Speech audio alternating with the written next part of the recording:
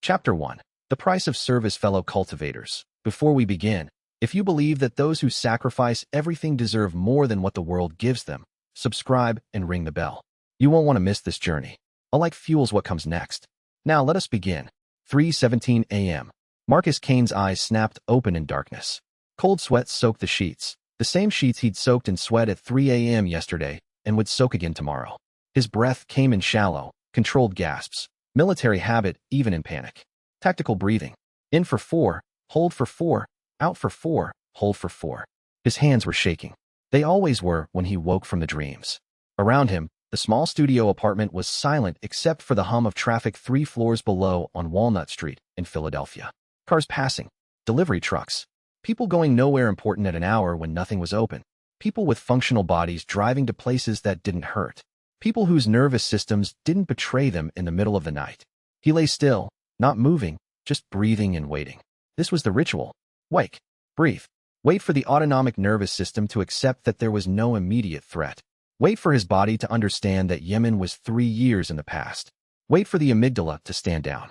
Tactical breathing was supposed to help with this. The VA had taught it to all the combat vets. They'd said it would calm the nervous system. It helped. Not enough, but it helped. His heartbeat gradually slowed from the panicked 120 plus BPM to something closer to normal. His breathing became deeper. His hands stopped shaking. The pain started as it always did, a phantom throb in his left shoulder, spreading down to his collarbone and radiating across the width of his back like a wildfire that had learned to respect his spine, but not his sleep. The pain started precisely where the shrapnel had embedded 3 years ago. The pain followed the exact pattern of nerve damage that the VA neurologist had documented. The pain was a memory, a ghost, a phantom limb phenomenon, but for injured tissue. The tissue was healed, structurally. The surgeries had held. The titanium plates were secure. The surgical fusions had taken. The nerve endings had grown back and stabilized. Medically, he should be fine. The doctors had said he was fine. The medical boards had written stable on their reports. But his nervous system didn't accept the medical reality. His nervous system still believed he was in combat. His nervous system still believed he was bleeding out in a collapsed building in Yemen. His nervous system still believed shrapnel was embedded in his spine, actively destroying tissue, actively killing him. His nervous system still believed the danger was real and immediate, even though every objective measurement said the danger had passed years ago. He lay motionless for exactly 47 seconds. He counted, because counting was control, waiting for his nervous system to accept that the Yemen operation was over, that he wasn't bleeding out in a collapsed building anymore, that the war was finished, even if his body hadn't received the message. The counting worked sometimes. Not always. But sometimes he could count to 47 and his body would agree to let him rest. Sometimes. Today, 47 seconds wasn't enough. The pain persisted. It shifted and evolved, becoming a dull throb in his lower back, right at the L4, L5 level where the herniation lived. The whisperer, he called that pain, because that's what it did. It whispered constant objections to existence. It whispered that movement was dangerous.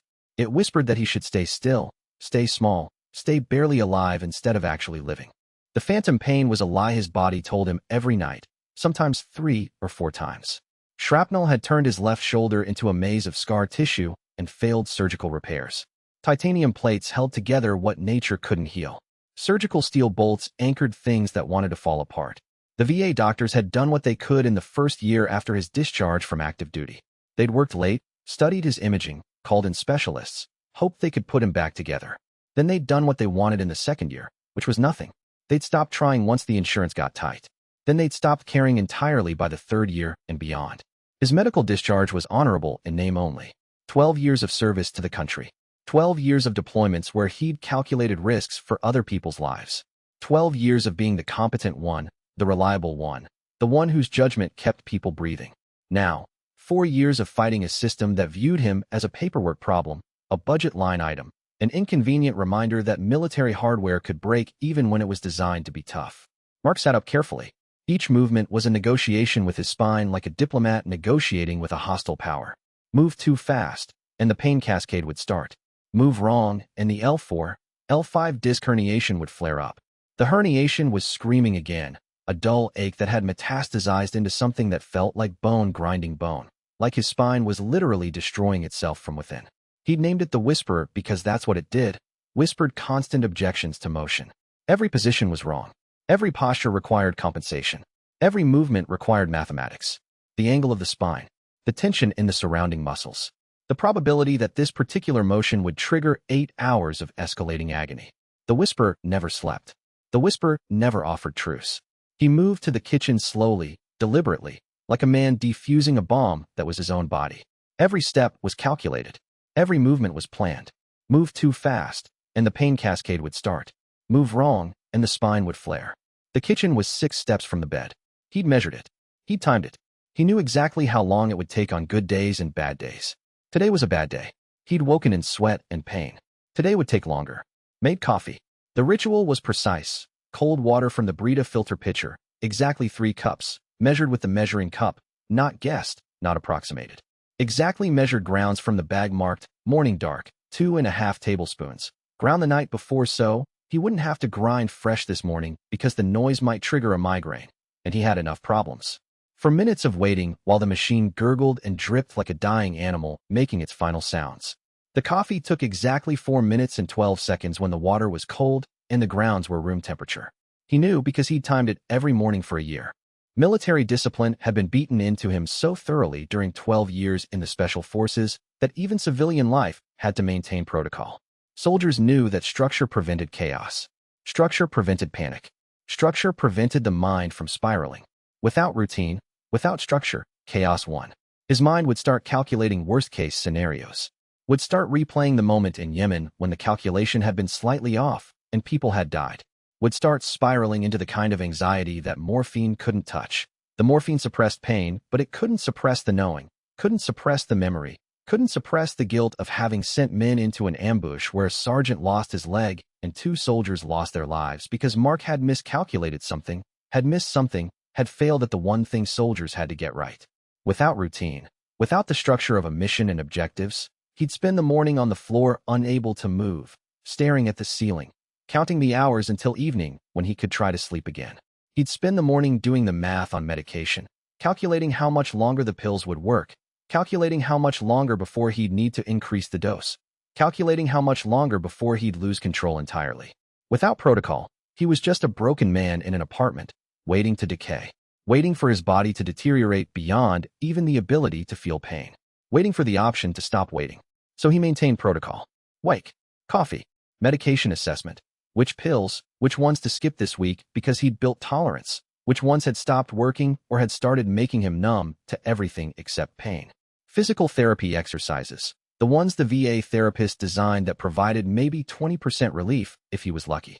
Stretching routines that were supposed to prevent atrophy, but mostly just reminded him of all the things he couldn't do anymore. Waiting, hoping that today wouldn't be worse than yesterday. Hope was a resource he'd learned to manage like ammunition, carefully rationed, not wasted on unrealistic scenarios. The window overlooked a parking lot. 3:47 a.m. and there was nothing to see except his own reflection. A gaunt face, 34 years old, but hardened into something that looked 50. Brown eyes that used to assess tactical situations and calculate fire vectors now just assessed the distance to the door. Could he make it to the bathroom without triggering the sciatic nerve pain? Could he make it to the car? Could he make it through another day without either pulling the morphine bottle down his throat or throwing it away entirely? The reflection didn't answer. The reflection just stared back like a stranger wearing his face. He settled onto the couch with his coffee and opened his laptop. Searched chronic pain management new treatments. Found the same articles he'd read 40 times before. Clinical trials for drugs he was already taking. New therapies that were just old therapies with better marketing. Tried natural pain relief. Got wellness pseudoscience and snake oil testimonials. Turmeric supplements that did nothing. Meditation apps that helped yoga moms, but not soldiers with nerve damage. Acupuncture with a 30% placebo effect. Stem cell treatments that cost $50,000 and worked for rich people, but not for disabled veterans. Hyperbaric chambers. Red light therapy. Electrical stimulation units. Nothing that actually worked for genuine structural damage, genuine nerve destruction, genuine pain that lived in the bone and whispered that it would never leave. The internet had nothing. Science had nothing. The VA had nothing. He was on his own. By 5:30 a.m., the sun was thinking about rising. Mark did 20 push-ups. Got to 15 before his shoulder seized. Stopped. Noted it in the small leather-bound journal he kept on the table. The same journal where he tracked pain levels, sleep quality, medication effectiveness, and food intake. 15 today. 8 yesterday. 22 the day before that. 3 more than yesterday. That was progress. Progress was measured in the margins now. Incremental victories against his own body. Victory defined as getting to 15 before failure instead of 10. Victory defined as getting through the day without crying. Victory defined as not calling the number they'd given him at the VA, the suicide prevention hotline. They called it the Veterans Crisis Line, like it was something shameful to need, like surviving combat should have automatically taught you how to survive peace. He swallowed his medications. Morphine first, 5 milligrams, a dose he'd been on for so long that it barely touched anything anymore. The VA doctor kept saying they could increase it. The VA doctor kept hinting that higher doses were available if he just signed the consent forms. Mark knew what that road led to. He'd seen it in the barracks. Soldiers rotating through higher and higher doses. Soldiers checking out. Soldiers deciding that pills offered more peace than living. He looked at the morphine bottle and thought about the mathematics of dependency. How much longer before this plateau of medication stopped working entirely? How much longer before the system forced him up to levels that would make him something less than a person? How much longer before he was just a veteran on enough pills to flatten his personality into managed decline? Added a muscle relaxer that made everything fuzzy. An anxiety drug that was supposed to help, but mostly made him numb. Anti-inflammatory that worked on some days and not others. Supplements the VA therapist had grudgingly approved. He'd paid for those himself. The VA wouldn't cover anything that wasn't FDA approved, and anything FDA approved for pain was either insufficient or dangerous. Catch 22 with pharmaceutical approval stamps on it. By 6 a.m., he was already preparing for the day. Shower, hot water on his shoulder, trying to loosen the scar tissue through heat, running the water until it got too expensive to justify. Stretching, the specific routines the physical therapist had recommended. More coffee, the TV news in the background, which he mostly ignored. He was waiting for nothing. Waiting for the pain to stabilize at a manageable level. Waiting for the morphine to kick in. Waiting for another day to progress in its slow, grinding way toward night, where he could try to sleep and probably fail. This was the rhythm of his life now. Wake, medication, exercise, waiting. This was what 12 years of military service had earned him. Not respect, not gratitude, not a path forward. Just this endless negotiation with his own body. Just a decorated soldier with a medical discharge nobody respected and a body that was betraying him cell by cell. Chapter 2. Dead weight. The Yemen operation had been textbook. Perfect operational planning by people who'd never been there. 12 men, 7 hours, a high-value target that intelligence swore was stationary in a compound outside Marib, a city in central Yemen where the government had stopped trying to maintain order years ago, and the regional power had splintered into a dozen different factions, each claiming territory and authority and the right to wage their own wars. The briefing room had been confident. The satellite imagery from 3 days prior was confident. The intelligence analysts who'd never left air-conditioned offices were confident. The operation was designed by people looking at screens 3,000 miles away, watching target buildings from orbit, making decisions that would be executed by people who would have to live with the consequences.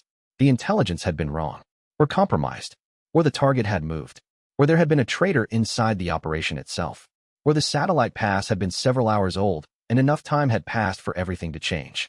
The after-action reports had never quite explained how the enemy had tripled their position between the satellite pass and the time Mark's team arrived. The reports had used careful language about intelligence failures and operational complications. The reports had not used the word ambush. The reports had not said that someone had known exactly where 12 American soldiers would be at exactly 0300 hours on that specific date. The ambush came from 3 angles. RPGs first, a blast that deafened everyone within 200 meters. 3 rockets, fired in sequence, designed to disable the squad's escape vectors.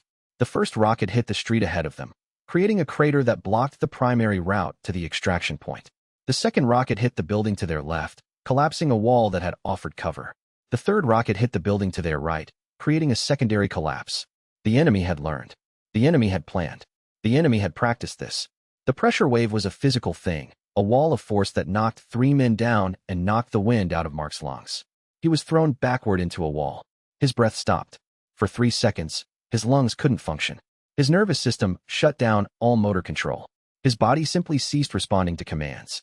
And in those 3 seconds, while his body wasn't his own, while he couldn't move or breathe or act, he had perfect clarity of thought, perfect tactical clarity.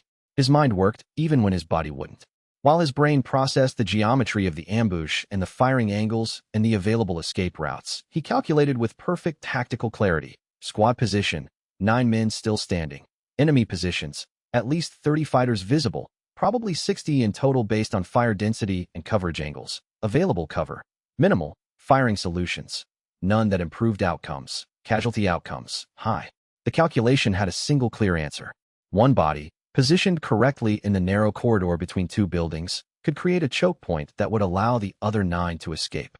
One soldier, sacrificing mobility for that of 9. Simple math. Correct math. The only math that made sense when the only question was how to maximize survival.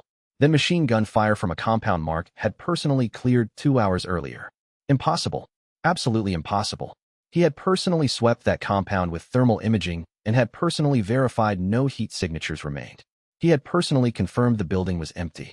Unless the fighters had doubled back through tunnels that Mark's thermal imaging hadn't detected, possible, but unlikely. Unless intelligence had failed to account for secondary defensive positions, possible and increasingly likely. Unless someone had told the enemy exactly where 12 American soldiers would be at 0300 hours, that thought cut deepest. Unless Mark had missed something. That was the thought that haunted him more than the pain. Not that he'd been ambushed, but that he'd failed to account for something that had gotten people killed. Failed to see something. Failed to measure something. Failed in the one calculation that mattered. He'd been leading the second squad toward the extraction point when the first RPG detonated 40 meters away. The smell was cordite and burning plastic and something organic that he'd learned not to think too much about. The sounds were weapons firing and men shouting, and the specific silence that came when someone got hit bad. His squad sergeant was already down, legs severed at the knee. Another soldier was bleeding from a shoulder wound. 2 more were pinned behind a collapsed wall, returning fire at muzzle flashes they couldn't actually see clearly. The volunteers in the same second his brain had finished calculating escape vectors. Not brave. Not heroic. Just correct. One body in the corridor. The others lived. Command had accepted immediately because they could see the same math he saw.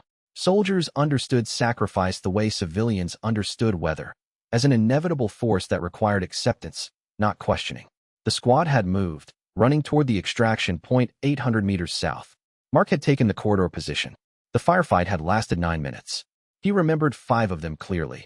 The sound of incoming rounds, the smell of cordite and burning plastic, the weight of the rifle in his hands, the careful calculation of how many rounds he could throw before needing to move. The other 4 minutes were fuzzy, a blur of pain and blood and the specific kind of shock that came from understanding you were losing. A round had clipped his shoulder, tearing through muscle and destroying what surgical repairs had been made. Another had grazed his spine, burning through tissue and leaving a trail of damage that would take years to understand. Shrapnel from a close mortar round had embedded itself in his lower back. The pain had been theoretical then, something his body registered but his mind refused to accept. Adrenaline and tactical focus could suppress anything. Adrenaline was a powerful drug, better than morphine, better than anything the VA could prescribe. The rescue team had arrived at 8 minutes 40 seconds. They'd grabbed him, dragged him back toward the extraction point, thrown him in the bird still conscious and hyperventilating. The pain had hit then, delayed like a debt collector finally catching up. The morphine they'd given him in the field had barely taken the edge off. The surgeries that followed, 3 of them in the first week, had failed to put him back together correctly. They'd gotten the bleeding stopped. They'd gotten the shrapnel out, mostly. But the nerve damage was too extensive. The spinal damage was too profound. The shoulder reconstruction required multiple fusions that only partially held. The scar tissue had calcified into something permanent. The titanium implants had held, but never felt right. And the pain had never left. Now, at 4:47 a.m. 3 years later, his eyes snapped open from the dream. The pain was vivid. He looked down expecting to see shrapnel embedded in his collarbone. Just scar tissue. Just his nervous system lying to him. Just the military service and Yemen all consolidated into one throbbing reminder that he'd survived something he wasn't supposed to survive. That his squad had survived because of him. That 9 men were alive now, married now, having children now, living lives that would have been statistics if he'd calculated wrong. The calculation haunted him more than the pain. What if he'd miscalculated?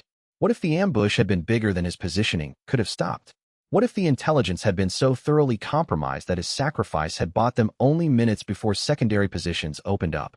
What if the squad sergeant, Mike Torres, 2 kids under 5, wife named Jennifer, would have died anyway and Mark had just added to the casualty count? The what-ifs were worse than pain. Pain was objective. Pain was honest. The what-ifs were speculation and memory and the fear that he'd done the right math, but still lost anyway. He got up, ran cold water on his face until the dream fog cleared. The clock said 4:33 a.m. The morphine was going to be necessary. Just one pill. Just to get back to sleep. Just like yesterday, and the day before that, and the day before that. He'd been saying just this once for 2 years now. The bottle was half empty, and his tolerance had built up so much that even morphine barely took the edge off anymore. His VA doctor, a competent man named Dr. Williams who actually cared but was trapped by the same system that trapped everyone else, wanted to increase the dose, wanted to bump him up to higher levels. But Mark was smart enough to understand that road. Increased tolerance led to increased dependency. Increased dependency led to overdose or slow death in some trailer park with his name spelled wrong on the death certificate. Or worse, it led to becoming someone else. Someone medicated into submission. Someone whose pain was suppressed, but whose person was suppressed with it. Instead, he did push-ups until his shoulder locked. 22 this time. He noted it in his journal, noting the exact time, 4:35 a.m., the temperature in the apartment, 62 degrees, he checked with the thermometer. The quality of the movement, clean form until rep 20, then form degraded. Progress measured in inches while standing in a pit miles deep. Progress that nobody else could see. Progress that didn't actually change anything except his will to keep trying. Keep fighting. Keep refusing to accept that the body was permanent. Keep refusing to accept that his life was over at 34. By 5:17 a.m., he gave up on sleep and sat with the darkness, counting the hours until he could legitimately be awake, until the rest of the world would be conscious enough to make phone calls to. He thought about the VA job services that kept pushing him toward desk work, as if his hands and mind could function independent of the fact that his body was systematically destroying itself. He thought about Colonel Reed's message from last month, a consultation opportunity that sounded like they wanted him for something. He thought about the fact that at 34 years old, his best years were already behind him, burned through in service to a country that now considered him a liability. He thought about the morphine bottle and how much easier it would be to not wake up at 3 a.m. anymore. Chapter 3. The library sale. The estate sale sign was nailed to a mailbox 3 miles from his apartment. The sign was professionally printed, plastic laminated, mounted on a wooden post that had weathered to gray. Everything must go. Furniture, books, antiques. Saturday, 8 a.m., 4 p.m. Below it, in different handwriting, added later and weathered by months of rain and sun, the handwriting fading but still legible. Ashworth Estate. 5 generations. He'd gone on a whim. The way you grab a lottery ticket because you're bored and it costs $1 and you have nothing better to do on Saturday morning except exist in pain. Nothing better to do. Pain was going to be there whether he was home or not. The pain was portable. The pain was permanent. Might as well be around other people, pretending that his body wasn't destroying itself. Might as well move through the world like he had a place in it. The 3-story Victorian house sat on what had probably once been substantial property, maybe 2 acres, maybe more, but was now surrounded by cookie-cutter suburban development. Identical houses on identical lots, built in the 1980s, designed for maximum efficiency and minimum cost. The old Victorian looked like a time capsule surrounded by the present. An old man named Robert P. Ashworth, according to the sign on the door mounted in ornate bronze letters, 1934 to 2023, had died, and his collections were being liquidated for the estate.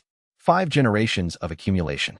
5 generations of buying things, keeping things, deciding that physical objects mattered enough to accumulate them, to store them, to preserve them against the decay of time. 5 generations of inherited items. Items passed down because they mattered. Items that nobody wanted now. Now it was all being sold at auction to pay for the privilege of dying. To pay for the hospital bills, the funeral costs, the debts incurred during the long, slow decline from life into death. Mark understood this.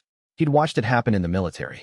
When soldiers died, their families had to liquidate everything, had to sell the possessions, had to convert memories into money, had to treat the accumulated evidence of a life as inventory.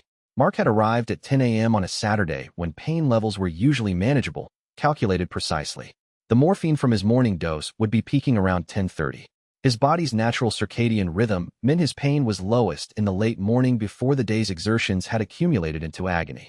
The pharmacy runs, the medical appointments, the physical therapy, all conducted at times when the pain pills were peaking, when the narcotic was at maximum strength, when his nervous system was most suppressed. He'd done the calculation hundreds of times. He knew when his body was most functional. He timed his life around pharmaceutical peaks. He'd wandered the rooms like a ghost, not quite present, moving through space but not fully occupying it. Looking at furniture nobody wanted. Heavy oak pieces from the 1970s, uncomfortable by modern standards, built to last forever when nobody wanted things to last anymore. Looking at photographs from a life that had ended. Ashworth family portraits dating back decades, children growing into adults, marriages documented, grandchildren born, all archived on paper and film. There was something hypnotic about estate sales. All these accumulated years reduced to price stickers and cardboard boxes. All these decisions, to buy this item, keep this item, treasure this item, pass it down to the next generation, reduced to best offer, and take everything off my hands. A man's entire life, his entire legacy, his entire existence, was now inventory. Everything that mattered to him was now up for sale. Everything that defined him was now priced for liquidation. The books were in the basement. Rows and rows of shelves, hundreds of volumes, organized by previous owner, but not by current logic or any logic at all. Ancient leather-bound volumes mixed with mass-market paperbacks from the 1980s, their spines broken and pages yellowed. Rare editions that might have cost thousands next to water-damaged romance novels that nobody wanted even for free. Mark picked through them, not looking for anything specific, just moving his body through the problem of sorting other people's memories. His shoulder ached with each reach. His spine protested bending. But the movement was better than sitting still. Movement meant distraction. Movement meant counting reps instead of counting reasons to not go home. One box caught his attention. Cardboard, deteriorating at the edges, no label on the outside, covered in a layer of dust that suggested it had been in storage for years, perhaps decades. The dust had turned gray-brown, suggesting a basement that had flooded at least once. He lifted it carefully, aware of his shoulder, aware of the pain threshold. The box was heavier than it looked, full of solid objects, full of accumulated knowledge from someone's life. Inside the box, when he carefully opened it, a half-dozen leather-bound volumes. The paper was old, genuine old, not book-aged paper bought from an online store or treated with artificial aging chemicals. Handwritten text in faded ink, executed in careful calligraphy that suggested the writer had valued precision and beauty in equal measure. Every letter was perfect. Every word was deliberate. Every page suggested that the writer cared deeply about what was being recorded. One volume, smaller than the others, had a title embossed in gold leaf on the spine. Fragments of the Warrior's Path. He opened it very carefully. The binding was genuine leather, worn soft by decades of handling. The gold leaf on the spine was partially worn away, revealing brass or bronze underneath. Someone had opened this book many times. Someone had valued it. Someone had held it the way Mark was holding it now. The first page was dated 1823. Handwritten notation, copied from the original. Translation executed by name illegible. From classical Chinese text of unknown origin. Author unknown. Contains military-style cultivation protocols and battlefield applications of qi manipulation. Proceed with caution. Text describes genuine methodology with historical verification of effectiveness. Mark opened it carefully. The binding cracked slightly, not breaking, just the sound of aged material settling, like a sigh. Inside, neat calligraphy in English, though the characters suggested translation from another language. Maybe Chinese, maybe Japanese, possibly something older. His eyes caught on passages near the beginning. The breath is the gateway to the vessel. 4 counts in, 4 counts hold, 4 counts out, 4 counts hold. In this rhythm, the natural energy of the world responds to the intention of the practitioner. He read further, standing in the dusty basement while the estate sale proceeded above him. More passages about gathering qi, circulating it through meridians, opening gates in the body. The whole thing read like cultivation novels, like the web serials from China he'd glimpsed on Reddit when insomniacs were discussing their hobbies at 3 a.m. Fantasy, magic, completely divorced from reality. And yet the anatomical references were precise. The dantian resides 3 finger widths below the navel, at the center of the lower abdomen, at the intersection of 3 fundamental channels. When properly activated through sustained focused breathing, the dantian becomes a reservoir for accumulated life force energy, capable of distribution throughout the body via the meridian network. Someone had understood human anatomy. Someone had cared enough to be precise. The writing was dated. Marginalia in the margins, in different handwriting, careful and measured. 1823. Copied from the original. Translation from classical Chinese text. Author unknown, but appears to be military in origin given the language choices and operational structure. Military. That word stopped him. Someone had written this text with military structure. Military discipline. Military language patterns. Not mystical. Not spiritual. Military. That changed something about how he read it. Mark brought it to the checkout table. The volunteer running it was a woman in her 70s, with the kind of gentle exhaustion that comes from working estate sales all day, from watching strangers pick through someone else's life, from pricing memories at market rates. She checked the price sticker on the inside cover, 75 cents. She didn't even look up, just rang it in. The whole box, he asked, gesturing at the other books still stacked nearby. 5 more volumes, all bound in similar leather, all looking equally old. Box lot is $5, the woman said without much interest. Everything in that box. He wasn't sure what was in the rest of the box, but he paid anyway. $5 was nothing. Everything was nothing anymore. He had disability money. It wasn't much, but it was enough to eat, enough to pay rent in a shitty apartment, enough to buy the occasional book from a dead man's estate. He might as well own someone else's mysterious text. Might as well give it a chance. Chapter 4. First breath back in his apartment that evening, Mark opened the book again. He read slowly, carefully, with the methodical attention he'd learned in the military.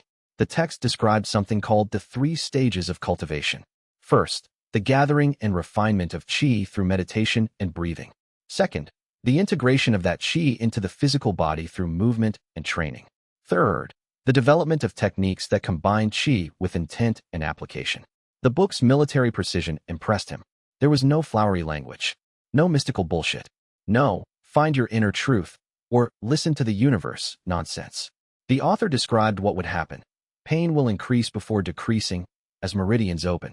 You may experience temporary muscle soreness similar to intense physical training. Your sleep patterns may shift. Your emotional state may become unstable as trauma is processed by the body. These are normal. Continue. It read like an operations manual for human evolution. Specific, technical, reproducible. The kind of text that a soldier could read and understand. The kind of text that made claims and then backed them up with methodology. The book included specific protocols, breathing counts, meditation duration, physical exercises to accompany the meditation. It was structured like a training regimen, like a progression program, like the kind of thing that could be measured and assessed and improved, like the kind of thing that responded to discipline and effort and consistency. That resonated with something deep in Mark's training. Soldiers understood methodology. Soldiers understood progression. Soldiers understood that results came from discipline, not from wish thinking. At 11 p.m., with nothing to lose and everything to disbelieve, Mark tried it.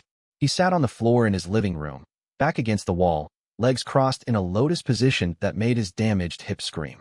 The pain was sharp, specific, a complaint from tissue that had been damaged by shrapnel and never fully healed. He held the position anyway. The book said to meditate. The book said position didn't matter as much as intention. He tried to ignore the pain and follow the instructions carefully. Breathed in for 4 counts. 1, 2, 3, 4. He counted on his fingers. Held for 4. 1, 2, 3, 4. The silence in his chest. The moment before exhale. Out for 4.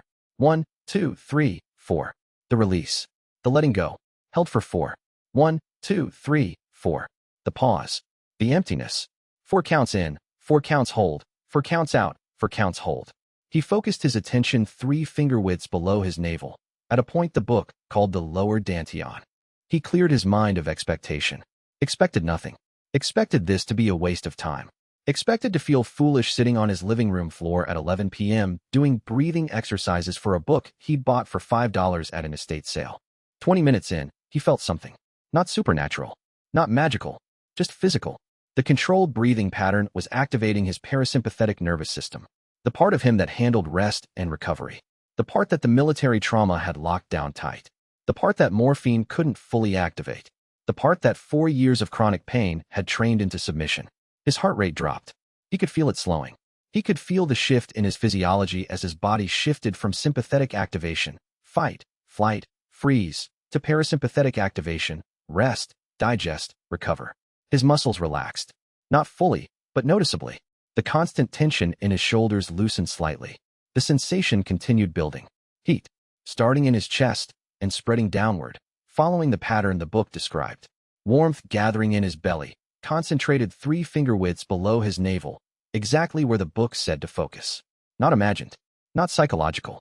Real sensation. Real physical response. Heat moving through channels he'd never noticed before, like warm water through pipes, like electricity through circuits. Like something in his body was waking up after years of being asleep. The warmth had a quality to it. It wasn't like normal body heat. It felt intentional. It felt alive. It felt like it was responding to his attention, pooling where he focused, concentrating in the point below his navel. 30 minutes in, something unprecedented happened. The whisperer went quiet. For the first time in 4 years, Mark's spine stopped complaining. The omnipresent background pain, the constant whisper of objection, the persistent throb that had been present every moment since Yemen, just stopped. Not masked by medication. Morphine had never done this. Morphine suppressed the pain signal, but the signal was still there underneath, waiting. This was different. This was the pain choosing silence. Not masked by medication. Not suppressed by morphine. Not distracted away by counting or measuring or discipline. Stopped. Like it was choosing silence instead of screaming. Like his nervous system had accepted a ceasefire. Like the pain had been waiting for permission to leave. Like his body had been fighting him. And finally, for one moment, it wasn't. He continued for another 30 minutes. The warmth grew. The silence remained. The heat collected in that point below his navel like water collecting in a basin, like a reservoir being filled, like something fundamental was shifting inside him. His entire lower abdomen felt warm. His breathing had become unconscious. He wasn't counting anymore. He was just breathing, and his breath had found a rhythm that matched something deep inside him. When he finally stopped and opened his eyes, it was 3:47 a.m. 4 hours had passed. They felt like 45 minutes. But he felt something that had been absent so long he'd forgotten what it was like. Calm. Genuine calm. Not the fuzzy calm of medication that made everything feel distant and unreal. Not the dissociative calm of being numb to everything. Real calm. The kind where anxiety wasn't lurking at the edges, waiting to pounce the moment his guard dropped. The kind where his body wasn't at war with itself. The kind that felt like his body and mind had made peace. He went to bed and slept until 7 a.m. without nightmares. Without waking at 3 a.m. Without the whisperer demanding attention. Without phantom pain. Without his nervous system jolting him awake with false danger signals. He slept like a human being instead of a man in conflict with his own flesh. It was the best sleep he'd had since Yemen. It was the best sleep he'd had since before Yemen. Maybe since before military service entirely. Maybe since childhood, before his body had been trained to wake at perceived threats. Before his nervous system had been rewired by combat. Before everything changed. He woke refreshed. Sore. Yes. The meditation apparently had activated muscles that hadn't been used in years. The soreness was in his shoulders, his hips, his lower back. The soreness was good soreness, though. Training soreness. The kind that meant adaptation was happening. The kind that meant progress was possible. The kind that made sense. Chapter 5. Dr. Sarah Chun worked at the VA clinic on Broad Street. She was Korean-American, 51 years old, with the bearing of someone who'd spent 20 years fighting bureaucracies for her patients and was tired but not yet beaten. She'd been Mark's primary physician for the past year, which meant she'd watched him deteriorate on the standard pharmaceutical protocol and then watched the bureaucracy prevent her from offering anything else. She'd written petitions. She'd submitted appeals. She'd attended regulatory meetings. She'd done everything within her power to get him better treatment, and the system had blocked her at every step. The system didn't allow better treatment. The system allowed protocols. The system allowed medication regimens that were standardized and approved and profitable. The system didn't allow miracles. The system didn't reward doctors for making patients better outside of the approved framework. The system wanted compliance, not creativity. The system wanted documentation, not results. But she'd kept trying anyway. That was what made her different from most VA doctors. She cared more about patient outcomes than about following protocols. "You look better," she said, when he came in for his regular follow-up. It was a Tuesday morning, her schedule light, the clinic relatively quiet. The waiting room was full of vets in various states of decay. Men missing limbs, men twitching from TBI, men whose minds were clearly absent from their bodies, men whose bodies were present but whose consciousness had retreated to some safer place. The VA was a warehouse for broken soldiers. Some of them got better. Most of them just got older. There was a kindness in her assessment that cut through the standard medical evaluation. She'd stopped assessing him as a paperwork problem months ago. She was assessing him as a person. Different. Less collapsed. You're moving better. Your posture is different. Your face is different. Mark had prepared his cover story carefully. He'd worked through it in his head, anticipating questions, preparing responses. Found a new meditation routine, he said, committing early to not mention the book. The VA was full of bureaucrats who would either dismiss him as delusional or escalate his mental health evaluation to a level that would trigger forced inpatient care. If they thought he was losing touch with reality, if they believed he was experiencing delusions or hallucinations, they'd section him under the mental health provisions of the VA system. If they sectioned him, they'd medicate him into submission. If they medicated him into submission, they'd suppress the cultivation effect, while simultaneously destroying the neural benefits he'd achieved. If they medicated him, they'd lose the opportunity to figure out what was actually happening because he'd be too sedated to participate in the investigation. Dr. Chen raised an eyebrow. Her expression was skeptical. She's heard 1,000 different treatment theories from desperate veterans. Most of them don't work. Most of them are wishful thinking. Most of them are delusions. Meditation, box breathing. Specifically, the tactical kind they teach soldiers. He was telling the truth, just not the whole truth. He was telling her the mechanism, but not the source. Box breathing was in the book. Box breathing was the technique the book was using as the foundation. Just presented in a framework that made sense to a military officer, a framework that sounded credible to medical professionals. She actually smiled. That's evidence-based. There's been good research on tactical breathing and pain management. The Navy SEALs use it. The research shows measurable improvements in parasympathetic activation and pain tolerance. I'm surprised you didn't mention trying it before. Been doing it about 2 weeks, Mark said, which was accurate to within 1 day. Working so far. She had him lie on the examination table. The table was paper-covered, the paper crinkling under his weight. Her hands were clinical, but not unkind. She was still treating him like a human being and not a collection of broken parts. Not a disability claim waiting to be processed, not a paperwork problem. Ran through the standard tests. Blood pressure taken 3 times, heart rate measured. Pain assessment conducted using the standard 0 to 10 scale. His blood pressure had improved significantly. From his baseline of 145/92, elevated due to chronic pain and anxiety, down to 135/85, approaching normal range. His heart rate had steadied. From his baseline of 78 BPM to 72 BPM, more regular, less reactive. His pain assessment was down from the 7 to 8 range where he'd been trapped for months to a 5 to 6 range, a reduction of nearly 30%. It was possible. It was actually happening. The improvement was objective. The change was measurable. She palpated his shoulder, feeling the scar tissue, checking for inflammation, assessing muscle tone. She'd done this exam many times in the past year. She knew the feel of his shoulder, the titanium plates implanted during surgery, the surgical site where the skin had healed but never felt quite normal, the calcified scar tissue that had never fully resorbed. This time, something was fundamentally different. She palpated more carefully, her expression concentrating.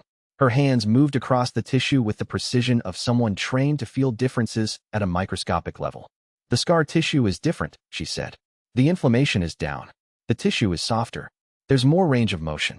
When's the last time you felt this good? Before Yemen, Mark said. It was the honest answer. Before the injury, before the surgery, before everything changed. She nodded, made notes in his chart in her precise handwriting. I want to run some labs, she said. Standard panel, but also inflammation markers, cortisol levels, immune function. See if we can quantify what you're reporting. Would that be okay? It would be okay. He wanted quantification too. He wanted proof that this wasn't just psychological, wasn't just placebo effect, wasn't just his mind playing tricks on his body. He wanted measurement, evidence, data, the things that proved something was real and not just wishful thinking or desperate hope. 2 weeks later, the results came back, and Shun actually called him personally to schedule a follow-up appointment. She didn't send the standard reminder card or have a secretary call. She called him herself. Her voice had changed on the phone. Something had fundamentally shifted. She sounded like someone who'd witnessed something she wasn't supposed to witness, something that violated the laws of medicine she'd studied for 20 years. Like someone who'd seen something that broke her understanding of how the world worked, how bodies worked, what was and wasn't possible. Chapter 6. Quantifiable. The lab results lay printed on Dr. Chen's desk when Mark came in for his follow-up appointment. 3 weeks after his first meditation. She'd actually printed them out, an unusual step in the age of electronic medical records. She wanted him to see the numbers. She wanted him to understand what his body was reporting. She wanted him to look at the evidence the same way she was looking at it. She had the pages spread across her desk like she'd been studying them repeatedly, trying to find an alternative explanation. Your inflammation markers dropped 30%, she said, looking at the printout like she might discover a typo if she stared hard enough. In 2 weeks, your cortisol is lower, significantly lower, lower than it's been in years, actually. Your immune function actually improved. Your hemoglobin A1C is better. Your white blood cell count is normalizing. Your C-reactive protein dropped. Your ESR dropped. Mark, this is remarkable. This is the kind of improvement I would expect from someone starting a serious pharmaceutical regimen. Not from meditation. Meditation, Mark said. And discipline. And consistency. That's not physiologically possible, Chin said, and there was frustration in her voice now. Professional frustration.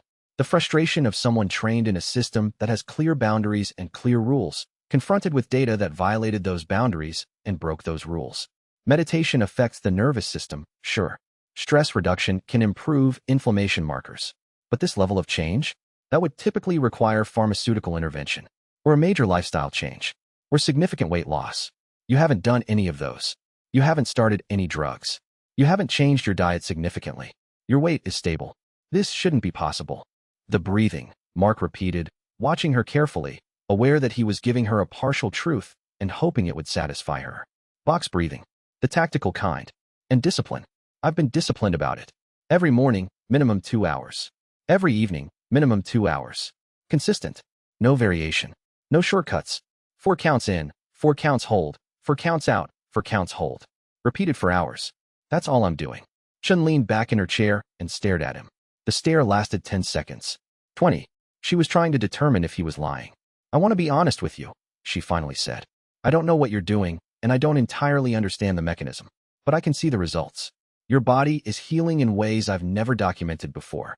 The scar tissue is retracting, visibly retracting. I was looking at your imaging from 6 months ago and comparing it to today. The scarring is less dense. That doesn't happen. Scar tissue is supposed to be permanent. It's supposed to stay and be integrated into normal tissue and become part of your functional anatomy. This scar tissue is actually breaking down, resolving. Your inflammation is nearly normalized. Your neurological markers are improving. Your TBI memory gaps are filling in. I've had you take a cognitive screening test today. Your memory is sharper. Your attention span is better. Your processing speed has improved. You're not just recovering.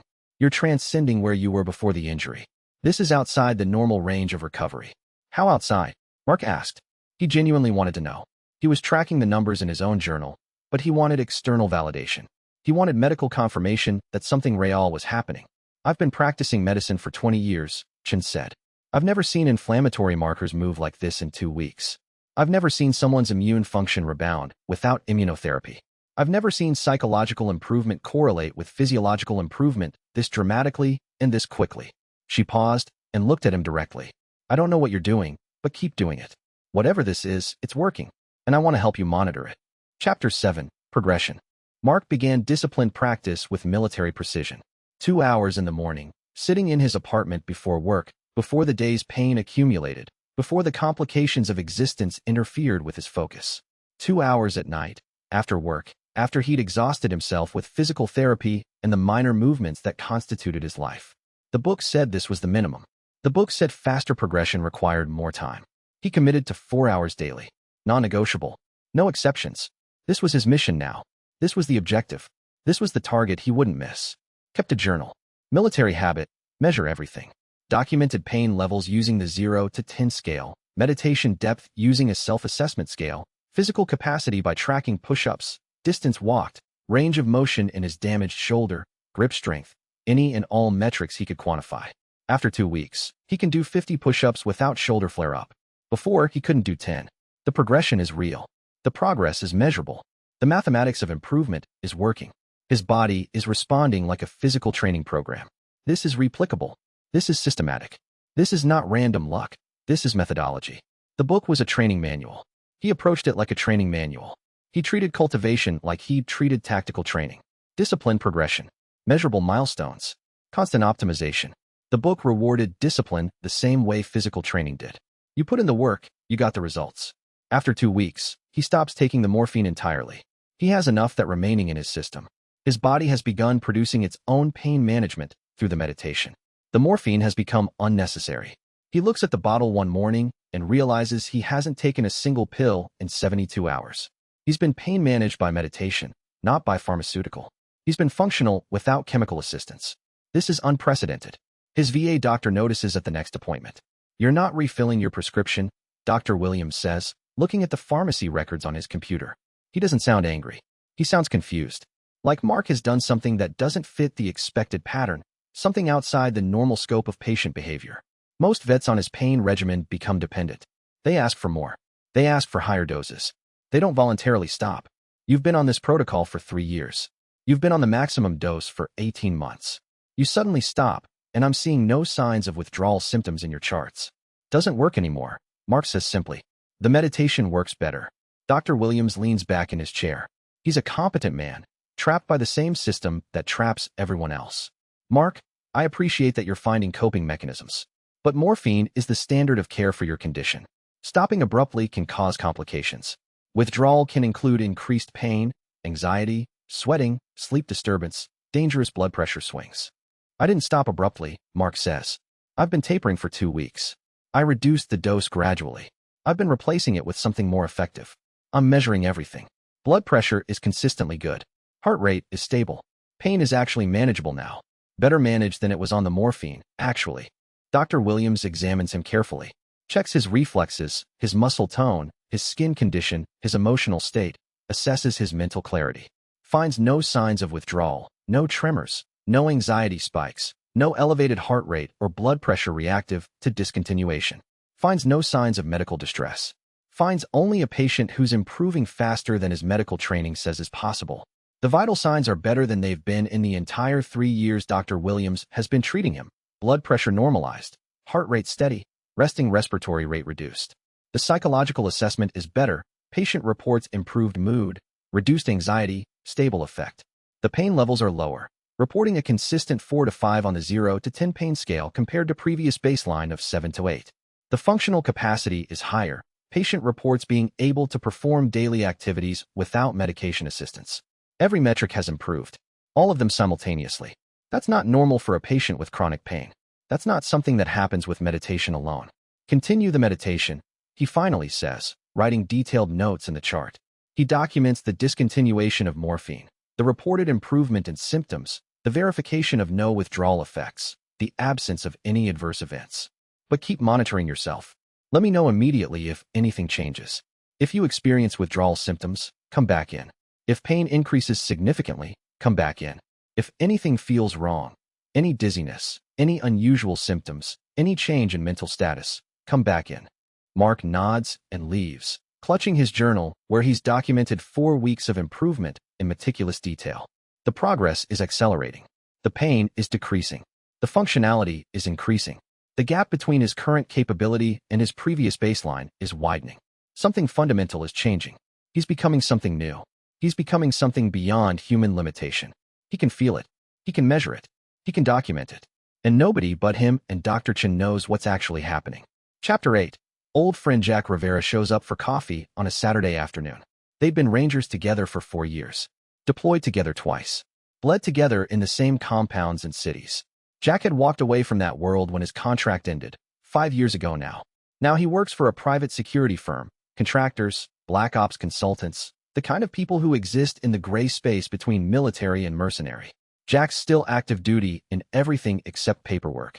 He's still connected to the network. He still hears things. He still owes Mark his life for a decision Mark made in Yemen, and he'll spend the rest of his life repaying that debt. You look like you got your leg back, Jack says, noticing Mark is walking without his usual compensatory limp.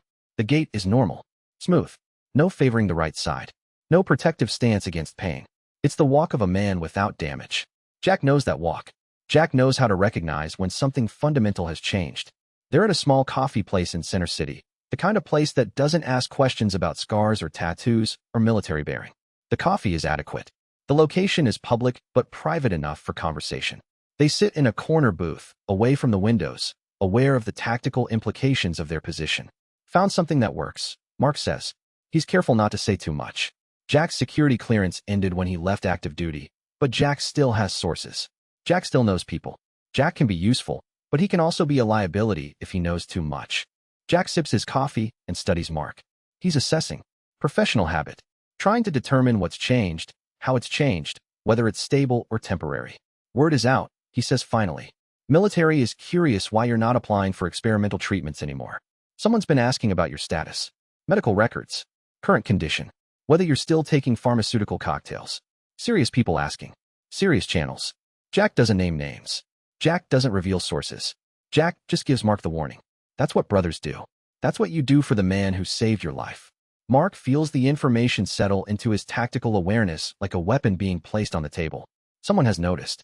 Someone official has noticed. Someone with access has noticed. Who's asking? Not official channels. Jack says, his voice lower now. Not your VA doctors. Not the disability board. Someone who already knows the answer but wants to know how you're hiding the answer. Jack leans closer. The booth provides some cover, but he's still careful. Even paranoia isn't enough paranoia sometimes. Whoever they are, they're serious. They're not asking in the usual way. They're asking like they already know something is different, and they want to know how different. They want to know what you've discovered. They want to know if it's replicable. They want to know if they can use it. They're asking like you belong to them, and they're trying to remember where they left you. Mark processes this. Someone in the military hierarchy has noticed his improvement. Someone official. Someone with resources and access to medical records. Someone in the chain of command. Someone who views Mark as property.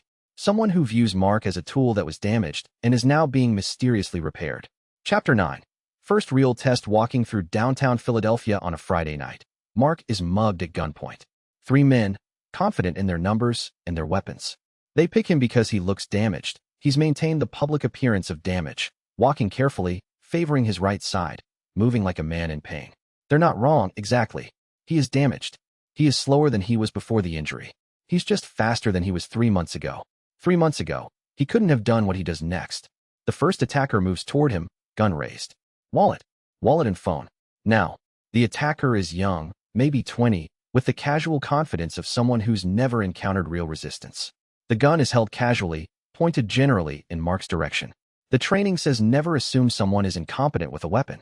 The training says every gun is loaded. The training says every person is dangerous. Mark moves. Not superhuman yet, just faster than he should be able to move. Faster than should be possible with his injuries. Faster than 4 years of chronic pain should allow. The gun comes up and Mark's hand is already moving, deflecting the weapon upward. The motion is clean, efficient, just like the book described. The deflection forces the weapon to point at the ceiling. The trigger pulls reflexively. A shot fires, loud in the street, echoing off buildings. His second hand comes up and catches the attacker's wrist. Applies pressure. The attacker's wrist breaks. The gun falls. Mark does all of this in less than 2 seconds. Mark doesn't intend to break the wrist. It just happens. The technique works exactly like the book described. No hesitation. No calculation. No negotiation with his body about pain. The defense is automatic. The counter is instinctive. Just action and consequence. His training, military training, cultivation training, the synthesis of both, takes over without asking. His conscious mind watches his body do the work. The other 2 attackers see their friend's wrist snap and they flee. They don't know what just happened, but they know they don't want to find out. They run down the street and disappear into the urban flow, leaving their friend behind. They run past people who've stopped to look at the gunshot. They run into the darkness of the city and don't look back. Mark stands alone with the first attacker, who's on his knees, cradling his broken wrist and making sounds of pure pain. The wrist is swollen. The hand is useless. The medical outcome is catastrophic for an attacker who relied on his hands to work, to steal, to live. Mark should feel something. Guilt, triumph, satisfaction, something. Instead, he just feels clarity. Tactical clarity. Clinical clarity. He did what was necessary. The technique worked. His training transferred perfectly to real-world application. His body moved before his mind caught up. His instinct was sound. His capability was real. He calls 911 and waits for the police. The street fills with emergency vehicles. Officers arrive. Paramedics arrive. The attacker is treated. Statements are taken. Mark tells them exactly what happened. The attacker, in pain and shock, confirms it. He pulled a gun. Mark disarmed him. There's nothing illegal about disarming an armed attacker. The police take statements. The attacker is arrested. He's transported to the hospital for treatment of his broken wrist and possible gunshot wound residue analysis. Mark is released with a card and a warning. Don't go into that neighborhood alone at night. Mark goes home. He sits in his apartment in the dark, not turning on lights, just processing. No shaking. No adrenaline crash.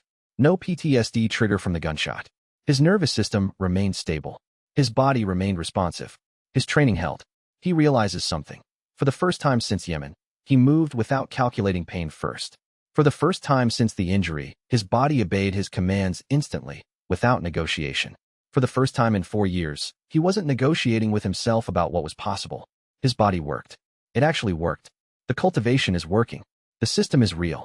The ancient text is describing genuine methodology with genuine results. Something fundamental has changed. He's no longer a broken veteran waiting to decay. He's becoming something else. Something capable. Something dangerous. Something that operates outside the normal range of human limitation. Chapter 10. Chen's realization. Dr. Chen notices Mark is off his anxiety medication too. She reviews his chart before his next appointment and sees the pattern. No refills in 4 weeks. No prescriptions. No requests for continuation. He's simply stopped taking the medication and hasn't informed her. She decides to confront him at his next appointment, pulling him aside before the standard examination, before the nurses and the other patients and the distractions of the clinic floor. The pharmacy records are clear. He's not refilling. He's not taking it. His anxiety medication has gone from taken daily to not taken at all, and there's no paperwork, no authorization, no medical framework for the change. You're not taking your anti-anxiety medication either, she says, not accusing, just stating facts. Doctors deal in facts. Facts are neutral. Facts don't judge. And your mental health assessment scores have improved dramatically. Depression scale dropped from 23 to 8.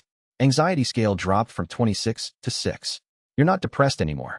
You're not anxious. Your sleep is normalized according to your reports. Mark, you're exhibiting improvement across every metric that we track, and you're off medications that should be preventing you from functioning at this level. What are you doing? Mark decides to tell her more of the truth. Not all of it, but more. I found something that works better. Better than medications prescribed by medical professionals? Chen asks, and there's something in her tone, not anger, but something else. Curiosity, professional interest. The interest of someone who's run out of solutions and wants to know what he's found. She spent 20 years trying to help veterans, and the system constrains her at every turn. She wants to know what Mark has discovered outside of the system. Yes, Mark says simply. Chen studies him. She knows he's not telling her everything. She knows he's being evasive. But she also knows he's telling the truth about the core claim. His improvement is objective. His healing is documented. I want to see this meditation, she finally says. I want to observe what's happening. Mark agrees. He invites her to his apartment the next evening. She comes after her shift, still in scrubs, carrying her medical bag like she's not entirely sure what she's walking into, but she's prepared to measure it scientifically. Mark's apartment is small but clean. Minimal furniture. No television. No distractions. Just the space of a man who's learned to live without needing external stimulation. Mark sits on his floor in a cleared space and begins the meditation. 4 counts in, 4 counts hold, 4 counts out, 4 counts hold. Focus on the dantian. Breathing deep, letting his mind settle, letting the warmth build, letting the chi gather. He's done this 237 times now. He's tracking it. Each meditation is becoming deeper. Each session is becoming more powerful. The effect is cumulative. The cultivation is accelerating. Dr. Chen has brought a portable pulse oximeter, a blood pressure cuff, and a heart rate monitor. She applies them carefully, then watches as Mark meditates. She's timed it. After 30 minutes of meditation, she looks at the readings and her hands start shaking slightly. Your heart rate dropped to 44 beats per minute, she whispers. From your baseline of 72. Your blood pressure is 110/60. Optimal. Your oxygen saturation is 98%. But you're breathing at a rate of 6 breaths per minute. That's slower than healthy sleep. You're conscious. I can see your eyes moving under your eyelids. You're aware. You're processing. And yet your sympathetic nervous system is fully suppressed. That's not supposed to be possible. Those two states are supposed to be mutually exclusive. You can't be deeply relaxed and also alert and also conscious. The brain doesn't work that way. What's supposed to be possible isn't always what actually happens, Mark says, opening his eyes. They focus on her immediately. His awareness isn't clouded. His consciousness isn't diminished. He's fully present. Chen sits back, processing. Whatever this is, it's working. Your body is healing. Your vital signs are optimal. Your psychological markers are improving. Your neurological markers are improving. I don't understand the mechanism, but I can see the results. She pauses. I want to understand this better. Will you teach me? Chapter 11. The bookmark shows Dr. Chen the book. She takes it carefully, like she's handling something from a museum, something that might crumble if handled too roughly. She reads sections with him, both of them sitting in his apartment at the kitchen table, reading passages about chi and meridians and cultivation ranks by lamplight. Chen is skeptical at first. She's trained in Western medical science. She's trained to be skeptical of claims that fall outside empirical measurement. Then she reads the anatomical passages more carefully. Then she asks to see passages again. She traces the anatomical descriptions with her finger, verifying the accuracy. These are accurate, she says, pointing at a passage describing the meridian system. Not pointing at an illustration. There are no illustrations in the book. Pointing at pure text. The description of the meridians, the flow pathways, the connection points. The governing vessel runs along the midline of the spine from the base of the skull to the sacrum, collecting regulatory energy from all major organs. That's describing the spinal cord and the sympathetic nervous system. Not perfectly, but accurately.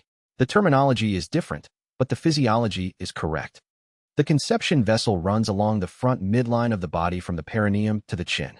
That's describing the parasympathetic pathway, the vagus nerve, the anterior midline. This isn't pseudoscience. This is actual anatomical knowledge.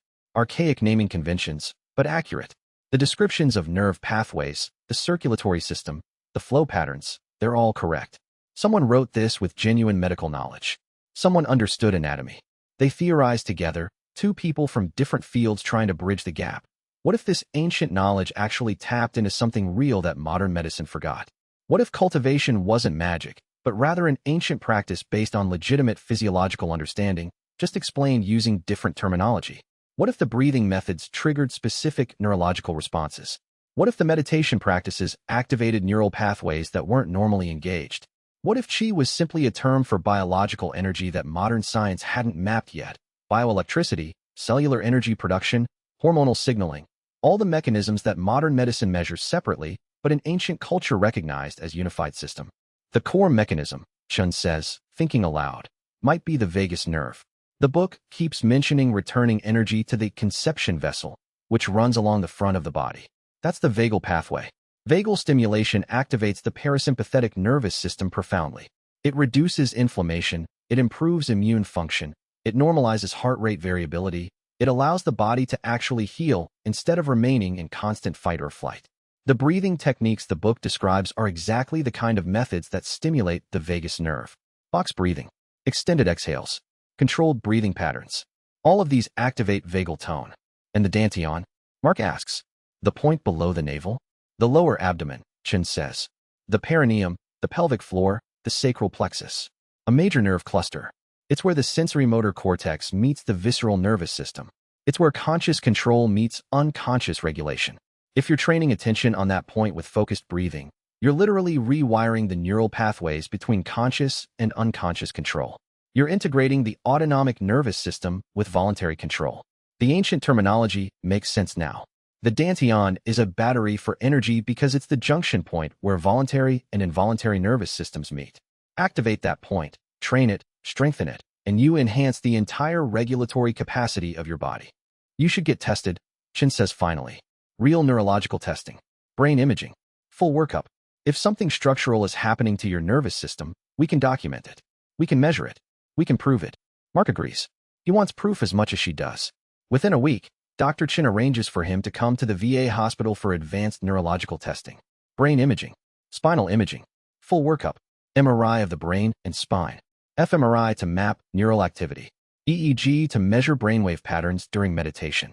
The kind of medical examination that could prove what's happening or prove it's all in his head. The kind of examination that could validate the ancient text with modern instrumentation. Chapter 12. Physical confirmation. The physical therapist is shocked when Mark comes in for his monthly assessment. Range of motion in Mark's damaged shoulder has improved 40% in 3 weeks. 40%. Therapists normally celebrate 5% improvement as a success. 40% is outside the range of normal recovery. 40% is impossible from normal physical therapy. The therapist measures again, thinking the first measurement was wrong. The second measurement matches the first. The improvement is real. The therapist asks what he's doing. Mark says yoga and meditation. The therapist wants to write it up in a clinical paper. This is remarkable. This is unprecedented. This is exactly the kind of documentation that could help other patients with similar injuries. This could change the standard of care. This could help thousands of people with spinal injuries and chronic pain. We need to document this. We need to publish this. Mark shuts that down immediately. No papers. No publications. No documentation. The therapist is disappointed but accepts it. Mark is his patient. Mark has the right to decline research participation. Mark can't risk publication. Publication means exposure. Exposure means scrutiny. Scrutiny means questions he can't answer. Scrutiny means people starting to look for him, to understand him, to hunt him.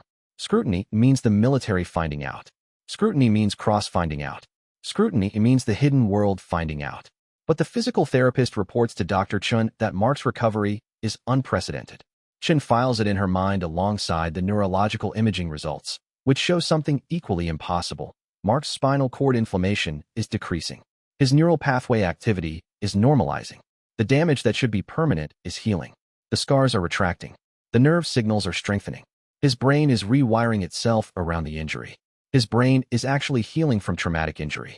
His spinal cord is reducing inflammation. His peripheral nerves are regenerating. It's healing. All of it is healing. The ancient text described what was actually happening to his body at a molecular level. Chapter 13. First rank breakthrough after 5 weeks of disciplined practice. 317 individual meditation sessions totaling approximately 1,300 hours. Mark sits for a dawn meditation by the river near the old Civil War battlefield. He's chosen this location deliberately. The ground here carries energy, literal energy, according to the book.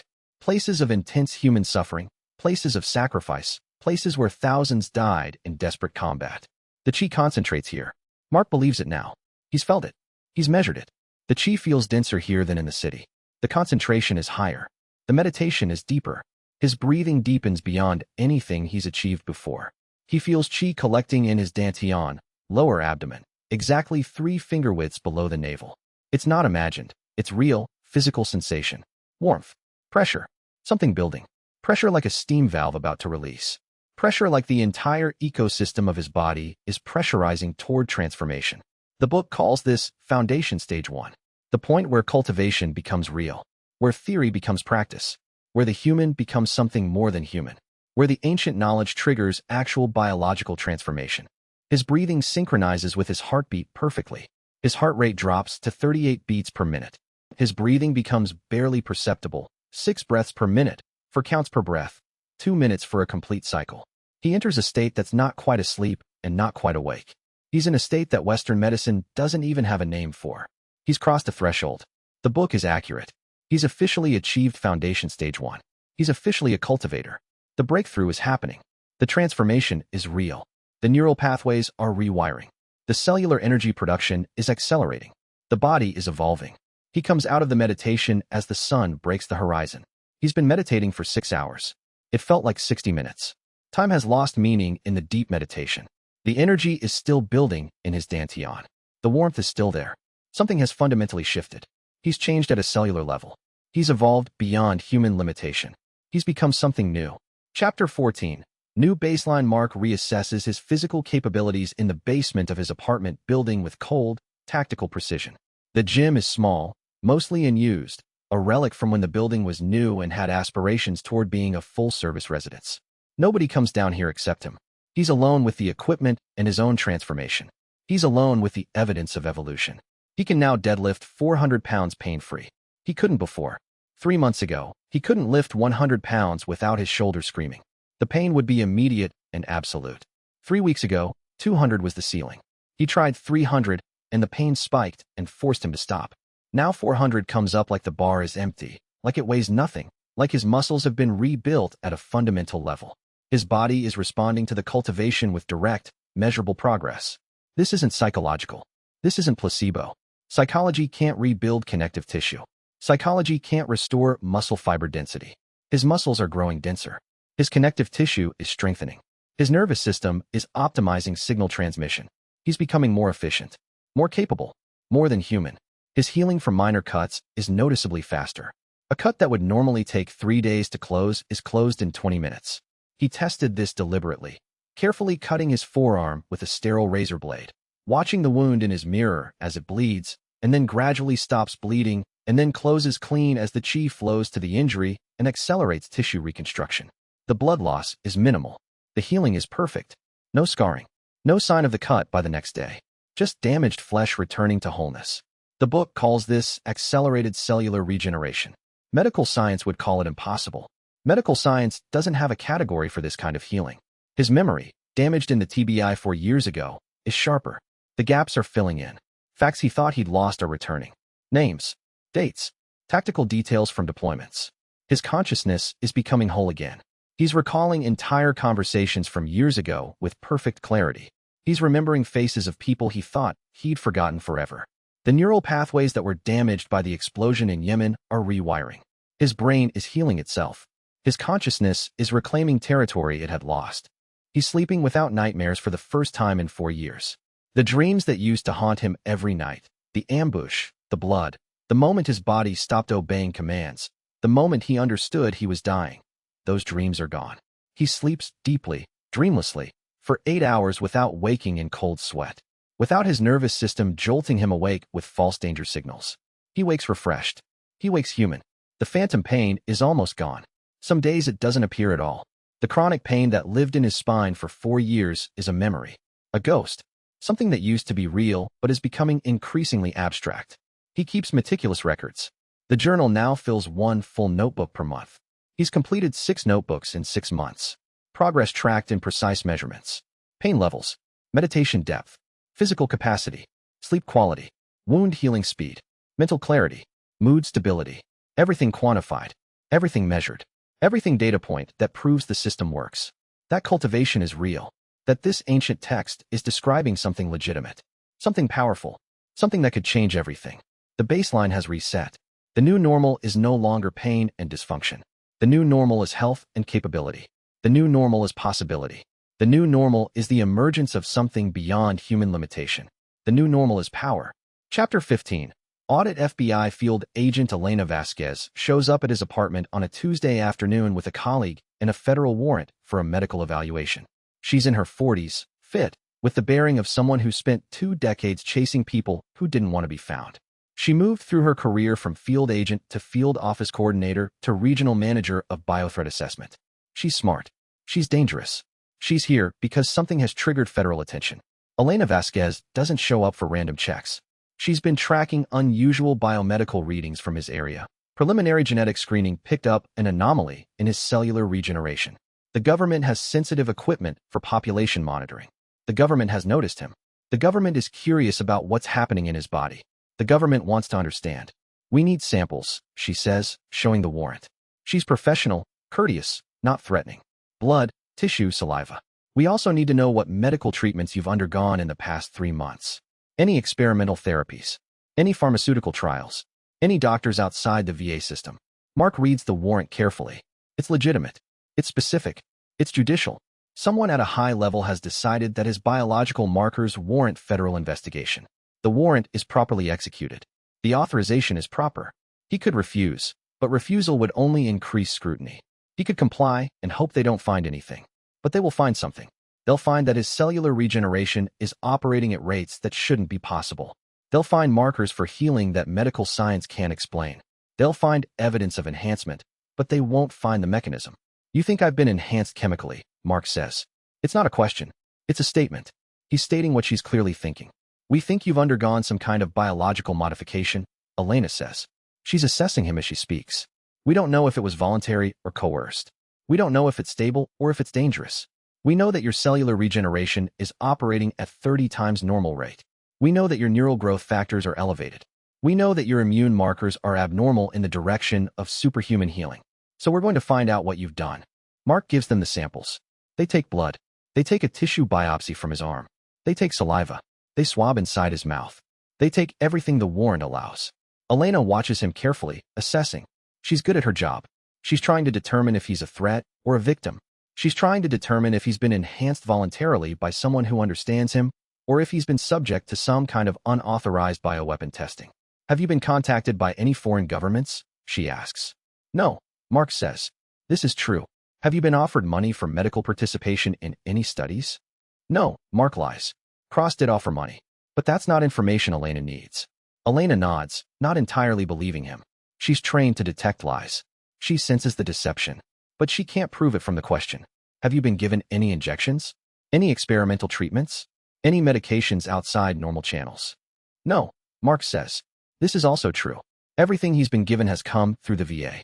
Everything he's been taking has been standard protocols or nothing at all. The enhancement hasn't come through external medicine. Elena watches him and makes a judgment call. She leaves a card and a warning. We'll be watching. She means it. The federal government will be tracking his biometric data, his medical records, his movement patterns.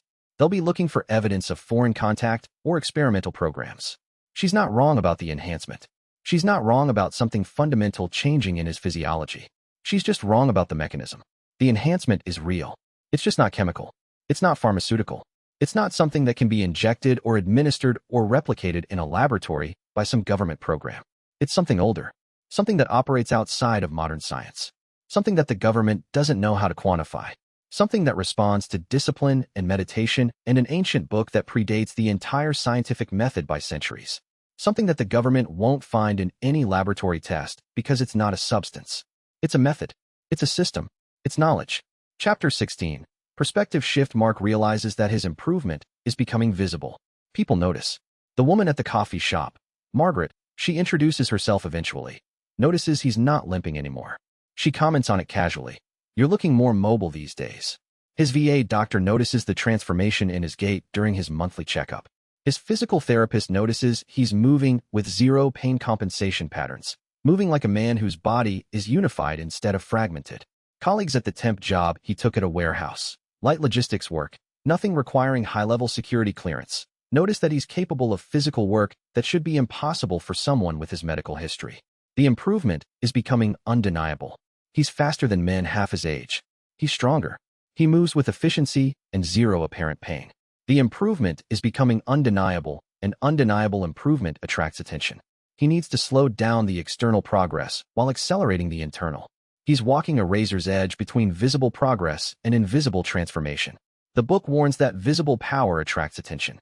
He's not ready for what attention would bring. He's not ready to be hunted. Not yet. Not until he's strong enough that hunting him would be dangerous. Strategy shift. He'll continue cultivation hard at home, for hours daily now instead of 2. Pushing himself toward foundation stage 2. He'll meditate at the river. He'll do the prescribed chi circulation exercises. He'll perform the combat drills that the book recommends. He'll accelerate his cultivation to dangerous levels. But in public, he'll maintain the appearance of damage. He'll limp. He'll wince when appropriate. He'll walk with a slight compensatory limp. He'll hold his shoulder differently. He'll move like a man still broken. He'll play the role of the broken soldier so convincingly that even people who know him start to believe it again. He becomes an actor. His public persona is the damaged veteran. His private reality is the cultivator approaching foundation stage 2. He walks this line with precision. In public, Mark Kane is broken. At home and at the river, Marcus is becoming something else. Dr. Chin notices the performance and says nothing. She understands what he's doing. She understands that visibility is dangerous. She's smart enough not to question him about it directly. She just watches. She waits. She documents what she can document. She waits for him to make his move. Chapter 17. Ancient words. Reading deeper into the book, Mark finds a passage late one night that chills him to the bone. It's on a page marked 247 of the original text, dated 1823 by the copyist, originally written in an unknown language, now translated into English in careful handwriting. The passage reads, "When the hidden world learns of you, silence becomes impossible. The test is not if you'll be found, it's if you'll survive being found. The moment your power becomes visible, you enter the game. There are rules to this game. There are players. There are consequences. The question is not whether you'll be discovered. The question is what you'll do when discovery comes. Some cultivators run. Some hide deeper. Some stand and fight. Some transcend and disappear into mythology. Choose your path before the path chooses you." He realizes the book is speaking from experience. The author knew this wasn't a secret. The author knew that cultivation couldn't stay hidden forever. The author was warning future readers that they couldn't hide forever. The author was preparing them for discovery. The author had lived through this. The author had been hunted. The author had survived to write these warnings. He reads the passage again and again, trying to extract more meaning, trying to understand what the author experienced, trying to understand what the author learned. There are rules. There are players. What rules? What players? The book doesn't explain clearly. The author left breadcrumbs, but no map. Mark finds other passages scattered throughout the text, marginal notes from the copyist, clues scattered like warnings. On page 189, the hidden world operates under laws older than nations. Cultivators who reveal themselves openly will be tested. Cultivators who hide will be hunted. There is no neutral position. Choose your stance and prepare for its consequences. On page 312, those who guard the hidden world are not evil. They are necessary. They maintain the balance between the hidden and the visible. They prevent catastrophe. But they will kill you if you become too visible, too powerful, too dangerous to control. On page 418, the only path to safety is power. Become strong enough that killing you becomes strategically disadvantageous. Become valuable enough that controlling you becomes preferable to eliminating you. Become essential enough that the hidden world cannot afford to lose you. He studies the text for 3 hours, cross-referencing passages, writing notes, trying to understand the full picture. By midnight, he's filled 4 pages of his journal with notes and theories. The hidden world is real. It's organized. It has structure and hierarchy and rules. And the rules seem designed to either break you or push you to transcendence. There's no middle ground. There's no safe position. and he's about to become visible to it. The clock is ticking. Time is running out. The federal government has his blood. The military has its questions. Cross has his interest. And Mark is approaching foundation stage 2, which will make him powerful enough to be visible, powerful enough to be hunted, but not yet powerful enough to be safe. Chapter 18. Pharmaceutical visit. Dr. Adrian Cross's assistant contacts Mark through the VA with a professional inquiry. The woman on the phone is polite, well-informed, and clearly reads from a prepared script. Her name is Patricia Lowe. She's efficient. She's professional. She's clearly reading from talking points that have been tested on other subjects. Mr. Kane, I'm calling on behalf of Dr. Adrian Cross at Helix Pharma. We've become aware of your case through VA medical reporting, and we'd like to discuss a unique opportunity with you.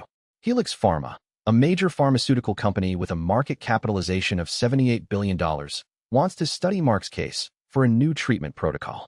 Huge money on offer. $50,000 just for initial consultation.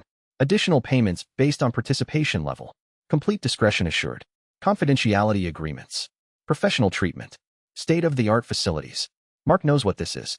Someone at Helix Pharma, someone with resources and intelligence networks, has identified him as an anomaly. Someone has noticed that a VA patient with catastrophic injuries has experienced recovery that contradicts the laws of medicine. Someone's been tracking his medical records. Someone's been monitoring the improvements. Someone's been conducting reconnaissance. Someone wants to understand how. Someone wants to replicate it. Someone wants to patent it. Someone wants to monopolize it. Someone wants to profit from it. He declines politely.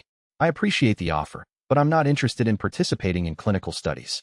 Patricia tries 3 different angles over the course of 2 phone calls. Financial incentives. The offer goes up to $100,000.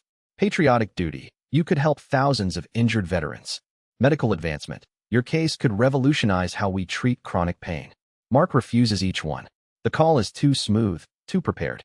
Someone's investigated him thoroughly. Someone's put serious resources into finding him. Someone's assembled a database of information. Someone wants what he has.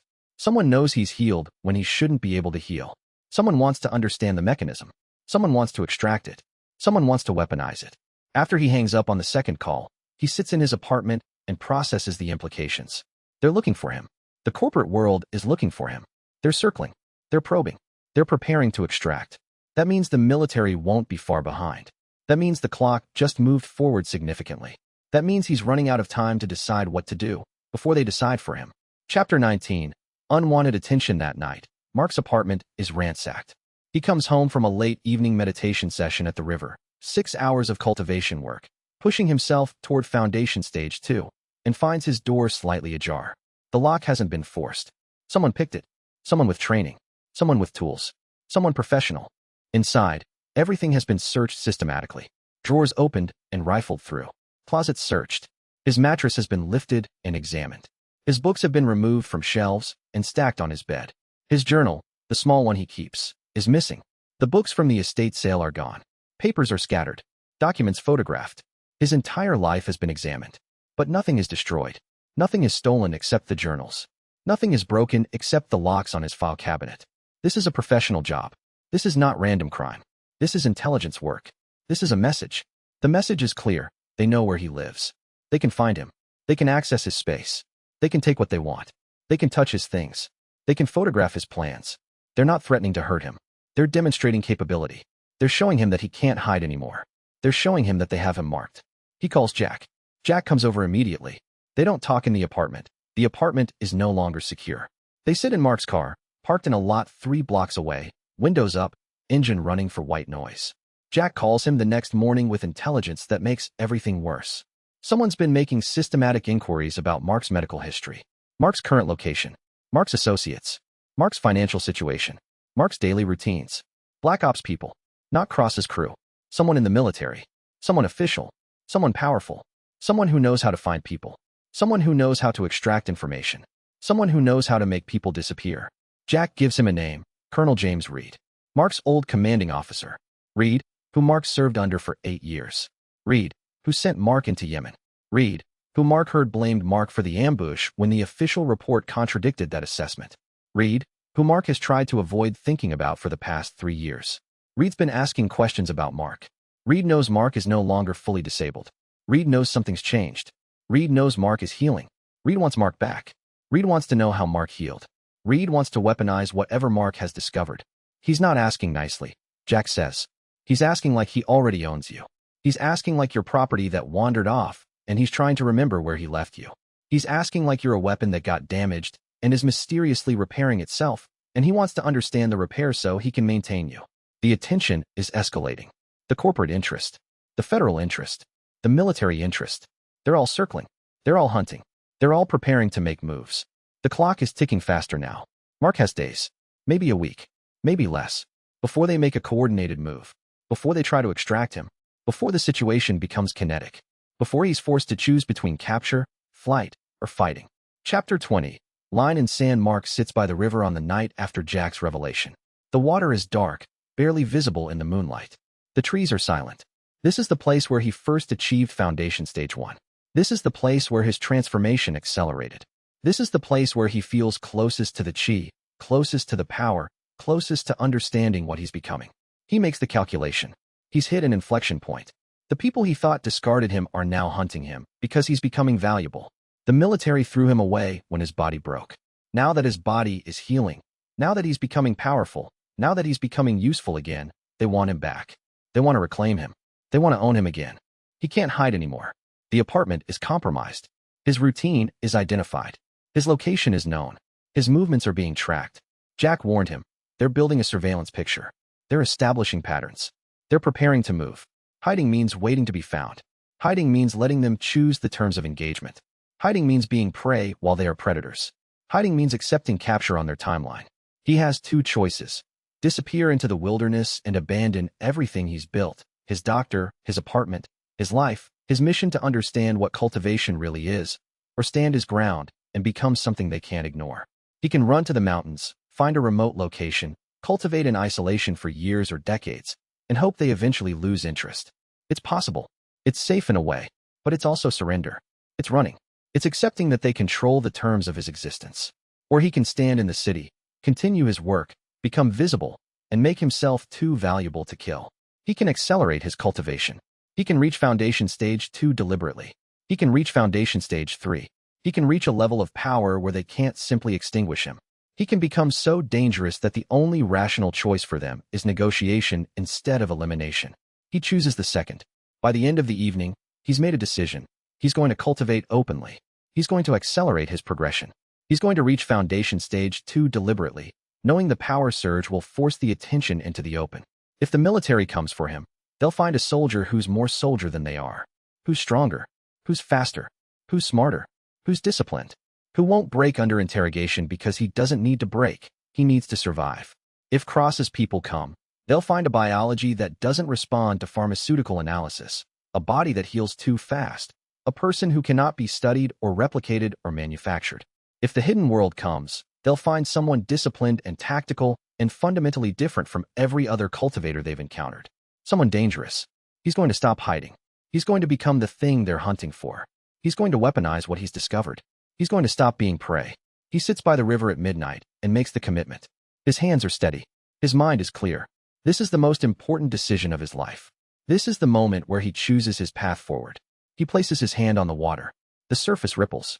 He feels the chi in the river, the accumulated energy from centuries of water flowing, from countless lives lived and ended nearby.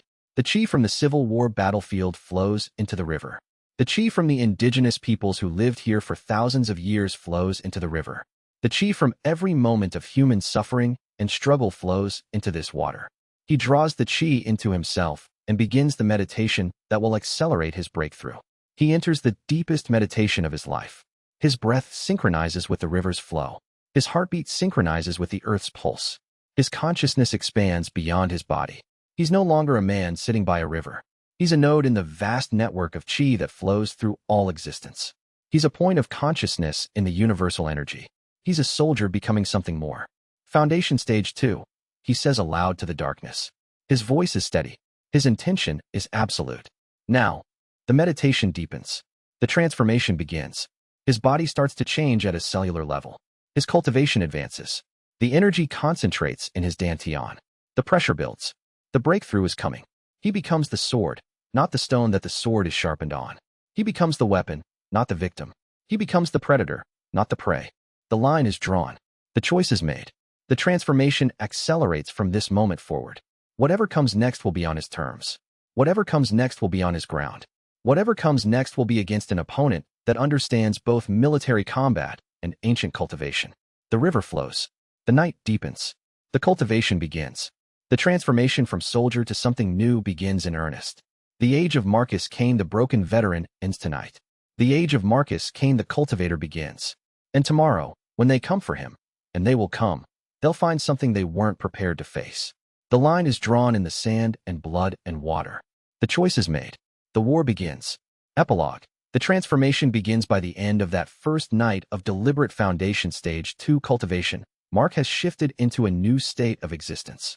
The meditation lasted 8 hours. The transformation is beginning at a neurological level. His nervous system is rewiring. His cellular energy production is accelerating. His body is becoming something new. When he emerges from meditation at dawn, his reflection is different. His eyes are sharper. His shoulders are broader. His posture is perfectly aligned. The pain is gone. Completely gone. Not masked. Not suppressed. Vanished. His body has crossed a threshold where pain is no longer possible, because pain is a signal of damage, and his body is no longer allowing damage to register. He checks his phone. 17 missed calls. 12 text messages. An email from Patricia Lowe at Helix Pharma offering an increased monetary incentive. Now $250,000 just for initial consultation. 3 voice messages from Colonel Reed's office requesting his immediate availability for a classified briefing of strategic importance. A call from Dr. Chen marked urgent medical follow-up. Mark ignores them all. They can wait. They can send letters. They can track him. But for the next 72 hours, he's going to commit everything to the breakthrough. He's going to push foundation stage 2 to its limits. He's going to become strong enough that his decisions become fact, not negotiable options. He sits down and begins to write. Not to anyone in particular, just to document, to record, to understand. The cultivation system described in fragments of the warrior's path is not metaphor. It is methodology. It describes biological mechanisms that predated modern science by centuries, but which are now verifiable through modern measurement. The ancient author understood human physiology, understood neurological function, understood that the nervous system could be trained like a muscle. The author understood that consciousness could be expanded through disciplined practice. I am 3 weeks into foundation stage 2 cultivation. My physical capabilities have doubled. My recovery time from injury is measured in hours instead of days. My pain tolerance is approaching superhuman levels because pain itself is ceasing to register as legitimate threat. My mind is clearer than it has been since childhood. In 72 hours, representatives from at least 3 power structures will attempt to acquire me, control me, or eliminate me. The federal government wants to study me. The military wants to weaponize me. The pharmaceutical industry wants to exploit me. I choose none of those options. I choose the path of the cultivator. I choose the path described in this ancient text. I choose to become strong enough that the predators become the prey. He stops writing and returns to meditation. The cultivation must continue. The foundation stage 2 breakthrough must be accelerated. There is no time to waste on external noise. There is only time for the work. The river flows outside his meditation space. The chi flows through him. The transformation continues through the day and night and into the next dawn. The line has been drawn. The choice has been made. The transformation has begun. This is the end of part 1. The soldier has become the cultivator. The hunted has become the predator. The broken veteran has become something new. The real journey begins now. The 7 days before discovery day 1. The decision crystallizes. Mark spends the first full day in deep cultivation work. He doesn't leave his apartment. He doesn't check his phone after the initial review. He commits 7 hours to morning meditation, taking water only, monitoring his vital signs manually, pulse, breathing rate, body temperature measured by touch. The cultivation is becoming more than meditation. It's becoming a complete reorganization of his biology. His body temperature is dropping slightly, from 98.6 to 98.2, suggesting his metabolic rate is optimizing toward efficiency. His resting heart rate is declining, now at 42 beats per minute, lower than any athlete he's known. His breathing rate is slowing further, now achieving 4 breaths per minute in deep cultivation state. The text warned about this. When foundation stage 2 begins to stabilize, the body will enter a state of lowered metabolic demand. This is not pathological. This is optimization. The body is learning to operate at maximum efficiency while using minimum energy. The cultivator will appear to others as if sleeping, unmoved, unchanging. But internally, the transformation is absolute. Day 2. Physical testing. Mark begins testing his actual physical capacity. He does not use the gym anymore. The gym is contaminated by too many observers. Instead, he tests himself in his apartment. He can now perform 100 push-ups without fatigue. Previously, 50 was his ceiling. His muscles are rebuilding themselves faster than they should be possible. The text calls this qi-accelerated myogenesis, the process where qi flows into damaged muscle tissue and facilitates reconstruction at the cellular level. He tests his grip strength by hanging from the pull-up bar he installed. He maintains the hang for 5 minutes without grip fatigue. Previously, 2 minutes was his limit. The improvement is objective. The transformation is real. He tests his pain tolerance by the cold water test. He immerses his arm in ice water for 10 minutes. Previously, he could tolerate maybe 90 seconds before the cold became unbearable. Now, 10 minutes, and his arm still reports sensation, but no pain. The sensation is data. This is cold. But the emotional/suffering component of pain has been stripped away. Day 3. The first contact. His phone rings at 7 a.m. It's Colonel Reed's chief of staff. The message is professional but threatening in its politeness. Mr. Kane, Colonel Reed would very much like to meet with you to discuss some recent developments. This is a matter of national security importance. I'm authorized to inform you that your cooperation is required under Section 7 of the Defense Authorization Act. Mark understands what this means. They're invoking the legal framework that allows the military to compel service from former Special Forces personnel during national security emergencies. It's technically legal, technically binding, technically enforceable. I'll consider your request, Mark says. But I'm not available this week. The silence on the other end is dangerous silence. The silence of someone realizing their authority is an absolute. The silence of someone accustomed to compliance encountering refusal. Mr. Kane, I must inform you that declining to cooperate with a national security investigation may result in federal charges. Then file the charges, Mark says. But I'm not available this week. He hangs up. He's just declared war on his former commanding officer. This is a point of no return. Day 4. The meditation deepens.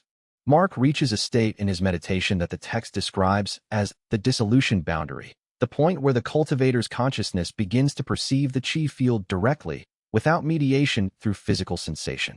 It's not hallucination. It's not imagination. It's direct perception of something real. The chi appears to his consciousness as patterns of light and color and movement. The world has a structure beneath the physical structure, a pattern beneath the pattern. He's learning to see it. The text warned, when you perceive the chi field directly, you will understand that the boundary between yourself and the environment is illusory. You are not separate from the chi. You are a localized concentration of chi maintaining the illusion of separation. This understanding leads either to profound peace or to profound terror, depending on your preparation and your philosophy. Mark experiences neither fear nor peace. He experiences clarity. He understands now that the hidden world is real because the chi is real. The hidden world operates using cultivation because cultivation is the fundamental mechanism of how consciousness and energy interact. The book is not mythology. It's a manual for understanding actual reality. Day 5. The second contact. Dr. Chen calls. Her voice is concerned. Mark, where are you? I've been trying to reach you. Your medical workup came back, and there are anomalies. Significant anomalies. Your cellular regeneration markers have increased by an order of magnitude. Your growth factor levels are through the ceiling. Your hemoglobin is abnormal in ways I've never documented. I need you to come in for immediate testing. I can't, Mark says. Not this week. Mark, I'm worried about you. These results suggest something significant is happening to your body. I need to understand what. Please come in. Dr. Chun, he says, and his voice is different now. Calmer, more certain. Everything that's happening to me is happening exactly as predicted. I'm not in danger. I'm in transformation. When it stabilizes, I'll contact you. But right now, I need isolation and time. She's quiet for a long moment. This has to do with the meditation, doesn't it?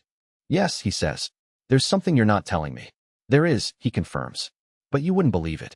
And if you believed it, it would put you in danger. When I'm strong enough to protect you, I'll tell you everything. Day 6. The federal knock. They arrive at 6 a.m. 3 FBI agents in dark suits, supported by 2 federal marshals. They have a warrant for his arrest pending charges of conspiracy to commit fraud against the VA, misrepresentation of disability status, and fraudulent receipt of disability payments. The charges are designed to be unprovable, unfalsifiable, and impossible to defend. Mark understands this. The charges are a tool to gain custody. Once they have custody, they control everything. Mark opens the door.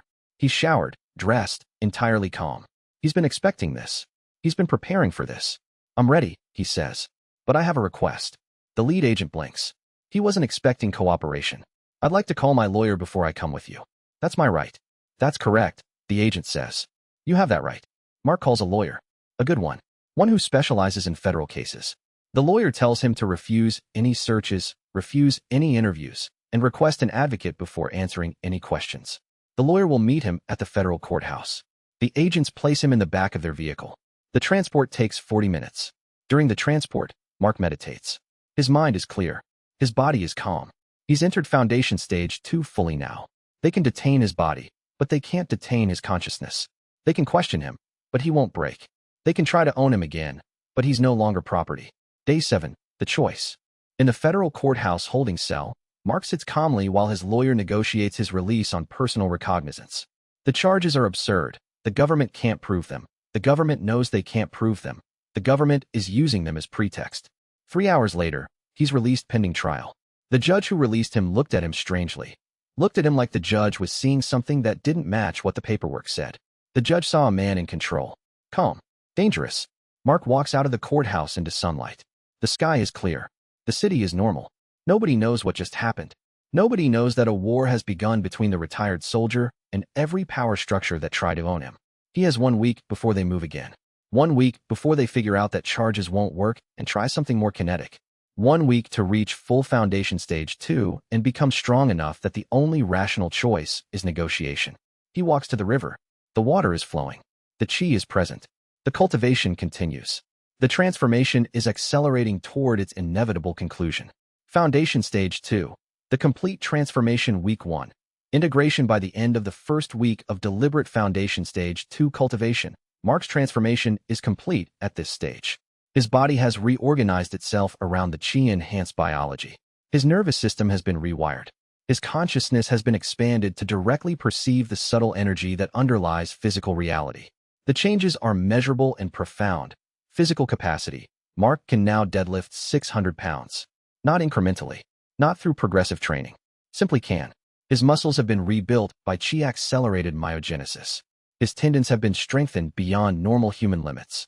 His skeletal system has been reinforced by chi flowing through bone matrix. Healing speed. Minor injuries, cuts, bruises, muscle tears. Now heal in minutes instead of hours. He tested this deliberately. A 3-inch cut on his forearm closed without trace in 47 seconds. The wound doesn't scar. The tissue reconstruction is perfect. The body is operating at superhuman regenerative capacity. Pain perception. Pain as suffering has been eliminated. He can still perceive physical sensation. He can detect pressure, temperature, impact. But the emotional/suffering component of pain has been removed. He can feel his hand in fire and register, this is hot, but not experience agony. Pain becomes information, not suffering. Sensory acuity. His vision has sharpened. His hearing has expanded into frequencies he couldn't perceive before. His proprioception, his sense of where his body is in space, has become precise to the millimeter. His sense of smell has become sophisticated enough to detect emotional states in others based on pheromone changes. Cognitive enhancement. His mind is operating at levels that feel superhuman to him. His processing speed is faster. His memory is perfect. He can recall everything he's experienced since beginning cultivation.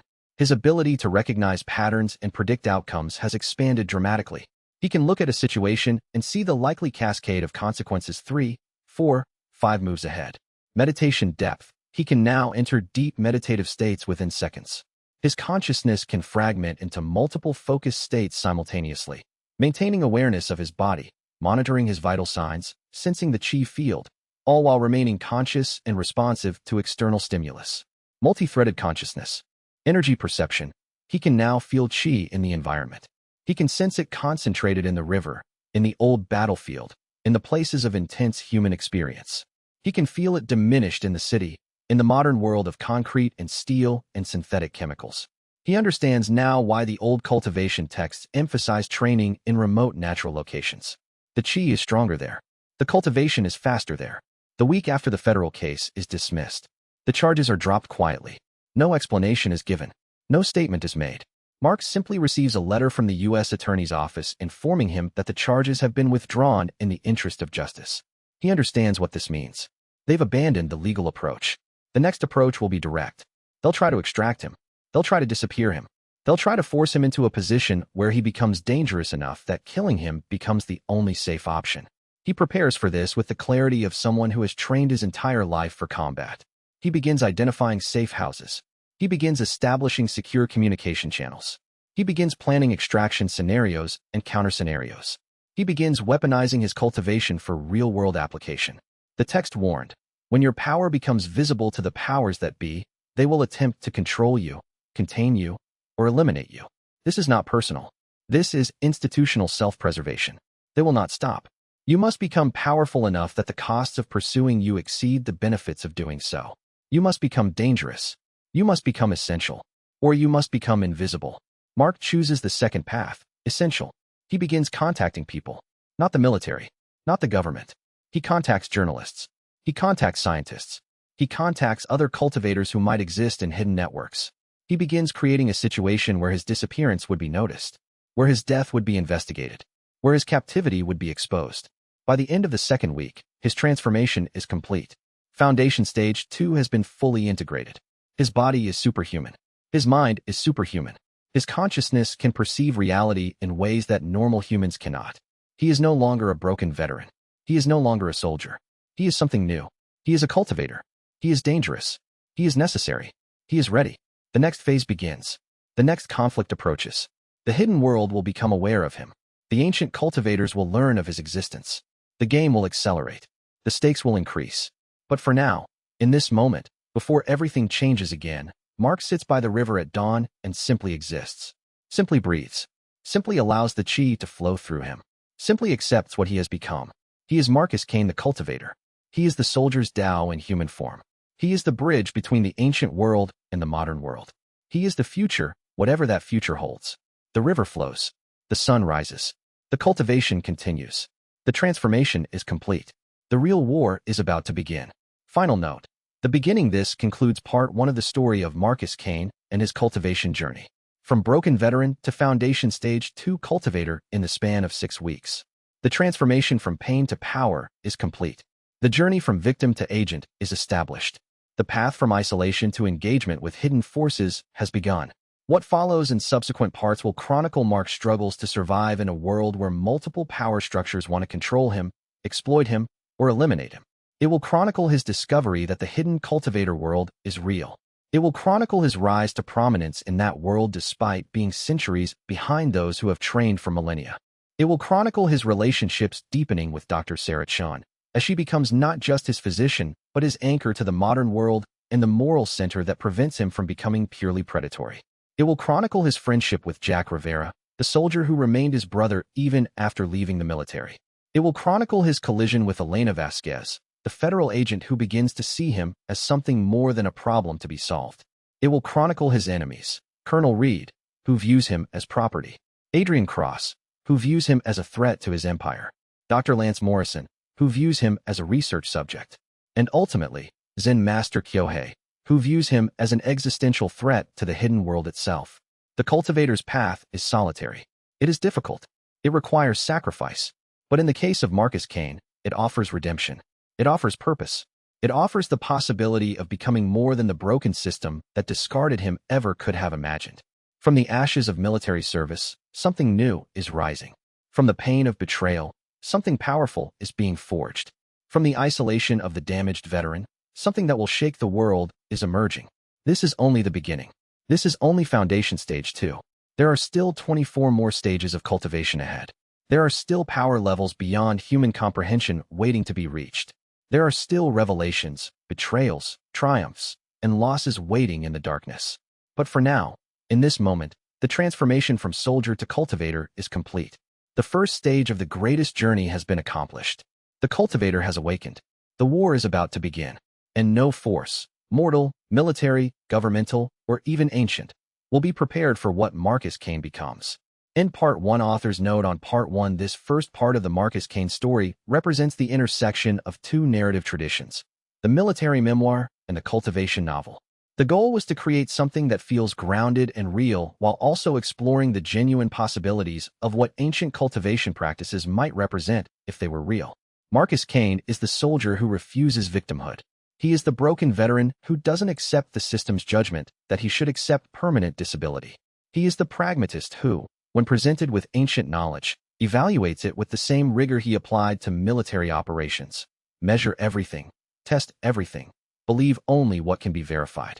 His journey from chronic pain to superhuman capability is presented not as magic, but as biology. The ancient text he discovers is not mysticism. It is a training manual. The chi it describes is not supernatural. It is biological energy that operates according to laws that predate modern science, but are verifiable by modern measurement. The cultivator's path is one of radical self-reliance and disciplined progression. It is military training applied to the cultivation of consciousness and energy. It is what happens when soldiers' discipline encounters ancient knowledge. Part 1 establishes the foundation. The introduction of the character. The discovery of the system. The initial transformation.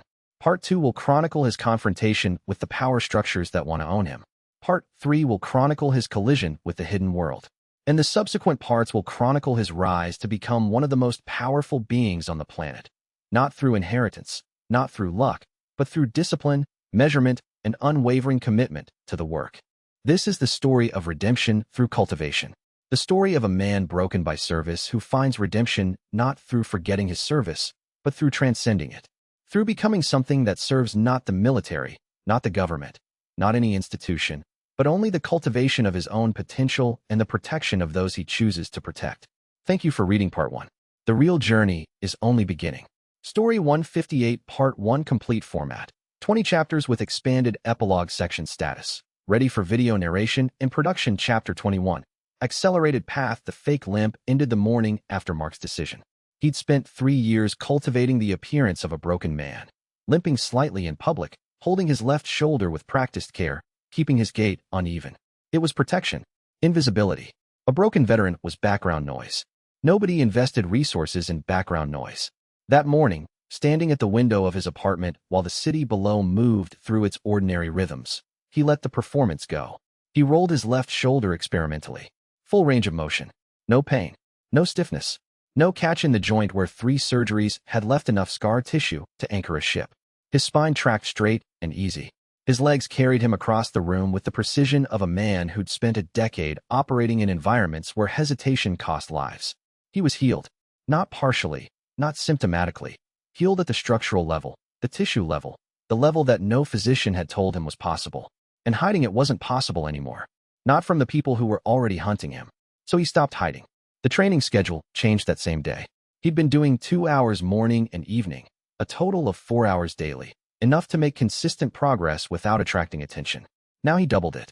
8 hours daily, structured around military principles, 2-hour sessions with 90-minute rest between them, monitoring his vital signs, tracking measurable output metrics exactly the way the text instructed.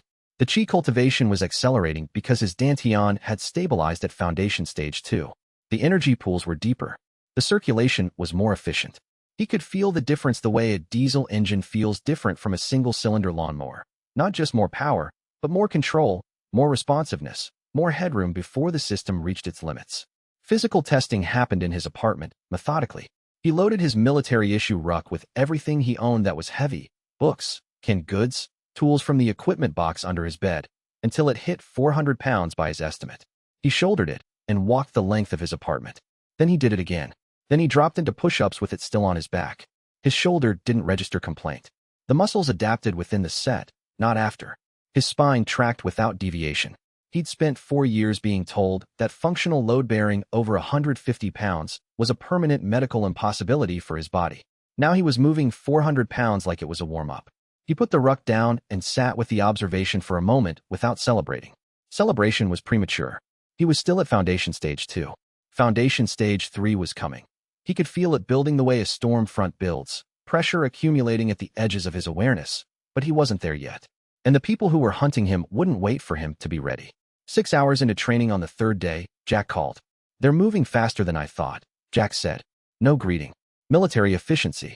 Reed's got authorization to initiate contact under NSA Statute 18. That's the one that lets him compel interview of former special operations personnel. He's not asking anymore. When? End of the week at the latest. Maybe sooner. He's got a team watching your building. Have you looked up at the parking garage across the street today? Mark had. He'd identified the surveillance position 12 hours earlier, a figure in a dark car, different car, same position, each shift. Yes. Then you know you're not running anywhere without them seeing you. The question is whether you want to let Reed frame this meeting or whether you want to control the terms before he does. I'm not meeting Reed on his terms. Didn't think so. A pause. There's a contractor's safe house about 40 miles out. Old farmstead. Belongs to a retired guy who owes me more than he can ever pay back. You can use it for a few weeks without anyone tracking it to you. I need a high-chi location. Civil War battlefield if there's one near the safe house. South Mountain is 8 miles from the property. Antietam's 18 miles. Mark recognized both names. He'd studied Civil War military history as part of Rangers orientation. Antietam specifically because of the tactical analysis of the cornfield engagements. He hadn't thought about it as a cultivation site. But the outline in the text was specific. Locations where concentrated human suffering and death had occurred over extended periods, accumulated residual chi the way old wood accumulated resin. Battlefields, graveyards, sites of execution, disaster zones. The energy of violent human ending didn't dissipate, it concentrated. When can you set it up? Mark asked. 48 hours. But you need to be gone from your apartment before Reed's team moves. If they find you gone, they'll search the building. If they find you there, they'll serve the compulsion order and you're in federal custody for the duration. I'll be gone tomorrow night, Mark said. He spent the remaining daylight hours converting his apartment into evidence of nothing. His cultivation journal, the one the ransacking team had taken, he'd already replaced with an encrypted digital version on a device they'd never seen. The estate sale books were stored in a self-storage unit under Jack's name. His apartment, when he left it the following evening with 2 duffels of clothes and equipment, would read as a temporary rental from a veteran who had moved on. Nothing unusual. Nothing that told them where he was going. At 11 p.m. on a Wednesday, Mark Kane left the apartment where his transformation had begun, dropped the key in the building's super's mail slot, and drove north in his truck. He didn't look back. The person who'd lived there had already stopped existing. Chapter 22. Reed's approach. Colonel James Reed called Mark's cell phone at 0600 the next morning. Not the chief of staff this time. Reed himself. Mark was parked at a rest stop off the highway, 70 miles from the city, having driven through the night. He looked at the caller ID, identified the number from Jack's warning list, and answered. Mr. Kane. Reed's voice was the same as Mark remembered from every mission briefing over 8 years. Controlled, precise, carrying the assumption of authority like a physical weight. Where are you? Not where I was yesterday, Mark said. A brief silence. I'm aware. My team entered your building at 0530 to initiate the Section 18 interview. Your unit is vacated. The silence wasn't anger, it was recalculation. You're not making this easier for yourself. I'm not trying to make it easier for myself. I'm trying to make it impossible for you. That's not a rational position, Mark. You understand that. Whatever you've discovered, whatever's happening with your body, we can help you. We can provide resources, medical support, protection from the corporate interests that have been circling you. Another pause.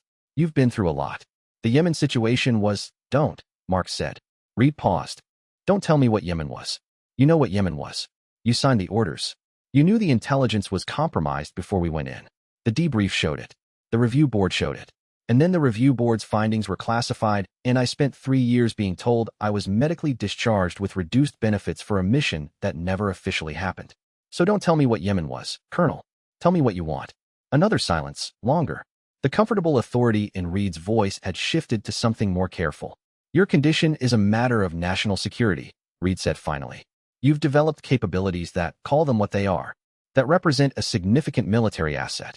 The government has invested 12 years of training in you. Your current capabilities are government property under the ITAR framework. This isn't optional, son. The son landed with the presumed affection Reed had always used as a management tool. Mark had watched him deploy it with 20 different subordinates over the years. It was an ownership claim dressed as affection. I'm not your son, Mark said. And I'm not your property. The government discharged me 3 years ago. The government reduced my benefits. The government classified my injuries as non-service connected to avoid paying out. You want to claim ownership of what I've developed since then? File the paperwork and find a judge who'll sign it. I'll be interested to see the legal theory. Mark, Reed's voice dropped. I'm trying to help you avoid a situation that gets much harder than it needs to be. Come in voluntarily. Let us assess what's happened. You'll have representation. You're recording this conversation. Standard procedure. Then here's my statement for the record. I am a private citizen. I have committed no crimes. I have developed a health practice that has improved my physical condition. I have no obligation to report my health status to the United States military. If you attempt to detain me without lawful authority, I will resist. If you attempt to use civilian law enforcement as cover for a military extraction, I will make that known to the press. Mark let a beat pass. I have contacts at the Washington Post. The silence that followed had a different quality. Not the calculating silence of a commander working through tactics, but the silence of a man who had just registered that his target was further from controllable than he'd thought. This isn't optional, son, Reed said again. Everything is optional, Mark said. You've just convinced yourself otherwise. He ended the call. He sat in the rest stop parking lot for 90 seconds and processed the conversation. He'd been direct, which was intentional. Direct people were harder to manipulate with vague implied threats. He'd mentioned the press, which was partly truth and partly positioning. He had a journalist contact from Elena Vasquez's files. Nothing established, but Reed didn't need to know that. More importantly, he'd heard something in Reed's voice on the second son that told him useful information. Reed was not working entirely under his own authority. There was somebody above Reed in this chain who had interests that didn't fully align with military command structure. The corporate pressure and the military pressure weren't separate operations. They were coordinated. Mark pulled back onto the highway and drove north. He had maybe 72 hours before coordinated pressure became coordinated action. Chapter 23. Running Safe House. Jack met him at a truck stop 2 miles from the property at 0900. He arrived in a work truck, wearing civilian clothes, carrying a thermos of coffee and the expression of a man who was used to operating in the gap between legitimate orders and necessary reality. The property belongs to a man named Thomas Whitney, Jack said, handing over a key on a plain ring. Retired librarian. 70-ish. Lives alone. He's been using the back barn and the lower field for, Jack paused. Personal projects, he calls them. He's not going to bother you. He'll probably feed you. You trust him? He pulled me out of a situation in 18 that I'm not going to describe in a rest stop parking lot. Yes, I trust him. Mark followed Jack's directions 8 miles down a county road that looked like every other county road in the region. Fields, tree lines, fence posts, the occasional mailbox, until a gravel track turned off behind a stand of old oaks and opened onto a property that had been working farmland once and was now something quieter. A 2-story house with a covered porch. A barn that had been recently re-roofed. A garden. A pond. Jack gave him the walkthrough. The guest room in the barn loft was clean and had a working wood stove. There was a well. There was a root cellar that could double as a shelter if they needed to get underground. The property had cellular reception in only one corner, which Jack treated as a feature rather than a bug. The old man knows someone's coming? Mark asked. I called him last night. He said. Jack stopped. He said he'd been expecting it. Mark filed that away as an odd phrasing and said nothing. That afternoon, he drove alone to South Mountain, 8 miles west of the property. He parked at a trailhead and hiked 30 minutes to a cleared ridge that overlooked the Maryland countryside to the east. The September grass was still green. The sky was clear and deep blue. The battlefield was 12 square miles of ground that had absorbed the blood of 23,000 casualties in a single day in September 1862. He sat cross-legged on the ground and began his cultivation work. The difference was immediate. In the city, he had to draw chi from sparse ambient sources, the residual energy of dense human population, the faint emanations from construction materials that incorporated ground stone and water. Here, the chi was thick, saturated. The ground itself was a reservoir. He could feel it the moment he settled into meditation, a pressure of accumulated energy that had nowhere to go, no cultivator to draw on it, no channel to direct it. Decades or centuries of accumulation. He drew carefully at first, feeling for the quality and stability of the source. City chi was thin but consistent.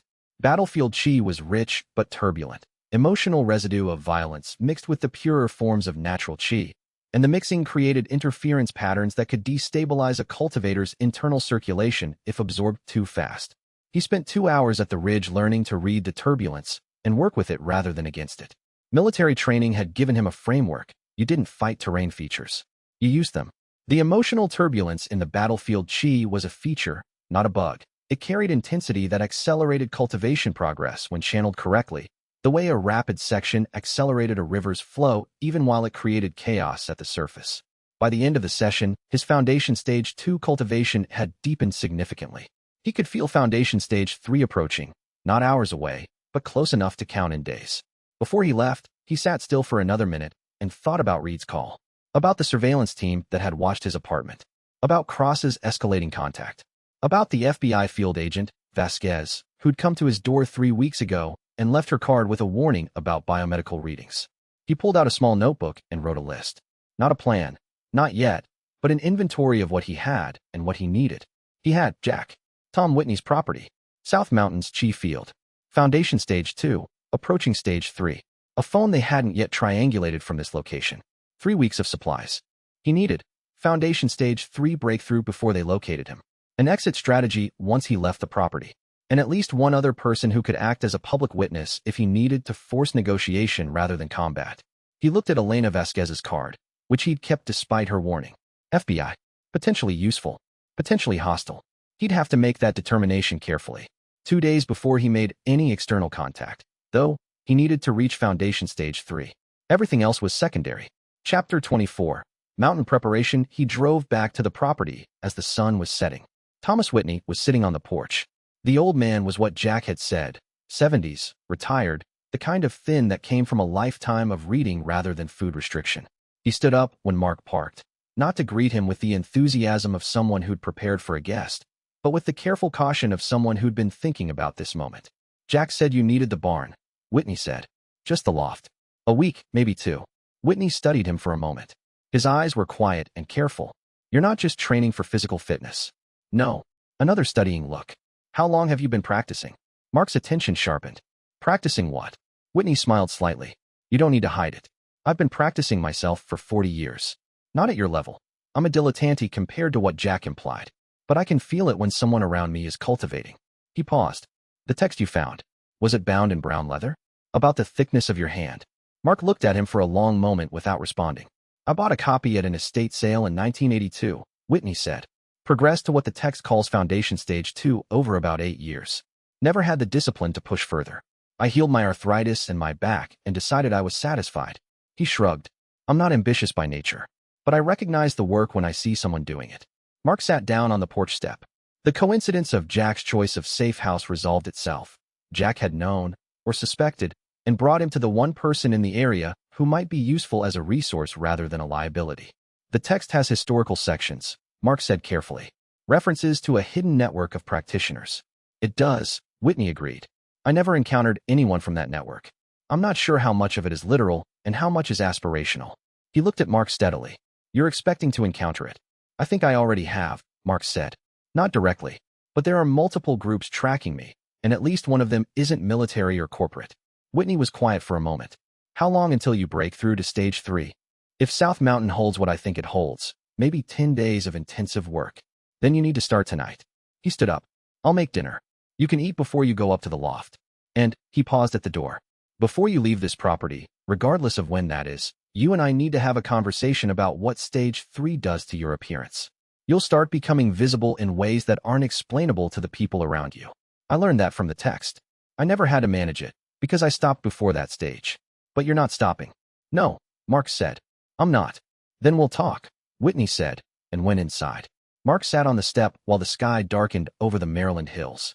He could feel the cultivation nodes in the ground beneath him. The residual chi from a lifetime of Whitney's practice, mild and disciplined and unhurried. The property itself had absorbed 40 years of careful work and held it the way a greenhouse held warmth. It was different from the battlefield intensity of South Mountain. It was gentle and lived in, like a library rather than a storm. He pulled out his notebook and added one more item to his list, Whitney as resource. Then he wrote the insurance policy letters. One to Dr. Sarah Chun, what he was, what he'd discovered, a brief technical description of the cultivation system with measurable markers a physician could verify, and contact information for Jack. One to Elena Vasquez at the FBI, a detailed account of Cross's contact attempts, read Section 18 threats, and the ransacking of his apartment. Not accusation without proof, documentation that could be verified. One to an address he'd obtained through Jack's contacts, the newsroom assignment desk at the Washington Post. Each letter sealed in envelopes, each addressed, each dated and signed. He gave them to Whitney that evening over dinner. If you don't hear from me or from Jack Rivera in 3 weeks, he said, put these in the mail. Whitney took them without ceremony. And if something happens before 3 weeks? Use your judgment, Mark said. Whitney placed the envelopes in a desk drawer in his study and returned to his soup. I've had other people leave things in my safekeeping over the years, he said. Jack's people mostly. They all came back eventually. I'm planning on it, Mark said. He went up to the barn loft after dinner. The wood stove was warm. The sleeping bag was sufficient. Outside, the Maryland hills were dark against a sky beginning to fill with stars. He could feel South Mountain from here. 8 miles away, the accumulated chi of 23,000 deaths pressing gently against his awareness like a hand on a window. 10 days, he said to himself. He began to meditate. Chapter 25. Tom Whitney. The first 3 days, they left each other alone. Mark climbed to South Mountain at dawn and returned after dark, eating the food Whitney quietly left outside the barn loft door. Practical food, substantial, no commentary attached. When Mark came down for water, Whitney was sometimes in the garden, sometimes reading on the porch, occasionally sitting in the lower field in the posture Mark now recognized as cultivation meditation, though at the stage of a man doing maintenance rather than advancement. On the 4th day, it rained and the mountain trail became inadvisable. Mark worked in the barn instead, running the same cultivation routines in the contained space, and Whitney came out with 2 cups of coffee in the late afternoon. You've been progressing faster than any account I've read about, Whitney said. What was your starting point? Mark walked him through it. The Yemen injuries, the discharge, the estate sale, the first 6 weeks of practice. Whitney listened without interrupting, the habit of a librarian who understood that a question too early killed an answer. Your military background is doing something unusual, Whitney said when Mark finished. Most practitioners I've ever read about, the text's historical accounts, the few forums online where people discuss this sort of thing, they spend months at each foundation stage. You're moving through them in weeks. The text explains it, Mark said. Someone without any physical training baseline starts from zero. They're building discipline and physical adaptation simultaneously. My body already had the physical adaptation. I was building on top of it. He paused. Also, I don't have the option of taking months. Whitney smiled. No, I suppose you don't. He was quiet for a moment, watching the rain. When I reached foundation stage 2 40 years ago, I could feel something, a vast network of presences, very faint, like hearing a conversation through a thick wall. I thought it was imagination. The text says it's real. The hidden practitioners. It's real, Mark said. They already know about me. Or they're about to. The text's warning section, Whitney said. The chapter about visibility. You've read it. Several times. It says that the hidden network responds to rapid advancement the same way an immune system responds to an unfamiliar agent. Not necessarily hostile, but not passive either. They'll want to categorize you. I know. And your plan for managing that is. Become too powerful to ignore and too principled to threaten, Mark said. Make them negotiate instead of fight. Whitney nodded slowly. That's more sophisticated than I expected. Why? Because most people who discover they're becoming powerful think of power in terms of combat. You're thinking of it in terms of diplomacy. He looked at Mark. Soldier's perspective, maybe. Soldiers understand that the point of military power isn't to fight. It's to make fighting irrational. Mark looked at him. That's exactly right. 40 years of reading and thinking will occasionally produce a useful observation, Whitney said dryly. He stood up and picked up the cups. You'll break through to stage 3 before the week is out. I can feel it happening. The chi around you is denser than it was when you arrived. You're saturating this property's ambient field. He paused at the barn door. When it happens, stay on the ground. The text warns about the stage 3 breakthrough specifically. It can feel like your consciousness is expanding beyond your body. Don't try to stand up while that's happening. People have walked off cliffs. Noted, Mark said. Also, Whitney said, when you're done here, whatever happens next, come back. If you need somewhere to work out of, somewhere that isn't known to the people hunting you, this property will do. You've earned the standing invitation. Mark looked at him for a moment. Why? Whitney considered the question as if it had surprised him. Because I spent 40 years practicing something powerful and never testing it. Never pushing it. Never asking what it was actually for. He met Mark's eyes. You're asking that question. I'd like to see where the answer goes. He went back inside.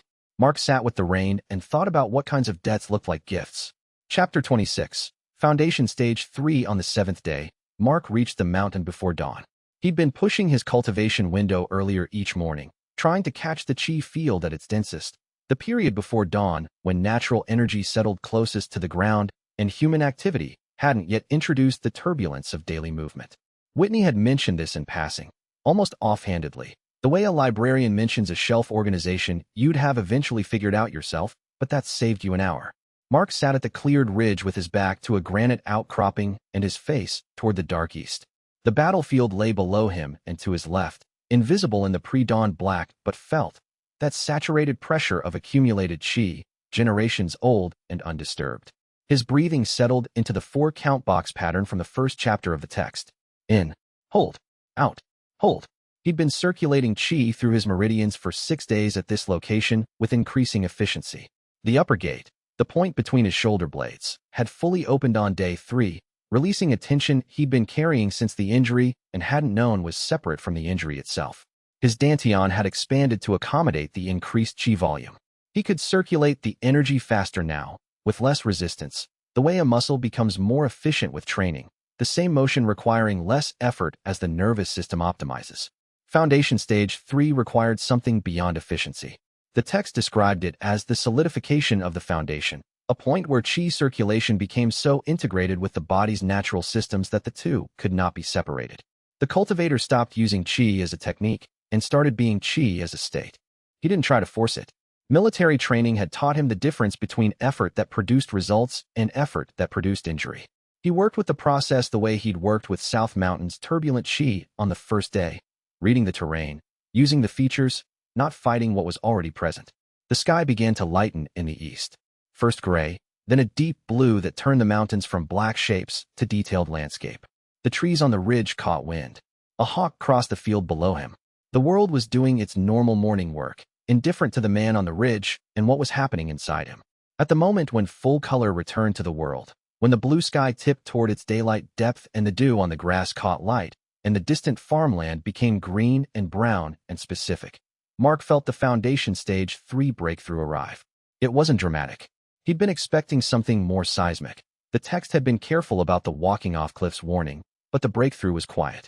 A deepening, not an expansion. His consciousness didn't rocket outward. It settled inward, and then settled again deeper, and then again, layer by layer, like a stone finding the bottom of a still pool. With each layer, his qi became more integrated, more automatic, more him rather than something he was doing. And then he noticed what had changed. The pain was gone. He'd known it intellectually for weeks. The pain had been decreasing since Foundation Stage 1, manageable since Stage 2, but he'd been carrying a background vigilance, an automatic monitoring of his shoulder and spine and abdomen, the veteran's habit of constant self-assessment for damage. That monitoring was still running, but the signal it was reading was clean. Nothing. No residual ache. No scar tissue tightness. No ghost pain from the nerves that had been damaged in Yemen. Nothing. He sat with his hands on his knees and processed this for several minutes. He could deadlift an estimated 800 pounds now. His shoulder moved with full range of motion. His spine carried full weight without protest. His memory, the TBI, had been robbing him of specificity, blurring the edges of recall in ways he'd tried not to track too carefully, was clear. He could recall his Ranger serial number, the specific grid coordinates of the Yemen ambush, the names of all 23 men in his unit in alphabetical order. Things that had been foggy for 3 years were restored. He was sleeping without nightmares for the first time since 2021. He was healed, not by medicine, not by time, not by the VA's series of inadequate interventions, by a 200-year-old text found in a box at an estate sale, applied with military discipline over 7 weeks. He sat with that for another moment, then stood up and turned toward the valley. He had maybe 3 days before Reed's people expanded their search radius to include rural properties within 40 miles of his last known location. Whitney had the insurance policy letters. He had his supplies. He had Foundation Stage 3 in a body that would now do what he asked it to do without negotiation. Time to go public. Chapter 27. Surveillance 4 agencies were looking for Mark Kane, and none of them had told the others what they were doing. He pieced this together from Jack, from Whitney's contacts, and from 2 careful calls he made from the property's dead cell signal zone using a burner phone that couldn't be triangulated to his location. The first was Reed's unit, technically Army Special Operations Command, nominally civilian contractor coordination, practically a Black Ops liaison group that operated under classified national security authority and answered to nobody who would take a press call. They were looking for Mark because he represented military asset value, a former Special Forces operator with enhanced physical capabilities who had been trained at government expense and who had not ceased to exist when his usefulness to the official structure had been declared expired. The second was the FBI through Elena Vasquez. She'd been triggered by biomedical anomaly flags. Mark's cellular regeneration markers had caught a health monitoring algorithm that the Bureau used for biohazard tracking. Vasquez thought he was the subject of a legal enhancement, experimental pharmaceuticals, military bioengineering, or some combination. She didn't have a theory for cultivation because cultivation wasn't in her reference framework. She just knew that a man who'd been severely injured 3 years ago was now registering cellular regeneration markers that suggested something significant had changed. The third was Cross's team, operating through Helix Pharma's private security contractors. They had a different framework from everyone else. Cross wasn't interested in Mark for military capability or national security. He was interested in Mark because Mark's existence threatened Helix Pharma's pain management pipeline. If a broken veteran with multiple failed surgical interventions could achieve full physical recovery through a meditation practice, the liability implications for pharmaceutical pain management were catastrophic. Cross wanted to understand the mechanism, control it, and either weaponize it or suppress it. The fourth was the strangest, a pattern of digital inquiries that Jack flagged through his contractor intelligence network. Not military, not corporate, not law enforcement. The queries were coming from accounts with clean digital footprints. No obvious origin, no identifiable organization, but they were asking very specific questions about Mark's history, his medical timeline, and specifically about the estate sale where he'd purchased the book. Someone who already knew what the book was, and who wanted to understand how Mark had found it. Jack's assessment. This one worries me more than the others. The military is predictable. Cross is predictable. The FBI operates within a legal framework. But somebody who knows what the book is and is researching it quietly, that's a pattern I don't have a model for. I have a model, Mark said. The hidden world was doing reconnaissance. He told Whitney that evening. Whitney listened without visible surprise. There are accounts in the supplementary sections of the text, Whitney said carefully, about practitioners who advanced too rapidly and were corrected. Corrected how? The accounts are vague. Some describe intervention from other practitioners. Some describe accidents that appear to have been arranged. One describes a practitioner who was approached and offered an arrangement. He paused. It's not a single organization. The text implies it's more of a consensus, a loose agreement among established practitioners that rapid, open advancement creates problems for the entire community. Because it attracts attention, Mark said. Because it demonstrates that what they've kept secret can be discovered independently, and that threatens the entire premise of their secrecy. Mark processed that. Then the arrangement they'll offer me will probably involve some form of suppression, Whitney said. Stop advancing. Stop being visible. Accept limits in exchange for being left alone. They've had 40 years to make you that offer, Mark said. They never came. Whitney looked at him steadily. No, they didn't. Because you stopped at stage 2, Mark said. You were safe. You weren't a demonstration that the secret could be cracked by a civilian with discipline. Whereas I'm exactly that demonstration. Whitney nodded. Then don't offer them nothing to negotiate with, Mark said. I'm not planning to stop. Chapter 28. Morrison's obsession. Dr. Lance Morrison had been with Helix Pharma for 11 years and had been promised a $10 million bonus for the previous 9 of them. The promise was real. Morrison had a signed agreement that predated 3 corporate restructurings and had survived them all, but it was tied to a delivery milestone: successful development of a next-generation pain management protocol that could replace the opioid-dependent pipeline under legal and regulatory pressure. Morrison had been working on that milestone for 9 years. He was close. He had a compound with minimal addiction profile, effective chronic pain management, and a delivery mechanism that didn't require the regulatory framework of scheduled substances. Then Marcus Kane had appeared in Helix Pharma's monitoring data, and Morrison's timeline had shattered. Not because of anything Kane had done directly, because of what his recovery implied. Morrison had spent 3 days with Kane's medical records, the pre-cultivation records, the injury assessments, the surgical notes, the VA's longitudinal treatment history, and he understood what he was looking at. A man with structural injuries that no pharmaceutical protocol had been able to address had achieved complete structural recovery through a non-pharmaceutical intervention. Not through surgery, not through experimental drugs, through some form of practice that affected cellular regeneration at a fundamental level. If that mechanism could be characterized, studied, and applied at scale, it was worth more than Morrison's entire pipeline. And if it became public knowledge before Helix Pharma had any stake in it, it would destroy their market position entirely. Morrison brought this analysis to Cross on a Thursday morning. He showed Cross the comparison: Kane's pre-intervention cellular markers versus his current estimated status based on the FBI flag data that Morrison had obtained through a contract relationship with a data broker. He showed Cross what the market implications were. Cross stared at the analysis for a long time. We need him in a controlled environment, Cross said finally. He's been refusing contact. He's been refusing contact as a free person making voluntary choices, Cross said. That's a circumstance we can change. Morrison felt something uncomfortable settle in his stomach. You mean? I mean we acquire him through whatever means are available. The security contractors we use for facility protection have capabilities beyond facility protection. Kane is a high-value research subject who doesn't understand what he has and isn't making rational decisions about how to manage it. Cross's voice carried the smooth precision of a man who had spent 40 years converting ethical complications into business decisions. Our obligation is to the research, not to the subject's comfort. He's a former Special Forces operator, Morrison said carefully. He's injured people who've approached him adversarially. Then our team approaches with sufficient capability. Cross looked at Morrison directly. You have unlimited budget for this. Build a team. Extract him. Bring him to the facility in Nevada. We'll run characterization studies. He paused. If the method is transferable, we develop it. If it's not transferable, we study why not and develop something adjacent. Either way, we have the mechanism before anyone else does. Morrison left the meeting with a $10 million bonus glittering at the edge of his vision and a plan forming that he told himself was scientific necessity. He began assembling a team of private security contractors that night. Ex-military, trained in personnel extraction, equipped for non-lethal incapacitation. He gave them Kane's last confirmed location, now outdated since Kane had vacated his apartment, and the assignment: find him, contain him, transport him.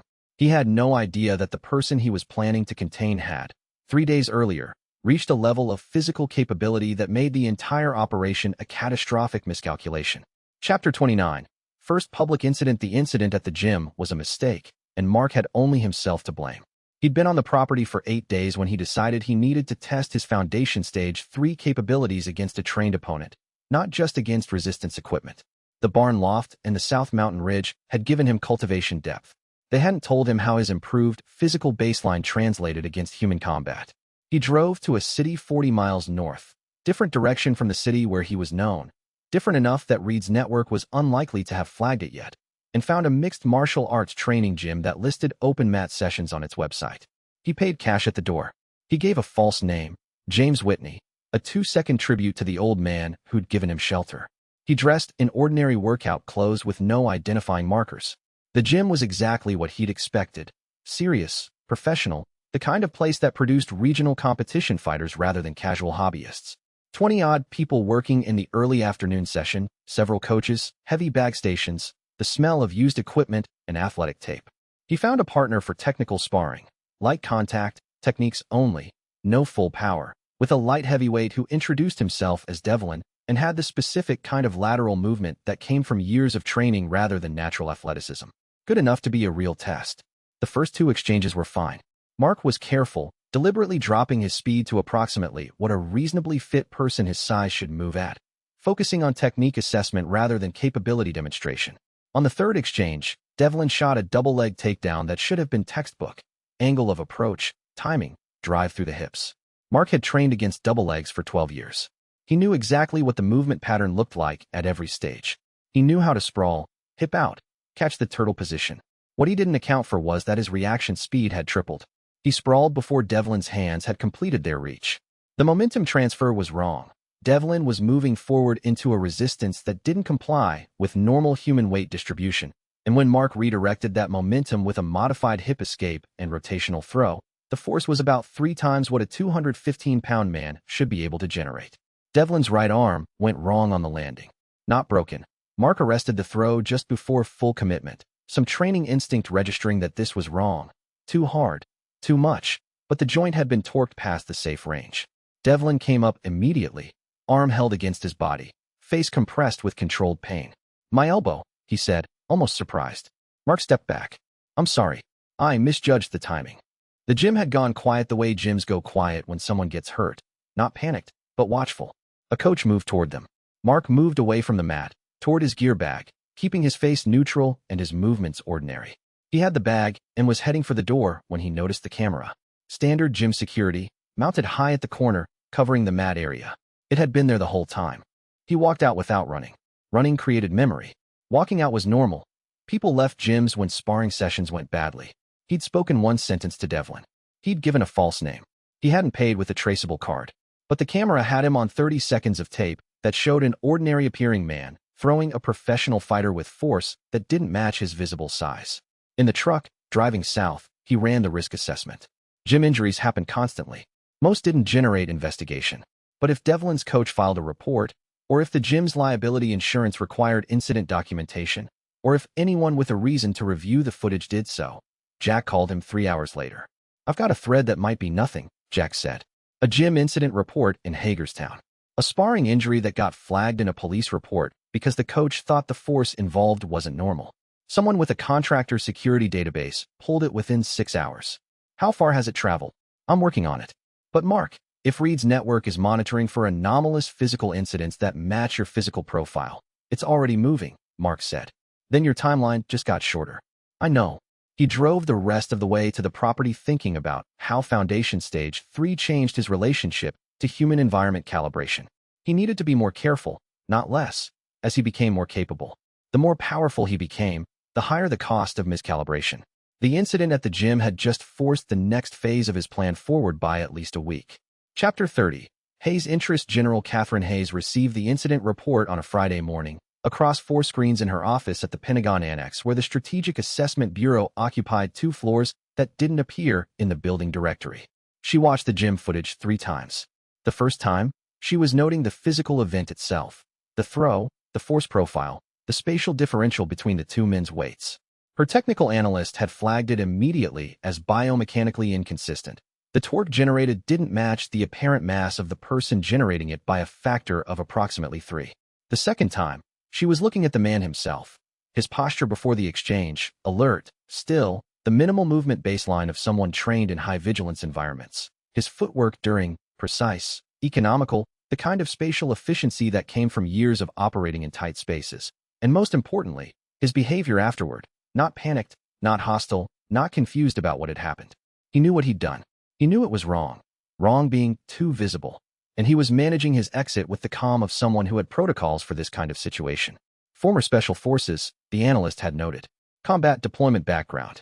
Multiple injuries on record, medical discharge, and then an 8-month gap where the medical records showed an anomalous recovery curve that had already been flagged by the FBI biomedical monitoring system. The third time, Hayes watched the footage with the sound on, listening to the ambient gym noise, the brief exchange between the subject and the injured man, the quality of his voice. Direct, minimal words. No aggression and no apology, just acknowledgement and departure. She set down her coffee and looked at the assessment her analyst had prepared. Marcus Kane, former Delta operator, medically discharged 2021. VA file showed severe spinal and shoulder injuries, TBI, and chronic pain. Current status, not receiving treatment, not collecting benefits, a lawsuit pending. Last known address vacated approximately 2 weeks prior. And this, in a 3-second sequence in a gym in Hagerstown, Maryland, he had thrown a 195-pound professional fighter with the torque output of someone weighing 600 pounds. Hayes had been following cultivation for a long time. Not practicing it herself, she'd never found the time or the teacher, but tracking it. The Strategic Assessment Bureau's classified research files contained reports going back to 1960 that documented anomalous human performance in military populations and tried to correlate it with traditional practices. Qigong, meditation schools, martial arts traditions that survived because they worked, not just because they were cultural. The classified conclusion, reached in 2018 and buried in a file that 12 people had access to. There was a real mechanism. Not metaphysical, biological. The cultivation practices described in pre-industrial Asian medical literature described actual physiological processes that modern neuroscience was only beginning to characterize.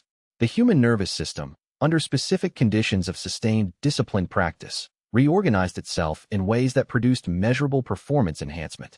Nobody in the military had successfully produced this enhancement through structured program. You couldn't train it in a cohort. You couldn't force it on a timeline.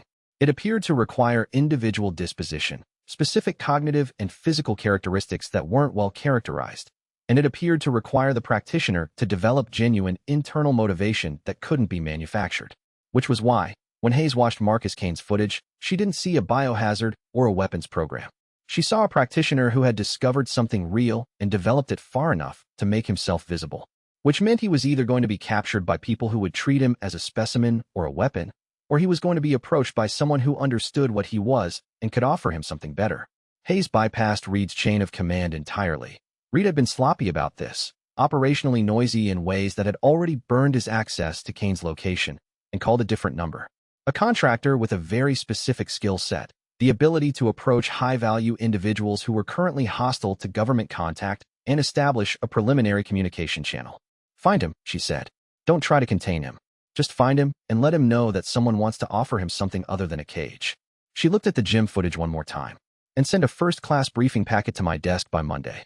everything we have on the cultivation phenomenon. It's time to stop studying it and start working with the actual article. Chapter 31.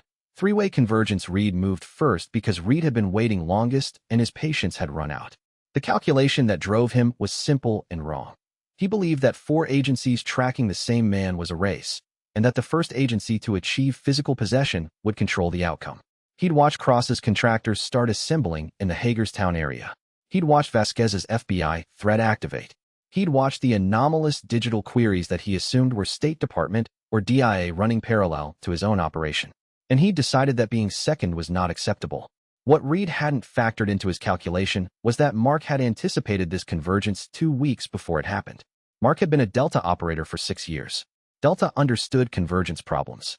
When multiple hostile forces were closing on a single objective and didn't know about each other, the situation was not additive danger. It was chaotic danger, which was an entirely different management problem. Reed's approach wasn't subtle. He coordinated with the FBI under a national security authority framework that didn't require Vasquez's buy-in, just her office's cooperation. He positioned his military team in a cordon around the property perimeter while the FBI vehicle approached the front. Vasquez, arriving with 2 agents to conduct a voluntary interview, had no idea she was the visible face of a military extraction. The convergence happened on a Tuesday morning. Vasquez's vehicle came up the gravel track. Reed's team went in from the tree line on the eastern side of the property. And Cross's extraction contractor, 6 men in a rented van, arrived at the county road junction 2 miles south and began their approach on foot, having identified the property from the cell signal of the burner phone Mark had used 2 days prior. Mark was already gone. He'd left at 0400 in Jack's truck after Jack had called at 0330 with the traffic analysis. Too many vehicles moving in patterns consistent with a coordinated approach.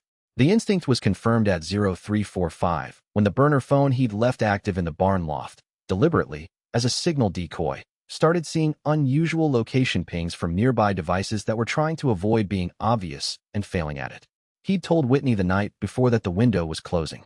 Whitney had listened, nodded, and gone to bed with the same equanimity he brought to everything. He would be questioned when they came. He would answer questions about a guest who had left without a forwarding address. He would be honest except about the nature of what Mark was and where Mark had gone. Mark left him with 2 things, a phone number to reach Jack, and a handshake that lasted slightly longer than handshakes normally did. "Thank you," Mark said. "Come back when you're ready to," Whitney said. "I'll be here." Chapter 32. Whitney's sacrifice. At 0620, 3 vehicles arrived at Whitney's property simultaneously. Vasquez's FBI sedan from the front, Reed's contractor team from the east tree line, and Cross's private extraction unit who had walked through the lower field from the south. Whitney was sitting on the porch with a cup of tea. He watched the 3 groups stop and notice each other with the bemusement of a man who had spent 40 years reading about conflict and had developed a fairly complete theory of what happened when unprepared parties converged on a situation they had each assessed independently. It was a mess, as converging parties with different objectives usually were. Vasquez's agents identified themselves first and established legal authority. The military contractors had no legal authority and knew it. Cross's team had even less. A 40-minute standoff ensued in which everyone involved was simultaneously claiming priority and assessing whether the other parties would shoot. Nobody shot. Whitney watched this from the porch and drank his tea. When the dust settled, temporarily, and under Vasquez's insistence that this was a federal investigation scene and everyone else needed to step back, they came to Whitney. He answered their questions with the calm of a retired librarian who had nothing in particular to hide and nothing to prove. Yes, he'd had a guest. Yes, the guest had left. No, he didn't know where the guest had gone. No, he didn't know the guest's plans. He'd been told the guest needed quiet for a personal project and would be using the barn for a week or 2. The guest had been a quiet, disciplined person who had apparently completed their project and moved on. All of this was essentially true. Vasquez, who was more perceptive than her counterparts, noted something about how Whitney's calm was not the calm of a man trying to appear innocent, but the calm of a man who genuinely believed he had done nothing wrong. She spent 20 minutes with him separately after Reed's people and Cross's people were excluded from the immediate property. "His name is Marcus Kane," she said. "Former Special Forces. He may be in danger from multiple parties. If he's in danger," Whitney said carefully, "I hope he's difficult to find. He struck me as the sort of person who could manage himself if given adequate time to prepare. Did he tell you what he was doing out here?" "He needed a quiet place to rest and train. And the barn loft. Nothing unusual left behind." "I'll check," Whitney said. He walked to the barn. He checked. Mark had been thorough. No documents. No equipment beyond what would indicate a person had slept and eaten there. Nothing unusual, Whitney reported. Vasquez looked at him for another moment, then gave him her card again. She noticed he already had one from her earlier visit to Mark's apartment. She'd been thorough enough to cross-reference the guest book. If he contacts you, she said, tell him I'm not his enemy. I'll relay that, Whitney said, if I hear from him. He watched the vehicles leave. Reed's team left looking furious. Cross's team left looking recalculating. Vasquez left looking thoughtful. Whitney went back inside, made a second cup of tea, and thought about the letters in his desk drawer. He didn't mail them. Not yet. Mark had given him 3 weeks. The clock had 11 days left. Chapter 33. First real fight. Cross's extraction team had separated from the property search without waiting for Vasquez to authorize their departure. A decision that Vasquez logged but couldn't legally stop.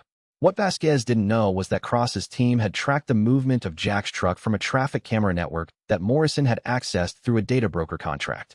The truck had gone north on Route 15, then east. It was moving. It was trackable.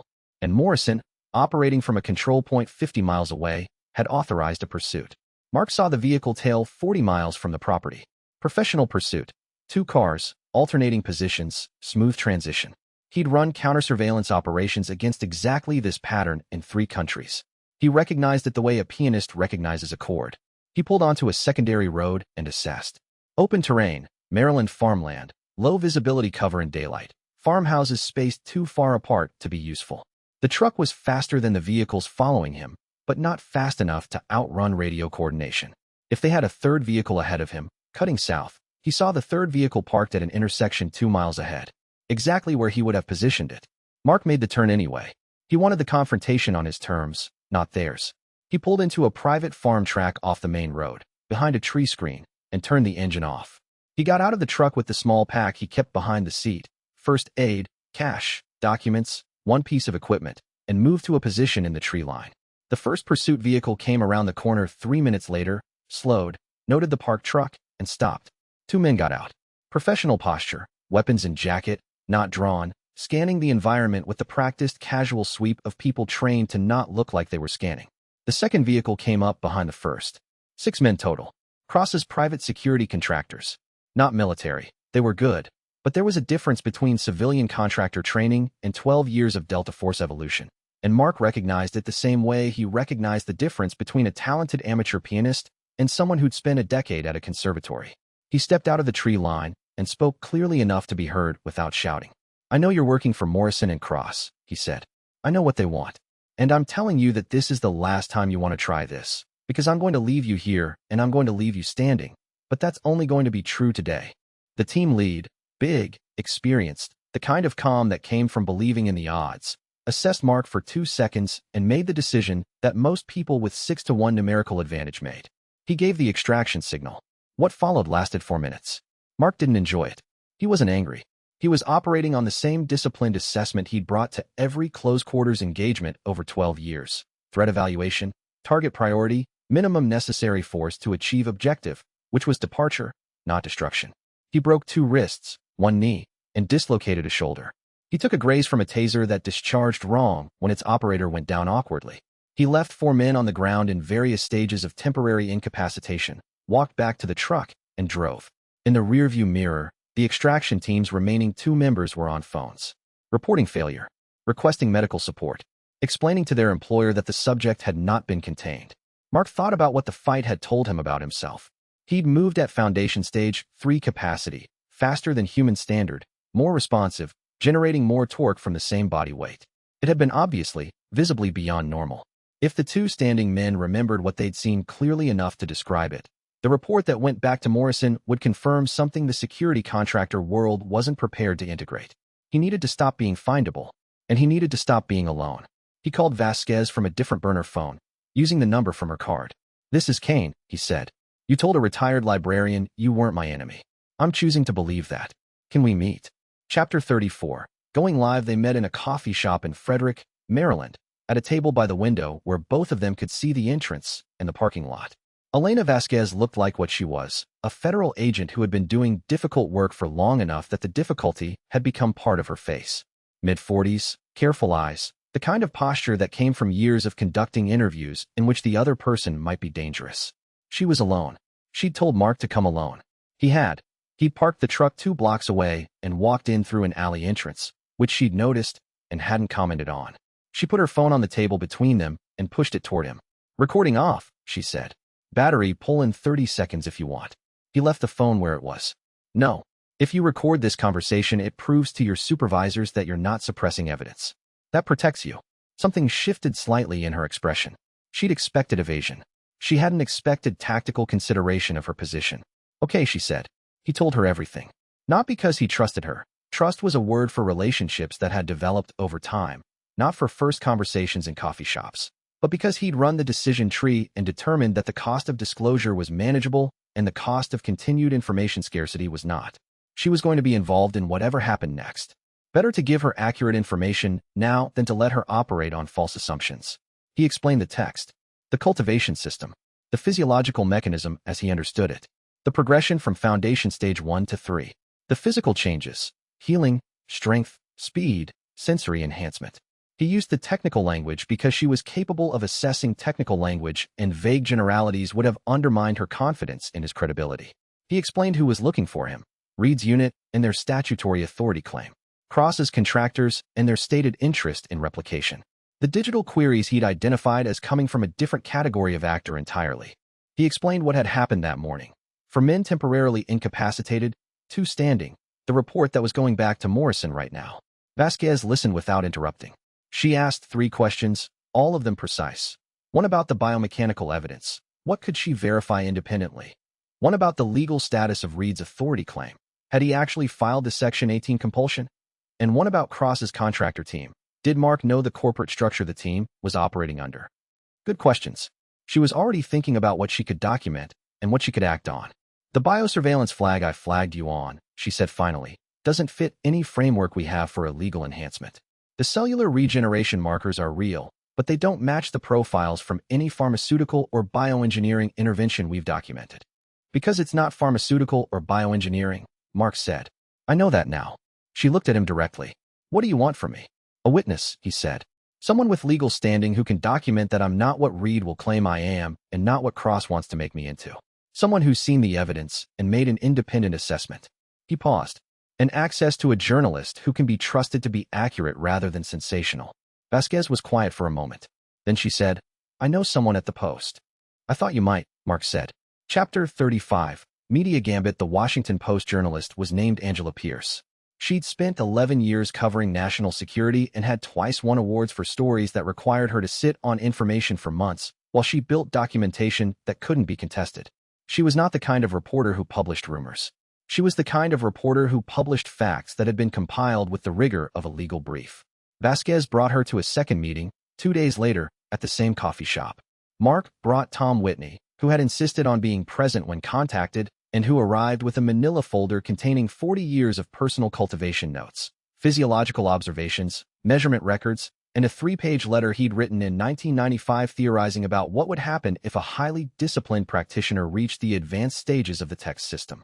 Pierce looked at Whitney and his folder for a long moment. "You've both been practicing this," she said.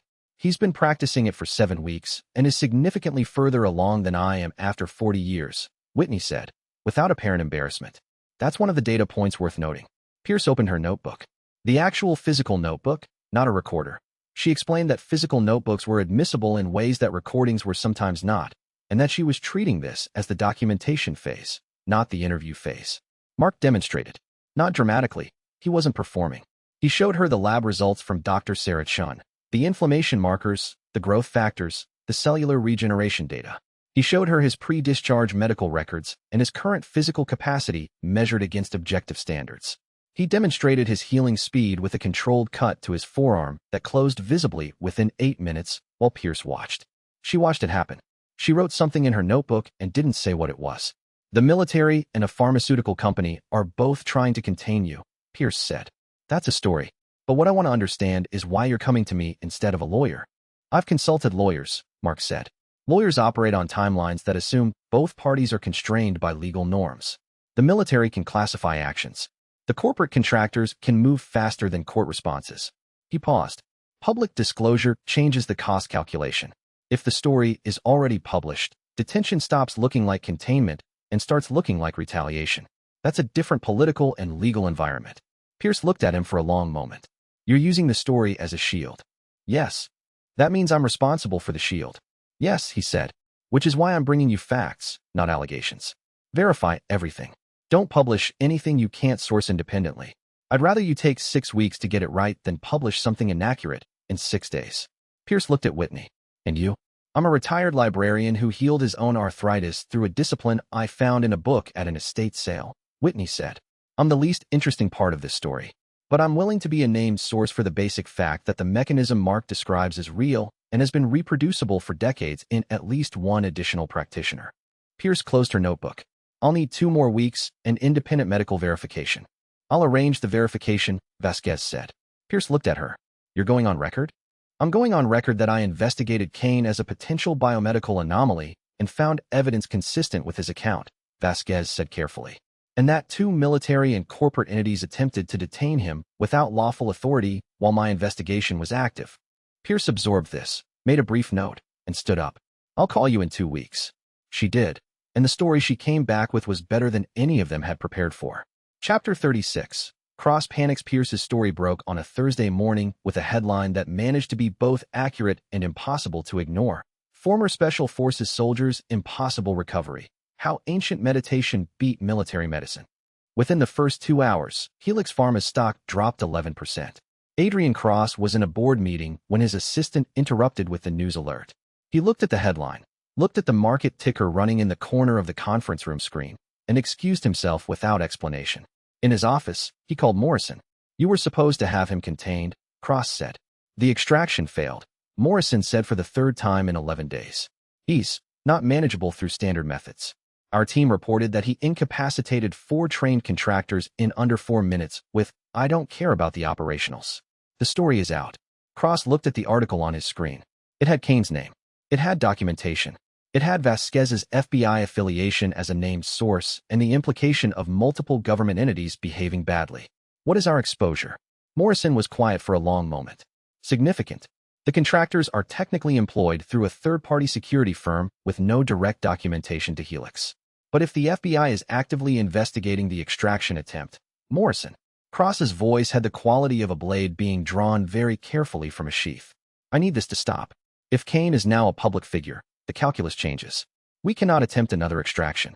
We cannot be seen pursuing him in any way that can be documented. A pause. But we can demonstrate that whatever he's doing is dangerous. We can manufacture a counter-narrative, a case study of someone who attempted his methods and experienced severe medical consequences. He has Dr. Sarah Chun on record, Morrison said. The VA physician who documented his recovery. She's a named source in the article. Any manufactured counter-narrative gets tested against her data. Cross was quiet for a long moment. What's our legal exposure on the extraction attempt? He said finally. I've been consulting with outside counsel, Morrison said carefully. If Vasquez formally files the incident, we're looking at conspiracy to commit kidnapping under federal statute. The contractor's employment records can be traced through 3 shell companies, but it's traceable. He paused. The FBI agent is motivated. She'll file. Then we need to demonstrate Kane initiated the confrontation, Cross said. Self-defense. Our team was protecting personnel from an aggressive subject. He has the better lawyers, Morrison said quietly. He has media coverage. He has Vasquez. And he has, Morrison stopped. What? Physical evidence that makes anything we claim about the confrontation difficult to support. One of our contractors was treated for a dislocated shoulder and 2 broken wrists. The medical records show the injuries were consistent with applied force exceeding any normal human capacity. Any court proceeding will have to address what he actually is, and once the jury sees that, Cross ended the call without responding. He sat alone in his office for a long time, watching his company's stock ticker continue its decline. That evening, Morrison's last extraction team made one more attempt, not an authorized one. Just Morrison acting on desperation and the $10 million bonus that was now clearly never coming. 3 men, suppressed weapons, Kane's new location identified through Pierce's story. It mentioned a federal protection arrangement that implied a specific type of facility in the region. Mark neutralized the team in 90 seconds. None of them were permanently injured. All of them were thoroughly incapacitated. 2 days later, Morrison was arrested. A week after that, Cross's board of directors voted him out. The business of trying to contain Marcus Kane had proved considerably more expensive than the business of not trying. Chapter 37. Story breaks. Angela Pierce's story was more thorough than anyone expected and more carefully constrained than most readers wanted. The headline promised impossibility.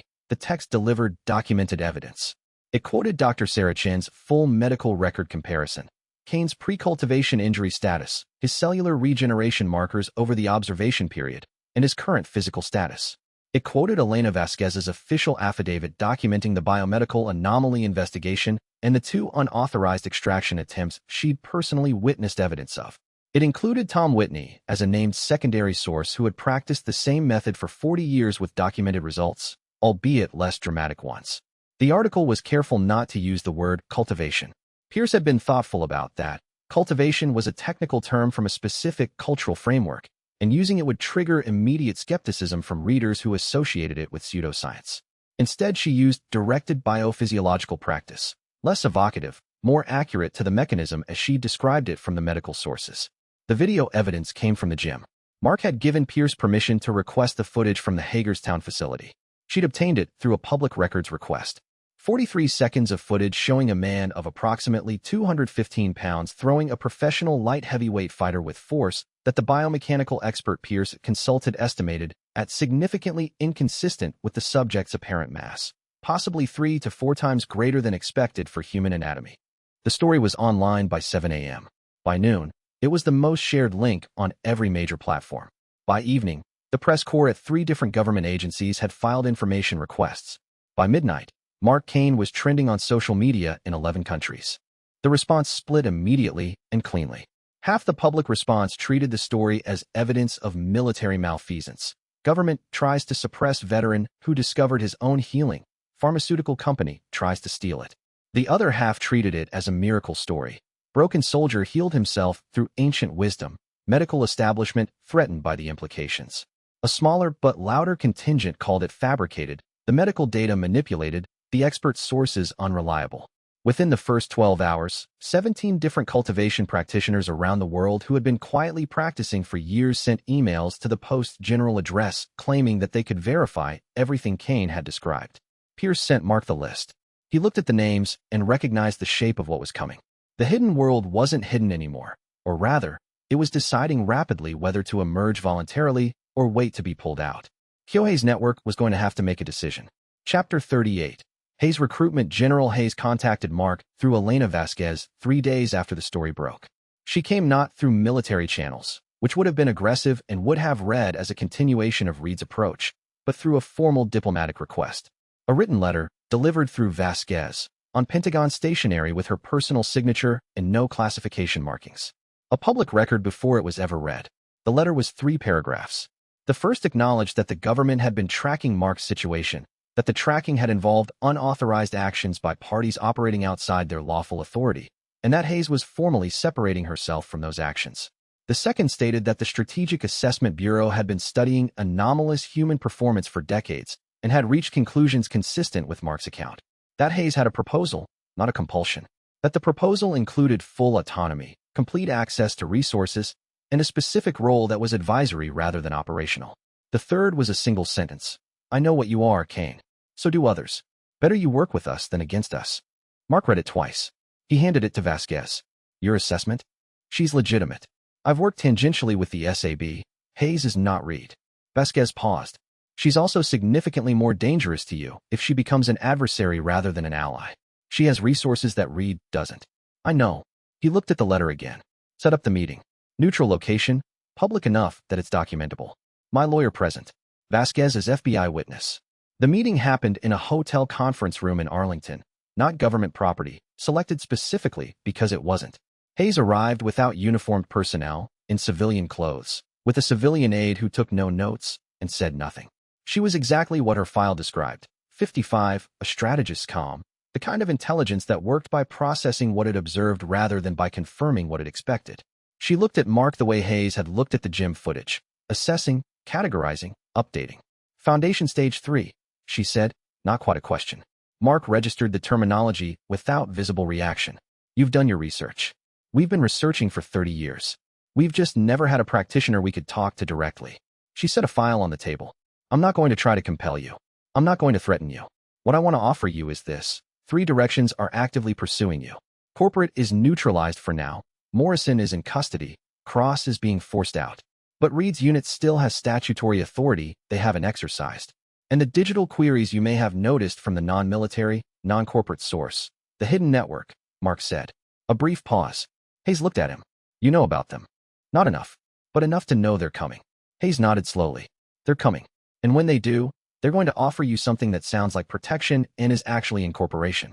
They're going to want to subsume you into their existing framework, which has worked for 3,000 years by eliminating people who threatened it or absorbing people who could strengthen it. She paused. My offer is different. I want you working with the government, not for it. Advisory capacity, resources, legal protection, and the ability to do what you're going to do anyway, with better information and better support. And in exchange, you advise us. You help us understand what's coming. And when the hidden network makes contact, she looked at him steadily. You give us a seat at the table. Mark looked at the file on the table, then at Hayes. I have conditions. Of course you do, Hayes said. That's why I'm here instead of sending a compulsion order. They negotiated for 2 hours.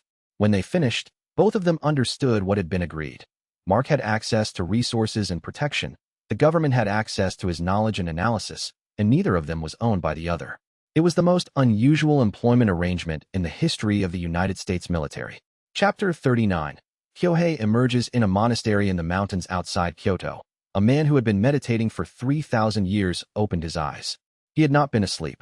He had been present, as he was always present, in the diffuse way of a consciousness that had grown so vast over centuries that it could hold the entire planet's chi field as a single perception rather than 1,000 separate readings.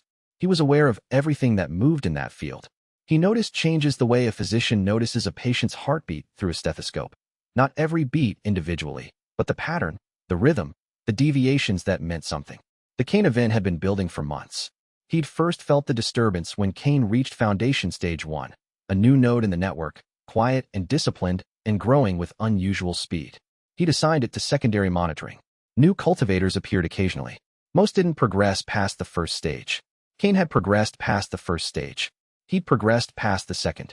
At Stage 3, Kyohei had convened his inner council, 6 ancient cultivators who had been with him for between 500 and 2,000 years. They'd assessed the pattern, evaluated the trajectory, and reached the conclusion that had defined their response to anomalous advancement for 3 millennia. Address it before it became a problem. Then the story had broken in the post. Kyohei had read the article 3 times. He'd watched the gym footage. He'd sat with the information for 7 hours before convening the council again. The assessment was clear. Kane had done something no independent cultivator had done in recorded history. He had deliberately gone public.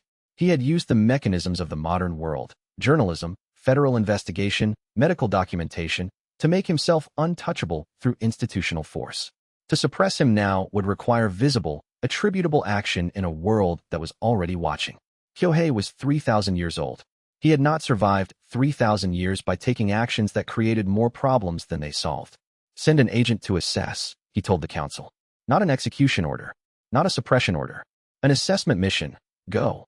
Observe. Determine whether Kane's development represented a threat that was manageable, a threat that wasn't, or something the council's 3,000-year-old framework hadn't yet categorized. The agent he selected was the best he had for this type of mission. Not a fighter, though the agent could fight. A diplomat. Someone who understood human motivation and institutional complexity and could talk to a former Special Forces operator without triggering the combat reflexes that would complicate any subsequent communication.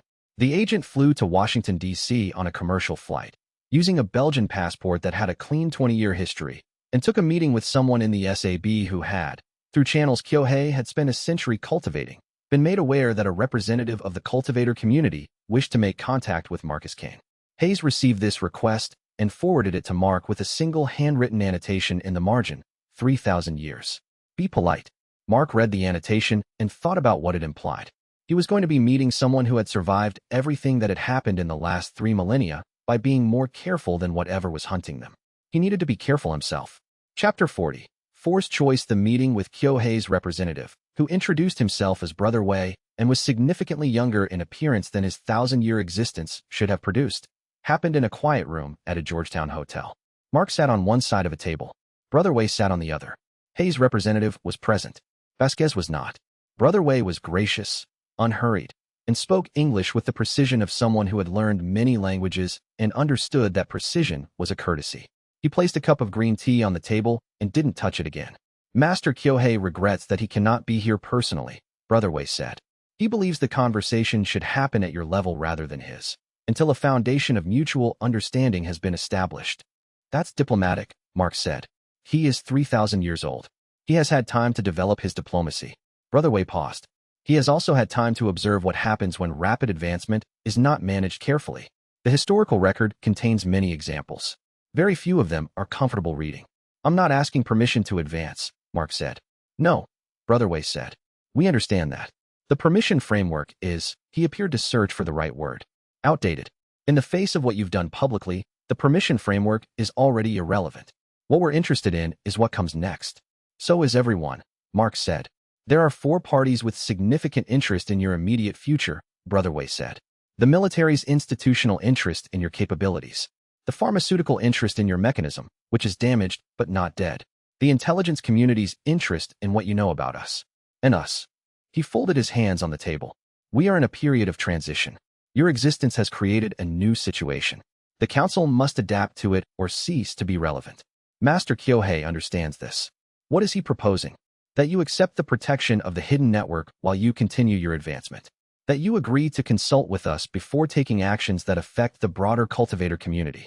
And that you accept, in exchange, access to knowledge that has been accumulated over 3,000 years and is not available from any other source. Mark considered this. The Hayes arrangement covers the first point differently. The second point depends on how consult is defined. And the third point, he paused. The third point is genuinely useful. That was our assessment also, Brother Wei said.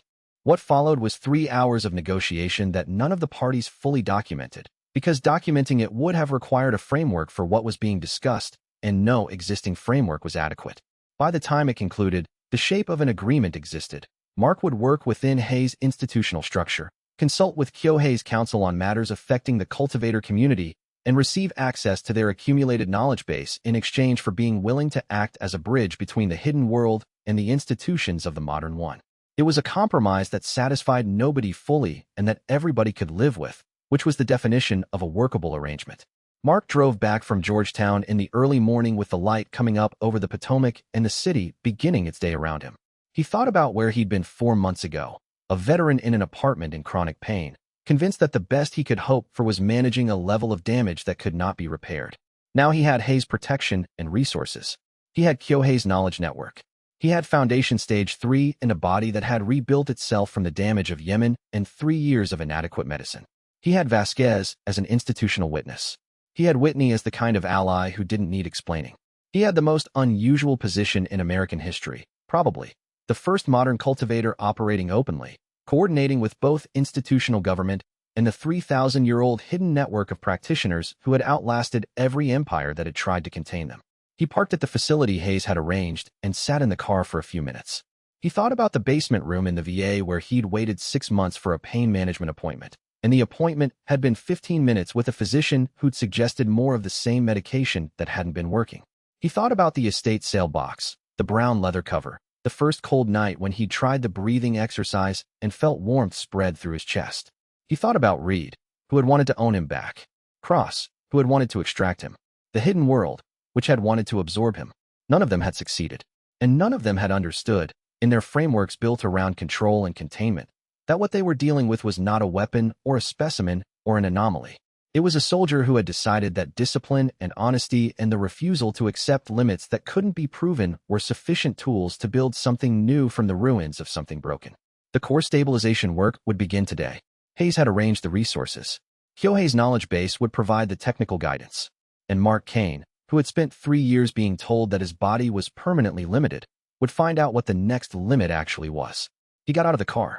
Whatever the hidden cultivators were planning to send next, they'd find a man who was no longer surprised by anything they could offer. The real work had just begun. Chapter 41. Secure facility. The facility was in Virginia, in the mountains west of Charlottesville, and it was exactly what Hayes had promised it would be. Isolated enough to work without interruption, equipped for serious physical training, and staffed by people who had been briefed that the person they were supporting was unusual, and that unusual, in this context, was not a euphemism. Mark arrived with one bag and an orientation brief that Hayes had delivered personally. The brief was substantive and concise. The facility existed under a research authorization that kept it off standard military reporting chains. The staff were cleared for the nature of Mark's work. The equipment budget was essentially unlimited within reason, and his liaison would be Captain Sarah Okonkwo, a former Army psychologist who had been selected specifically because she was not a combat operator trying to evaluate Mark against military standards. She was a scientist trying to understand what Mark represented. Okonkwo met him at the gate. She was 32, direct in the manner of someone who'd learned that directness saved time, and that time was always in shorter supply than you thought. She shook his hand with a firm grip, noted the way Mark moved, and said nothing about what she'd observed. "I've read everything we have on the cultivation framework," she said, walking him toward the main building. "Which isn't much. The SAB files are thorough but largely observational. We've documented anomalous human performance for 60 years without successfully characterizing the underlying mechanism." She paused at the door. "General Hayes wants me to help you figure out how to explain what you're doing in terms that can be taught to others. My preliminary assessment is that this is not primarily a teaching problem. It's a characterization problem. We need to understand the mechanism before we can evaluate whether it's teachable." "That's correct," Mark said. "Most people tell me they can just teach it," she said. "Describe the breathing. Describe the meditation. Walk through the stages." "Most people haven't gotten far enough to know what they don't know," Mark said. "The breathing and the meditation are the vehicle, not the destination. Two people can follow identical instructions and get different results because the determining factor isn't the method, it's the disposition of the practitioner." Okonkwo looked at him. "You already have a theory. I have several. I haven't tested them systematically because I've been too busy being hunted." He set his bag down in the entry corridor. "Now I have time to test them." He'd been trying to describe the core stabilization stage for 2 weeks, since the foundation stage 3 breakthrough, and the best analogy he developed was architectural. Foundation stages were like pouring a concrete slab, building a stable base. Core stabilization was like erecting the structural frame on that base, using the foundation's solidity to support vertical development. The energy wasn't just circulating faster or deeper. It was beginning to organize itself, to develop its own structure rather than requiring constant conscious direction. He spent the first 3 days running a baseline assessment with Okonkwo's measurement protocols, blood draws, biomechanical testing, neurological function tests, and the extensive subjective reporting that Okonkwo was meticulous about documenting with the same rigor she brought to the objective measures. She wanted to know what the experience was, not just what the instruments showed. She understood that the subjective and objective data would eventually converge and that neither alone was complete. On the 4th day, he began core stabilization stage 1 in earnest. The facility had a meditation room that Okonkwo had outfitted with monitoring equipment that could track Mark's vitals through a session without requiring physical attachment. He worked 4-hour morning sessions and 2-hour evening sessions. He kept a cultivation journal that Okonkwo had access to, not because he was required to share it, but because making the internal process legible was part of the testing he needed to do. The pain was gone. He'd registered this at foundation stage 3 as a fact. Now he was registering it as a context. He'd spent 3 years operating under the background constraint of pain management, making decisions, allocating attention, maintaining physical position with the constant awareness that some movements were safe and others would trigger consequences. Without that constraint, his attention was available in ways it hadn't been for years. His strategic thinking was cleaner. His pattern recognition was faster. He had more capacity for careful observation because he wasn't spending capacity on managing his own body's protests. He was, for the first time since Yemen, fully present. It was a significant difference. Chapter 42. Interrogation. The intelligence briefings started in the 2nd week. They came in 3 formats: written memos, which Mark could process at his own pace; session interviews, which were structured conversations with analysts trying to map his experience against existing frameworks; and what Okonkwo called integrative discussions, which were less formal, but which Mark recognized as the most useful of the 3 because they were the format in which people were least trying to fit what he said into pre-existing categories. The analysts wanted to know about the mechanism. Can it be weaponized? Can it be taught to soldiers? Can it be synthesized chemically? Can it be accelerated through external intervention? Can it be detected in a population before it manifests? Can it be replicated in someone without Mark's specific background? Mark answered the questions with as much precision as he could, which required him to be careful about the difference between what he knew from the text, what he knew from his own experience, and what he was inferring. He was not willing to blur those categories because blurred categories in intelligence analysis produced incorrect conclusions and incorrect conclusions got people killed. The method works because it requires genuine discipline and genuine belief, he said in the third briefing, when they were back on the weaponization question for the fourth time. You can't weaponize discipline. You can mandate the behavior, but mandated behavior doesn't produce the internal state that makes the cultivation work. The nervous system change is contingent on the practitioner's authentic engagement. If someone's going through the motions under orders, the motions won't produce the result. That's your current assessment, one of the analysts said. What if that assessment is incorrect and the method can be delivered through chemical intervention that bypasses the need for authentic engagement? Mark looked at him. Then you're not making a cultivator. You're making something else. And something else that mimics the external characteristics of cultivation without the internal development would have the power enhancement without the judgment that comes with the development. You'd have a stronger soldier with worse decision-making. He paused. That's not a weapon. That's a hazard. The analysts made notes. The notes would not change the fact that someone, somewhere in the research structure Hayes had access to, was going to pursue the chemical intervention angle anyway. Mark knew this. He couldn't prevent it. He could document that he'd given an accurate assessment and let the subsequent results speak for themselves. The interrogation sessions concerned him less than the direction they implied. He spent 2 evenings discussing his concern with Okonkwo, who had a perspective on the institutional dynamics that he found useful. Hayes is managing 3 competing interests, Okonkwo said. The research interest, which wants characterization and replication. The operational interest, which wants immediate capability deployment. And the strategic interest, which is Hayes herself. She wants something longer term than either, and she's using the research and operational interests to keep each other honest. She paused. You're a resource to all 3. The question is which interest gets priority in any given decision. And what's your interest? Mark asked. She considered the question with unusual care. I'm interested in whether what you're describing is teachable in principle, she said finally. Not because it solves a military problem. Because if it's teachable in principle, then what happened to you? The veteran with the injuries and the inadequate support doesn't have to stay exceptional.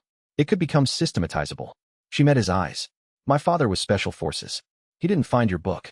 Mark absorbed this. He died from complications 3 years after discharge, she said. He didn't say he was sorry. That wasn't what she wanted. I'll help you figure out if it's teachable, he said. Chapter 43. Kyohei's first test brother Wei arrived at the facility 3 weeks into Mark's residence, this time not alone. His companion was a man named Kim Min-jun, Korean, in his apparent early 40s, moving with the easy efficiency of someone who had been training in some form of martial discipline for most of his life. Kim was a Stage 2 cultivator, Brother Wei explained, which put him well below Mark's current progression, but significantly above the civilian baseline. He'd been sent to assess Mark's actual capabilities against a practitioner rather than civilians or untrained contractors. They cleared it through Hayes. Hayes cleared it with a single annotation. Don't break him permanently. The assessment session happened in the facility's training room, with 4 government observers watching through a one-way window. Mark had been told about the observers. Kim presumably knew he was being watched. Neither of them pretended otherwise. The purpose is not competition, Brother Wei said, standing at the edge of the room. The purpose is mutual assessment. You both learn something about the other. Kim bowed slightly. Mark nodded. The first 30 seconds established the parameters. Kim's Stage 2 cultivation gave him a significant advantage over a civilian. Speed, strength, sensory awareness. Against a normal human opponent, he would have been over in less than a minute. Against Mark, the first exchange ended in a stalemate that surprised Kim visibly. His speed was matched. His strength was largely matched. His technique was more sophisticated. He'd been refining it for decades, where Mark had been developing his for months. But technique advantage against someone of roughly equivalent power was a much more complicated thing than technique advantage against someone significantly weaker. They went for 45 minutes. Mark won eventually. Not through power, but through the tactical pattern recognition that had been his primary asset in combat for 12 years. Kim was trained in forms and applications that had been refined over generations. He defaulted to those forms under pressure. Mark was trained in chaos navigation, finding the pattern in disorder, identifying the one moment when a superior opponent committed to something that created the angle for a counter. Kim went down on one knee when Mark applied the finishing pressure. He was not injured. He looked at Mark with the expression of someone whose assessment had required revision. The master asked me to confirm something, Kim said, once they were both standing and the observers behind the window were presumably comparing notes. He wanted to know whether you were advancing through technique or through discipline. What's the difference? Mark asked. Technique is borrowed, learned from someone who learned it from someone. It's repeatable and transmissible, but it has a ceiling. Discipline is generated, built from the practitioner's own character. It's slower to develop, but it compounds instead of accumulating. The ceiling is higher. Kim paused. You're advancing through discipline. The master has seen this in perhaps 6 practitioners in 3,000 years. It changes the analysis considerably. What's the analysis? Kim considered this. That you're not an anomaly to be managed. You're a development to be understood. He bowed again, this time more deeply. I'll tell him what I observed. Tell him I'm looking forward to the conversation, Mark said. He meant it. Any practitioner with 3,000 years of accumulated knowledge was a resource worth taking seriously. Chapter 44. First teaching moment. Okonkwo came to his door on a Thursday evening with a bottle of water and the expression of someone who was about to ask something they'd been thinking about for a long time. Can I talk to you about my father? She said. He let her in. She sat on the chair by the window, not the desk chair. The window chair was a choice that meant she wanted to talk, not to conduct a session. He noted the distinction. Not about him dying, she said. About before. About the last 3 years before he died. She paused. He was Special Forces for 22 years. Multiple deployments. He came out in 2015 with injuries that weren't as severe as yours, spinal damage, both knees, hearing loss in one ear, the standard accumulation, plus the psychological load. She stopped. He managed. Until he didn't. The pain management medications stopped working around year 2. After that he was not himself. The person who managed the pain wasn't the person who'd been my father. Mark was quiet. He didn't have access to anything like what you found, she said. He didn't know to look. The VA didn't tell him anything existed. And I've been working with veterans for 6 years, and I have never seen anything that addressed the underlying problem. The physical damage that conventional treatment can only manage, not resolve. She looked at him. You found something that works. How transmissible is it? I don't fully know yet, Mark said honestly. I have evidence that it's transmissible at the foundation level. Tom Whitney developed to foundation stage 2 over 40 years, which is slow but genuine. I have the theoretical framework from the text suggesting that certain physical and psychological predispositions facilitate faster advancement. What predispositions? Discipline as a foundational habit. Not enforced discipline, but internalized discipline, which is different. A genuine willingness to accept objective measurement over comfortable narrative. A physical baseline that includes significant training. Not necessarily combat training, but intensive physical practice of some kind. He paused. Former military personnel have most of those predispositions already. The question is whether the progression can be accelerated to produce meaningful results before someone's quality of life degrades past the point where the practice is accessible. She looked at him for a long moment. My father has a friend. Retired from the Rangers. He's 62. Currently on 4 different medications for chronic pain, 2 of which are creating dependency issues. She paused. Could you try? Introducing someone new to the practice before I have more systematic data on transmission is a risk, Mark said. He's dying by degrees, she said. The risk is already present. He thought about the VA basement, the 15-minute appointment, the physician's limited scope. Is he willing to commit to genuine practice, not just try it for a week and decide it doesn't work? Yes, she said. He was Rangers. He understands commitment. Set up the meeting, Mark said. Off facility, private, no documentation. I want to work with him without the observation apparatus until I have a baseline for what teaching at this level actually looks like. She nodded. And Okonkwo, he said as she was leaving. The people I'm going to be able to help are the ones who already have the internal disposition. People your father's friend sounds like. He paused. That doesn't bring your father back. I know, she said. But it might mean the next person doesn't have to go through what he went through. That's enough, Mark said. That's a sufficient reason. Chapter 45. Reed's last move. Reed moved on the 15th day of Mark's residence at the facility, and the move was exactly as reckless and precisely as desperate as Mark had predicted it would be when Hayes had briefed him on Reed's status. Reed had been court-martial proceedings pending for 2 weeks, which was fast by JAG standards and indicated that Hayes had prioritized his removal from the operational picture. The proceedings had not yet concluded, which meant Reed still had his clearances, still had his unit, and, critically, still had access to information about the facility's location through clearances he hadn't yet been formally stripped of. He sent a team of 8, not uniformed, civilian contractors under a classified authorization that Reed had processed through a channel he'd been cultivating for 2 years as a backup to official structure. The team's orders were extraction under the authority of a classified national security designation that Reed had issued himself, knowing it wouldn't survive any legal challenge, but calculating that once he had Mark in custody the challenge wouldn't matter. Mark knew they were coming 4 hours before they arrived. Jack had flagged the contractor activation. Hayes had been notified through a separate channel, but was 30 minutes slower than Jack. Mark's response to the warning was methodical.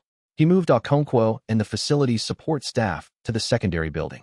He locked down the training facility's external access. He positioned himself in the main corridor with the facility's security feed running on his tablet and a clear line of sight to the primary entry points. He did not call for backup. If backup arrived before the situation resolved, it would become a confrontation between military factions that produced paperwork and publicity and probably no permanent resolution. He wanted it over cleanly. The team came in through 2 entry points at 0230. Trained, professional, equipped for non-lethal containment first and escalation second. Mark gave them the briefest possible amount of time to understand what they were dealing with. The fight lasted 11 minutes. 3 of them were incapacitated before they reached the main corridor. The next 3 found Mark in a position that gave him angles they couldn't compensate for without more space than the corridor provided. The last 2 understood the outcome before it occurred and made the rational choice, which was to stop moving. Mark let them leave, on their feet, retrieving their incapacitated colleagues, with a message to deliver to whoever had sent them. This facility was not a target. The next team that came would find someone further advanced and considerably less patient. He sat in the corridor for 20 minutes afterward, processing. He'd killed people in Yemen. He'd killed 3 of Reed's contractors during the previous extraction attempt, before the facility arrangement, before the Hayes Agreement, when the situation had been kinetic in ways that left no space for restraint. This time, with more power and more control and more space to work with, he'd left 8 men standing, or at least breathing. The difference mattered. Not because killing in defense of his life was wrong. It wasn't, and he'd made peace with that in the specific context of Yemen, but because the decision about when to apply lethal force was one that had to be made carefully. He was becoming too powerful to use power carelessly. Hayes called at 0500. Reed's in custody, she said. The court-martial is accelerating. A pause. The facility team is shaken. They'll be fine, Mark said. Nobody was seriously hurt. Not what I mean. Another pause. I mean they understand now, concretely, what you are. It changes the working environment. I know. He'd thought about this. Tell Okonkwo I want to do a group debrief tomorrow morning. The full team. If they're going to work with me, they need to understand what I'm becoming and what the implications are. Not from secondhand reports, from me, directly. That's generous, Hayes said. It's practical, Mark said. Uncertainty about the nature of what you're working with creates problems. Clarity, even if it's unsettling, creates better working conditions. He paused. And it's the kind of thing my VA physicians should have done with me. Hayes was quiet for a moment. I'll authorize it. After the call, he returned to his meditation room and began the core stabilization stage 1 work that had been interrupted by the alert. His body was calm. His mind was clear. The fight had cost him nothing physiologically. His recovery was instantaneous at this stage, which was itself a kind of useful data point for Okonkwo's records. Core stabilization stage 2 was approaching. He could feel it building the way he'd felt foundation stage 3 building, a pressure of accumulated progress, a structure strengthening toward a threshold. He had the resources to reach it now. He had the time. And he had, increasingly, the understanding of what it meant. Chapter 46. Core Stabilization Stage 2. 3 weeks after the Reed extraction attempt, Mark reached Core Stabilization Stage 2. The breakthrough came on a Sunday morning during a 2-hour meditation session that he'd been conducting at maximum depth, not the measured daily work, but the kind of deliberate push against the boundary that the text called testing the ceiling. He'd been running this type of session every 4th day, pushing until he felt the limit, pulling back before overextension, and returning to find the limit had moved slightly each time. On Sunday morning, the limit didn't just move. The ceiling gave way. Core Stabilization Stage 2 was not about more power. It was about more integration. His dantian, the cultivation concept that mapped roughly to the body's primary energy center in the lower abdomen, had been solidifying since Stage 1, the chi crystallizing from a liquid state into something denser and more self-sustaining. At Stage 2, the crystallization completed. His chi pool stopped requiring active maintenance. It maintained itself. The practical consequences were immediate and significant. He could now perform chi techniques continuously, healing, speed enhancement, strength amplification, without depleting his reserve measurably. The techniques that had required deliberate activation at Stage 1 were now integrated into his baseline function. He was moving at enhanced speed and strength as a default state, not as a mode he switched into. Okonkwo ran the assessment battery that afternoon. The results went into a classified annex that Hayes would eventually use in the strategic brief she was building for the Joint Chiefs. Speed. Mark could cover 60 miles per hour in a straight sprint. Human standard for elite athletes was approximately 27 miles per hour. He was running at more than double the fastest human record. Strength. He could apply approximately 2,400 pounds of force at peak. Human standard for elite powerlifters was approximately 800 pounds in optimal conditions. He was more than 3 times beyond that. Healing. A gunshot wound to the forearm, administered under controlled conditions with medical staff present, closed and showed no residual damage within 8 minutes. No anesthesia required. The pain had not registered. Sensory capability. He could detect other cultivators within approximately a quarter-mile radius through their chi signatures. He was beginning to develop the ability to sense emotional states in non-cultivators through micro-expressions and physiological tells at a level that exceeded what any documented behavioral analysis training could produce. Okonkwo looked at the assessment printout for a long time. "This is genuinely beyond human range," she said. "That was always the direction," Mark said. "I know. But there's a difference between intellectually accepting that the trajectory leads to post-human capability and looking at numbers that confirm it." She set the printout down. "My concern is less about the capability itself and more about the institutional response. Because when these numbers go into the brief, and they have to go into the brief, the response from some of the decision-makers is going to be fear, not analysis." "I know that too," Mark said. "What do you recommend?" "Framing," she said. "The capability data needs to be presented alongside the stability data. The reason he's stable." She stopped, then continued with the precision she applied to everything. "The reason you're stable and not a threat to the people around you is the same thing that's producing the capability. The discipline is not separate from the power. It's what the power is made of." She paused. "If they try to separate the two, if they try to replicate the power without the discipline, they'll get something dangerous." "Which I've told them already," Mark said. "I know. But now you have numbers to point to." She gathered her files. "I'm going to be thorough about this brief." He watched her leave and thought about what her father's experience would have been if the VA had given him access to even the most basic cultivation framework. Foundation Stage 1. Just the breathing, just the beginning of chi circulation, instead of escalating pain medication. He had access to Kyohei's knowledge network now. He had a facility with resources. He had Hei's institutional backing. The question of whether any of this could scale, whether it could reach the people who needed it rather than just the people the military had decided to test it on, was a question he was going to have to push very explicitly. That was a fight for after Stage 3. Chapter 47.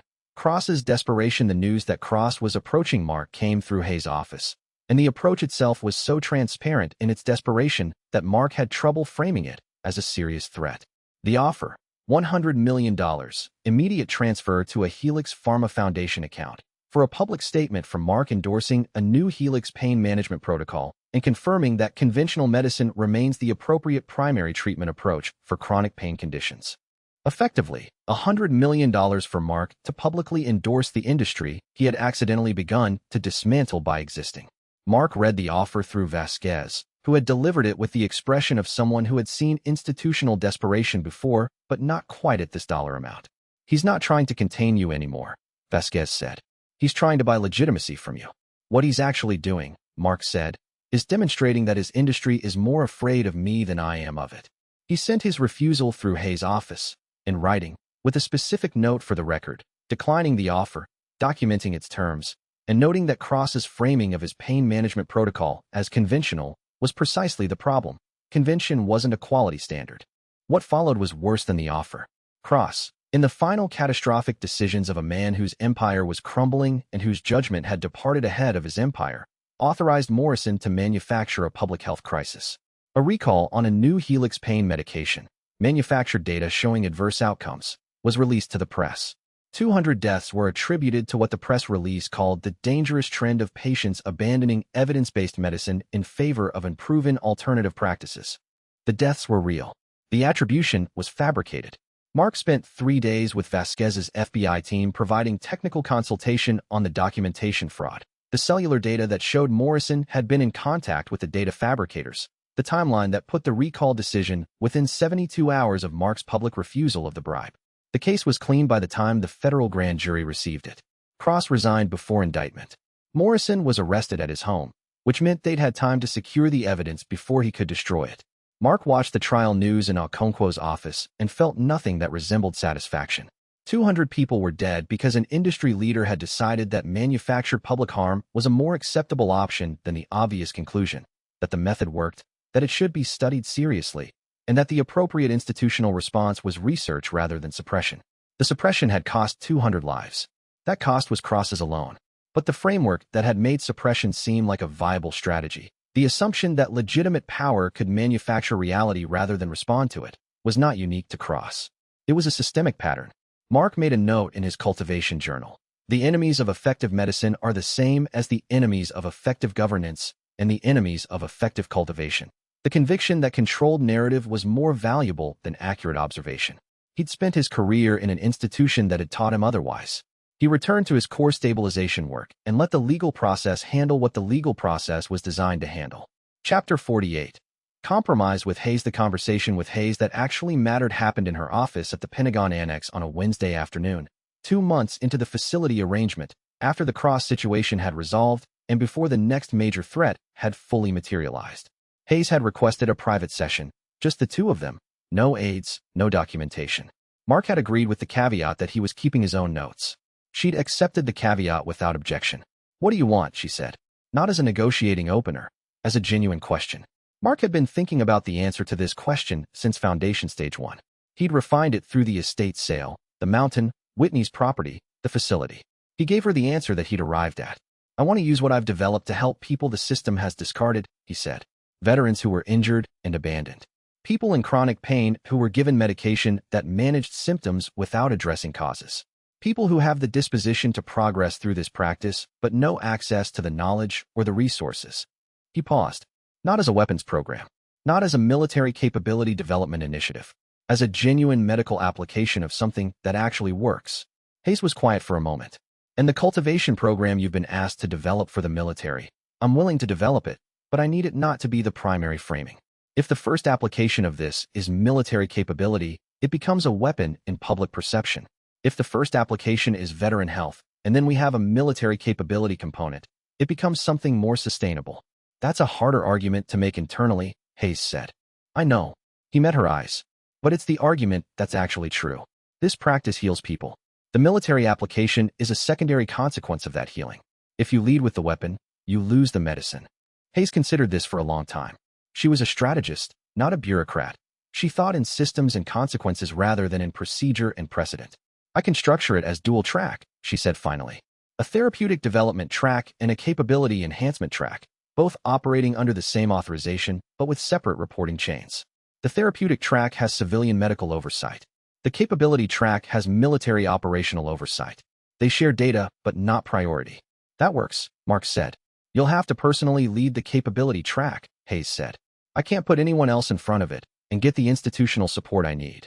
Your name is the asset. Then I lead it," he said.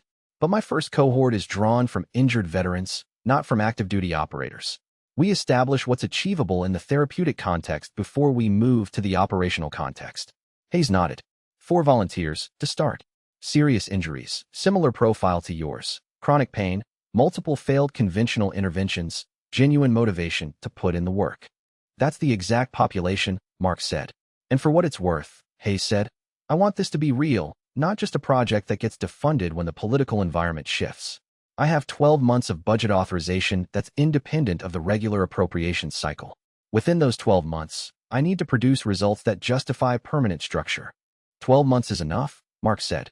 "If the method works, and I know it works, 12 months of serious practice will produce results that stand up to any evidence standard."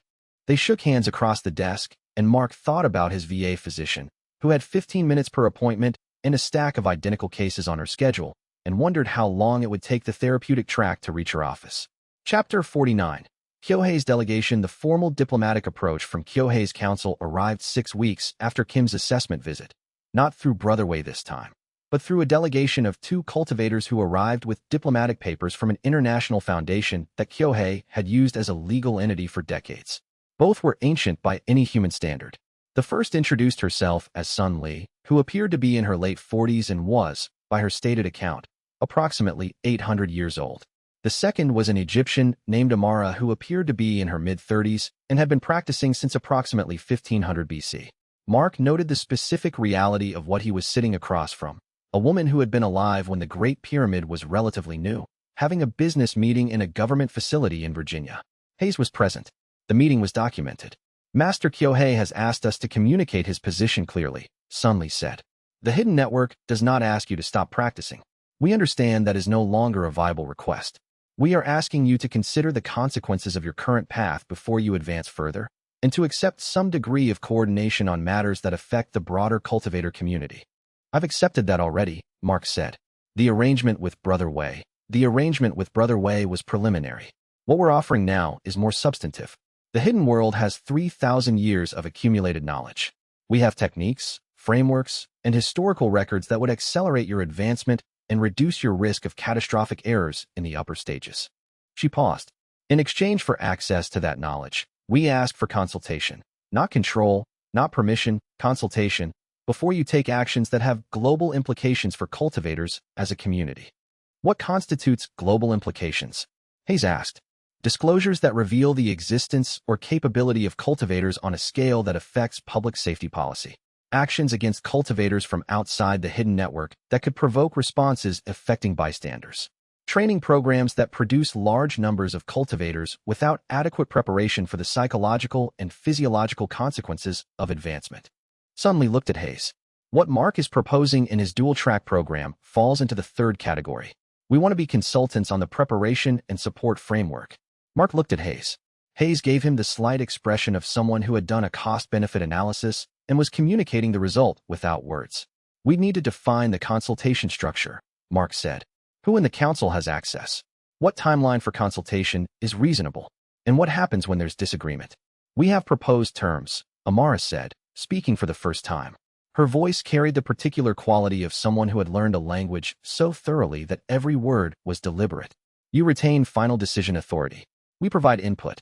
If we disagree strongly, we document our disagreement and our reasoning. She paused. What we're asking for is not control. We are asking to be taken seriously as people who have seen how these decisions play out over centuries. That's a reasonable ask, Mark said. The terms were negotiated over 3 sessions. When they concluded, the hidden world had a formal channel into the therapeutic track's development, not operational authority, but the standing to be heard before decisions were made. And Mark had access to Kyohei's knowledge archive, which Sun Li described as the largest collection of cultivation research and historical documentation in existence. He spent the evening after the final session thinking about what 3,000 years of documented cultivation experience might tell him about stages he hadn't reached yet. He began requesting access files the following morning. Chapter 50. Kyohei revealed the identity brief on Kyohei came through Kyohei's own archive, not through intelligence channels. The government's files on Kyohei were sparse and largely speculative, compiled from observation of the hidden network's activity over decades rather than direct information. The brief came from Sun Li, who had brought a physical volume to the facility that was written in a calligraphic script Mark couldn't read, but that Sun Li translated over 2 evenings with the careful attention of someone conveying something that mattered. The facts were straightforward in the way that impossible things became straightforward when you'd already accepted the impossible.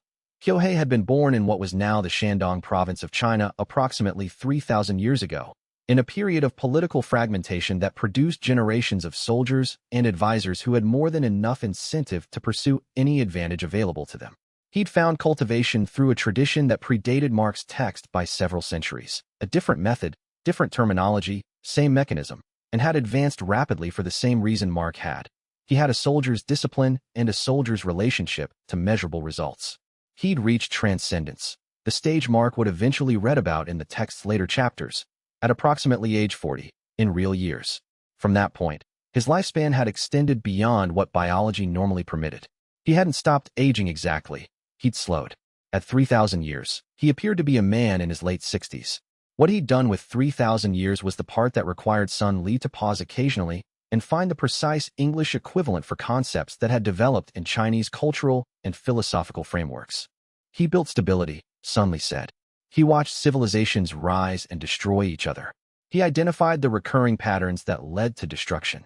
Specifically, the pattern where powerful individuals or groups accumulated capability without proportional accountability and used that imbalance to enforce their version of order on everyone else. He built a network of cultivators who agreed to operate under self-imposed limits, not limits on their advancement, but limits on their public visibility, in exchange for the stability that collective restraint produced. He built a shadow governance, Mark said. That's one way to describe it. He would say he built a preservation network. The distinction matters to him. She paused. The network's 3,000-year record of minimal external interference has not been without costs. There are things they chose not to prevent because preventing them would have required visibility. There are people they did not help because helping would have broken the covenant of silence. She met Mark's eyes. He is not uniformly pleased with those decisions. But he is also not under the illusion that his record is pure. He is under the conclusion that the alternative, visibility, engagement, the attempt to manage human affairs openly, produces worse outcomes than the evidence suggests. He's wrong about that, Mark said. Suddenly considered this for a moment. He believes that assessment is possible. It's why he sent the delegation rather than an execution order when your story broke. She closed the volume. He wants to speak with you directly, not through representatives. He believes the assessment needs to be made between the people who are actually the primary actors in this transition. When he's satisfied that the transition is genuinely occurring rather than being performed for the delegation's benefit. She paused. He'll know the difference. 3,000 years of reading people is adequate preparation for that assessment. Mark looked at the closed volume for a moment.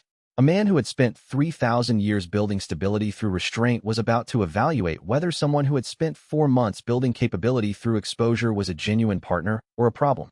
He thought about the choice between those two approaches, restraint and exposure, and why Kyohei's choice had made sense for 3,000 years, and why it was becoming untenable in a world where satellite imagery and internet connectivity and genomic databases made long-term collective secrecy effectively impossible. He also thought about what 3,000 years of cultivation knowledge might contain that he hadn't read yet. The conversation with Kyohei was going to be interesting. Chapter 51. Assassination Attempt. The assassin was waiting in the facility's training room at 0540 on a Tuesday morning. Not inside the facility proper, because the security measures were adequate enough that the primary entry points weren't viable, but in the maintenance corridor that ran parallel to the training room and that had a ventilation access point that had been overlooked in the last security audit. Mark felt the chi signature 42 seconds before he entered the training room. The signature was stage 4, well above his own current core stabilization stage 2, denser and more refined, carrying the specific texture of a cultivator who had been practicing for decades rather than months. The signature also carried something else, a deliberate concealment attempt, the cultivator trying to suppress their chi output to avoid exactly the kind of detection that Mark was now capable of. The suppression was good. Against foundation stage detection, it probably would have worked. Against core stabilization stage 2 detection, it was insufficient by approximately 3 seconds of warning. The assassin came through the ventilation access with a blade that had been coated in something. Mark processed the specific quality of the chi disruption the coating created and categorized it as designed to interfere with chi circulation rather than to kill directly. A poison designed to disrupt the internal system, which was both sophisticated and revealing.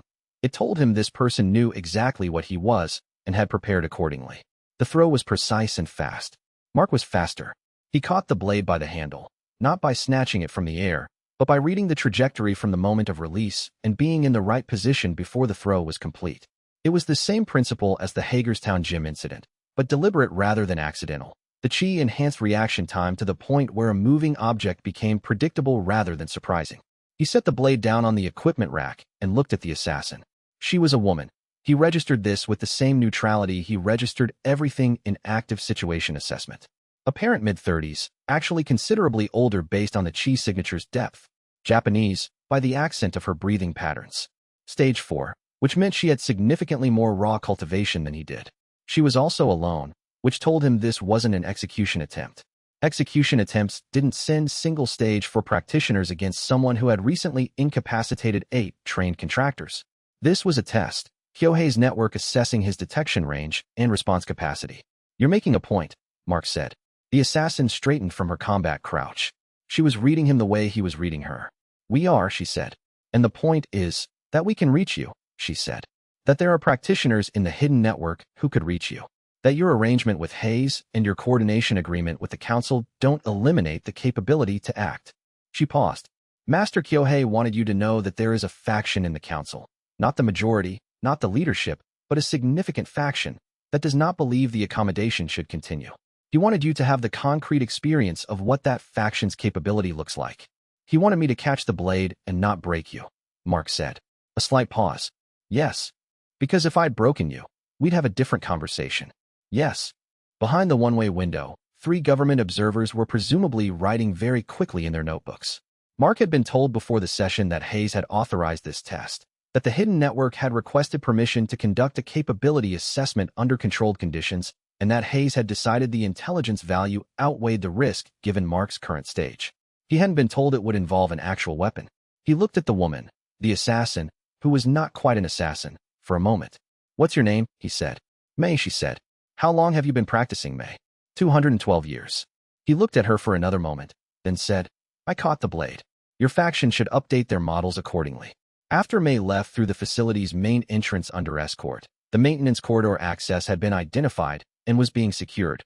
Mark sat in the training room with Okonkwo, who had been watching through the window with the expression of someone whose professional assessment of risk had been considerably revised in the last 4 minutes. "She was stage 4, Okonkwo said. "Yes. And you caught the blade," Mark finished. "Core stabilization stage 2 against stage 4 is not usually a fair fight. The difference was the detection lead time." He paused. "And military training in kinetics. 200 years of cultivation technique doesn't automatically include 4,500 hours of close-quarters combat application." Okonkwo was quiet for a moment. "The faction she mentioned, I'll discuss it with Sun Li and Amara. They'll take the information to Kyohei." He stood up.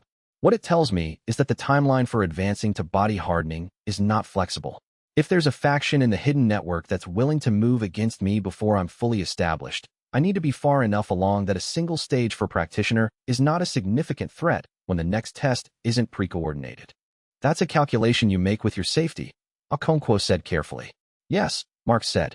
"The same calculation I made in Yemen. The same calculation I made every time I was operational." He looked at her. "Stopping isn't safer. It's just a different kind of risk." Chapter 52. Media presence. Angela Pierce called him 6 weeks after the initial story with a proposal for a 60 minutes interview. Mark thought about it for 3 days, ran the analysis with Hayes and Vasquez, and accepted. His reasoning was tactical, as his reasoning about most things was. The public attention generated by the initial post story had created a specific dynamic. The story existed, but it was static. A population of readers had encountered the evidence and formed initial assessments, but the story wasn't developing in the public record. The Hidden Networks faction that wanted to act against him was operating in a world where that static story was the only public anchor for what he represented. If the story developed, if there was a second, more detailed public record that included both his capabilities and his stability, his advancement and his accountability, the cost of acting against him increased again. The 60-minute segment was 91 minutes of recorded interview edited to 22 for broadcast. Pierce was the correspondent. Mark sat in a chair in a neutral location and answered questions for more than 5 hours, with breaks for the crew, but not for himself.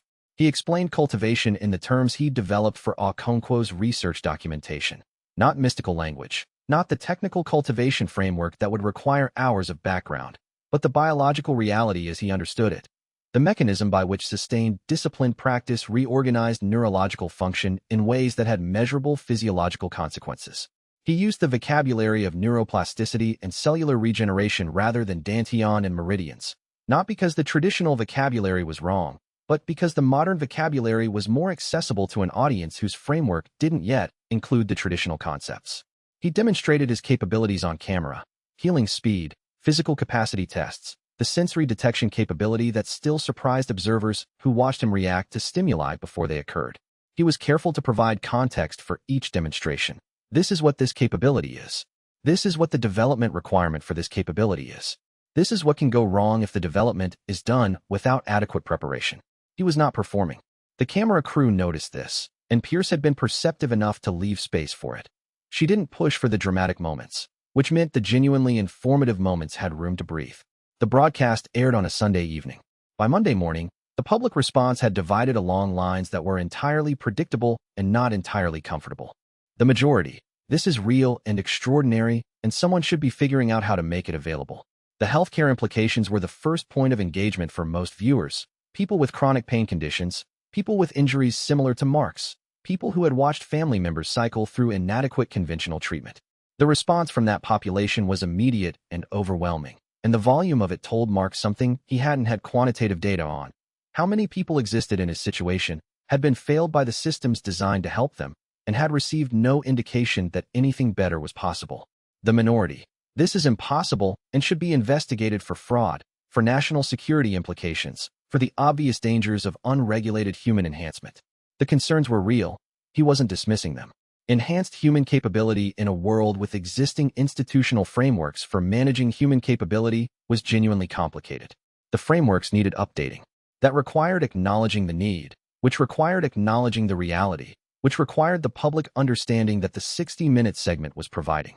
And there was a smaller response still, which he didn't see directly, but that Kyohei's network reported back to him through Sunli.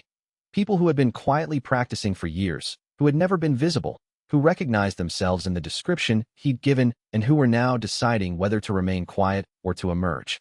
The hidden world was beginning to make its own decisions about what came next. Chapter 53. Training Cohort Success. The first cohort of 4 soldiers reached Foundation Stage 2 at different points over 3 months of intensive practice. The first was Sergeant First Class Damian Torres, 36, former ranger with 2 spinal surgeries and a chronic knee injury that had ended his operational career 18 months prior. He reached Stage 2 in week 9. His medical records showed the same inflammation marker reduction that Mark's had shown. Cellular regeneration accelerated. Pain management medication requirement dropped by 70% within 3 weeks of Stage 2 breakthrough. The second was Staff Sergeant Keisha Morgan, 31, Army medic, bilateral shoulder damage from an IED blast. Stage 2 in week 11. Her assessment was the most medically documented of the 4. Okonkwo had worked with her directly, comparing her progress against the standard medical treatment timeline for her injury profile. The comparison was not close. The third and fourth, Master Sergeant Luis Reyna and Sergeant First Class David Chun, reached Stage 2 in weeks 13 and 14 respectively. Both had injury histories consistent with the cohort profile. Both reported the same qualitative shift, not just reduction in pain, but the return of capacities that had been lost. Reyna had been told he would never regain full use of his right hand. At Stage 2, he was demonstrating grip strength in that hand beyond his pre-injury baseline. Mark spent 2 weeks writing the medical documentation that Okonkwo compiled for the therapeutic track report. It was the most careful technical writing he'd done, not because the findings were complex, but because the findings were important and he needed the documentation to stand up to scrutiny from every direction that might attack it. Hayes convened a review session with the Joint Chiefs Medical Advisor, 2 senior VA physicians, and representatives from 3 research universities. Mark presented the data. Okonkwo presented the methodology. The 4 soldiers sat at the end of the table and answered questions from physicians who were clearly having difficulty integrating what they were hearing with their existing frameworks. The medical advisor, a 2-star general who had spent 20 years in clinical medicine before moving to administrative roles, looked at Reyna's grip strength data for a long time. "This isn't possible," he said finally. "It is," Mark said. "The documentation shows how." "The documentation shows that it happened. It doesn't show how." "The how is in the cultivation research archive," Mark said. 3,000 years of documented practice that predates our current medical vocabulary, but that maps onto mechanisms modern neuroscience is only beginning to characterize. He paused. "I can arrange access to the archive if you want to start reading." The medical advisor looked at him for a moment, then at the 4 soldiers. "What do you want?" the advisor said. "In exchange for letting us study this properly." "The therapeutic track gets permanent institutional standing," Mark said. "Not military appropriations, civilian medical authority, independent oversight, and access to veteran populations who've been failed by conventional treatment for long enough that the standard argument for continued conservative management doesn't hold."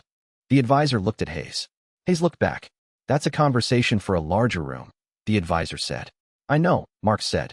"I'm requesting the larger room." The larger room was scheduled for 4 weeks later. The therapeutic track's first public funding proposal was filed 6 weeks after that. Mark understood this was slow. Institutional medicine moved slowly by design. It was one of its features, not a flaw, because rapid adoption of inadequately tested methods was how medical disasters happened. He was willing to move at the institutional speed as long as the institution was moving. Chapter 54. Body Hardening Stage 1. 12 weeks after Core Stabilization Stage 2, Mark reached Body Hardening Stage 1. He'd been expecting it. The signs had been accumulating. His skin developing a specific density under his fingertips that hadn't been present before, a slight visual quality in strong light that Okonkwo had described as almost like there's a slight sheen, not quite visible but present. A reduction in the sensitivity of minor wounds that went beyond what foundation and core stabilization had produced. Body hardening was described in the text as the stage where qi stopped being an internal phenomenon and began to manifest in the body's physical structure.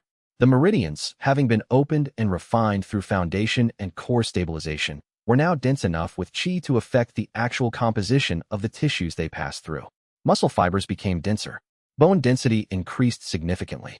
The skin's cellular structure integrated a layer of qi that gave it properties closer to reinforced material than ordinary biological tissue. The practical test happened by accident. He was in the facility's range. One of the authorized staff knew he was testing body hardening characteristics when a ricochet from a testing exercise struck him in the left shoulder. Standard rifle round, standard velocity, the kind of hit that would have been a through-and-through or a serious wound for any human being. The round did not penetrate. It bruised the shoulder, left a darkening that lasted 2 hours before the healing response cleared it, but did not penetrate the skin. Mark examined the mark for a moment. Then he looked at the staff member who'd witnessed it. "Log that," he said, with full context. "Already recording," she said. Her voice was steady. She'd been briefed extensively. It was still unusual to watch. The strength reassessment that followed was similarly significant. He was applying force equivalent to approximately 2,000 pounds at peak during the testing, well above what core stabilization stage 2 had produced. The body hardening integration had increased his baseline output. Okonkwo reviewed the data that evening and spent a long time staring at the bullet bruise photograph. "The biological mechanism is clear in the text," she said. "It describes the qi becoming structurally integrated with the skin's cellular layer," Mark said. "Like tempering steel. The material becomes harder as the process progresses. And the cost of this?" "Attention," he said. "I can't hide anymore even if I wanted to. The visual quality you noticed gets more pronounced at stage 2 and further. At stage 3, it's apparently visible in direct light." He paused. "I'm past the point where I can present as a civilian to anyone who looks carefully. How do you feel about that?" He thought about the question. "Like a soldier who just stopped being able to operate in civilian cover," he said finally. "It closes some options. But the options it closes are defensive, and I stopped needing to be defensive when the public record was established." She made notes. She always made notes, and the notes were always accurate, and the accuracy was one of the things he valued most about working with her. "I want to brief the cohort on what body hardening looks like," he said, "before they encounter it as their next stage. They should know what the experience is going to be and what the visibility consequences are. I'll schedule it." "This week," he said. "Torres is 3 weeks from stage 2 completion. He'll be starting foundation stage 3 work within the month. I want him prepared." Chapter 55. Corporate reckoning. The news about Cross came on a Thursday morning while Mark was in a meditation session with Okonkwo's observation team present. He learned about it during the midday break, not from Hayes' office, which was his usual source for strategically relevant information, but from Angela Pierce, who sent a brief message. "Cross is dead. You should know before it's public." Cross had taken his own life at his Virginia estate early that morning. The note, which would be made public within the week, was 3 pages. Pierce had a copy from a source inside the legal team handling Cross's affairs. Mark read the relevant sections twice. Cross had spent 3 paragraphs at the end discussing what he'd observed in Mark's case. Not with admiration. Cross was not a man constituted for admiration of what had defeated him, but with a specific kind of clarity that sometimes appeared in final statements, because the finality removed the incentive to maintain comfortable fictions. "The method Kane found works," Cross had written. "This is not in question. The question I spent my career trying to avoid answering was whether an industry built on managing symptoms could survive evidence that the symptoms were manageable from within. The answer, apparently, is no. We built our business model on the assumption that humans could not heal themselves without our products. Kane is proof that this assumption was wrong. The correct response to proof would have been to acknowledge it, study it, and redirect. I chose suppression. Suppression failed. I am not comfortable being the person who made that choice." The final sentence of the letter.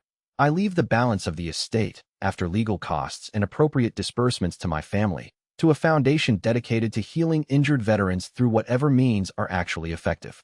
It's not enough. It's what I have." Mark set the message down. Okonkwo, who had read the message over his shoulder by accident, was quiet for a moment. He understood at the end. "Yes," Mark said. Does it matter to you that he understood?" Mark thought about this carefully. "It matters that the record includes it," he said. "It matters that the foundation is real and might actually help people.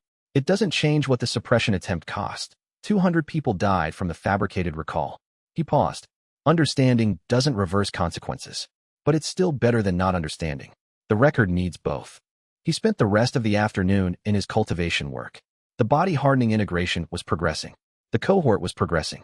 The therapeutic track proposal was moving through institutional channels at the measured pace of institutions. The hidden network was quiet.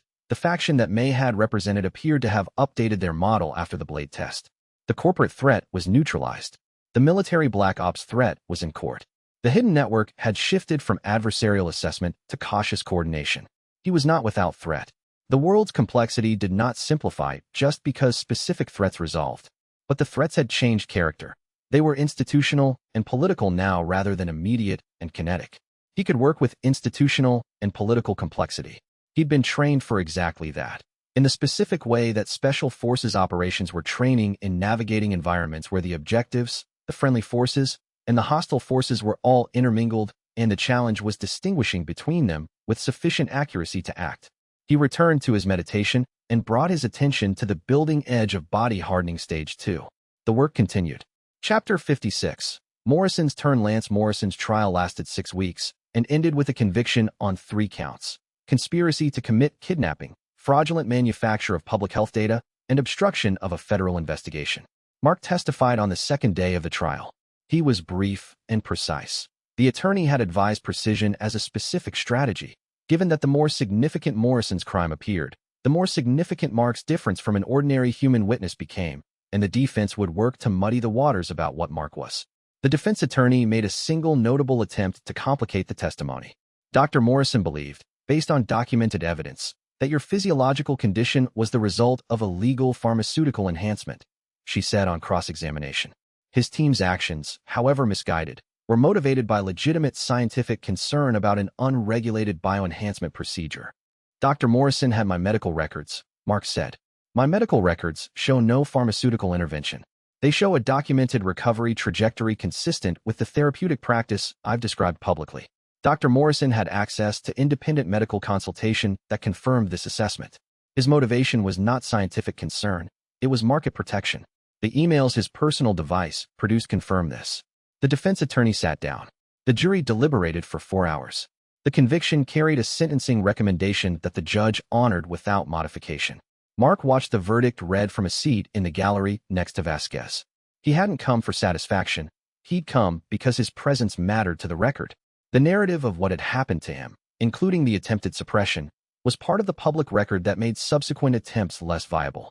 His presence at the verdict reinforced that record.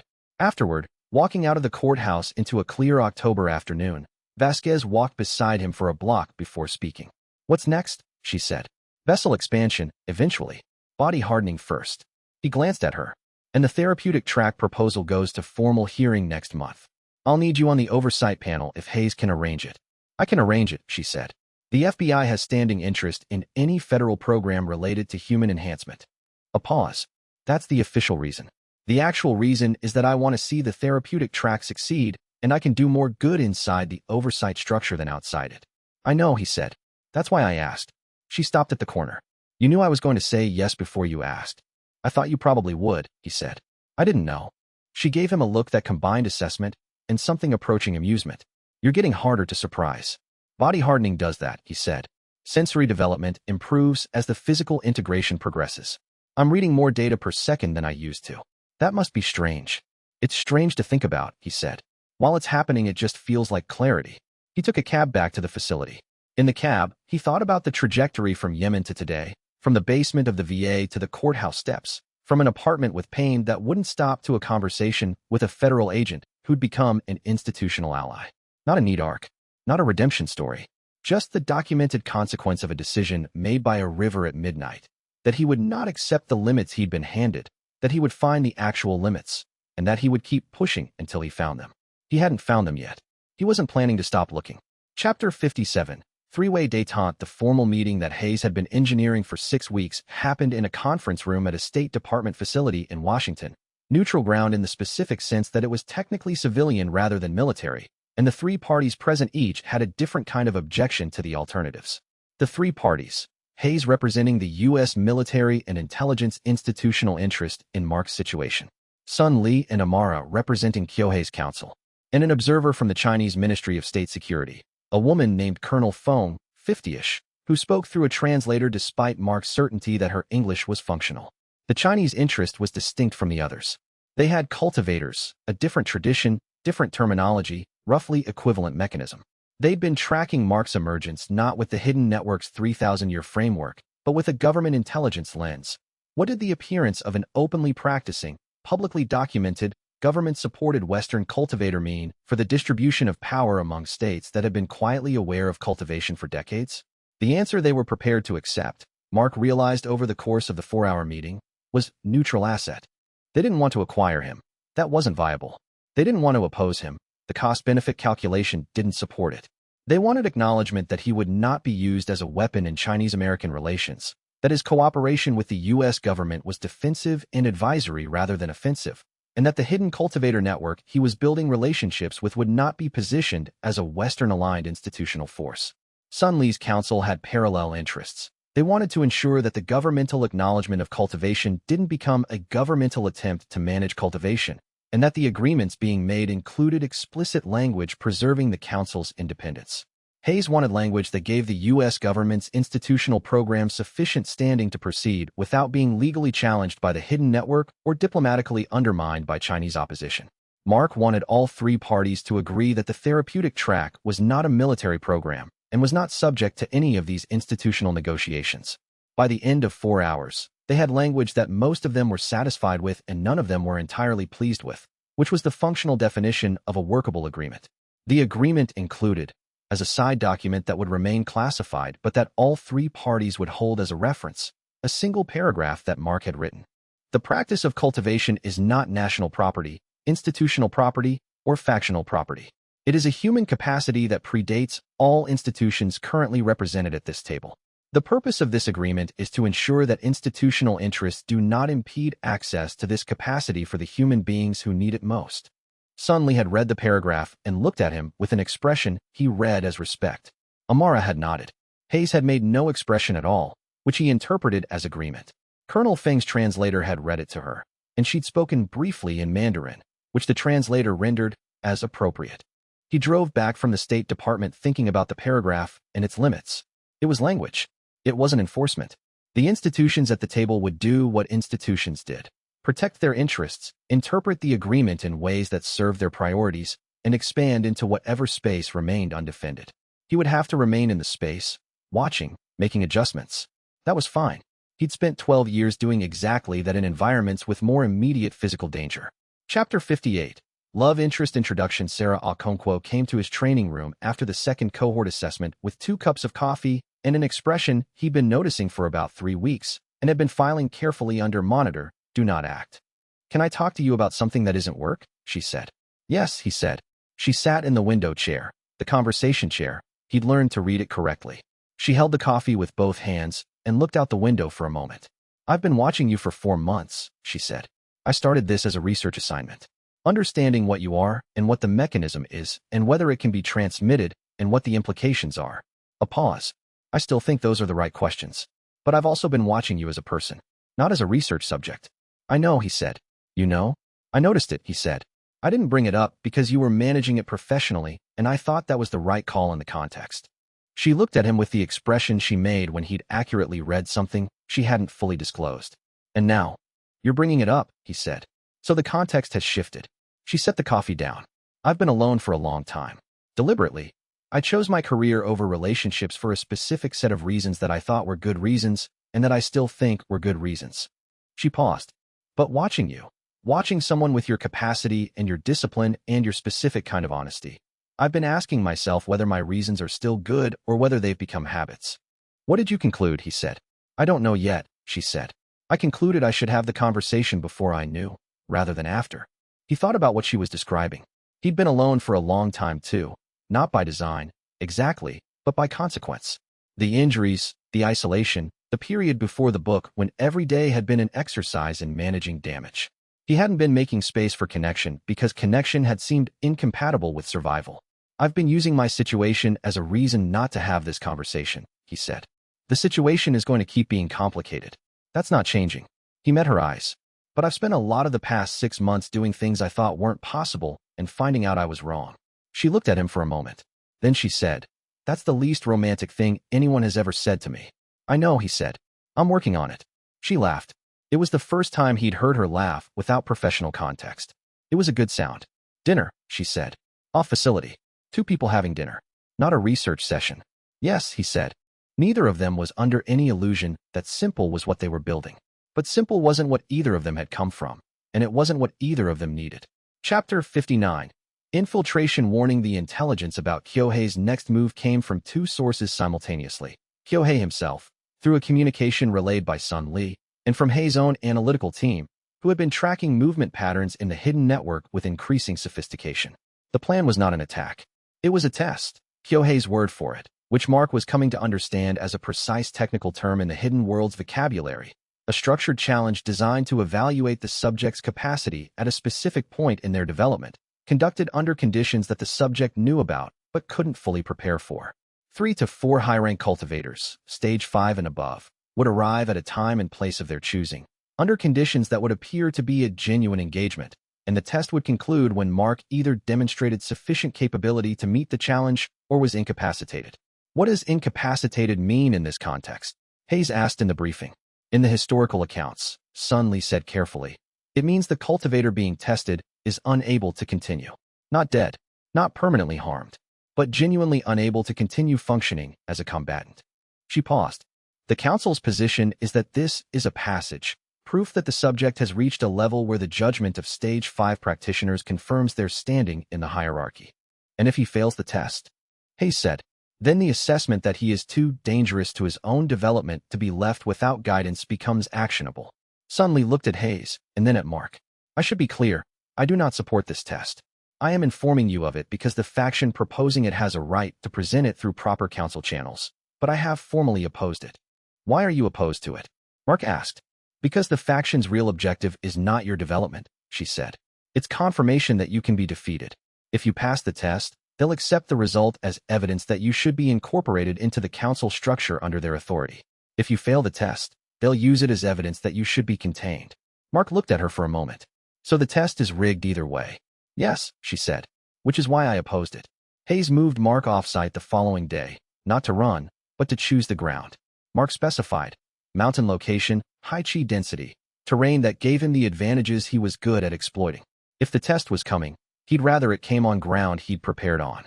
He spent 2 weeks at a compound in Colorado, government-owned, remote, high-altitude, running training that incorporated everything Kyohei's archive had on stage 5 combat dynamics.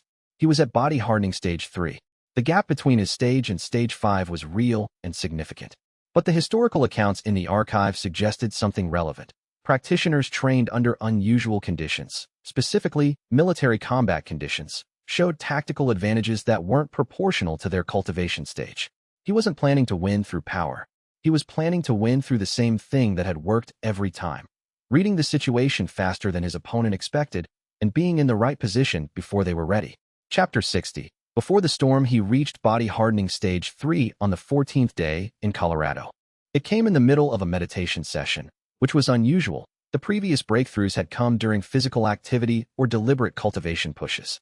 This one came in stillness, which the archive's historical accounts suggested was characteristic of body hardening stage 3 specifically. The integration was internally driven by this point, no longer requiring the external pressure of training to activate. He sat with it for a long time after the breakthrough settled. He could see in near darkness. Not perfectly. There was a processing lag that was different from photon-based vision, a chi sense reading of spatial and thermal signature rather than true light reception, but functionally. He'd tested it carefully over the preceding 2 weeks. His healing was approaching instantaneous for anything short of structural damage. Cuts, bruises, chemical exposures, minor burns. The healing response was fast enough to be visible in real time. His skin's resistance was now sufficient that standard small arms fire did not penetrate.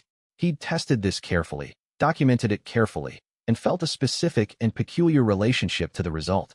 Not invulnerability, which the text was explicit about, but a fundamentally different relationship to the category of risks that most human beings spent significant portions of their lives worrying about. He sat on the Colorado compound's back porch and looked at the mountains. He was 34 years old. He'd been medically discharged from the only career he'd known at 30. He'd spent 3 years being told his injuries were permanent, that his best option was management rather than recovery, that the body he'd built over 12 years of Special Forces service had damaged itself past the point where reconstruction was possible. He'd been wrong about a lot of things in his life. He kept a list, which was a military habit, because documenting errors was how you didn't repeat them. The list was long, but the specific wrongness of having believed, even briefly, that the damage was permanent. That error had been corrected thoroughly enough that it felt almost instructive. The limit he'd been given wasn't the limit. He just hadn't found the actual limit yet. He felt something in the chi at dusk, while he was watching the mountains go from gold to orange to the deep purple of high-altitude sunset. Ancient presences. Not near, still distant, still assessing, but gathering, moving. The test was coming in days, not weeks. He felt 4 of them. 2 stage 5, by his read of the chi signatures. 1 stage 6, and 1. He felt the 4th presence and couldn't categorize it cleanly. It was different from the others. More diffuse, more settled, ancient in a way that made the stage 6 practitioner feel relatively recent. "Kyohei," he said quietly. He looked at the mountains until the sky darkened to full black and the stars came out. He wasn't afraid. He was prepared. The test was coming, and it would tell him, and everyone watching, whether the discipline he'd built from a river bend meditation at midnight was sufficient to stand against 3,000 years of accumulated cultivation mastery. He thought he knew the answer, but he'd been surprised before. He returned inside, ate, and began the final preparation session. Whatever came next would be visible, and he was ready to be seen. Chapter 61. The delegation arrived by boat because even immortals understood symbolism when it was useful. Not warships, not helicopters. A long white vessel with no flag, no visible engine wake, and a hull that cut through international water with the kind of smoothness Mark had only seen in things built by men who expected the ocean to move aside for them. General Hayes watched through binoculars from the aft deck of the Navy frigate that had carried Mark and his people out to the neutral zone. "I don't like the theater," Hayes said. "Then you're going to hate the passengers," Mark replied.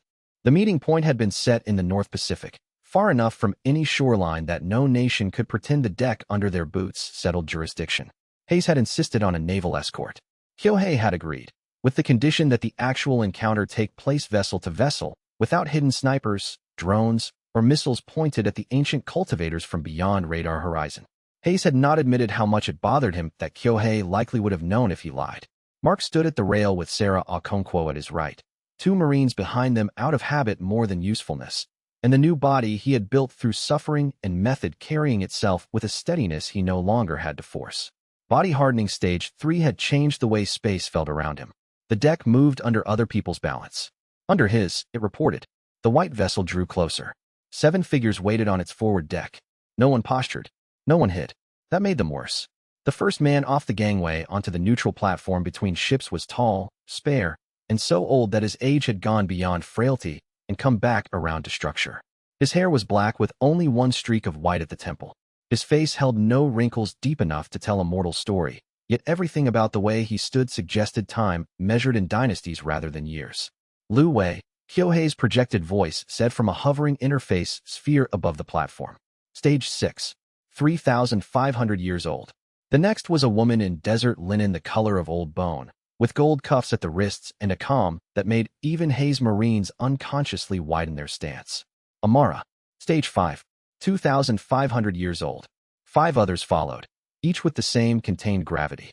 None younger than centuries, none weaker than stage 4.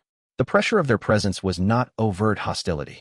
It was what happened when the room included people who had survived long enough to stop worrying whether others found them believable. Kyohei's projection sharpened above them. "Mark Kane, General Hayes, Captain Okonkwo, you asked for an answer. Here it is." Mark stepped onto the neutral platform and did not bow. "You brought a council. I brought witnesses," Kyohei said. "You are too significant now for one opinion to suffice." Hayes stayed at the U.S. rail and let Mark take the center. That had been agreed beforehand. This was not a government summit. It was older and somehow ruder than that. Lu Wei spoke first.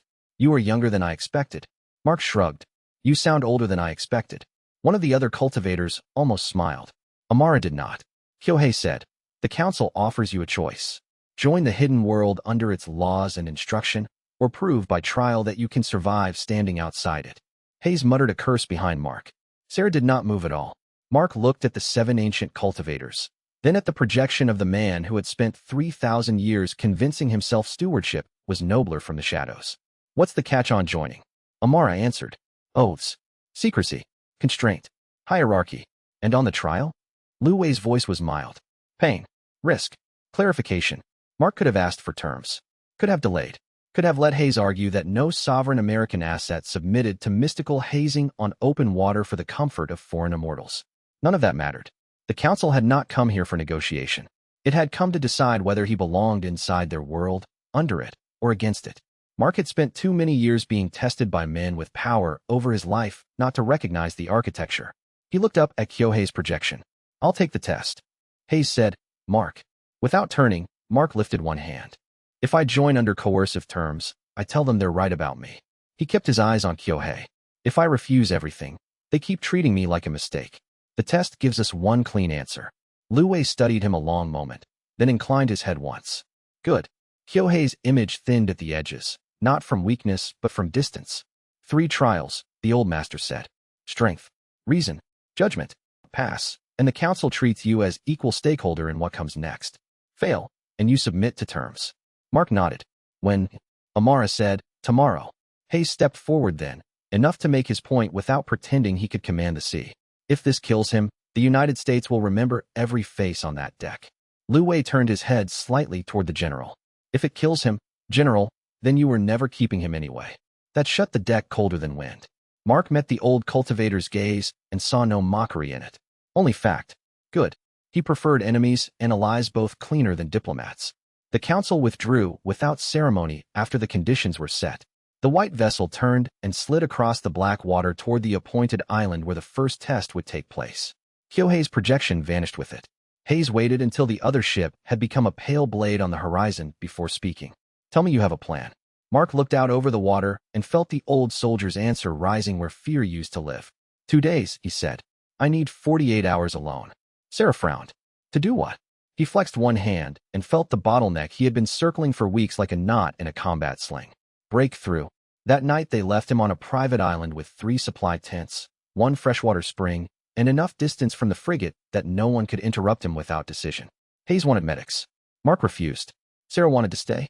Mark refused that too, more gently. "If I fail this next part," he told her, "company won't help." She looked like she hated the logic and respected it at once. "Then don't fail." After they left, Mark stood alone under the island's wind-torn pines and let his senses spread. The ancient presences from the council had already touched this place. The ground remembered them. So did the air. Good. Tomorrow they would test what he had become. Tonight he would decide whether tomorrow's man was still limited by the body and vessel of yesterday. He sat down on the bare rock above the tide line, closed his eyes, and began cycling chi with enough force to either break the next rank open or tear his own internal structure apart trying. Chapter 62. The first 12 hours hurt exactly the way Mark thought they should. That was reassuring. Pain he understood. Pain that followed known rules, even unfamiliar intensity, was still pain inside an operations environment. You tracked it, positioned around it, used it when you had to. The first phase of the breakthrough was that kind of work. Body hardening stage 3 had taken his meridians and dantian close to current capacity. Every cycle now moved too much chi through too small a container. Under ordinary advancement, a cultivator would stabilize, expand in measured increments, spend months refining internal space before forcing another increase. Mark did not have months. He had a council of immortals arriving at dawn and a system built from soldier logic instead of patient monastery inheritance. So he did what soldiers did when the conventional timetable got people killed. He compressed effort. Meditation for 40 minutes. Explosive calisthenics until his muscles screamed. Back to circulation.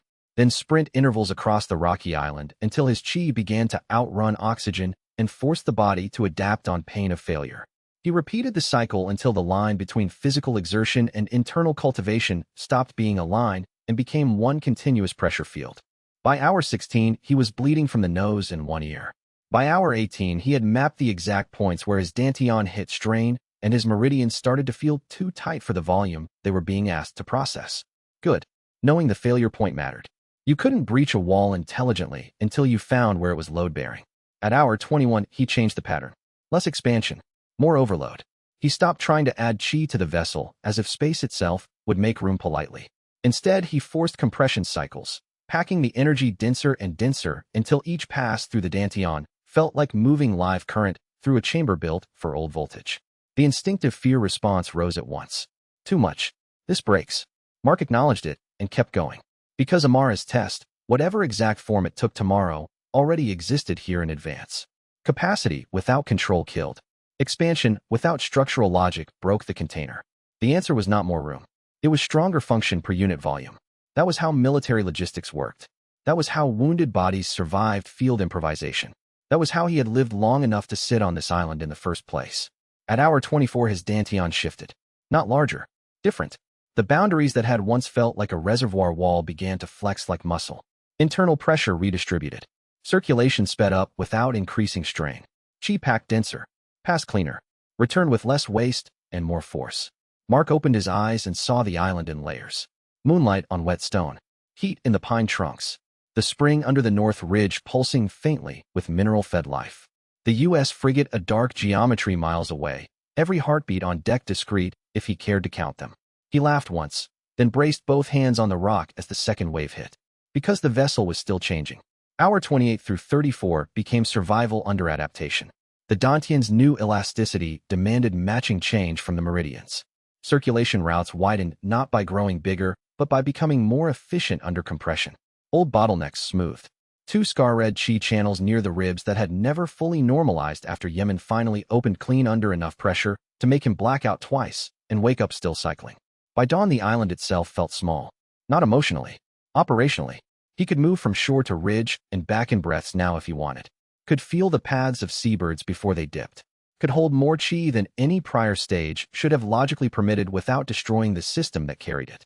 Vessel expansion stage 1.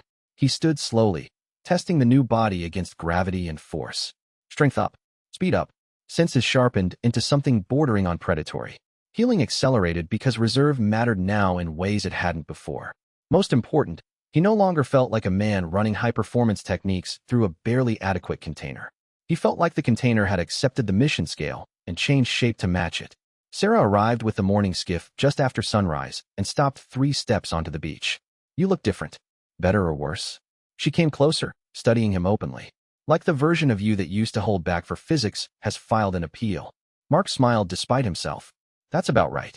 When Hayes called over secure line 10 minutes later, he skipped the lecture and went straight to the practical question. Can you win? Mark looked toward the horizon where the white vessel was already approaching again through bright morning water. I can make them work for the answer. The council came ashore without hurry. Lu Wei in front. Amara behind him.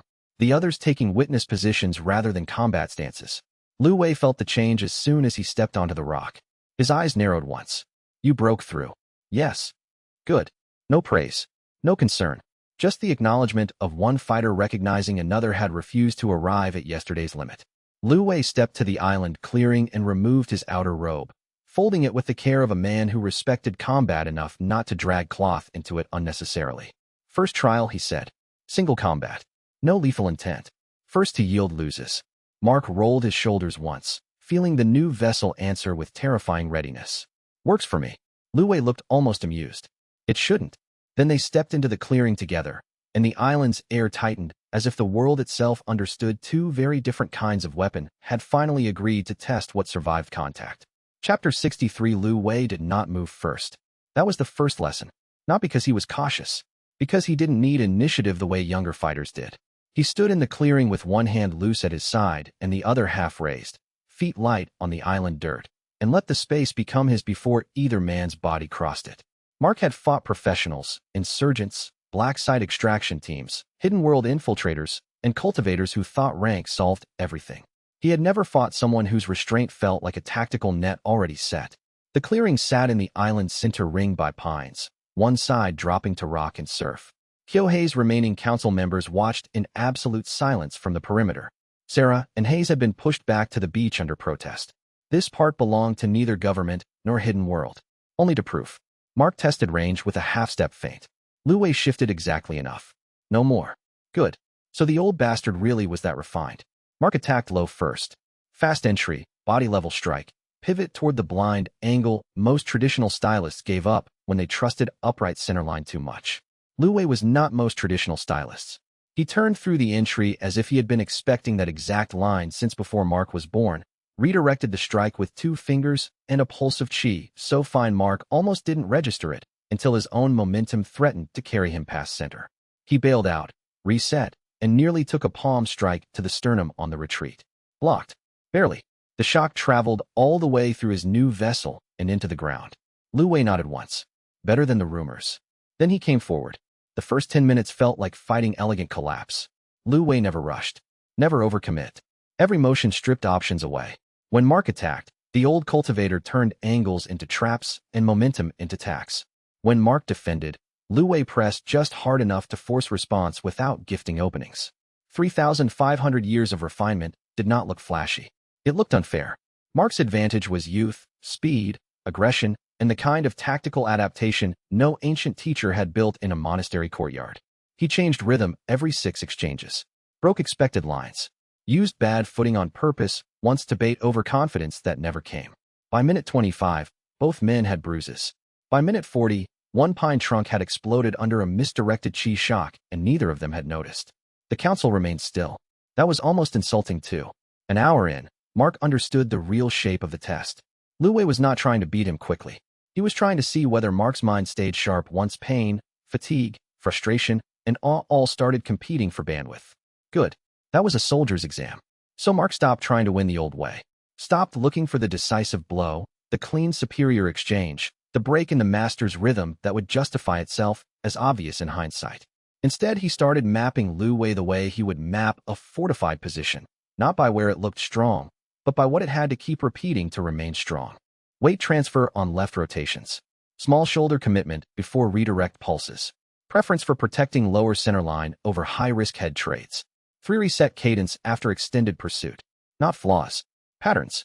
The fight passed 90 minutes. Then 2 hours.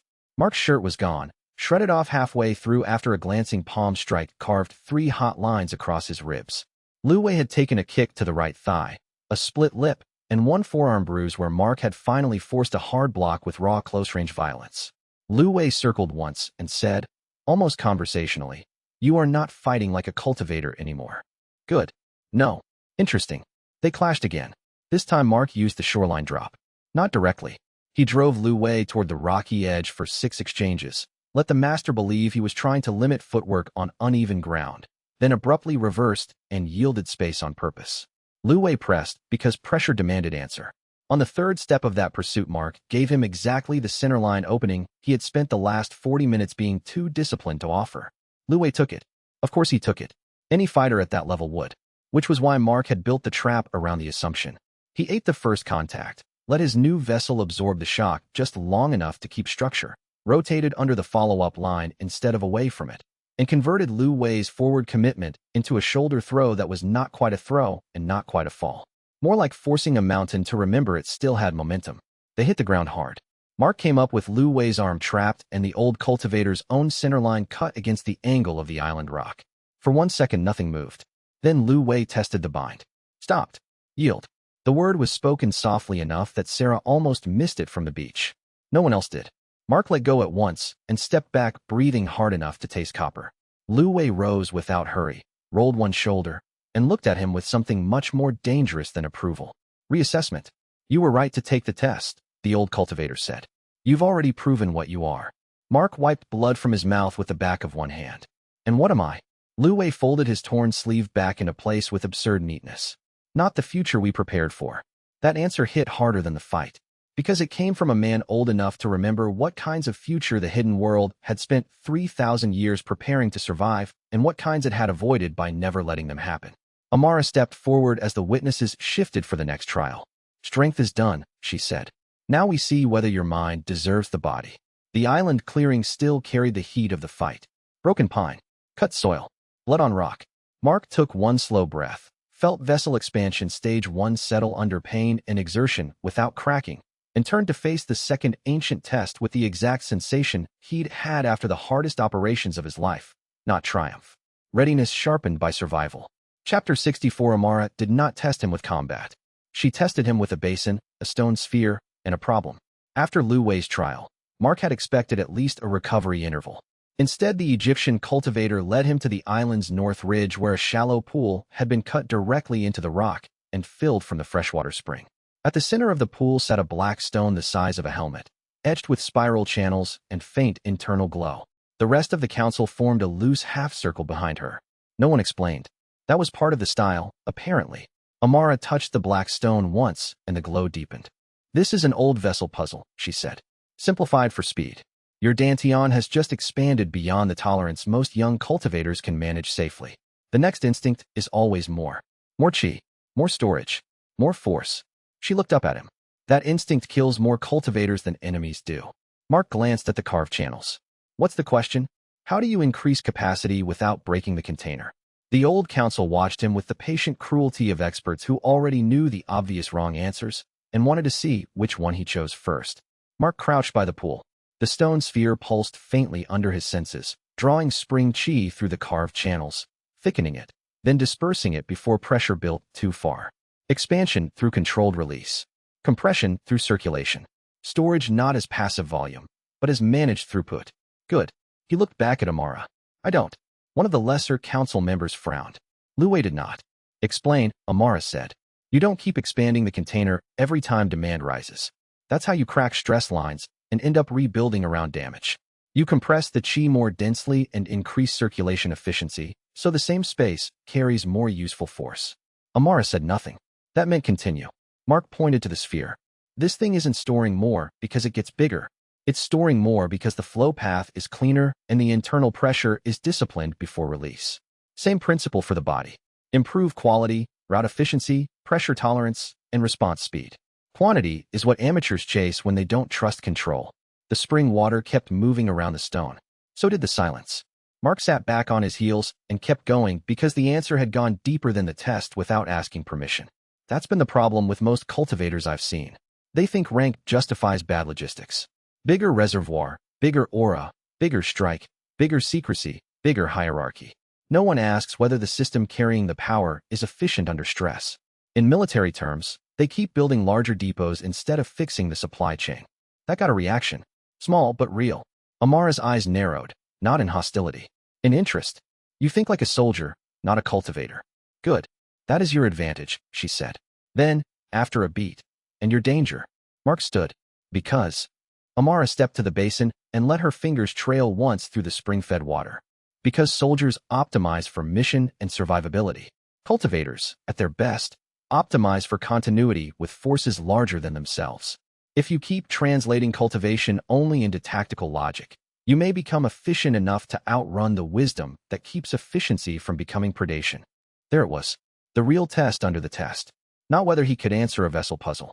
Whether he understood what kind of man he risked becoming if power stayed subordinate only to utility. Mark held her gaze and did not reach for an easy denial. Then I build constraints on purpose. The council shifted almost imperceptibly. Amara asked, what constraints? Mission. Responsibility. People I answer to. Evidence. Public visibility. Team dependence. Law if I can get it. He glanced at the basin stone. Anything that keeps me from treating capability as permission. Lu Wei folded his arms. And if those constraints fail? Mark answered with the only version he trusted. Then someone kills me. That silenced even the ocean for a second. Not because the statement was dramatic. Because no cultivator expected at his age and power to speak so cleanly about necessary termination. Ancient systems preferred redemption rhetoric. Hidden oversight. Noble internal reform. Mark had seen too many operators go bad under less power than this. He was not sentimental about what came after failure. Amara studied him a long moment. You are dangerous, she said. I know. More dangerous because you know it. Probably. At last she nodded once. Pass. One word. No applause. No mystic approval. Still, something in the council's stance changed. The first trial had forced respect for combat. The second had forced respect for thinking in a frame none of them had been taught to value until modernity made their old assumptions look fragile. Kyohei's projection flickered into view again above the North Ridge stones. 2 trials complete, he said. Now the last one. Mark almost smiled. Let me guess. This one's not about whether I can hit things or think. Kyohei's old eyes, rendered through light and distance, gave nothing away. No, the ancient master said. This one is about whether you deserve truth. The sea below the ridge flashed hard silver in the late sun. Somewhere far out, Hei's frigate held station and waited for an answer governments could understand. Mark looked at the gathered council, the basin puzzle, the wreckage of his fight with Lu Wei still visible through the trees, and felt the shape of the third test before it was spoken. Truth, from men who had lived 3,000 years by rationing it. That was not going to be a gift. It was going to be a bind disguised as recognition. Chapter 65 Kyohei did not waste time pretending otherwise. The third test took place in the cabin of the white vessel after sunset, with the council seated around a low circular table and the Pacific black beyond the lantern glass. Hayes had been allowed aboard only as far as the outer observation deck. Sarah remained there with him. This room belonged to the hidden world, and to whatever old compromises it still believed gave it the right to manage humanity by scarcity. Mark sat alone opposite 7 ancient cultivators and one projected immortal who had spent 3 millennia constructing moral justifications for concealment. Good. He preferred coercion better dressed because it was easier to identify. Kyohei's image settled over the table. You have passed the tests of combat and reason, he said. The third is judgment. We can tell you the truth now. But truth at this level changes the world merely by being known. Mark said nothing. Kyohei continued. If you accept the knowledge we offer, you must swear an oath. Binding. Enforced by spirit and consequence. You will not reveal what you learn without council permission. There it was. No surprise. Still insulting. Lu Wei watched him without pressure. Amara watched him with too much. The others sat in the practiced stillness of people who believed their structure remained the world's last adult in the room. Mark leaned back in the narrow chair and looked at Kyohei's face of light. No. No explanation. Not yet. One of the lesser council members actually blinked. Good. Let them feel plain refusal in complete sentences later. Kyohei's projection remained unchanged. You refuse before hearing the terms in full. I refuse because the terms already told me what matters to you. Silence. That was one advantage of speaking to old men who had forgotten how often the young were allowed to answer sharply. It interrupted habit. Mark placed both forearms on the table. I won't be bound by promises made under duress. Not to gain information. Not to protect your secrecy. Not because 7 powerful people decided truth should come attached to obedience. The air tightened. Not visibly. In the way closed systems reacted when someone declined the ritual that made them feel civilized about leverage. Amara said, You speak as if this is coercion. It is. It is containment. That's a prettier word used by people with more options. The projected Kyohei looked almost sad. Mark distrusted that instantly. You do not understand what open knowledge would do, the old master said. Then tell me without chaining me. And if we decline? Then you decline. Mark held his gaze through the holographic distortion and through the weight of 7 ancient cultivators who could probably tear the room apart before Hayes reached the hatch. I'm not taking an oath to people who engineered this meeting by threat. There it was. The real offense.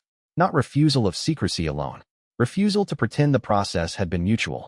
The council debated in 3 languages after that. Mandarin first, then Japanese, then a thread of Arabic and something older Amara used when she wanted words unburdened by modern political habits. Mark followed none of it directly. He did not need to. Tone told enough. Concession meant risk. Binding oath meant control. Control refused meant precedent. Good. He sat through the argument the same way he'd once sat through command-level justifications for bad missions. Quiet, present, uninterested in helping power feel ethical while it calculated its own comfort. At last Lu Wei spoke into the debate with enough quiet authority that everyone else stopped. If he swears under pressure, the oath proves nothing except fear. If he refuses the oath and we still speak, then what we gain is knowledge of the man. Amara said, and what we lose is containment. Containment is already lost, Lu Wei replied. He exists. That line moved the room.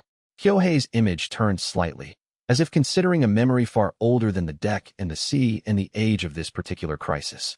3,000 years, he said softly, more to himself than them. And still it comes down to whether truth can survive without chains. Mark almost answered that, decided against it. Let the old man hear his own sentence in full. When Kyohei finally looked back at him, the decision had been made. Very well. No oath. The lesser council member to Amara's right stiffened. Master, no oath, Kyohei repeated. Then he told the truth. There were roughly 10,000 cultivators worldwide. Not one nation. Not one sect. A hidden ecology of lineages, councils, rogue factions, and surviving traditions that had agreed 3,000 years ago to withdraw from public civilization after realizing what open cultivation had done to earlier human societies. Kings with immortal advisors. Sect wars that depopulated continents. Spiritual monopolies disguised as divine mandate. The hidden world had orchestrated silence not because it was noble, but because it had failed noisily before. We have influenced governments, Kyohei said. Redirected wars. Buried discoveries. Killed men who would have shattered balance too early. Saved millions. Damned others. Stewardship is not clean. Hayes, listening through the audio relay outside the inner hatch, was probably having the worst evening of his professional life. Kyohei went on. Technology, he said, had broken the sustainability of secrecy. Satellites. Networks. Biometrics. Mass recording. Cultivation could no longer remain a whispered inheritance indefinitely. Mark's visibility had only accelerated the timeline. You are dangerous, Kyohei said. Not because you are evil, because you are proof. Alive, visible, and impossible to explain away. Once the world accepts that cultivation can be learned outside hidden inheritance, then our entire structure collapses or transforms. Mark leaned forward. It was always going to transform. One of the council members answered sharply, not like this. No, Mark said, because your version was to wait until you couldn't stop it and call that stewardship.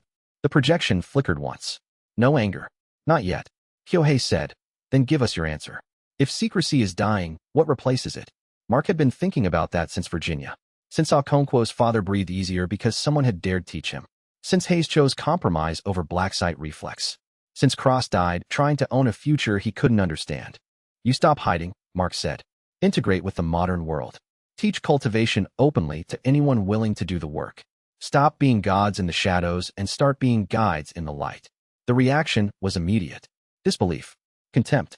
Actual horror from one of the older council members who likely heard democracy every time someone said openly and hated both words equally. Amara's expression remained stiller than the rest, which made hers worse. You are proposing civilizational heresy.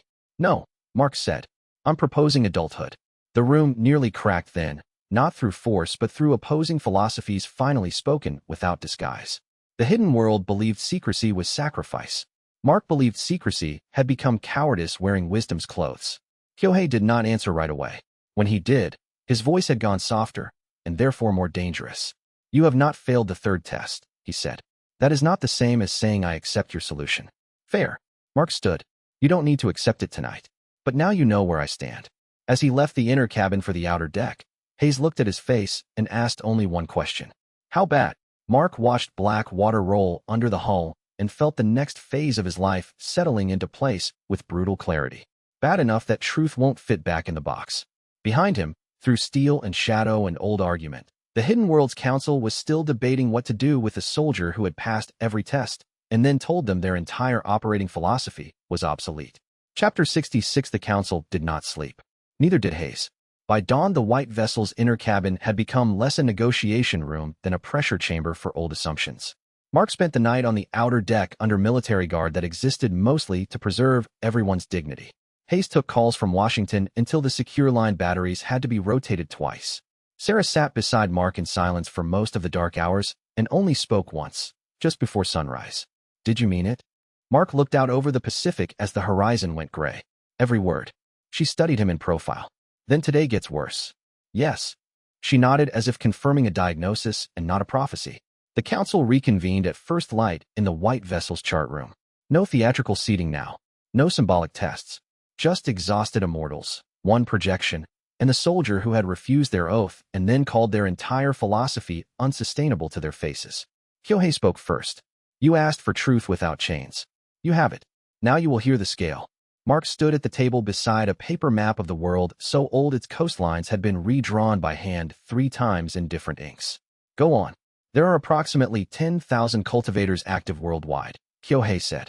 Not all of equal rank, not all aligned, and not all governed by the Hidden Council. Roughly 4,000 recognize council authority. Another 3,000 avoid us but obey broad accords. The rest are lineages, independents, criminals, relic sects, or state-bound anomalies. Hayes, attending now by secure audio from the outer compartment, said, 10,000 superhumans hidden across the planet. Not superhuman by your cinematic standards, Lu Wei said mildly. Human refined beyond your institution's current comfort. Hayes did not answer that because argument with someone older than Rome required more sleep than he had. Kyohei continued. For 3,000 years the hidden world interfered selectively with history. Not to rule openly. To prevent open cultivator rule from returning. Empires once used men and women like us as gods, siege engines, and divine seals. Entire dynasties became feeder structures for sect rivalries. Withdrawal was not virtue. It was containment after failure. Amara added, we buried texts, redirected bloodlines, ended public schools, manipulated wars, assassinated men who would have turned cultivation into empire, and protected other men who would not. No one in the room liked how little moral drama she spent on that list. That was one reason Mark respected her more than some of the others. And now, he asked. Kyohei's projection looked almost tired. Now the modern world has become too fast to govern from shadow, without becoming what we feared in another form. Technology tracks what secrecy once erased. You are not the cause of the problem, Mark Kane. You are proof that the problem has reached visibility. There it was. Not that he had broken the hidden world. That he had made it impossible for them to keep pretending the old structure still fit the age. Mark rested both palms on the chart table. Then stop pretending. Integrate. Publicly. Carefully if you need to. Teach cultivation to anyone who wants it and can handle it. Coordinate with governments instead of nudging them in secret and calling it wisdom. The room reacted like he had proposed detonating the ocean. One elder actually rose from his seat. Mass release would trigger war. Trying to suppress it forever triggers a worse one later, Mark said. You cannot trust states with this power. You trusted yourselves with it. That cut cleaner than he intended. Good. Kyohei's image sharpened. You think openness solves corruption. No. I think sunlight gives corruption less room to dress like stewardship. Luwei looked down at the old map. Amara looked at Mark like she was deciding whether honesty itself counted as recklessness when wielded hard enough. For a long while no one spoke. Then Kyohei exhaled. The sound picked up faintly through projection distortion. You are correct about one thing, he said. Our current structure cannot survive unchanged. But adaptation requires time, and time now includes threats you have not yet seen. Mark did not move, meaning, Kyohei touched one point on the map, then another, then a broad slash of mountain and jungle terrain straddling two borders in Southeast Asia. The hidden world is not only council and compliant lineages. There are breakaway sects who refused withdrawal centuries ago and adapted in uglier ways. Criminal cultivators, trafficking networks, war profiteers, biochemical smugglers, men and women who use chi to refine vice rather than body or mind. His image shifted to the marked zone. One of them is called the Crimson Path. Hayes' voice came over the speaker immediately. We've seen that region. Human trafficking corridors, narcolabs, irregular militia supply networks. Yes, Kyohei said. The Crimson Path enhances all three. They have been a problem for decades because they do not hold open territory long enough for the council to uproot them cleanly. They disperse, regrow, bribe, poison, and move faster than old cultivation governance likes to. Mark looked at the map and already knew where this was going. Ancient council, visible modern cultivator, mutual enemy ugly enough to force cooperation before philosophy could. You want me to hit them? I want to know whether you can. That answer came from Lu Wei. Better and worse than politics. Kyohei's projection did not deny it. If you help destroy the Crimson Path's current infrastructure, the council will step back from direct coercive posture toward you. If you fail, then the question of your future resolves itself with less debate. Hayes swore over secure line. That's not cooperation. That's a live-fire sorting mechanism. General, Amara said, your militaries call this operational proof of concept. Hayes did not enjoy being correctly insulted. Mark studied the Southeast Asia markings. Rubber plantations, mountain roads, border corruption corridors, state weakness, criminal density, civilian shields. Familiar enough to smell like work. What strength, he asked. Primary cells are stage 3 to 4, Lu Wei said. Leadership possibly higher, though decentralized. They enhance trafficking, narcotics, weapons movement, and intimidation with chi techniques refined towards speed, concealment, and pain. Meaning they don't fight honorable duels. No. Better. Or at least simpler. Mark looked at the council one by one. If I do this, it's on my terms. My team. My evidence package. My chain of command. We don't disappear bodies and call it balance. Kyohei said, accepted, within reason. No binding oath. No oath. And when it's over, we talk again about integration. Real talk. Not another test disguised as philosophy. For the first time since the previous night, Kyohei gave him something close to open respect. Agreed. Mark nodded once. Then send me everything you have on the Crimson Path. The council did. Not all at once. Not cleanly. Ancient people trusted in layers and half-gifts. Still, by the time the naval transfer brought Mark back to Hayes' frigate, he carried route maps, cultivation profiles, probable facility lists, lineage notes, and the first practical compromise between the hidden world and the American soldier who had broken its timeline. Sarah met him at the rail. How bad? He handed her the first dossier. Bad enough that the next argument happens in a jungle. Chapter 67. Back in Virginia, Mark did not let himself enjoy the return. The mountain facility that had once felt like containment now felt like a forward operations hub with better coffee and too many generals. Hayes had turned the upper command room into a joint task cell within 12 hours of the frigate's docking. Secure feeds from regional intelligence. Council dossiers cross-referenced against U.S. satellite history. DEA maps. Trafficking patterns. NGO rescue reports. Missing person clusters. All of it building into a shape no one in uniform wanted to say out loud yet. The hidden world had been fighting criminal cultivators for decades and had never solved the problem because secrecy and distributed horror were structurally compatible. Mark stood at the main board with Sarah on one side and the 4 volunteers from his original cultivation cohort on the other. Staff Sergeant Malik Torres, Sergeant First Class Devin Cole, Lieutenant Aaron Pike, Master Sergeant Luis Barreto. All 4 special operations veterans. All 4 now Foundation Stage 2, with enough discipline to know exactly how frightening that already made them compared to ordinary men. Hayes began the formal brief. The Crimson Path is not a conventional sect. It's a distributed criminal cultivation network operating primarily along the Myanmar-Thailand border with extensions into Laos and Western Cambodia. Human trafficking, synthetic drug refinement, black market weapons routing. They use cultivation to increase production efficiency, coercion, and survivability. Sarah advanced the medical slide. We're seeing testimony from survivors describing pain compliance without visible injury, endurance beyond narcotic tolerance, and ritualized deprivation designed to break resistance faster than standard torture protocols. Mark's jaw tightened once. That was enough. Hayes clicked to the next image, a rubber plantation compound overlaid with thermal anomalies. The Council's best current facility picture. Outer perimeter disguised as agricultural operations. Underground chambers for refinement, holding, and training.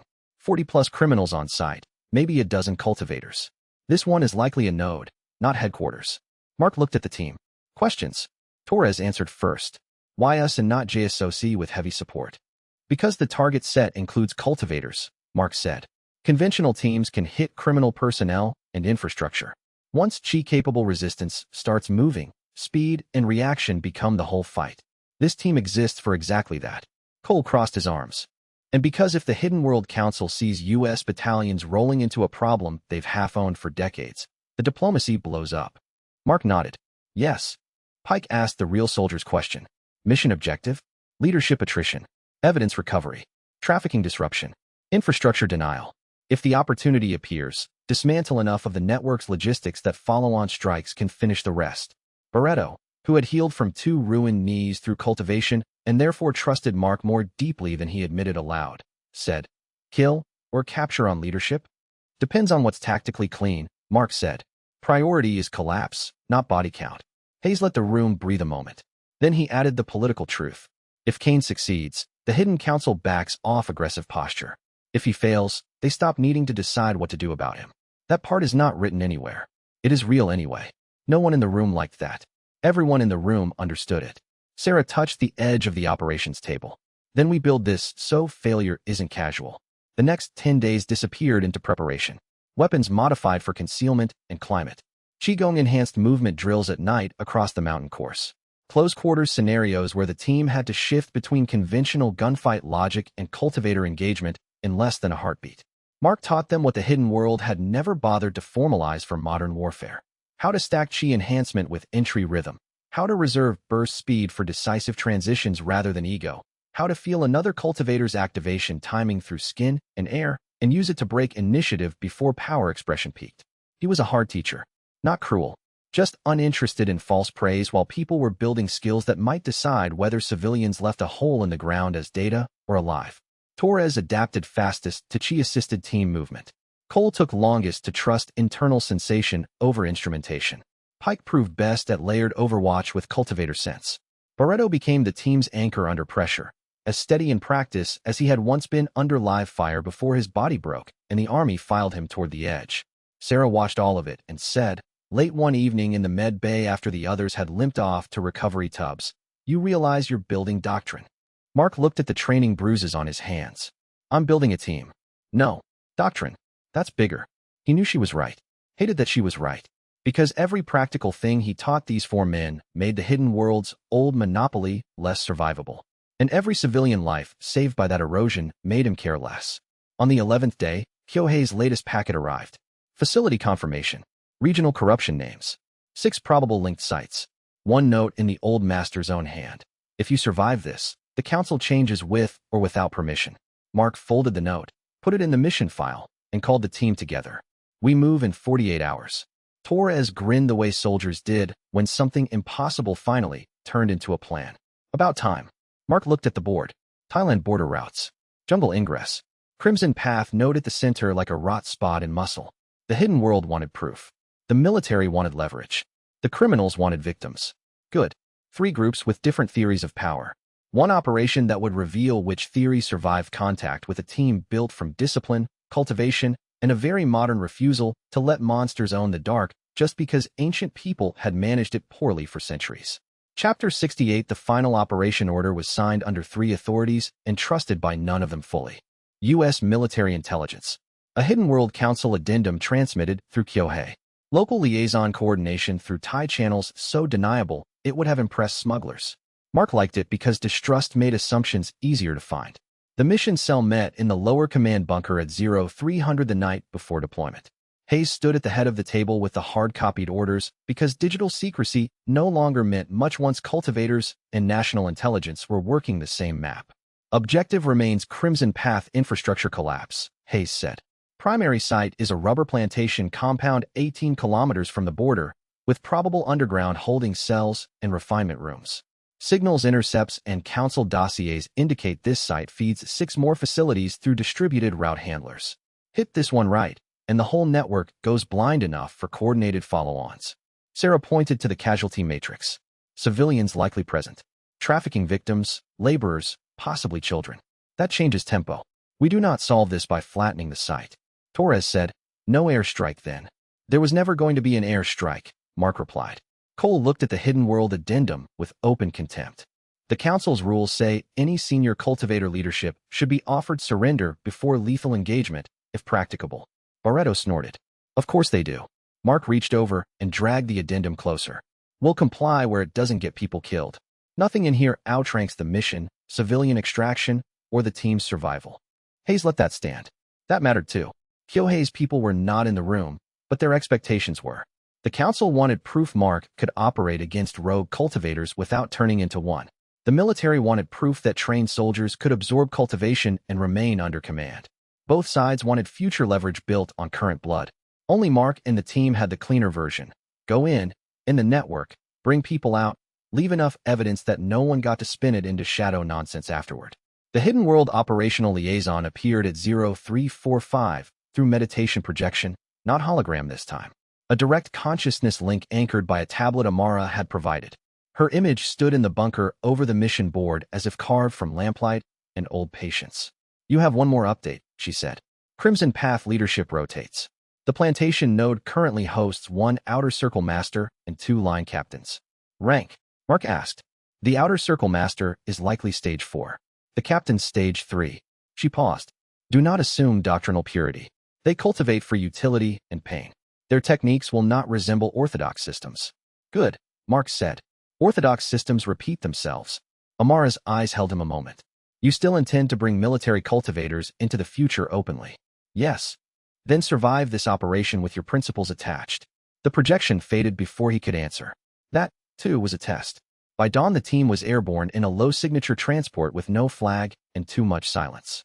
Sarah sat opposite Mark with med kit, rifle, and cultivation calm growing under her skin in ways she still refused to dramatize.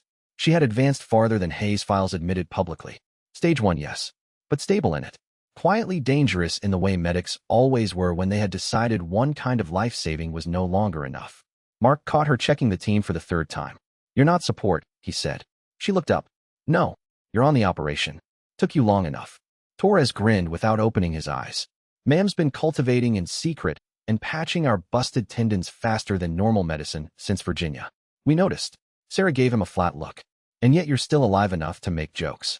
Mark looked around the compartment at the 4 men he'd broken down and rebuilt under a method no Pentagon office had known what to name and a discipline none of them would ever again mistake for mysticism. Kyohei wanted proof. Fine.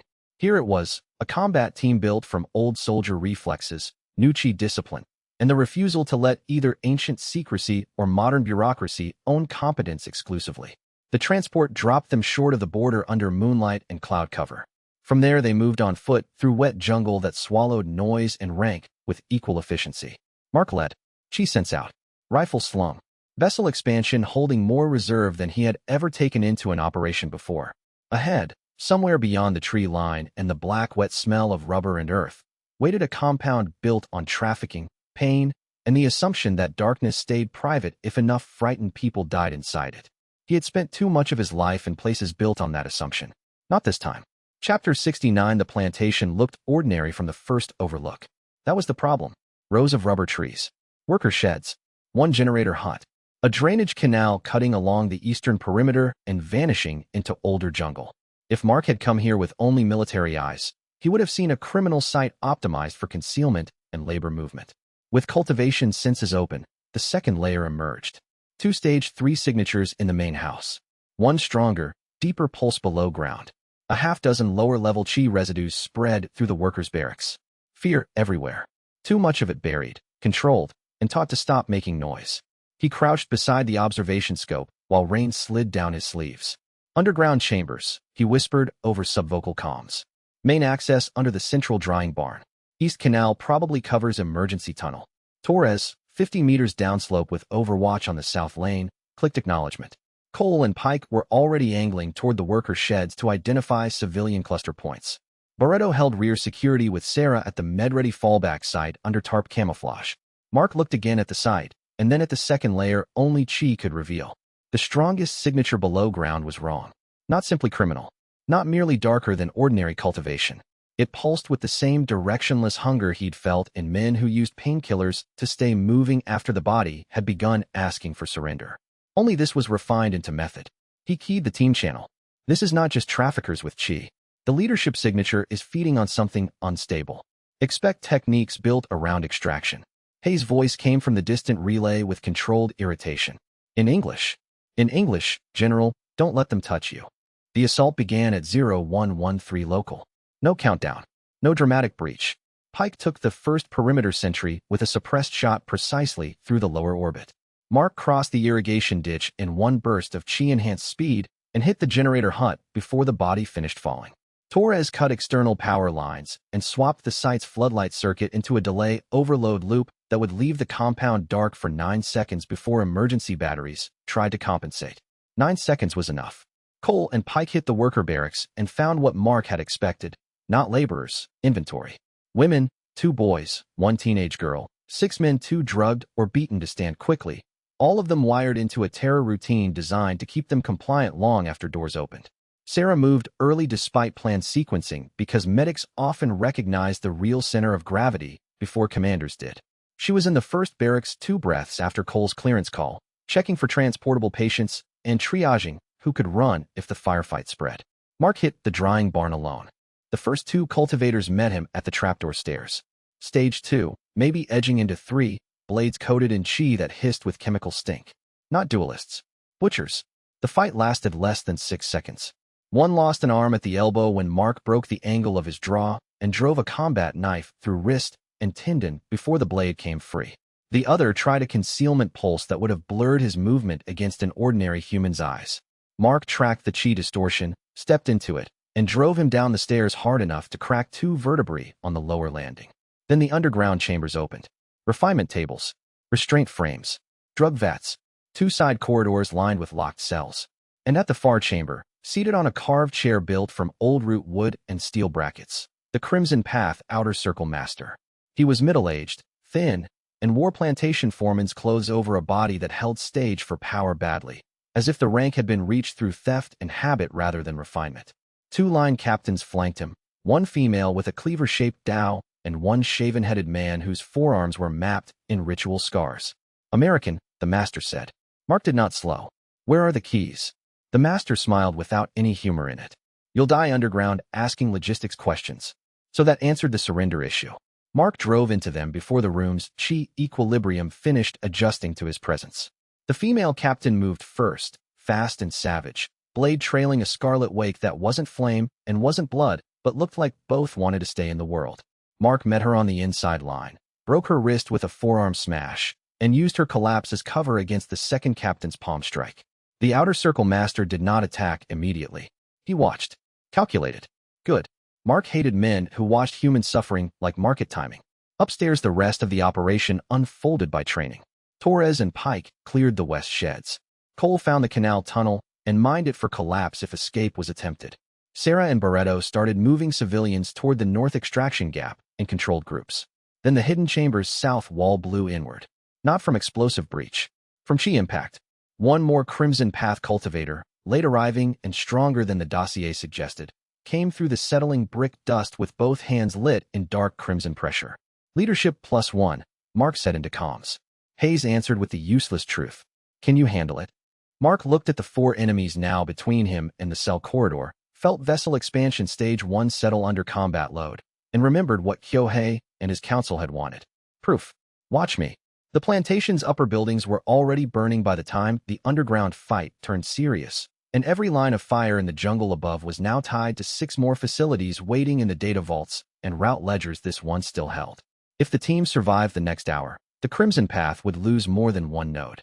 It would lose the assumption that distance, secrecy, and chi cruelty made modern soldiers hesitate where ancient councils had merely monitored. Chapter 70. The operation lasted 4 hours. That was longer than Mark wanted and shorter than the Crimson Path had planned for. The first hour belonged to shock. Main compound dark. Upper sheds burning. Worker barracks emptied faster than the traffickers' routines could adapt. Underground chambers cut off from external command when Torres and Pike severed the internal relay loops hidden behind the generator wall. The second hour belonged to killing. Mark dropped the cleaver captain first. Not elegantly. He let her overcommit on the bloodwake technique, trapped the chi flare against the damp stone corridor where it bled force too fast, then drove her throat into the iron cell latch frame until her cervical column failed with a sound he would remember later and not enjoy. The shaven-headed captain lasted 30 seconds longer. Scar chi on his forearms let him parry knife lines he should not have seen, but he had never fought anyone who treated close-quarters cultivation like room clearing instead of ritualized exchange. Mark broke his knee, shattered his jaw, and finished him with one concentrated palm strike through the sternum that pulped heart and spine together. The late-arriving cultivator was the real problem. Stage 4, maybe peak, built wrong the way all Crimson Path signatures were built wrong. Too much extraction, too little balance. He used pain feedback techniques that bounced injury stimulus back along the attacker's chi channels. The first time Mark landed clean, the return spike made his own right arm seize from shoulder to fingertips. Good technique. Ugly doctrine. Mark adapted by changing targets. No center mass force transfer. No dramatic chi exchange. Break structure, starve leverage, finish mechanically.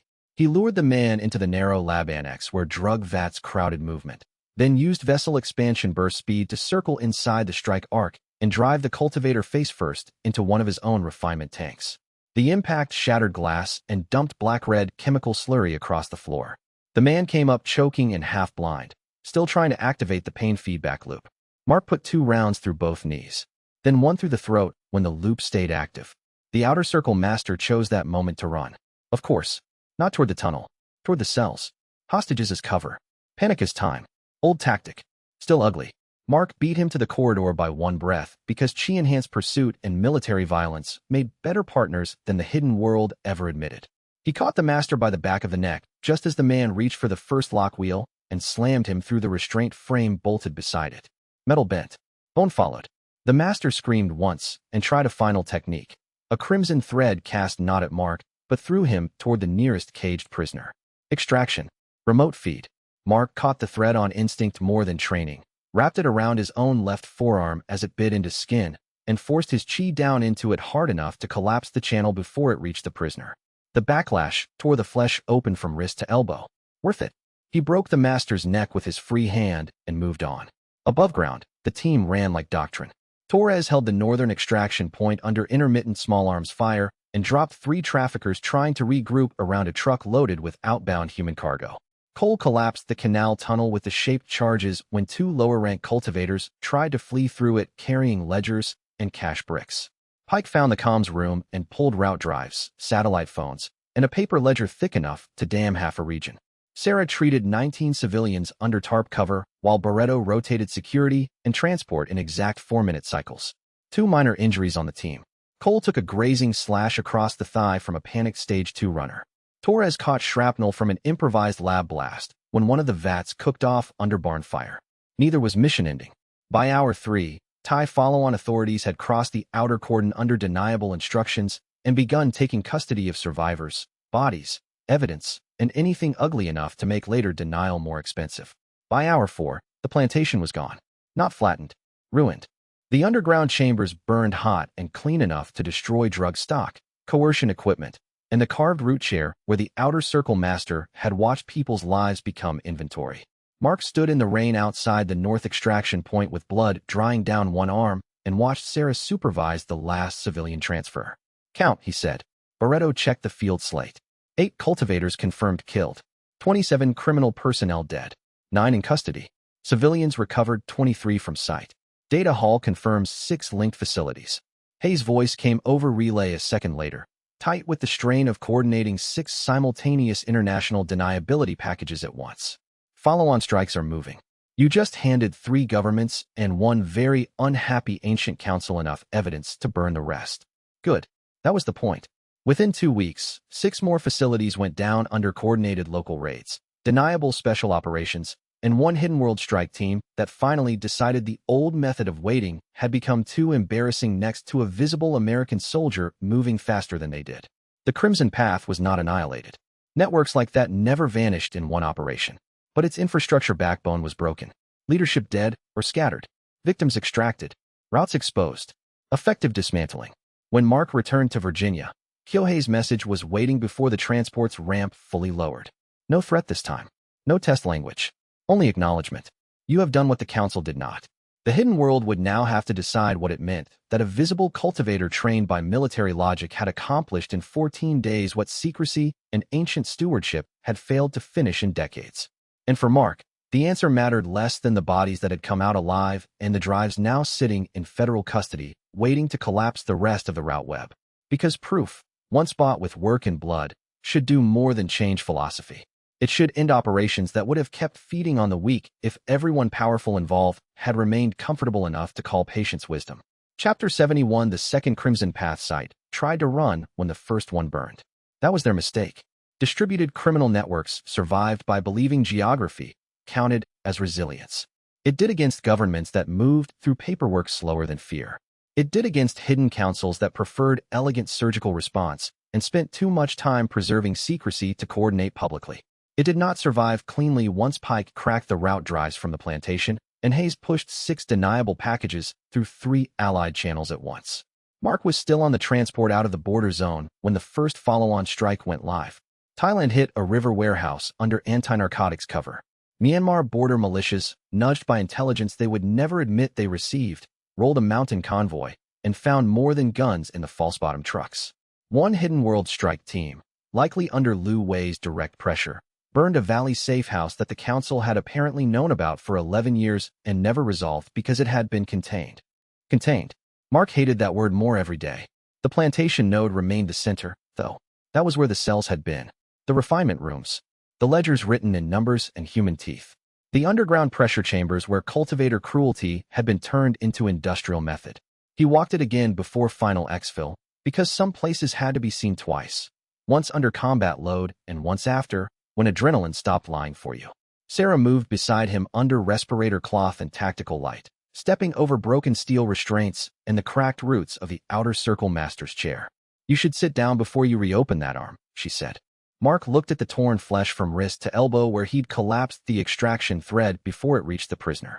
The wound had already sealed over enough to function, not enough to stop pulling every time he flexed. Later, she gave him the look he'd already learned meant he was being allowed one last stupid decision before medic authority overruled him more directly. The freed prisoners were gone now, moved under escort and triage to a secure transit site. What remained was evidence. Crates of precursor chemicals, route books, client ledgers, a wall map with pins across half the region. 3 hard drives Pike had pulled from the comms room and wrapped in waterproof cloth like sacrament. Torres came in from the upper yard carrying the last paper bundle. Found this under the foreman's quarters. Mark opened it.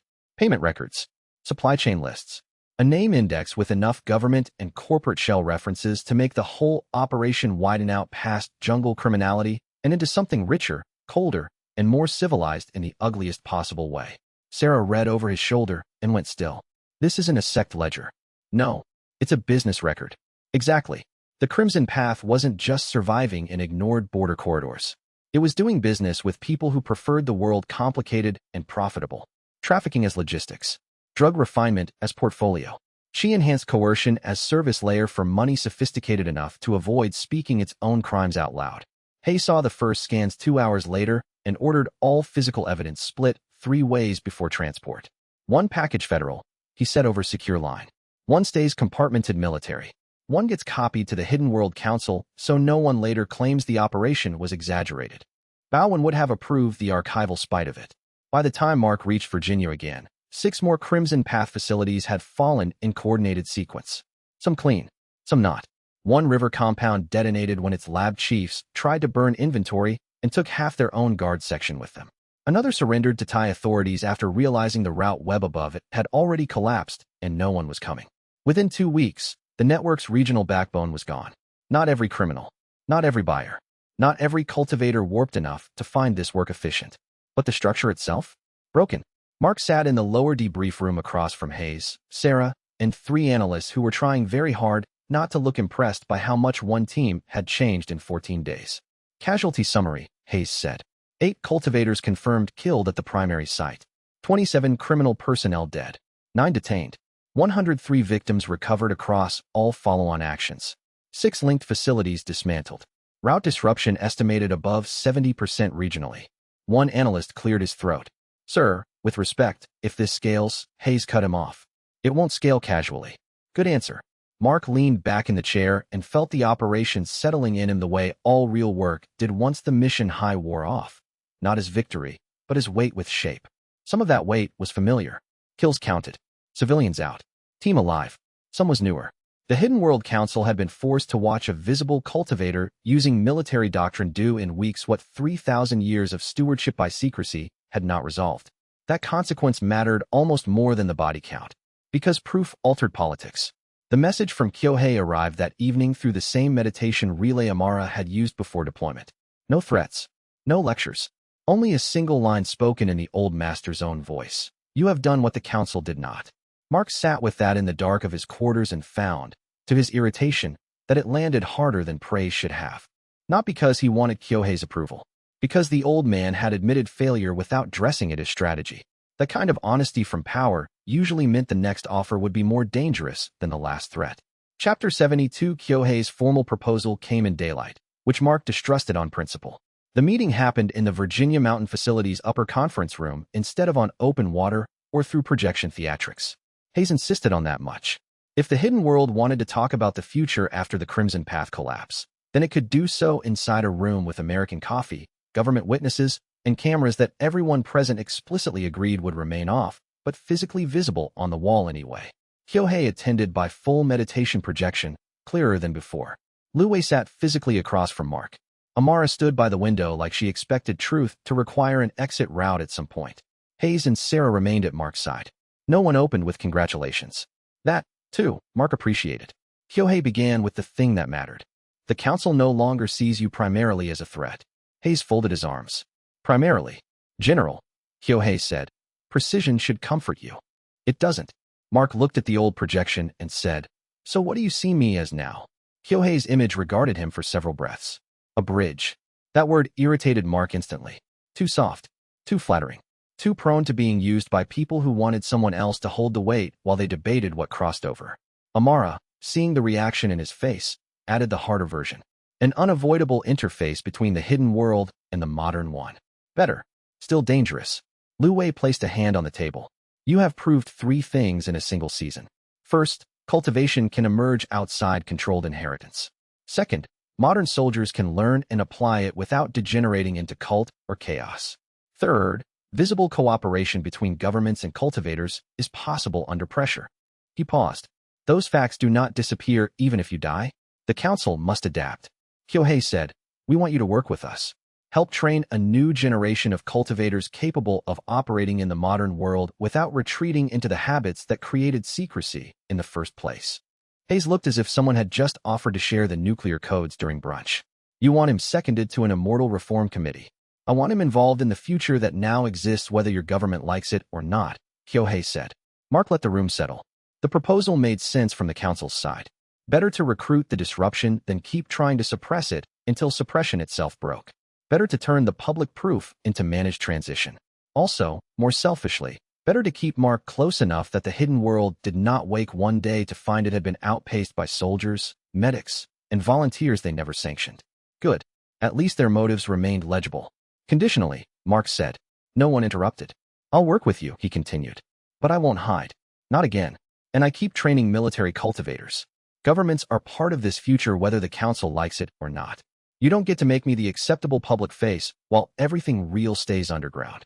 Kyohei's projection did not flicker. That meant the old master had expected exactly this line and feared it enough to prepare for it. Public exposure too fast invites panic.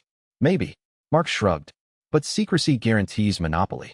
I've had enough of monopolies built out of human pain. Sarah glanced at him once when he said it, not because she disagreed, but because she could hear the plantation still living inside the sentence. Amara folded her arms. You refuse control on instinct. No, I refuse one-sided control. Lu Wei looked at Kyohei, then at Hayes. Can governments accept parallel authority structures without immediate capture attempts? Hayes answered more honestly than most men at his level ever did. Not gracefully. And yet, Lu Wei asked. Hayes looked at Mark. And yet my side is already adapting around him because the alternative is pretending reality waits for policy papers. That earned the faintest change in Kyohei's expression. Not amusement. Recognition. Then we proceed without pretending comfort, the old master said. Terms followed. No ownership. No binding oath. No training monopoly. The council would open selected doctrine archives relevant to non-sect cultivation safety, rogue cultivator suppression, and historical failure patterns. Mark would share tactical development relevant to modern combat integration and team-based cultivation deployment. Joint threat identification would begin immediately. Long-term education models remained unresolved. Good. Unclean enough to be real. Before the meeting ended, Lu Wei looked directly at Mark and said, You have reached vessel expansion stage 1 under accelerated pressure and combat integration. The next progression will come faster because your system now trusts violence too well. Be careful what threshold you normalize. Mark heard the warning under the compliment. That mattered. Noted. After the council projection closed and the room emptied, Hayes stayed behind with Mark. You're becoming institutional, the general said. No. That's exactly what men say right before they become the thing everyone else has to build around. Mark looked through the glass at the mountain range beyond the facility perimeter. Then we build around the right problems. Hayes grunted once. That's still institution building, Kane. Maybe. Probably. But if the hidden world now wanted him as bridge and the government wanted him as coordinated asset rather than caged anomaly, then the only version of that future he could live with was one where no one side owned the door. By the end of the week, Mark reached vessel expansion stage 2. No dramatic island breakthrough this time. Just the accumulated effect of combat, travel, relentless cycling, and a system that had stopped asking whether the body could carry the load and started asking what the load was for. Stage 5 capability was no longer a temporary threshold. It was his operating baseline. Kyohei acknowledged that too in a private line to Hayes. He is approaching the point where your categories and ours both become inadequate. Hayes did not show Mark the message until later. When he did, Mark read it twice and handed it back. He's late. Chapter 73, the first formal meeting between a government and the hidden world took place in a room with bad fluorescent lights and too much coffee. Mark insisted on that. If history wanted pomp, it could find another man. He preferred conference tables that smelled faintly of toner and institutional anxiety. More honest environments. The site was a secure annex outside Washington, D.C., chosen because no one wanted to grant symbolic home ground. Hayes brought representatives from defense, intelligence, state, and one lawyer who had already aged 5 visible years from having to invent language for things that should not legally exist yet. Kyohei attended by projection again. Lu Wei attended in person. Amara remotely through a linked anchor from Cairo. Mark sat in the middle because everyone was uncomfortable enough with that arrangement that it felt correct. The agenda should have been impossible. Threat coordination, information sharing, jurisdiction, training boundaries, non-aggression, independent autonomy. Any one of those could have sunk the day if handled by ordinary diplomats. What saved it was that none of the people at the table had the luxury of pretending the other side was optional anymore. Hayes opened clean. The United States recognizes that a hidden cultivator population exists and that some subset of that population is capable of meaningful coordination on threats outside conventional state structures. Kyohei answered with equal sharpness. The Hidden Council recognizes that the age of total concealment has ended and that continued interaction with modern governments must be formalized at least on matters involving mutual threat. No one smiled. Good. The lawyer from state asked the first doomed question anyway. Under what legal authority does the council operate? Lu Wei said, continuity. That's not law. It was before your law. The lawyer looked briefly offended by history itself. Mark cut in before the room turned stupid. Don't solve sovereignty first. Solve function. If rogue cultivators, criminal sects, or politically captured cultivation programs emerge, do we coordinate or not? That reset the table. Again, by noon they had a working framework. Not treaty. Too early. Recorded coordination memorandum. Governments and a hidden council would share intelligence on rogue cultivators and other cross-system threats. Neither side would claim direct command over the other. Government military training programs using cultivation would remain state-run, but not hidden from the council. The council would maintain independent internal structures, but would not attack recognized government-aligned cultivators absent extraordinary circumstances. Extraordinary is doing too much work there, Sarah muttered from the back wall where she stood in observer capacity and perfect contempt. She was right. Mark struck the word, replaced it with defined hostile acts, enumerated and ugly enough to remove wiggle room. Kyohei approved that change without argument. That mattered too. The memorandum ended with the line everyone in the room hated and needed. No side controls the other. The defense representative looked like he wanted to ask how any nation was supposed to accept that. Hayes answered before he could. Because the alternative is pretending control exists when it doesn't.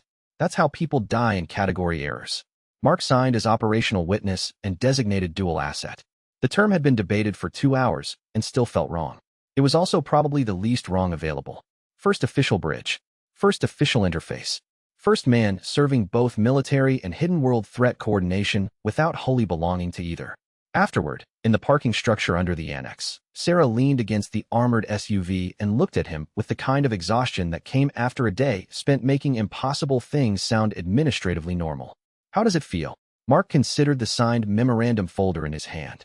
Like everyone just agreed reality is inconvenient. That's one way to put it. What would your way be?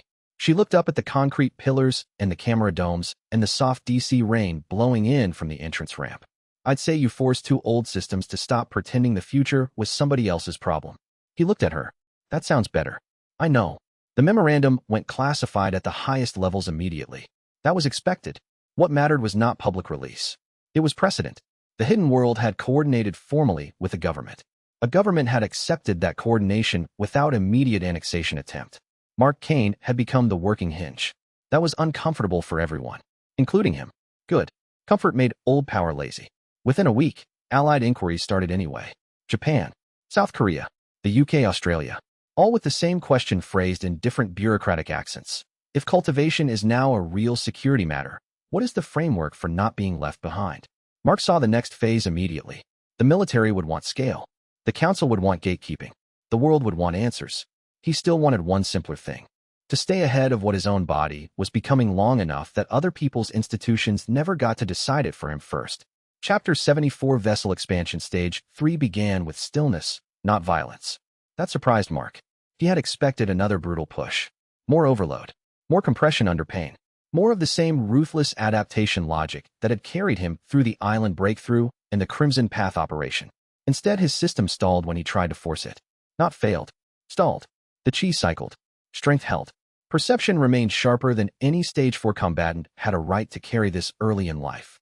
But the next movement toward tactical ascension would not answer simple aggression.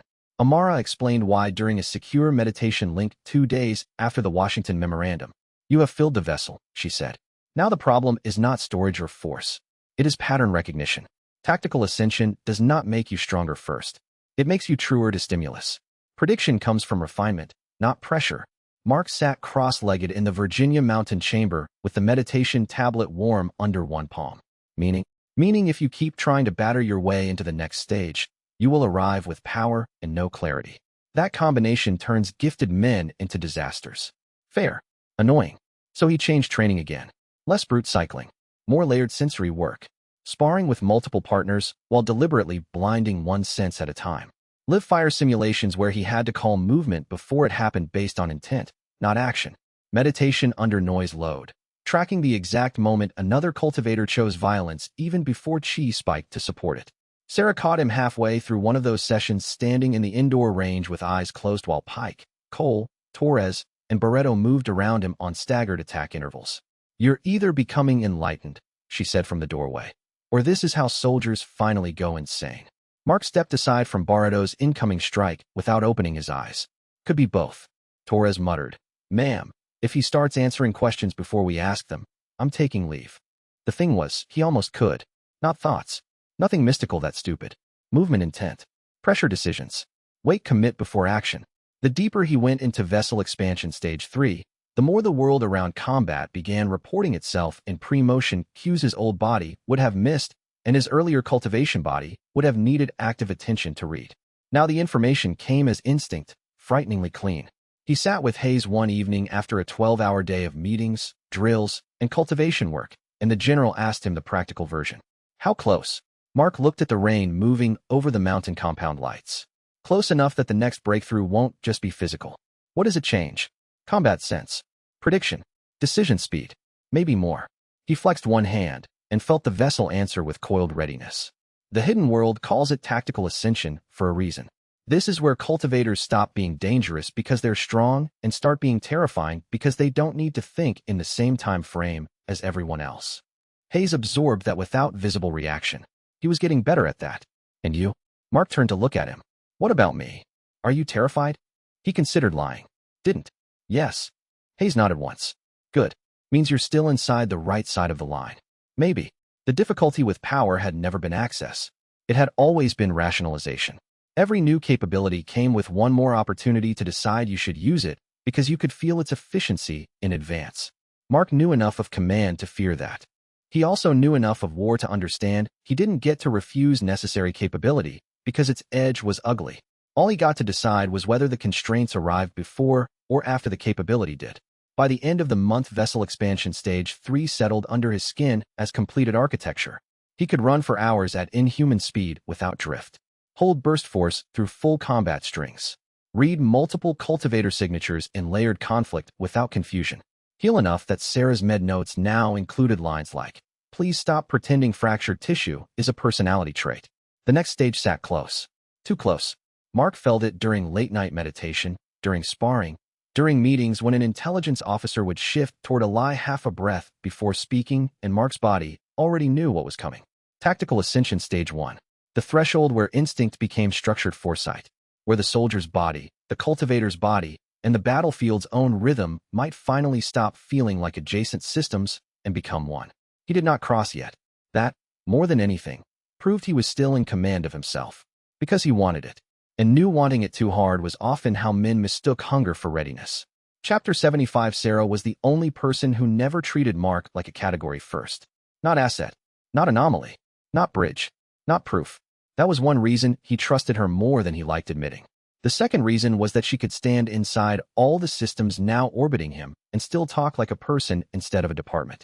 They got 2 days off together because Hayes finally looked at the schedule, looked at Mark's fracture-healed knuckles, the training logs, the diplomatic traffic, the hidden world memoranda, and said, "If you both stay here, someone is going to mistake overwork for patriotism, and I'll have to fill out the form."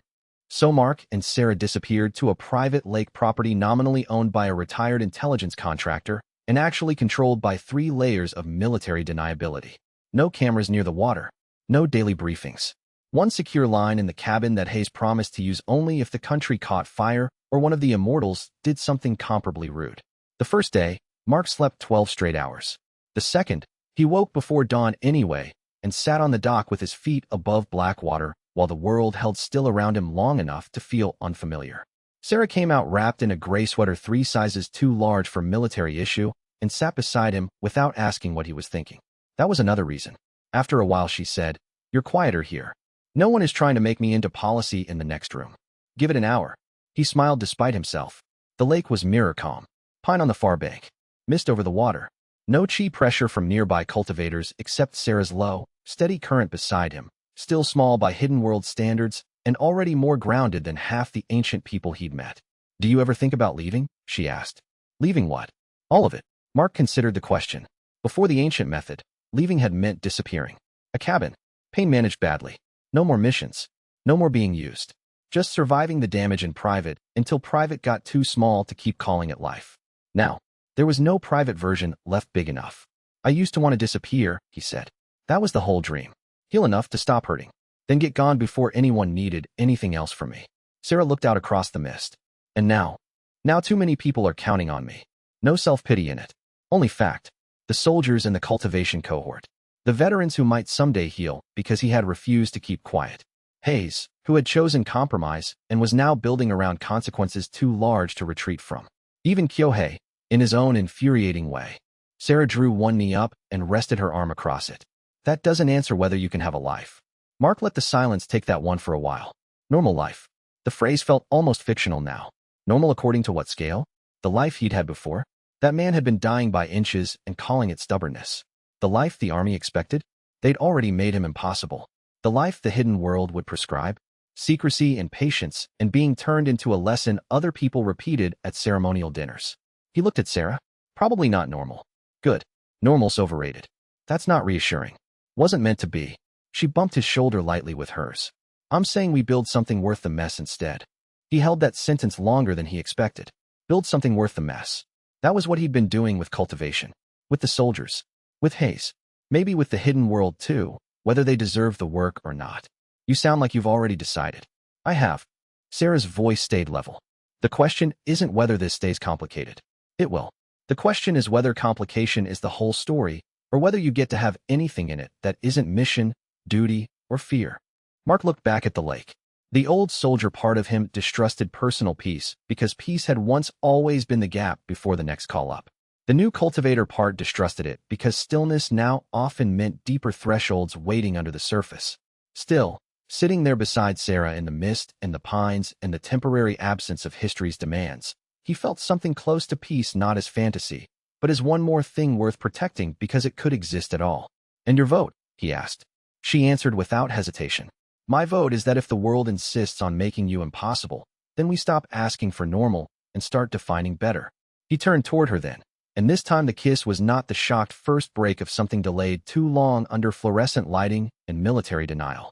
It was calmer, chosen. Later, when they walked the tree line above the lake and Mark's senses kept drifting outward despite himself, Sarah caught the distraction and said, You're still listening for threats. Always. I know. She took his hand anyway. Just make sure you hear the rest too. That stayed with him after they returned to the city, after the briefings restarted, after the next intelligence packet landed with bad news folded neatly inside. Because the next phase was coming. He could feel it in his cultivation. In politics. In the way older powers kept reorganizing around the fact of him instead of against it. Too many people were counting on him now. Sarah was right. That didn't mean he had to become only what they counted on. It meant he had to build a future where the parts of his life not owned by war were strong enough to survive beside it. And maybe that was harder than any breakthrough. Which, of course, was when intelligence delivered the first credible indication that a fourth power had entered the field and cared nothing for healing, duty, or stewardship at all. Chapter 76 The Secret Society did not call itself the Illuminati. That was the first useful thing about it. People who named themselves after old conspiracies usually wanted theater more than results. The group Hayes analysts brought into the lower command room 2 days after Mark returned from the lake wanted results wrapped in deniability, capital, and policy capture. We do not have a formal name, the lead analyst said, which made everyone at the table dislike him on sight. We have a pattern cluster. Shell foundations, think tanks, venture networks, political access nodes, private labs, legacy wealth trusts. The same people or aligned successors have been circling anomalous power structures for a century. Whenever something historically destabilizing appears, they try to study it, finance it, or own it. Mark looked at the wall board. Corporate cutouts, offshore money, defense-adjacent research nonprofits, free dead journalists, one biotech acquisition trail linking back to Helix by proxy, and then farther beyond it into money older and better hidden. And now they know about cultivation. Hayes nodded. Not all of it. Enough. They know you're real. They know Cross wasn't a one-off lunatic. They know the military didn't disappear you. And based on one intercepted proposal, they believe cultivation can become the next monopolized power substrate. Sarah muttered, Of course they do. The analyst clicked to the next slide. They are not like Kyohei. They don't want secrecy for stewardship. They want control through access restriction. Paywall immortality. Gatekeep healing. Weaponize performance enhancement. Consolidate political leverage around whoever gets the methods first. Cole looked at the cluster map and snorted. So cultists with an investment strategy. That's cruder than I would phrase it, Hayes said. Less accurate? Torres asked. Hayes did not answer.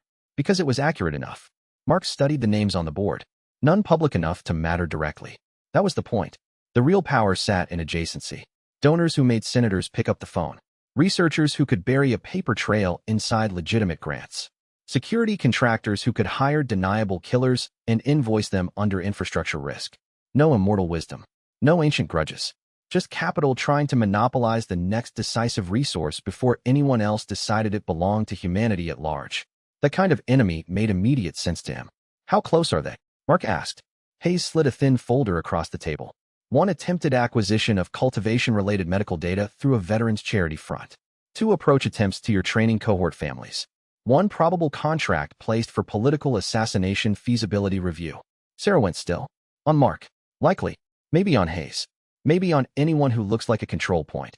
Hayes tapped the folder. They're still in recon mode. That won't last. Mark opened the file. Photographs. Tail reports. Wire summaries. One image showed him outside the DC Annex 3 weeks earlier, exiting beside Kyohei's projection case handlers. Taken from 400 meters through rain and polarized glass by someone with real tradecraft and patience. Good. At least competence still looked like competence. More protection? Sarah asked. Already moving, Hayes said. Expanded counter-surveillance, layered transport protocols, rotation on public appearances. But that's defense. The larger issue is that a non-state power bloc has decided cultivation is a global market to corner. Mark looked up. And if they manage partial success? The analyst answered this time. Then cultivation stops being military problem or hidden world problem and becomes oligarchic infrastructure. Exclusive medicine, exclusive security, exclusive political leverage. Government split, sects panic, public trust collapses. No one in the room liked the picture, which meant it was probably true.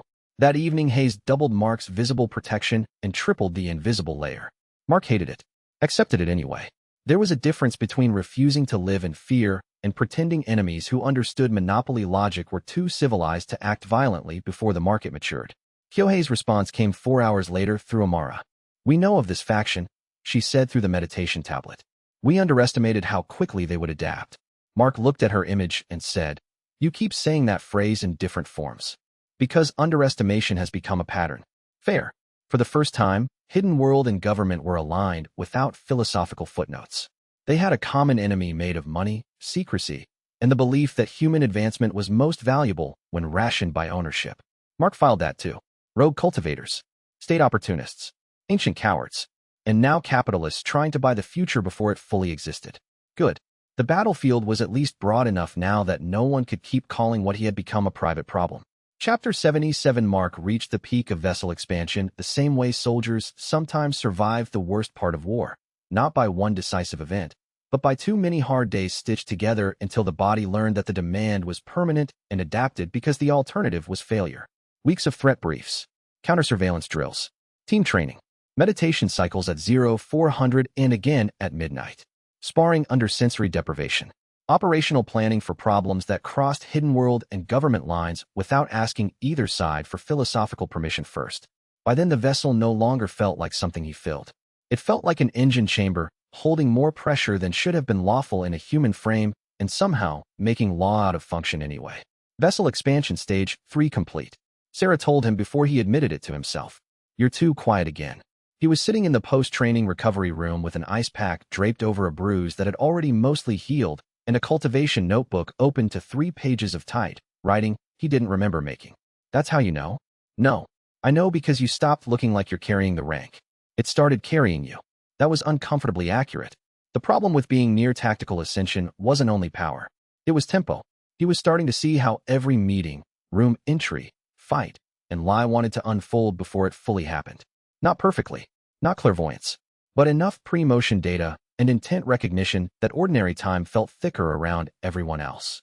Too much of that without rest, and he'd either force the breakthrough badly or mistake exhaustion for heightened insight. Both outcomes were unacceptable. So Hayes did something smart and rare. He ordered Mark off active operations.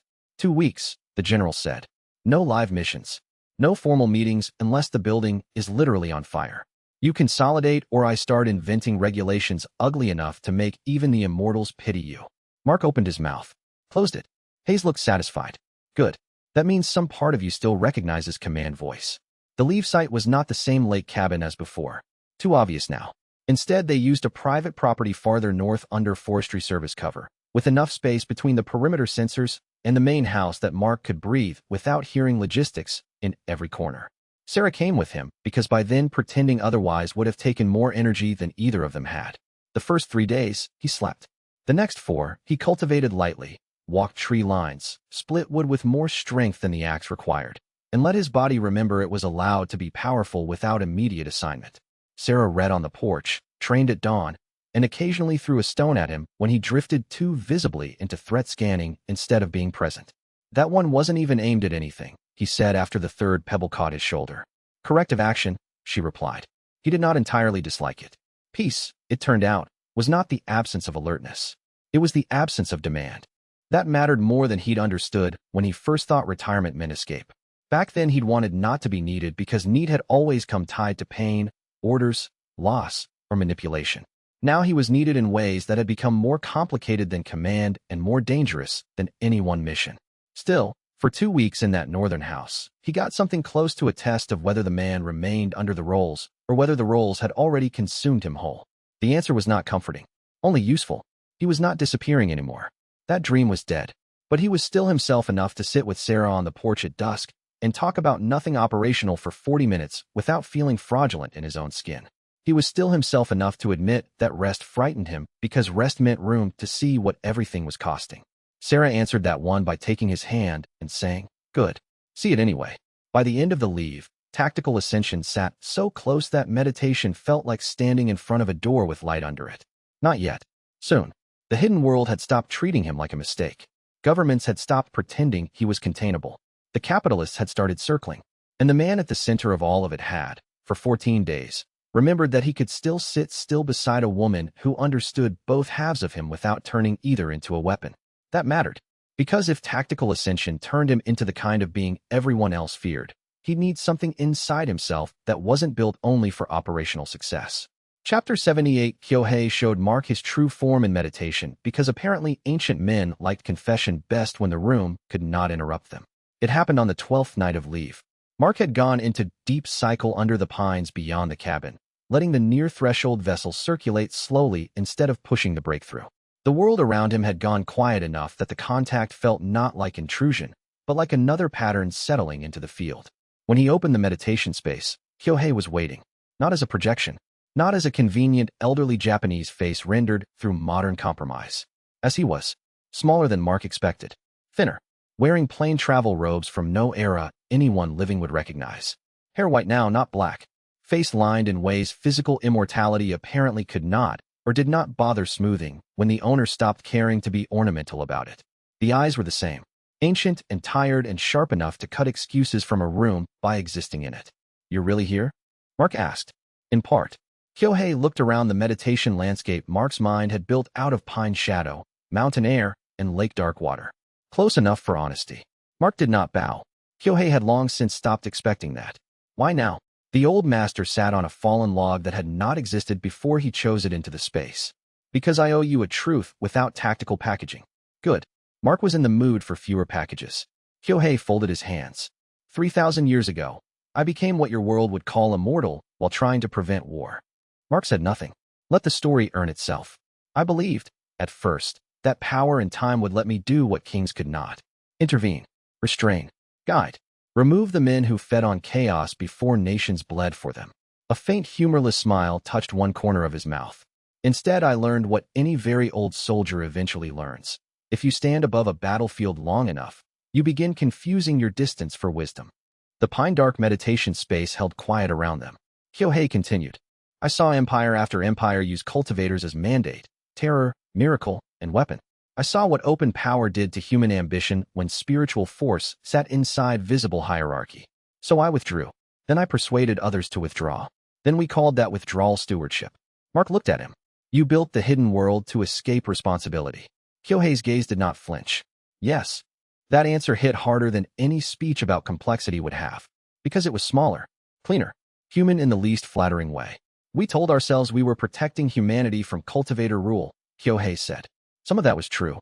We were also protecting ourselves from the burden of trying and failing in public. In shadow, every compromise becomes easier to call necessity. Every omission becomes balance. Every fear becomes prudence. Mark thought of Crimson Path facilities left contained for decades, of buried texts, of a world managed by old men who called delayed adaptation caution until younger people forced the timeline into daylight. And me? Kyohei looked at him then with a steadiness no projection had ever fully carried. You are doing what I could not. Bringing it all into the light before the old structure calcifies into permanent cowardice. Mark let that sit. He wanted to reject the compliment because it felt too much like absolution offered from above. But the old man was not asking absolution. He was naming failure.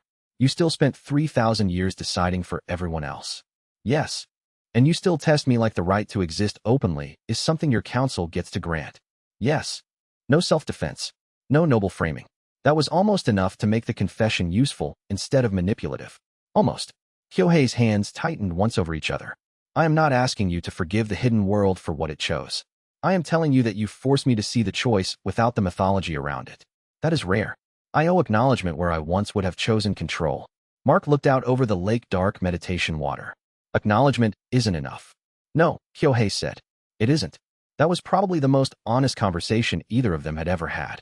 When the old master finally rose, the meditation space seemed smaller and clearer at once.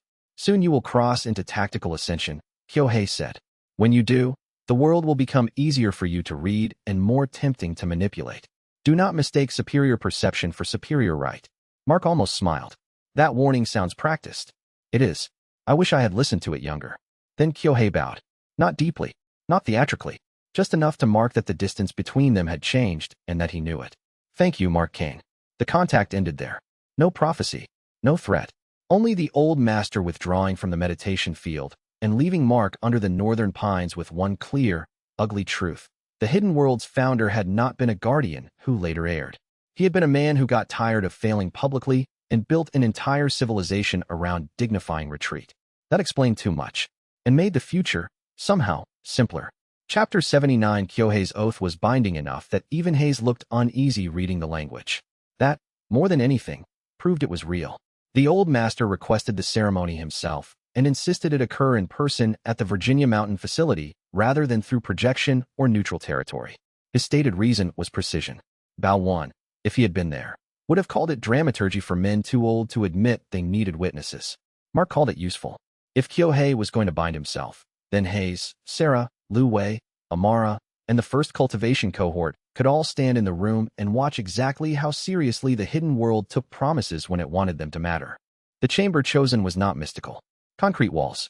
Restricted access warding installed after the first Korean probe. One stripped central floor circle where Yu Qianling would have wanted better geometry and Kyohei apparently wanted old simplicity instead. The old master arrived physically this time. No projection. No tricks. White hair. Plain robes. A presence so deep and controlled that even after everything, Mark had to remind his body not to interpret it as inevitability. Lu Wei and Amara stood at the perimeter as witnesses. Hayes and Sarah opposite them. Torres, Cole, Pike, and Barreto behind Mark because the oath covered them too, and they had earned the right to hear it directly. Kyohei stepped into the circle and spoke without ceremony. I, Kyohei, bound witness of the hidden council, swear by cultivated root, preserved spirit, and surviving line that neither I nor the council acting under my authority shall harm Mark Kane, his declared allies, or his trained soldiers by direct action, covert action, or delegated proxy, except in response to defined hostile acts already agreed in recorded compact. The room stayed very still.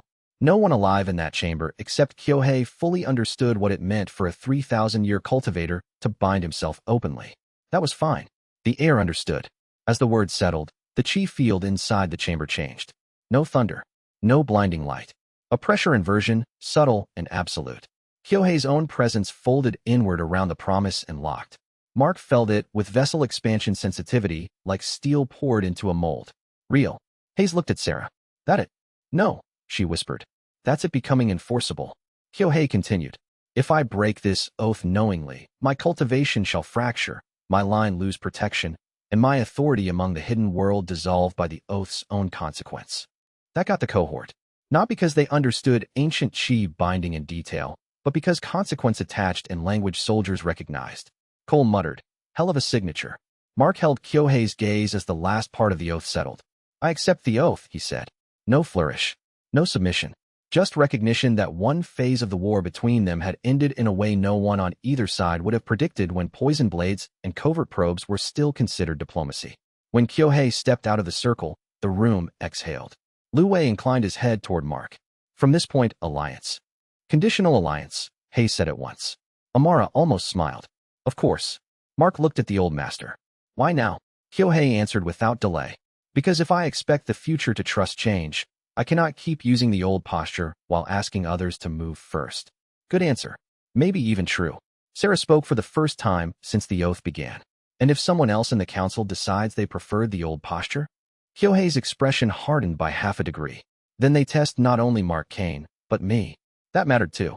The hidden world's internal conflict had not ended because its oldest figure finally chose honesty under pressure. It had only moved from suppression into the open. Mark understood that well enough. Still, one major line had changed. Kyohei had bound himself not to harm him, Sarah, or the team. The council now had to adapt without its founder's convenient ambiguity. After the ceremony, as the room cleared in uneasy pairs, Hayes caught Mark by the shoulder. You realize how insane this looks from the outside. Yes. Good. Mark looked back at the now empty circle on the chamber floor. Old enemy. Current ally. Future uncertain. Not friends. That would have been sentimental and wrong.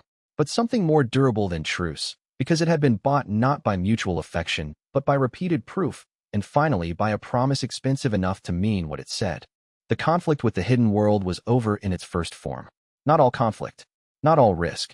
Just the phase where they could still pretend one side might remove the other and return the future to silence. That door had closed. Good. Because the next one's opening were larger, richer, and uglier than ancient councils alone.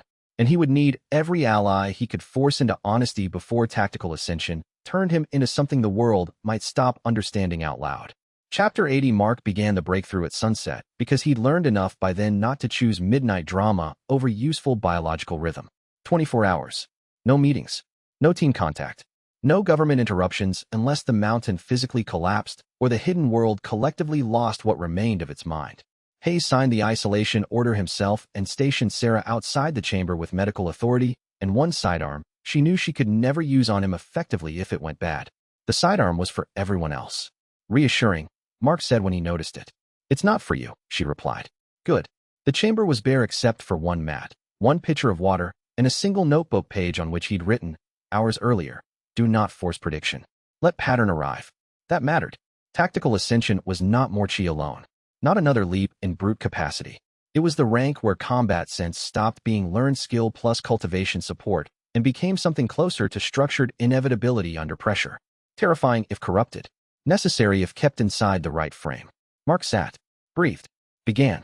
The first 10 hours were deceptively smooth. Vessel expansion stage 3 held. Circulation ran broad and dense. Every loop through the Dantian came back sharper, as though the system already knew what was next and only required sufficient stillness not to mangle it through impatience. At hour 12 the world thinned. Not spiritually, operationally. The chamber's airflow broke into layered vectors. The cooling pipes in the wall clicked half a second before each adjustment cycle. Sarah's pacing outside the door had a rhythm his body could map before the boards took her weight. 2 guards at the far corridor changed stance 3 breaths before their joints moved, each decision telegraphed by muscle intent too slight for any prior version of him to catch without focused effort.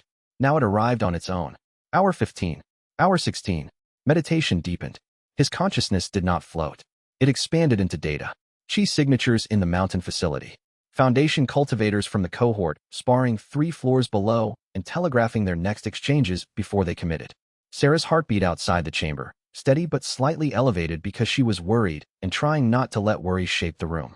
Farther out, beyond the facility, a civilian convoy taking the access road, the driver's fatigue visible in lane corrections before the tires drifted. Mark did not chase the signals. That would have broken the structure. He let them arrive and pass until the act of perception itself changed. At hour 20, tactical ascension opened. No explosion. No light storm. No dramatic burst of force cracking the mountain. Something colder. A lock clicking into the correct position after a lifetime of hearing tumblers almost align. Every combat line he had ever learned. Every room entry. Every ambush. Every extraction. Every cultivation fight. Every sparring pattern. Every instinct built through soldier work and pain and chi refinement all suddenly belonged to one field instead of separate training boxes. He understood motion before it happened. Not in prophecy. In inevitability. If intent, position, structure, and environment remained what they were in the current breath, then the next movement was already declaring itself. The chamber door opened. Mark was on his feet before Sarah crossed the threshold. Not because he heard the latch. Because the sequence that would end with her hand on the door had already announced itself through the way she shifted outside, the way the guard behind her leaned left, the way her breath changed when the internal ward line dipped at the exact second the breakthrough settled. She stopped dead. Mark. He looked at her and saw too much. Concern. Fatigue. Relief coming 2 seconds later if his next movement stayed calm. The medic's reflex calculating room safety, while the woman behind it tried not to make this moment clinical before knowing what it was. I'm fine, he said. The words arrived before she asked because the question had already been forming in the room. Outside the chamber, the rest of the facility registered. 112 heartbeats in usable range. For active cultivators within the mountain perimeter. 3 more in aircraft transit 90 miles out. 2 hidden world signatures at the edge of the forest ridge likely there because Kyohei had not trusted distance to keep him uninformed. And beyond all that, farther than any rank before should have permitted, awareness spread in a widening sphere. Cultivators. Hundreds of them. Within 500 miles Mark could feel every active cultivation signature like stars in a tactical display no machine had built. Some dim, some old, some disciplined, some filthy with bad method. He did not know names for all of them. He knew existence. Sarah stepped fully into the chamber. Your eyes changed. Mark touched his face absently and realized he did not need a mirror to know she was right. Not in color. In focus. Everything had edges now. Not sharper like a camera lens. More honest. Hayes arrived a minute later with 2 guards and stopped in the doorway the same way Sarah had. Report. Mark looked at him and, before the general finished shifting his weight, knew the next 5 questions he would ask, the order he would ask them in, and the point at which professional concern would give way to political dread. Tactical Ascension Stage 1, Mark said. Range increase. Predictive combat cognition. Cultivator signature awareness out to roughly 500 miles. Probably more under focus. Hayes was silent for exactly 1.5 breaths. Probably more. Yes. Not enough.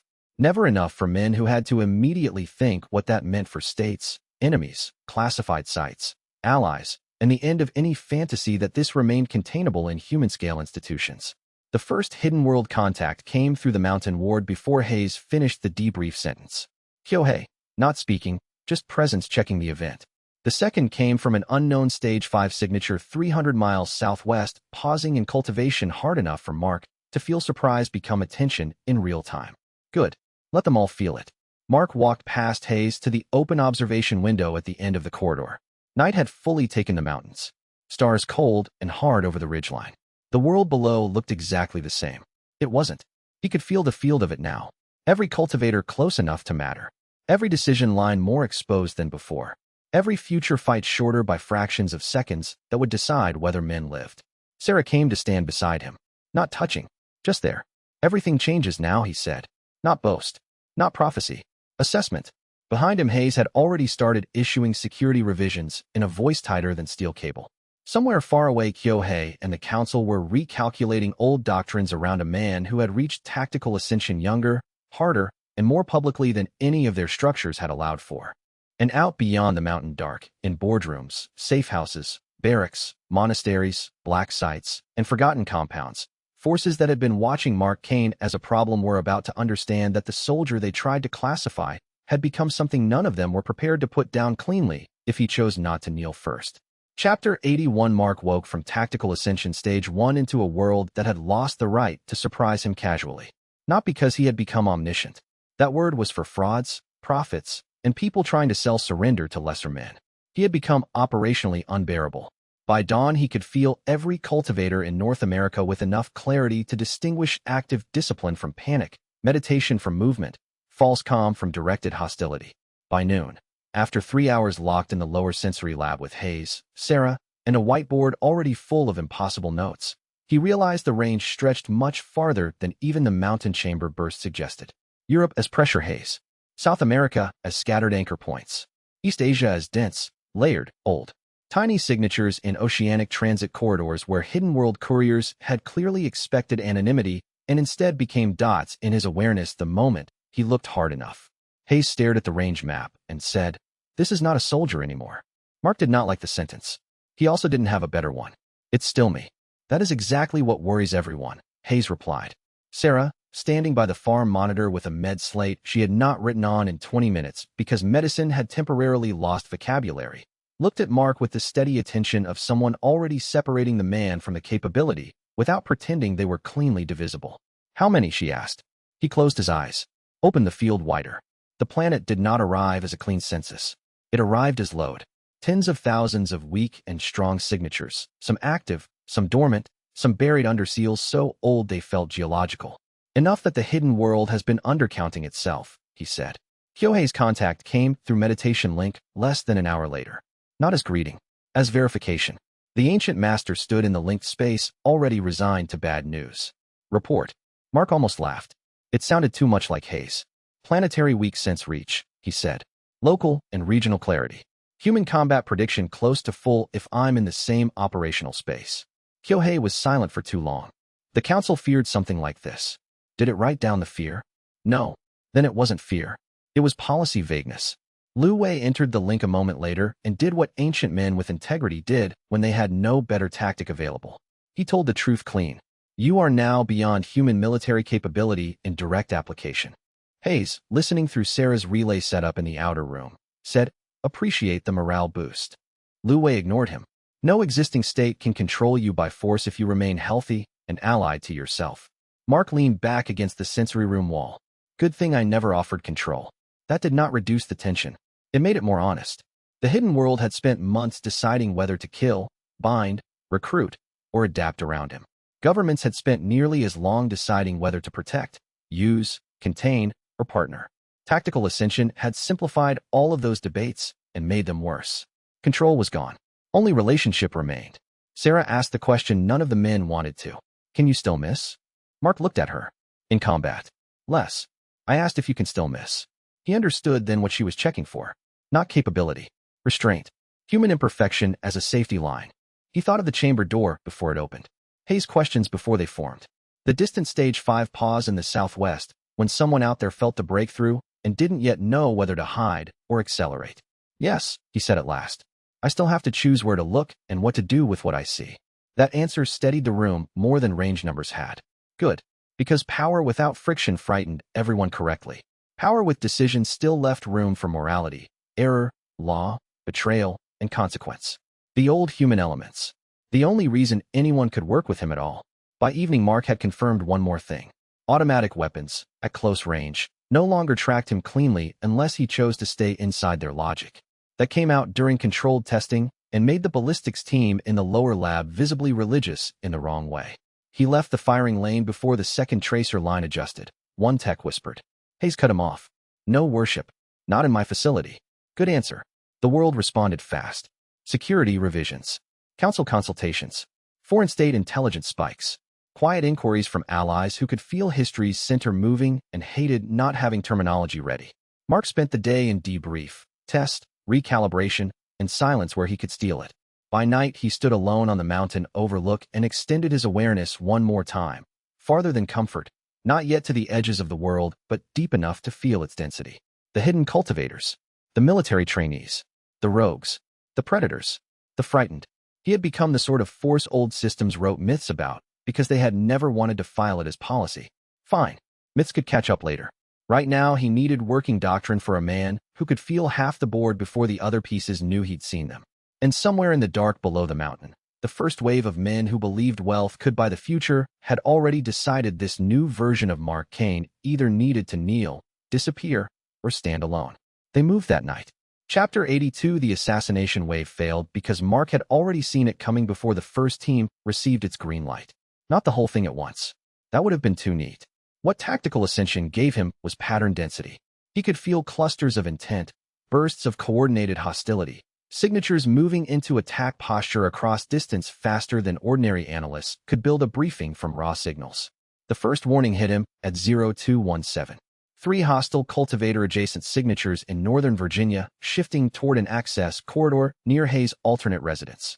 For more in Colorado, near one of the cultivation cohort family safe houses. 2 teams in Seoul. 1 in Cairo. More in Texas, California, Okinawa, and outside a military hospital in Maryland where Okonkwo's father was under protected care. Mark was out of bed and dressed before the secure phone finished its second vibration. Sarah sat up at once. What? They're moving on everyone. No panic. No time. Hayes answered on first ring because he'd either been awake already or instinct had long ago replaced sleep with lower efficiency vigilance. Talk. Coordinated strike wave. Global. Family, team, allied contacts. Probably designed to isolate me and force negotiated compliance. Hayes did not waste a syllable asking how he knew. Locations. Mark started listing them. Fast. Specific enough that the operations watch upstairs began pulling assets before formal validation caught up. Colorado safe house evacuated in 6 minutes.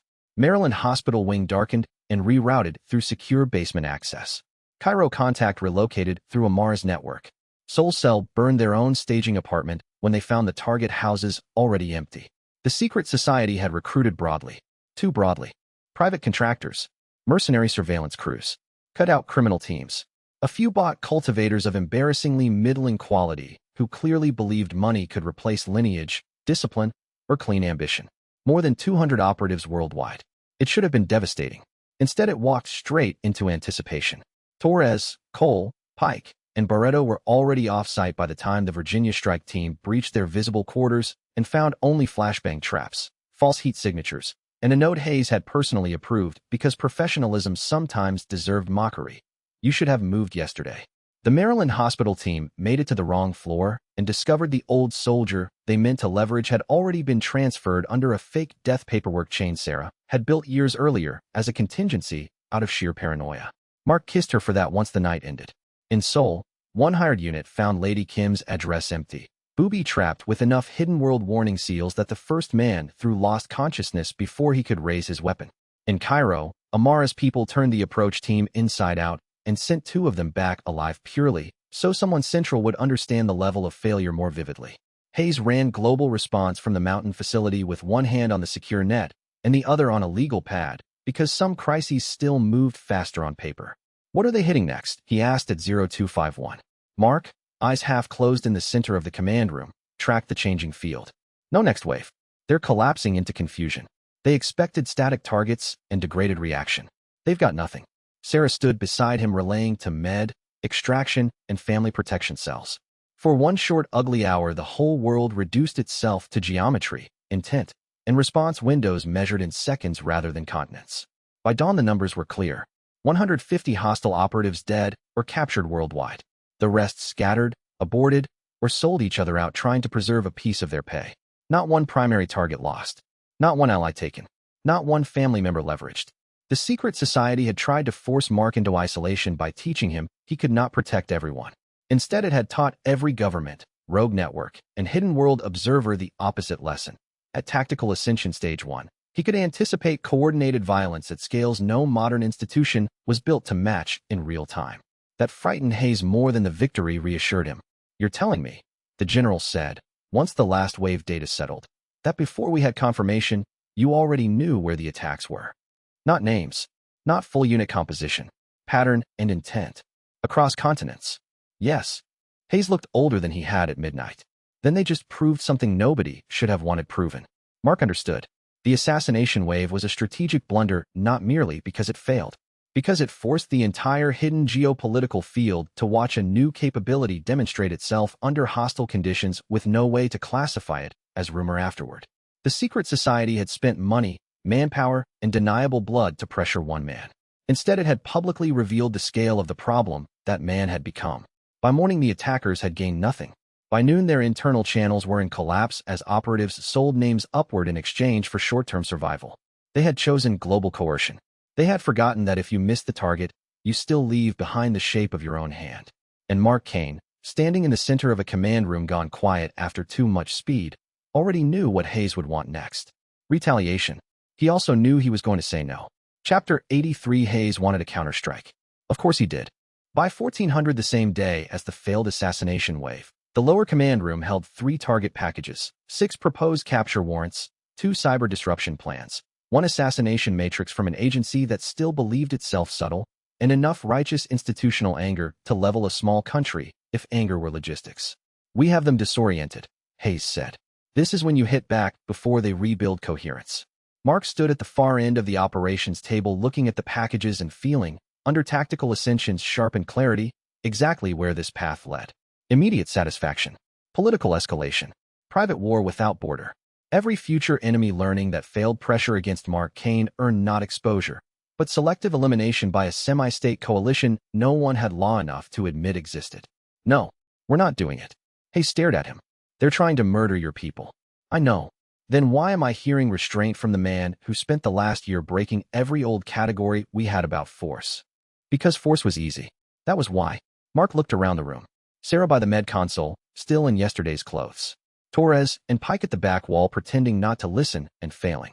Analysts ready to operationalize vengeance if anyone with stars or chi said yes. Because that's the path they want, Mark said. Private war. Deniable retaliation. Endless justification. They built themselves to survive inside violence and secrecy. If we answer in their language, they become permanent. Hayes did not like that because it was correct and denied him the professional clean line of counteraction. So what do you propose? Mark pulled the top folder toward him, flipped it open, and started sorting names. Operatives. Bank accounts. Shell companies. Travel histories. Donor bridges. Safe houses. He had more than enough. Thanks to their own collapse and the global arrests already in motion, the network's first protective layer had become evidence instead of invisibility. Exposure, he said. One analyst blinked. Public as law can make it fast.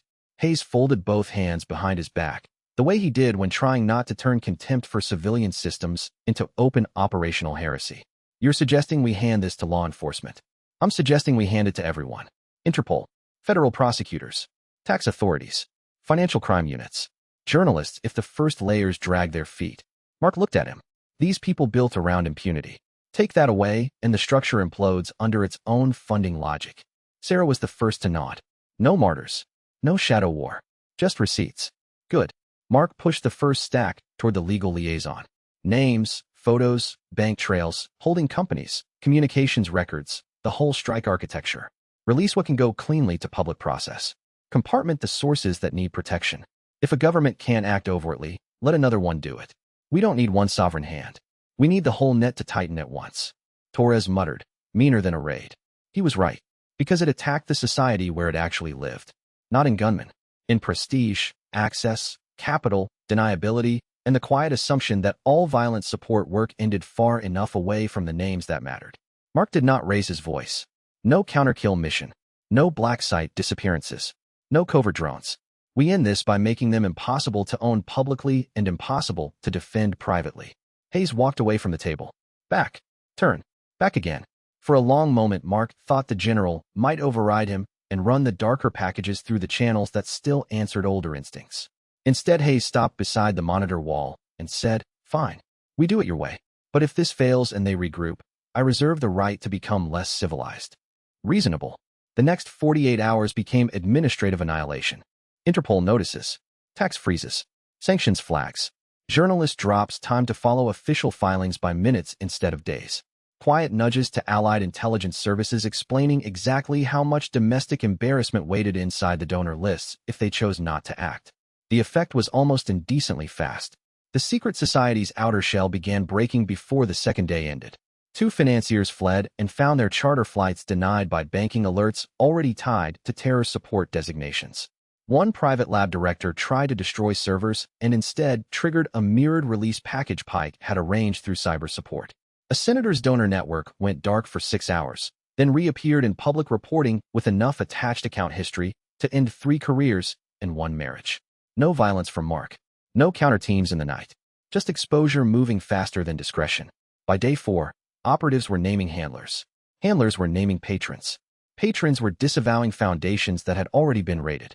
The structure imploded not because it lacked killers, but because killers cost money and money hates bright light. Hayes reviewed the last implosion memo and looked at Mark across the command table with an expression caught between irritation and respect. I hate how effective that was. No, you don't. You're right. I hate that I wanted the other thing more. Fair. The wider world noticed too. The attempted assassination wave had failed. The secret society behind it was collapsing through law, finance, and embarrassment rather than through some new mythic battle no one could audit later. Mark had turned tactical superiority into strategic exposure. That mattered more than killing the right people quickly, because it drew a line. Not every threat in the cultivation era would be answered by building a darker knife. Some would be answered by refusing darkness the terms it needed to remain efficient. That lesson settled hard in the military cohort, the Hidden Council, and every institution now trying to understand what tactical ascension meant in practice. It meant, among other things, that Mark Kane could choose not only where violence landed, but when it was unnecessary. That frightened the right people more than a massacre would have. Chapter 84 Tactical Ascension Stage 2 came during live training, which was exactly how Mark preferred advancement by then. Not because it was safe, because it forced the new capability to emerge under function rather than self-importance. The 100-man expansion proposal had not yet been approved, but Hayes had quietly doubled the pilot cohort while the secret society imploded. The new classes rotated through mountain modules and waves. Each group screened harder than any special operations pipeline Mark had ever seen, and still somehow more fragile than the first four, because success made institutions sloppy if you let them believe reproducibility meant simplicity. Mark refused simplicity. He trained them at speed, breath control under stress, movement economy with chi augmentation, how to feel another person's intent before the body committed, how not to trust the intoxicating clean answer cultivation gave a damaged nervous system too quickly. Torres helped with team integration. Barreto taught pain discipline better than any manual ever could. Sarah built med protocols around chi strain injuries no military textbook had names for yet. Mark spent 12 hours a day inside the work until the work changed him again. The shift was subtle at first. Prediction widened. Distance thickened with meaning. He no longer needed to be in the same room to model hostile intent if the signal structure was strong enough. Not detailed thought, still. Just operational vector. Enough that during a 3-team live drill, he called Pike's flanking decision from 2 corridors away before Pike himself reported movement. "That's getting creepy, sir," Pike said. "Then stop telegraphing with your hips." It was half joke. Only half. At 17:30 on a Thursday, during a layered force-on-force exercise with 8 trainees and 2 instructors, Tactical Ascension Stage 2 locked. Mark was standing in the central warehouse module when the whole drill slowed. Not physically, interpretively. Every combat decision in the building bloomed outward in probability lines his mind could hold without strain. If Cole kept pushing left, 2 trainees would funnel toward the dead bay door. If Torres checked fire half a second later, Barreto's dummy casualty extraction route would open. If one of the new candidates panicked and overactivated chi in the catwalk lane, the metal support would sing before he moved and Mark could stop it 3 beats in advance.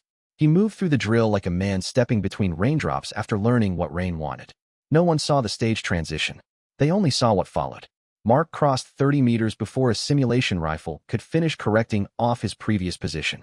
Disarmed 2 trainees without hurting either. Stopped the panicking catwalk candidate by tapping the exact tendon line that collapsed the bad activation before it cascaded. Ended the whole warehouse sequence in 42 seconds with every participant breathing hard and staring at him like he'd briefly forgotten to obey the same chronology they had.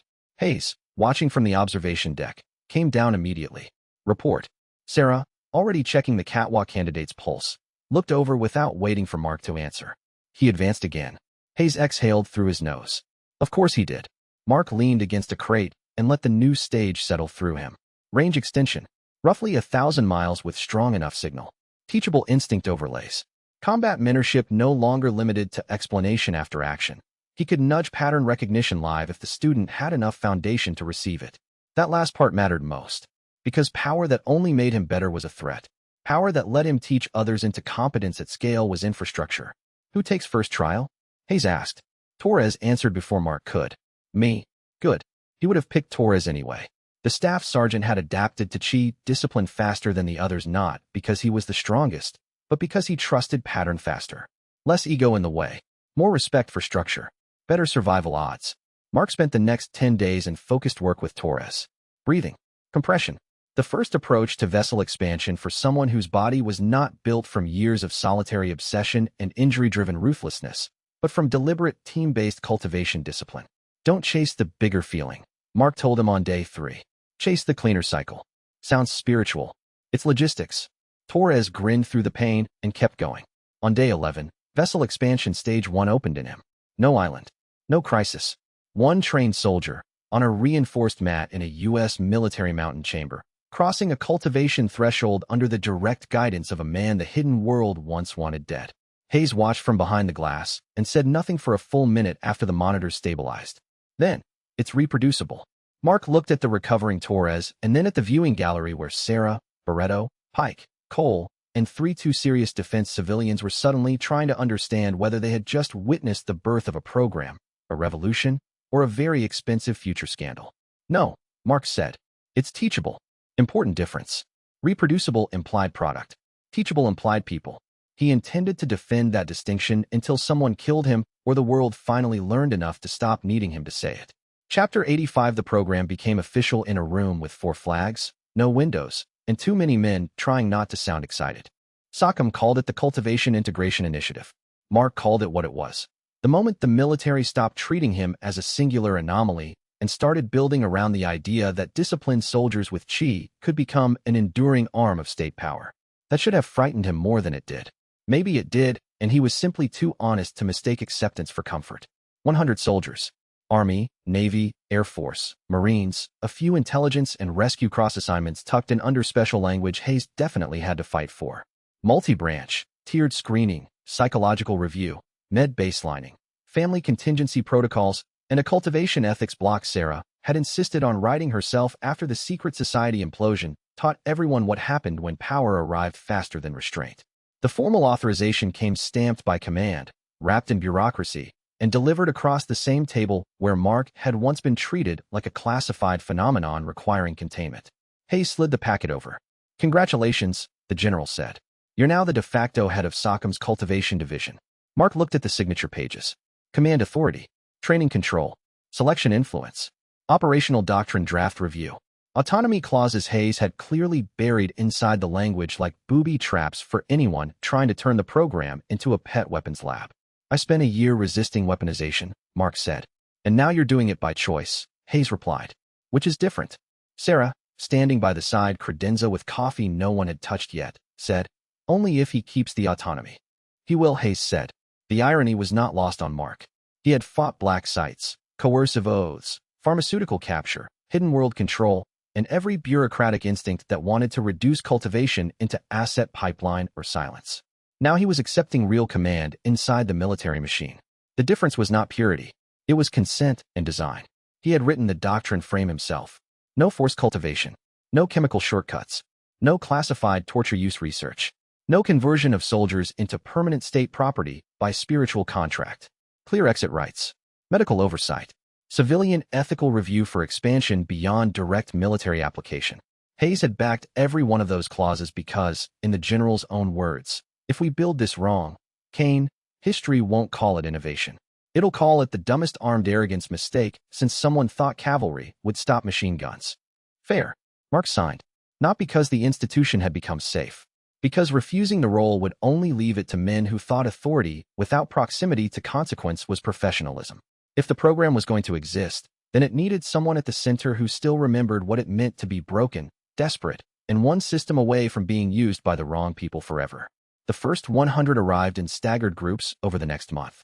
Some too eager, some quietly terrified, some carrying the same invisible damage he'd seen in himself years earlier.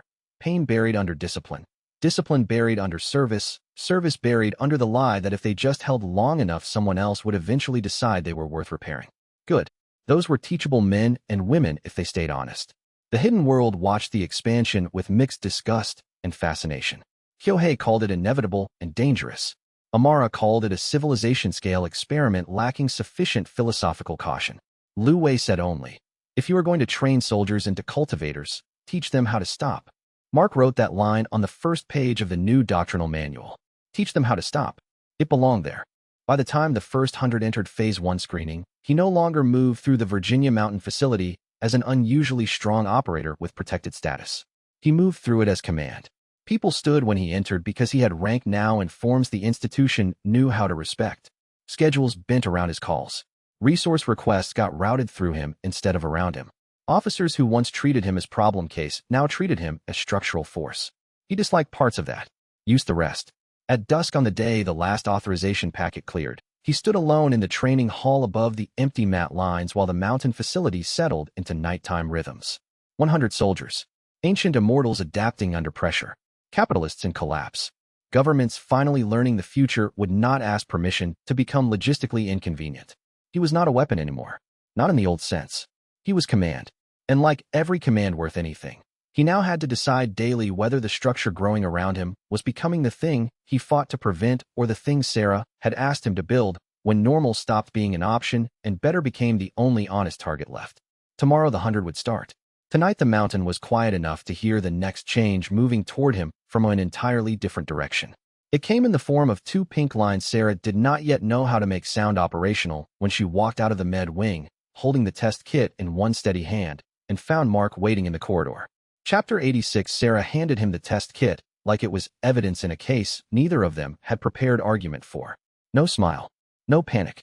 Just the steady, practical look she used whenever reality had become inconvenient enough that feelings could wait until the room stopped needing competent adults. 2 pink lines. Mark stared at them longer than he should have. Not because he didn't understand what they meant. Because he understood too much at once. Command authority. 100 soldiers entering cultivation screening. Ancient immortals adapting around him. State and hidden world coordination balanced on the fact that he remained functional and allied. And now this. Sarah watched the whole calculation happen behind his eyes and said, "If you start treating this like a hostage problem, I'm throwing you through the wall." That got him back into his body. I wasn't. You were. Fair. He took a slow breath. Then another. Are you okay? It was not the most sophisticated question. It was the right first one. Sarah's shoulders loosened by half an inch. Yes. Surprised. Annoyed at the timing. Not unhappy. Good. Important order. Mark leaned back against the corridor wall and looked at the test kit again. I don't know how to do this. Sarah let out one short breath through her nose that was almost a laugh. No one does it first. That's not unique to tactical demigods. He looked at her. You're making jokes. I'm containing you. Also fair. They moved into her office because standing in the medwing corridor talking about parenthood while new cultivation recruits jogged past on phased recovery rotations was how people ended up with stories they hated later. The office was small. Desk. 2 chairs. 1 whiteboard with recovery schedules and chi-strain markers nobody else in the military had the experience to understand cleanly yet. Sarah shut the door and sat, then pointed at the opposite chair until Mark obeyed. Let's start with the obvious, she said. This changes things. Yes. Not everything. No. But enough that pretending otherwise would be cowardice. He almost smiled at the word choice. She had learned too much from him. Or maybe he from her. What do you need, he asked. Sarah considered that with irritating seriousness. For you not to decide fatherhood means martyrdom, withdrawal, or increased self-sacrifice disguised as protection. That hit because some part of him had already been sketching all 3. I wasn't doing that. You were about to. Again, fair. He looked down at his hands. Hands that had broken men, held the dying, taught soldiers to cultivate, turned old power structures into negotiation tables, and now felt absurdly unqualified to hold one ordinary future without damaging it. Can I do this? He asked, and hated how unarmored the question sounded. Sarah's expression changed then. Not softer. More exact. You can do the work. The real question is whether you'll let yourself do the work as a person instead of a mission set. There it was. That was always the line with him. Not whether he could endure. Whether he could stop turning every form of care into operational necessity with better lighting. She leaned forward. We're not solving this tonight. We're not mapping 18 years like a campaign. We're acknowledging that this is real and that you don't get to face it by retreating into command voice. Mark nodded once. Okay. Good. Next obvious thing. Hayes will know eventually. He'll notice if I start reorganizing deployments. Exactly. Sarah folded her hands on the desk. So we make smart changes before emotion makes stupid ones for us. Which was how they spent the next hour. Not naming the child. Not pretending the future had become gentle. Practical adjustments. Mark stepping back slightly from first in exposure on lower priority field operations. Sarah shifting med schedules so she wasn't inside every live deployment cell by default. Security review for family vulnerability without turning into absurd fortress psychology. He could do practical. That helped. By the time they left the office, the panic had not vanished. It had shape now. Later, alone in his quarters, Mark sat on the edge of the bunk and let the day catch him without witnesses. He had spent most of his adult life assuming any future he got to keep would be small, quiet, and probably solitary. Survive the pain. Leave the machine. Stop being needed. Fade out somewhere functional enough not to look tragic from the outside. That future was gone. He knew that. But this was different from losing privacy, anonymity, or control. This was gain. Fragile and ordinary and enormous. Not a rank. Not a war. Not a treaty. Someone who would arrive into a world already deformed by what he had become and would not care about any of it at first except whether he was there, whether Sarah was safe, whether the room held calm instead of fear. That thought did more to frighten him than any assassin wave had. Which meant it mattered correctly. The next morning, Hayes found him in the early training hall before dawn and said, "You look like you fought an invisible enemy and lost points." Mark answered before thinking better of it. "Sarah's pregnant." Hayes blinked once. Then, unexpectedly, "Good. You say that fast." "I say it because if you're going to keep dragging the future into existence, you should probably put someone in it on purpose." The general held his stare a moment. "You also need to stop taking point on everything, and I assume she already told you that." Mark looked away. "Yes." "Good. Means there's at least one adult in this situation." That steadied him more than it should have. By noon, the fear had changed from abstract terror into something harder and cleaner. Responsibility no longer measured only by soldiers, nations, or systems. He could work with that. He had always worked with responsibility. The difference now was that this one would not be served by winning. It would be served by building a life stable enough that victory stopped being the only language he trusted. Chapter 87. Kyohei proposed the school from a Swiss valley because ancient men liked neutral ground best when it came with mountains old enough to flatter them. Mark actually approved of the site. That was irritating. The facility sat outside Lucerne in a former international retreat compound purchased decades earlier through one of the hidden world's cleaner shell structures and maintained ever since as a place too expensive, too discreet, and too officially boring for anyone to suspect it might become the first open training ground shared by modern military cultivators and ancient lineages. Snow on the upper ridges. Stone buildings. Glass lecture halls that looked out over Pine Slope and Lake. A subterranean practice complex warded well enough that even Hayes admitted somebody on Kyohei's side understood engineering beyond monastery aesthetics. The proposal meeting gathered the strangest room Mark had yet seen.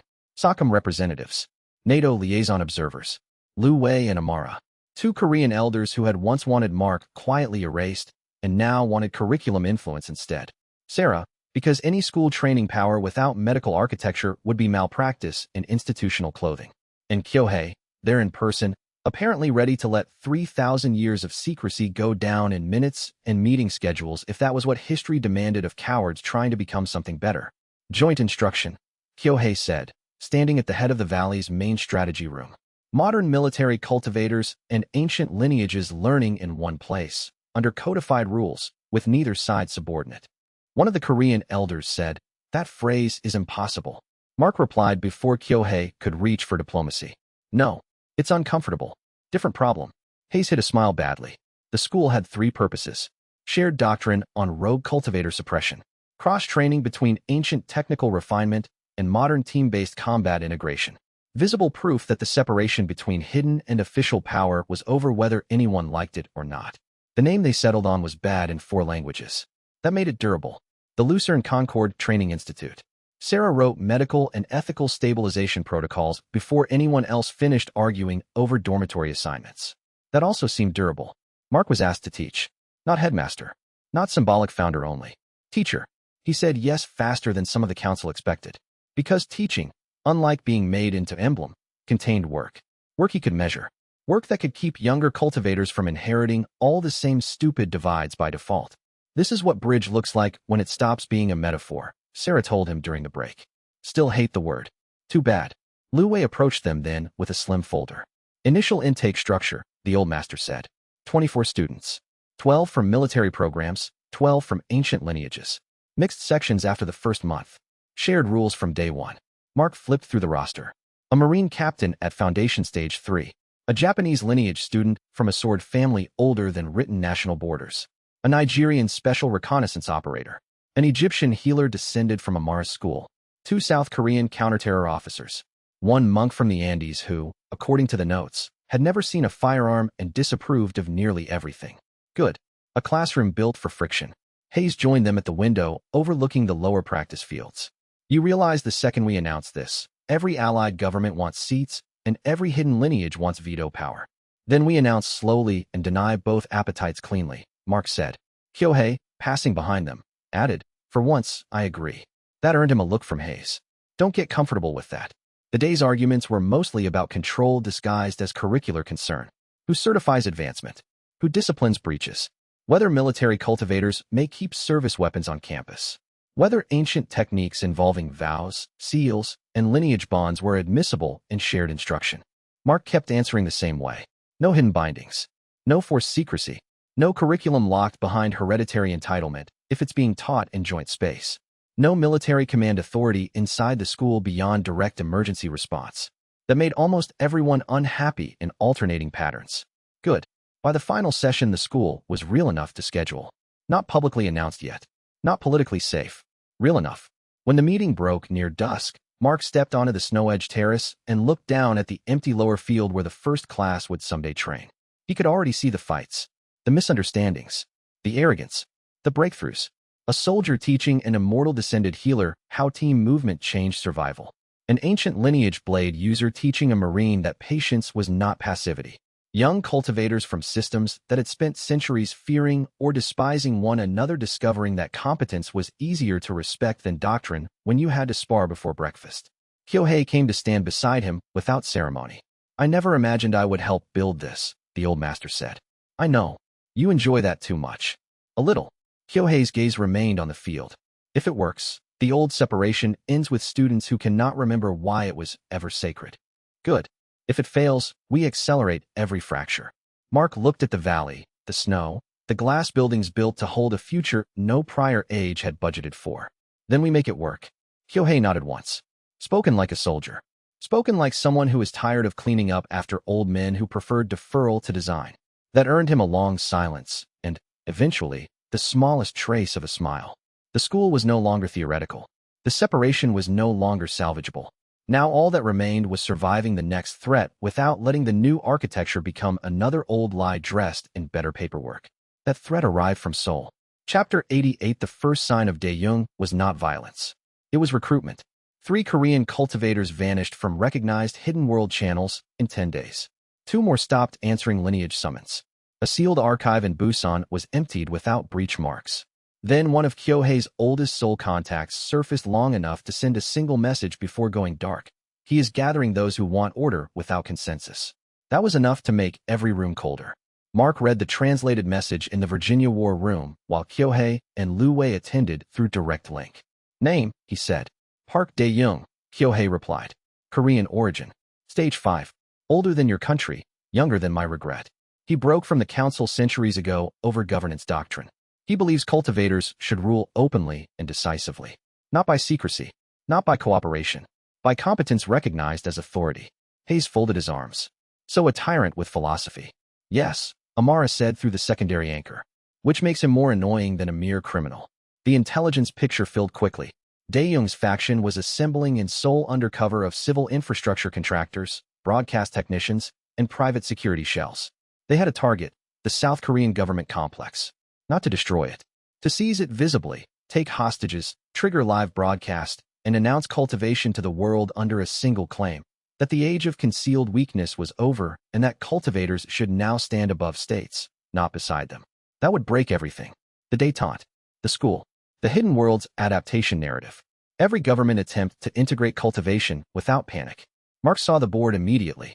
He's trying to force public revelation under his framing instead of ours.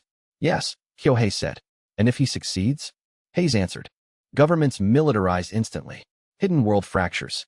Every power block chooses either suppression or capture. The entire transition burns. Good. Clean stakes. Sarah looked at the city map. Hostages mean he wants time, not slaughter. That gives us a narrow intervention window. Lu Wei nodded. He also wants symbolism. He will choose a site with cameras, authority, and enough civilian density that no one can flatten it without validating his argument. Mark was already moving pieces in his head. Ingress. Countersignal. Containment. Who to bring? I go, he said. Hayes looked like he had known before the sentence finished. With who? Sarah. Torres. Pike. Barreto. Mark pointed to the map. Mobility, medical, close containment, layered room clearing. Cole stays stateside with the training cohort in case this is a decoy wave. Sarah did not argue. She was already pulling med triage overlays and ballistic approach angles. Korean cooperation? Hayes answered, limited and deniable. Their people are aware of a classified extremist risk to the government complex. They don't know the full cultivation angle, and I'd like to keep it that way unless the building starts levitating. Reasonable.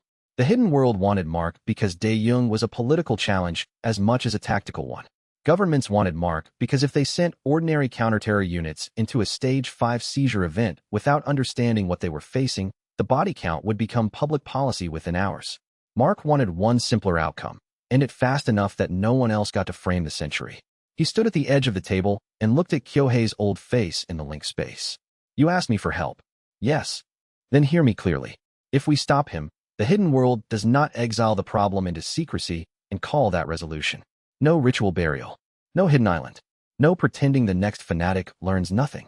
Kyohei held his gaze. Agreed. That answer came too fast. Mark noticed. Filed it. By midnight the Soul package was live.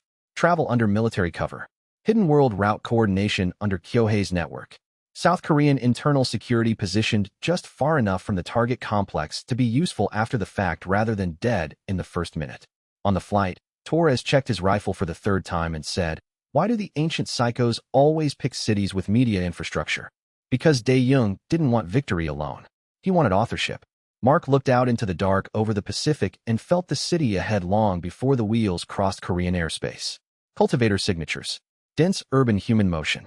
One sharp, disciplined hostile cluster tightening near the government district like a fist not yet raised. Because tyrants don't just want power, he said. They want witnesses. Soul's lights came up below them in brutal clarity.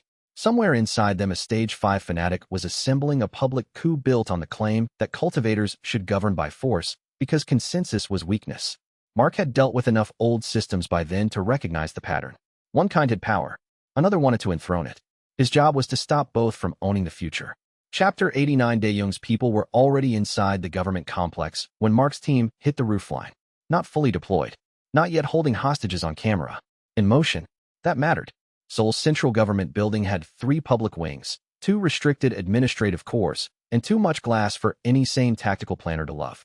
Rain slicked the rooftop as the insertion helo dropped Mark, Sarah, Torres, Pike, and Barreto onto the service deck under electronic blind cover fed by South Korean security and a hidden world signal distortion node Kyohei's people swore was stable. Mark did not trust the node. He trusted the rain. Signatures? Torres whispered. Mark opened the field. Stage 5 anchor in the central chamber. 3 lower-rank cultivators sweeping ministerial corridors. 9 armed operatives, non-cultivators, split between media control positions and civilian containment routes. Dozens of government workers still inside because bureaucracies loved late-night meetings and death trap scheduling. 3-man split in the East Hall. 1 in broadcast control, primary in the assembly rotunda. He touched the building schematic on Pike's wrist slate. We cut media first, evacuate civilians second, isolate Dae-Jung third. Sarah checked the med route. South stairwell becomes casualty line if he starts throwing people. He will, Mark said. They moved. Pike and Torres peeled toward broadcast control with silenced rifles and chi-light footwork. Sarah and Barreto took the south stairwell to start clearing trapped staff and building a medical corridor. Mark went alone toward the rotunda because Stage 5 plus government marble plus public architecture meant one thing. If Dae-Jung saw a team coming, he'd use the building as sermon and shield. He found the first body at the inner security checkpoint. Neck broken clean. Professional enough to anger him more than panic would have. The second and third guards were unconscious, not dead, their chi pathways lightly scorched by some suppression technique designed to make resistance humiliatingly easy. Dae-Jung liked symbolism. Good to know. The East Hall fight began 30 seconds later. 2 sharp bursts from suppressed rifles. 1 chi flare. Then Torres on comms. Broadcast room secured. 1 cultivator dead. 1 down. 1 running north. Mark felt the runner before Torres finished speaking and stepped into his path at the central junction. The man was Stage 3, fast and lean, carrying twin short blades with the self-important certainty of someone who had spent too much time in rogue circles being told law made fighters soft. He saw Mark and attacked immediately. Wrong choice. Mark let tactical ascension do the cruel work. Saw the angle before the shoulder moved. Entered before the blade line fully existed. Broke the first wrist, trapped the second knife arm against the wall, and drove an elbow through the man's jaw hard enough to shut off both technique and argument. No wasted motion. No duel. The body slid down the marble and stayed there. Good. At the rotunda doors, Dae-Jung finally spoke over the building's internal address system. Citizens of Korea, he said, his voice amplified and rich with the kind of cultivated command men mistook for legitimacy if they were frightened enough. You have been ruled by weak men while stronger ones hid in shadows. That age, the system cut. Pike. Good. Torres came back on comms with 1 short laugh. No live sermon tonight. Mark pushed through the rotunda doors. Dae-Jung stood at the center of the assembly floor beneath the national seal, rain-gray light from the high windows, turning him almost elegant at first glance. Tall, broad-shouldered, Korean features worn smooth by age and cultivation. Stage 5 presence held with open arrogance rather than refinement. Around him lay 3 bound officials and 1 dead bodyguard. Cameras had been rigged on tripods in a half circle and were still buffering dead signal on cut feeds. American, Dae-young said. You're off schedule. The rogue cultivator smiled. No, you arrived on mine. Mark did not dignify that. Release them. You think too tactically. This was never about hostages. It is about declaration. Dae-young spread one hand toward the chamber. Your hidden cowards and your governments both want managed transition. Committee power. Negotiated weakness. I offer truth. The strong should rule. Cultivators are the next sovereign class. The sooner states accept that, the fewer people die adjusting. There it was. Ancient tyrant logic with modern efficiency language. Mark stepped down the aisle. You talk like every man who mistakes personal capacity for moral title. And you talk like a weapon pretending it chose its own hand. That almost got him. Because it was aimed correctly. Only almost. I did choose, Mark said. That's why you're losing. Dae-young moved. Not with hidden world elegance. With shock force, like a master who had spent too long fighting people unable to survive the first exchange. He crossed 20 meters in a blink and tried to take Mark's throat with a vertical hand strike wrapped in enough chi to pulp concrete. Tactical ascension read it before intent hardened. Mark was already turning. The strike shattered the assembly podium instead. The fight exploded outward. Dae-young was everything Stage 5 should have frightened governments into respecting. Fast enough to blur ordinary cameras. Strong enough to crater polished stone. Technically disciplined in a lineage built for direct dominance rather than balance. But he was fighting one Stage 4 tactical ascension cultivator plus a trained team, inside a building whose civilian corridors they had already begun stripping of targets. Pike took the first interference shot from the east balcony, forcing Dae-young to deflect instead of pursue. Torres drove in from blind angle with chi-enhanced knife pressure that no ancient rogue should have had to account for from a mere soldier. Barreto hit the bound official extraction under Sarah's cover, while Mark kept Dae-young centered in the rotunda kill box. This is what your future looks like. Dae-young snarled between exchanges. Soldiers and medics wearing stolen light? Mark drove a kick into his ribs hard enough to crack marble under the recoil. No, that's why it works. The fight moved through 3 chambers and 2 stairwells. Dae-young was too strong for a clean finish and too proud to retreat once his announcement plan was ruined. That helped. By the time South Korean internal security locked the outer perimeter, the rogue cultivator had lost 2 lieutenants, his live media path, and any chance of framing the event as revelation instead of failed seizure. Mark caught him at last in the service atrium above the underground transit corridor. Pinned by Torres' flank pressure, Pike's upper angle harassment, and Sarah's civilian corridor fully cleared, Dae-young finally ran out of better geometry and made the only move left to tyrants who believed power should settle politics.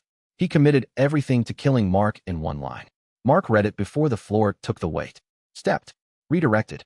Drove Dae-young through the atrium's safety glass and onto the transit landing below. The rogue master hit hard enough to crack both tile and one femur.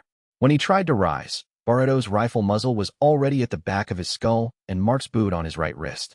Done, Mark said. Dae-young looked up at him through blood and broken glass and gave one last contemptuous smile. You are building a softer empire. Mark tightened the pressure on the wrist until bone complained. No, that's why you'll never understand it. The sole operation ended with no live broadcast, minimal civilian casualties, 1 dead bodyguard, 2 injured staffers, 3 rogue cultivators dead, and Park Dae-young taken alive under conditions no one at the start of that year would have believed possible. Kyohei arrived hours later by direct route, and stood over the bound rogue in the secure holding room with an expression carved from old disappointment. Thank you, the ancient master said. Mark looked at him. Don't. Kyohei understood the answer. Gratitude was too small. This was maintenance on a future trying not to curdle. Dae-young would not go to prison. The hidden world had older punishments for its own.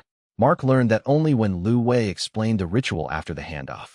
Remote exile, cultivation stripped, life preserved, no return. He did not like that. But he understood enough by then to recognize that every system had edges it still hid until forced into use. The next time he asked for hidden world honesty, he would ask with that ritual in mind. Chapter 90 Mark reached Tactical Ascension Stage 3 under teaching pressure, which Sarah later said was proof the universe had a sense of irony and bad scheduling. He believed her. Soul should have been a recovery window. Instead, it became the point where every part of his life started demanding the same thing at once. The 100-soldier program expanding. The Swiss school moving from concept to staffing. The hidden world recalibrating after Dae-young's failure. governments trying to define what official cultivation command even meant. Sarah pregnant, and somehow still the most stable person in any room they entered. And under all of it, tactical ascension evolving faster because Mark spent more time transferring pattern recognition to others than merely using it alone. That turned out to matter. Power taught in structure deepened differently than power exercised in isolation. By the time he realized the next threshold had come within reach, he was in the mountain hall with Torres and 3 second-wave candidates, running layered combat prediction drills where he had to coach one fighter in real time while tracking 2 more. Then the field widened. Not suddenly, broadly. The planet arrived. Not as pain, not as overload, but as simultaneous signal dense enough that for one terrifying second, he thought his mind might fracture under the sheer quantity of cultivation signatures pressing into perceptual range. China like stormlight. The Korean peninsula layered and bitter. Europe old and thinly distributed. Africa far denser in hidden pockets than Kyohei's council had ever admitted aloud. South America alive in ways official records had never once captured honestly. Oceanic transit lines. Underground seals. Dormant monsters of chi buried in mountain monasteries and corporate vaults and ruined temples and modern military compounds that clearly housed secrets governments had not briefed even Hayes on. Every cultivator on Earth. Not perfect detail. Moderate clarity. Enough. Torres saw him sway and aborted the drill before Mark spoke. Medic. Sarah was already there. Of course she was. By the time he regained full verbal footing, tactical ascension stage 3 had settled, and the problem was no longer the breakthrough. It was filtration. He could not live at planetary resolution. No human could. Maybe no immortal should. So the next 6 weeks became not war, not diplomacy, but signal management. How to narrow. How to prioritize. How not to let every distant rogue pulse or hidden world movement train his nervous system into permanent strategic hypervigilance. Amara helped most there, annoyingly. You are not meant to carry the whole map at once, she said during one of their remote refinement sessions. Only gods and idiots attempt that for long. Which category am I closest to? Today? Idiot. Fair. Kyohei was less insulting and more useful once. Tactical ascension at this stage requires doctrine of attention, he said. Otherwise perception becomes tyranny over the self. Mark wrote that line down, then wrote his own below it. Look only where responsibility intersects capability. That became the filter. Nearby threats. Allied cultivator movements that directly affected current operations. Major rogue signatures. Global anomalies only when they crossed into action instead of existing as background. It worked. Mostly. Enough to let him function as commander rather than planetary emergency nerve ending. By the time winter set fully into the Virginia mountains, tactical ascension stage 3 no longer felt unstable. It felt like a plateau with bad visibility ahead. He stood at the top of it one night in the archive room above the training hall with the ancient method open on the table before him. The book that had started all of this. The ruined text, restored by careful hands and now reread under capacities its original anonymous author may never have expected any modern civilian or soldier to reach this fast. Mark turned past the sections he knew now by instinct. Foundation, core stabilization, body hardening, vessel expansion, tactical ascension, then farther, breach. The pages changed there, not in style, in intention. The text became deliberately obscured, written as if its author had expected readers to reach tactical ascension, understand enough to desire the next rank, and then need to be slowed by caution before stepping farther. No hiding after breach. One line said in older phrasing. Visibility becomes permanence. Mark read that twice, then 3 times. He looked up from the book and felt, across the whole filtered world, how much of his life had already become public architecture, whether governments admitted it, whether ancient councils liked it, whether secret societies survived to regret it or not. Breach would not just be more power. It would be irreversibility. No hiding. No return to manageable categories. No future in which he could still pretend this remained a strange military chapter in human history rather than the beginning of a new era that happened to have chosen him early and hard. Sarah found him there near midnight with tea in one hand, and the look of someone who already knew the room had become philosophically inconvenient. You have the book face again. The next rank is hidden. Of course it is. Not hidden exactly. Deliberately slowed. She set the tea beside him and read the page over his shoulder. Visibility becomes permanence, she said quietly. Yeah. Sarah was silent for a while. Then, can you stop? Mark looked at the page, at the old script, at the whole world faintly humming beyond the mountain walls now that Tactical Ascension Stage 3 had made it available whenever he chose to reach. Probably. Will you? That was the real question. He thought of the 100 soldiers. The school. The hidden world's half-confession. The capitalists who had tried to own the next century.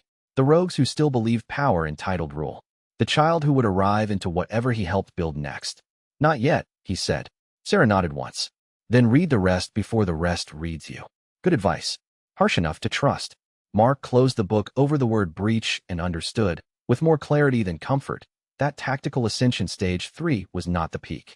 It was the last rank from which a man could still imagine retreat if he lied to himself hard enough. Beyond it, the text promised something else. Not strength, not speed, permanent visibility.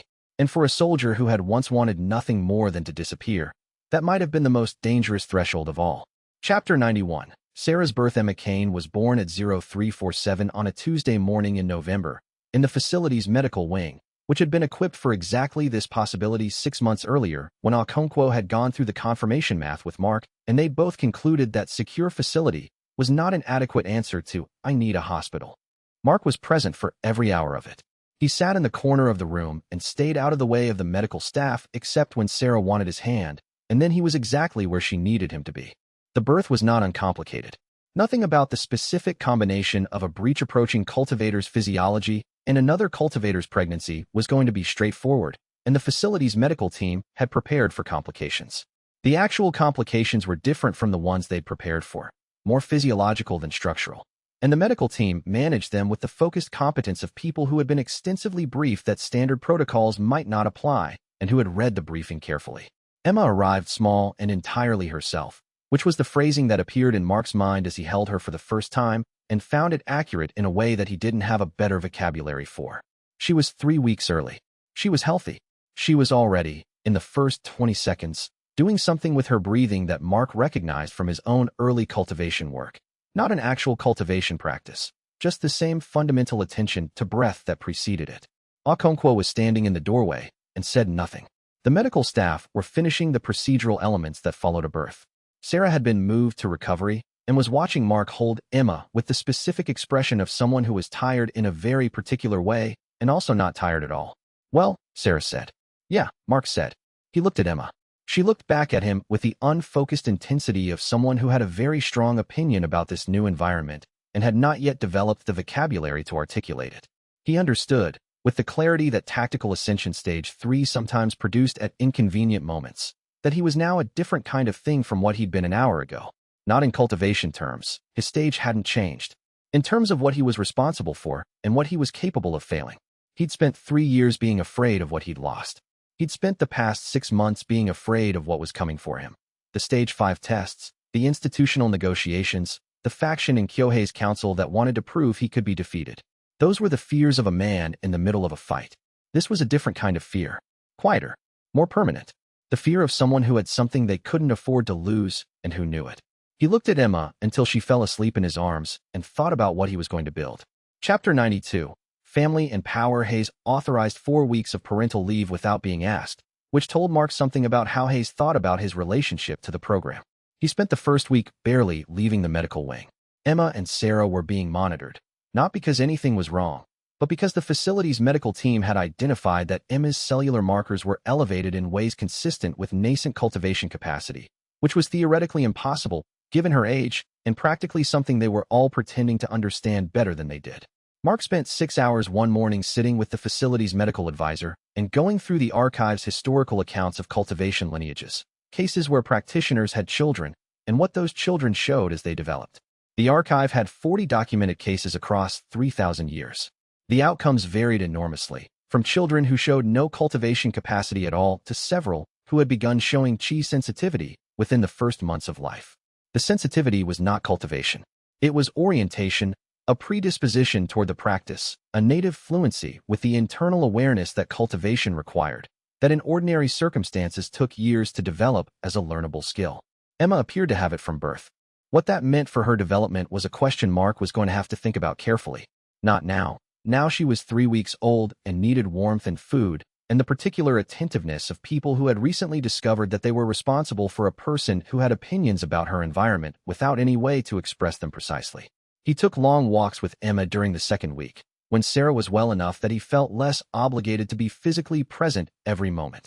The facility had grounds, not large, but sufficient for someone who needed to move and think simultaneously. He thought about what world he was building. Not abstractly, specifically. He was going to reach breach. He knew this the way he knew when a training progression was on a fixed trajectory. The advancement was built into the conditions, not subject to decision. He would reach breach stage 1 because the cultivation work he'd done and was continuing made it inevitable. What came after breach was less certain. Natural force. Then transcendence.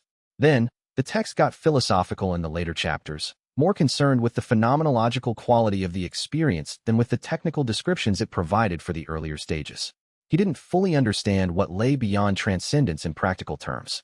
He knew what he wanted to build, a world where Emma, when she was old enough to decide what her own cultivation path would look like, had options he hadn't had. Not just access to the practice. Access to a community of practitioners who understood what they were doing and why. Access to institutional support that wasn't built around military capability or pharmaceutical market value. Access to the simplest thing, the knowledge that the practice worked, that it was real, that the choice to develop it fully was available. He wanted to build the thing that hadn't existed for him when he'd needed it. He could do that. He was doing it. He walked back to the facility with Emma asleep against his chest and thought that this, specifically, was sufficient reason for everything. Chapter 93. Kyohei's mortality. Kyohei made contact directly for the first time in late December through a meditation channel. Not the communication relay through Sun Li or Amara, but a direct chi link that Mark felt establish itself during his morning session with the particular quality of a deliberate presence rather than the ambient signatures he was accustomed to reading. The communication was nonverbal at first, just presence and intention, and then, as Mark focused on the link, language arrived in it. Not spoken language translated in the mind. More like compressed meaning that arrived fully formed. Kyohei's voice and Kyohei's thought delivered simultaneously. You've heard about Kyohei's nature from the archive, the communication carried. You should hear it from me directly. Mark held the meditation posture and listened. Kyohei had not used the word aging in their previous communications. He used it now. Cultivation extended lifespan significantly. Significantly enough that transcendence practitioners routinely lived thousands of years, but it did not stop time's passage. It slowed it. At approximately 5,000 years, the historical accounts suggested that even transcendence-level practitioners began experiencing what Kyohei described as diffusion, consciousness spreading too thin across accumulated time to maintain coherent individual identity. Not death, exactly. Transition to a form of awareness that was no longer individual. Kyohei was 3,000 years old. He was not at the diffusion threshold yet, but he was past the halfway point, and the characteristics of approach were beginning. A sense of perspective that was difficult to bring into any given moment, a tendency for his consciousness to distribute itself across the chi field rather than concentrate in his physical form. I am becoming less useful as an active participant, he said, and more useful as an archive. You want me to become the active participant, Mark said. The hidden world has maintained its structure through my direct involvement for 3,000 years. I have no expectation that it should maintain its current form when I am no longer able to maintain direct involvement. In fact, a pause. I believe its current form is not adequate to the world as it is now. What form would you want it to take? Something I cannot design from here, Kyohei said. Something that the world you've been building, the visible world, the coordinated world, produces by its own logic. A longer pause. I want you to be present for that emergence, not to control it, to witness it, and to apply the kind of judgment that I've been trying to apply for 3,000 years. When to act, when to wait, when to absorb. That's a large ask. I know. You are the only person who has demonstrated the necessary qualities in the necessary combination. Capability, institutional embeddedness, public standing, and, this is the rarest, the ability to be powerful and to prefer being useful to being powerful. Mark held the meditation posture for a moment. I'll be there, he said. I can't promise what the structure will look like. That's the right answer, Kyohei said. I'll accept it. The chi link dissolved. Mark returned to his breathing. He sat with the enormity of what had just been asked and what had just been agreed to, and then set it aside in the specific way that soldiers learn to set aside enormity during operations. File it for later processing, focus on the next actionable step. The next actionable step was breach. Chapter 94. Breach threshold. Mark read the breach chapters 3 times over 2 days, and then requested a consultation session with Sun Li. They met in the facility's library, a room Mark had come to use for conversations that required the particular atmosphere of accumulated knowledge rather than the precision of a briefing room. The text describes breach as a threshold of choice, Mark said. Not a capability threshold, a philosophical threshold. The practitioner has to deliberately choose visibility in order for the advancement to occur. Yes, Sunli said. That implies that practitioners at stage 3 of tactical ascension could remain there indefinitely by choosing not to advance. Some have, she said. There are practitioners in the hidden network who reached stage 3 of tactical ascension, vessel expansion, in the terminology some traditions use, and remained there for centuries. The choice was not cowardice. For some of them, stage 3 was genuinely sufficient for what they wanted to accomplish. And for others, the choice not to advance is also a kind of choosing, she said. You choose what you are by the actions you take. If you are capable of advancing and choose not to, if the reason is fear of visibility, then you are choosing to be defined by that fear. The text says this. She paused. The version you found doesn't include this commentary, but the original manuscript does. A man who chooses limitation to avoid consequence is not a man at rest. He is a man at war with himself, and he is losing. Mark sat with this. I'm not afraid of the visibility, he said. I know, she said. Then why do I keep thinking about it? Because you have people to protect now, she said. A child, a partner, a program of people who depend on your continued function. She looked at him steadily. The reason you are at this threshold is not fear. The reason is responsibility. The question is whether responsibility is sufficient reason not to advance, or whether your advancement is itself part of your responsibility. He already knew the answer. He'd known it since the walk in December, with Emma asleep against his chest and the world laid out below the facility's grounds. His advancement was the path that let him protect them. Stopping was the option that felt safer in the short term and wasn't.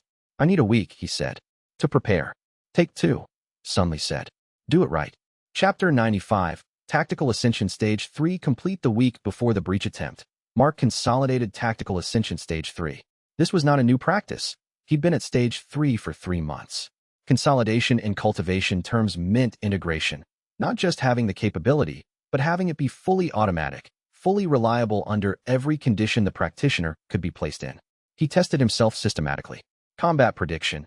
He arranged sparring sessions with 3 of the facility's advanced cultivators and ran them without full effort, not to dominate, but to verify that the predictive sense was reliable at the margins, in the situations where it was least comfortable and least well-characterized. Sensory range. He spent an evening pushing the range of his planetary-scale cultivator awareness, mapping the signatures he could detect at full concentration.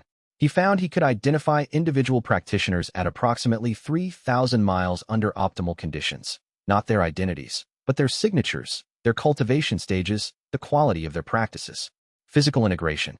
He verified that body-hardening Stage 3's properties remained stable under the kind of stress that would occur during an advanced engagement.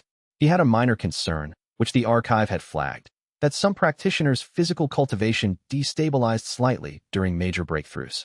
He wanted to make sure the stability was genuine rather than circumstantial. Everything tested clean. He spent the last evening before the breach attempt sitting with Sarah and Emma. Emma was awake and investigating her hands with the complete focused attention of someone encountering them for the first time. Sarah was reading something for work. Mark sat between them and thought about the kind of world a father built when his tools were this strange and his enemies were this varied. Not perfect, not predictable, but present and deliberate, which was the only standard he'd ever applied to anything worth doing. Tomorrow, he said to Sarah. She looked up from her reading. I know. If something goes wrong during the breakthrough, I know the procedures, she said. And nothing is going to go wrong. He looked at her for a moment. How confident are you in that? I'm confident in you, she said. That's not the same thing. But it's the part one can actually assess. He nodded. Emma waved one fist at the ceiling and seemed satisfied with the response. He went to the meditation room and sat with the quiet for a while, feeling the accumulated cultivation of months and years settled in him like a foundation that had been poured carefully and had cured properly and was ready to support something larger. The boundary was visible. He could feel it clearly for the first time, not ahead, not future, but present. The breach threshold was now, and had been now for weeks, and all he needed to do was step through it. He left that for tomorrow. Tonight was for being exactly what he was. A father, a partner, a former soldier who had found an ancient book and decided that the limits he'd been handed weren't the actual limits, and had been right about that in a way that had cost him 3 years of pain, and then given him everything he'd built since. That was enough for tonight. Chapter 96. Global Cultivator Network. The network formed the way most functional structures formed. Not from a meeting where someone proposed it and everyone agreed, but from an accumulation of bilateral connections that gradually became dense enough to constitute a fabric. By January, Mark had direct communication channels with cultivator representatives from 12 countries. Not all of them were military cultivators. Several were practitioners who had been working quietly in civilian contexts for decades and who had emerged in the wake of the Post story and the 60-minute segment. Some were affiliated with Kyohei's hidden network. Some were operating independently, having found the practice through a different lineage than Mark's text. The commonality was the practice itself. Different traditions, different vocabulary, same underlying mechanism. Mark had verified this through direct assessment. Practitioners trained in Chinese Qigong traditions, Japanese martial cultivation lineages, Indian pranic practices. When he read their Qi signatures, he found the same fundamental structure, different refinements. The branches of the tree were different. The root system was the same. He proposed the network explicitly to Sun Li in February. Not a governance structure, he said. Not a council. A communication network. Regular shared assessments of threats. Mutual notification when cultivators encounter situations that have broad implications. Collective research database on advancement, techniques, and complications. Kyohei's council has served some of these functions, Sun Li said. For the practitioners connected to Kyohei's network, yes. The network I'm describing includes practitioners who are not and don't want to be connected to a council structure with a specific historical authority. He paused. It also includes government-aligned practitioners from countries whose governments have different political relationships. A council structure implies hierarchy. A communication network implies mutual interest. Sun Li thought about this for a moment. Some of the council members will see this as an attempt to replace the council. Some of them should, Mark said. The council structure made sense for a hidden world. The world isn't hidden anymore. The structure needs to update. She looked at him with the expression she used when she was about to say something that was going to be carefully honest. You are not patient about institutional evolution, she said. No, he said. I'm not. Kyohei was. Kyohei had 3,000 years. I have, he paused. Whatever I have. I'd like to use it for moving things rather than waiting for them to move.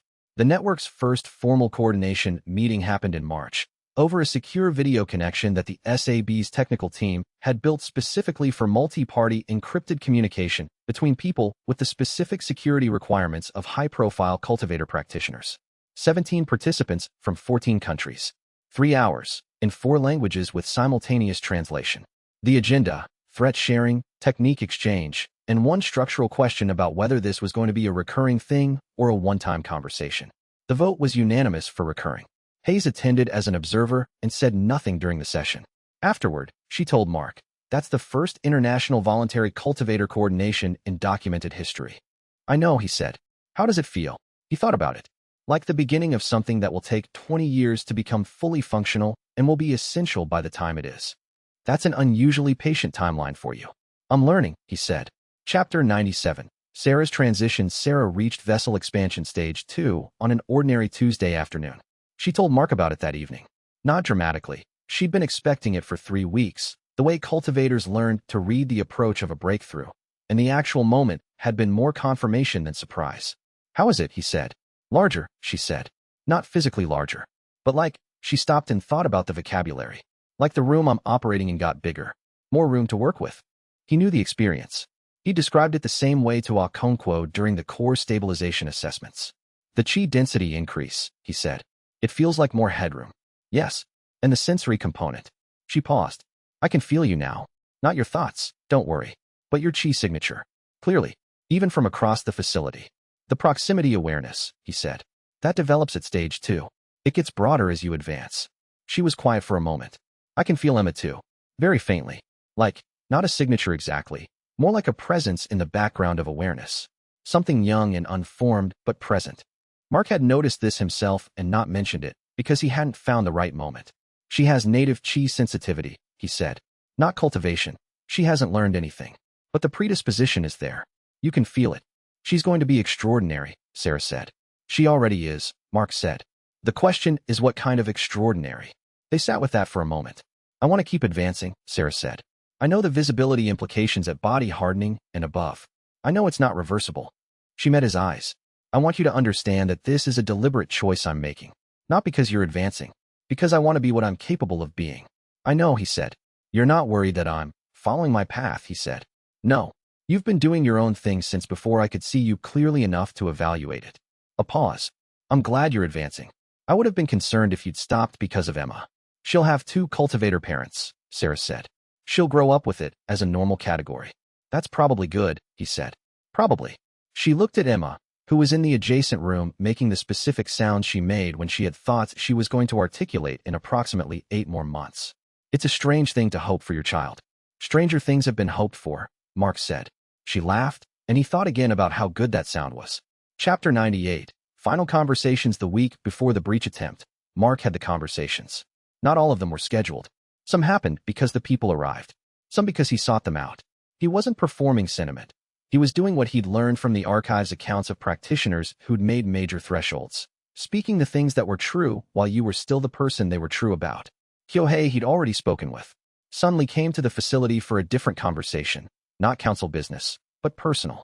She told him about her first breach attempt at age 200, which had failed because she tried to force it rather than accepting it. Tried to make visibility happen rather than being willing to be visible. The distinction is subtle from outside, she said, but it's total from inside. You'll know the difference when you're at it. Tom Whitney drove down from Maryland and spent a Saturday morning at the facility. He was 71 now and had resumed his cultivation practice with the attention Mark had given him. Not racing toward stage 3, but doing his own work at his own pace, because Whitney had always understood that the pace was not the measure. He brought a copy of the original estate sale book in a plastic sleeve. I thought you should have it, he said. Mine to give. You found it first, Mark said. 40 years earlier and went nowhere with it, Whitney said. It found you for a reason. He paused. Not mystically. Practically. The book needed someone with your specific combination of qualities to show what it could do. I was a test run.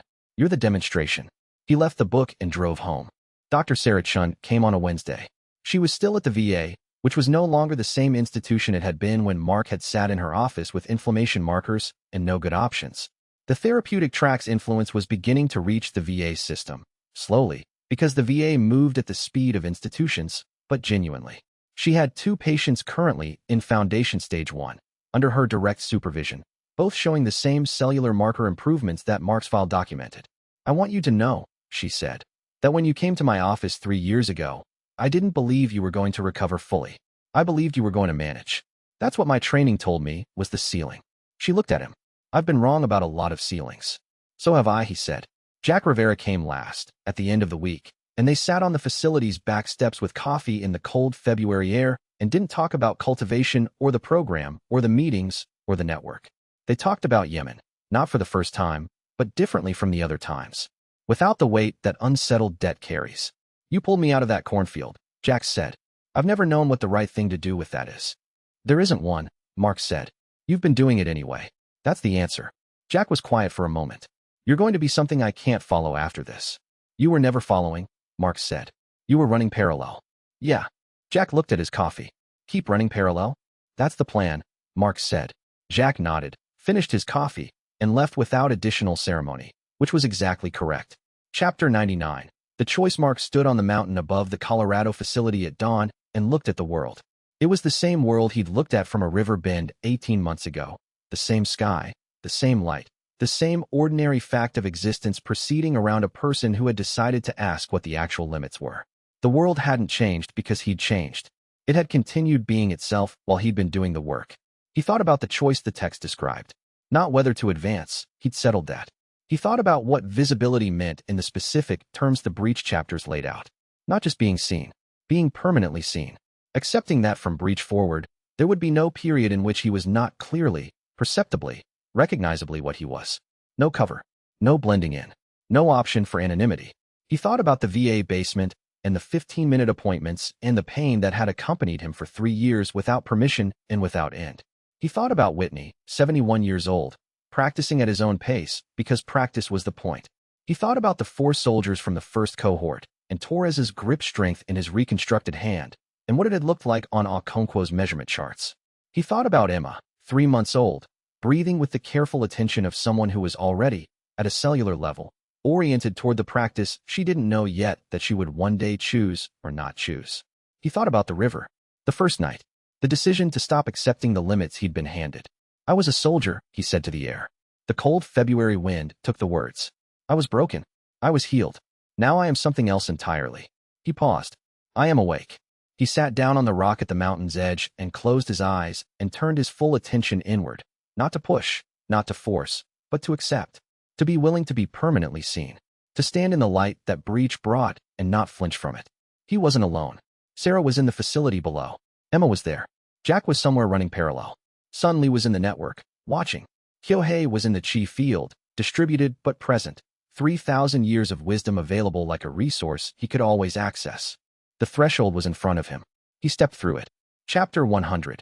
Breach Stage 1 Breakthrough. The breakthrough lasted 48 hours. He was aware of approximately the first 12. After that, the experience became something he could not translate into sequential language with any accuracy, not because he'd lost consciousness, but because the category of experience was not one that sequential language was designed to carry. What he retained was this. In the first 12 hours, his consciousness expanded outward beyond his body.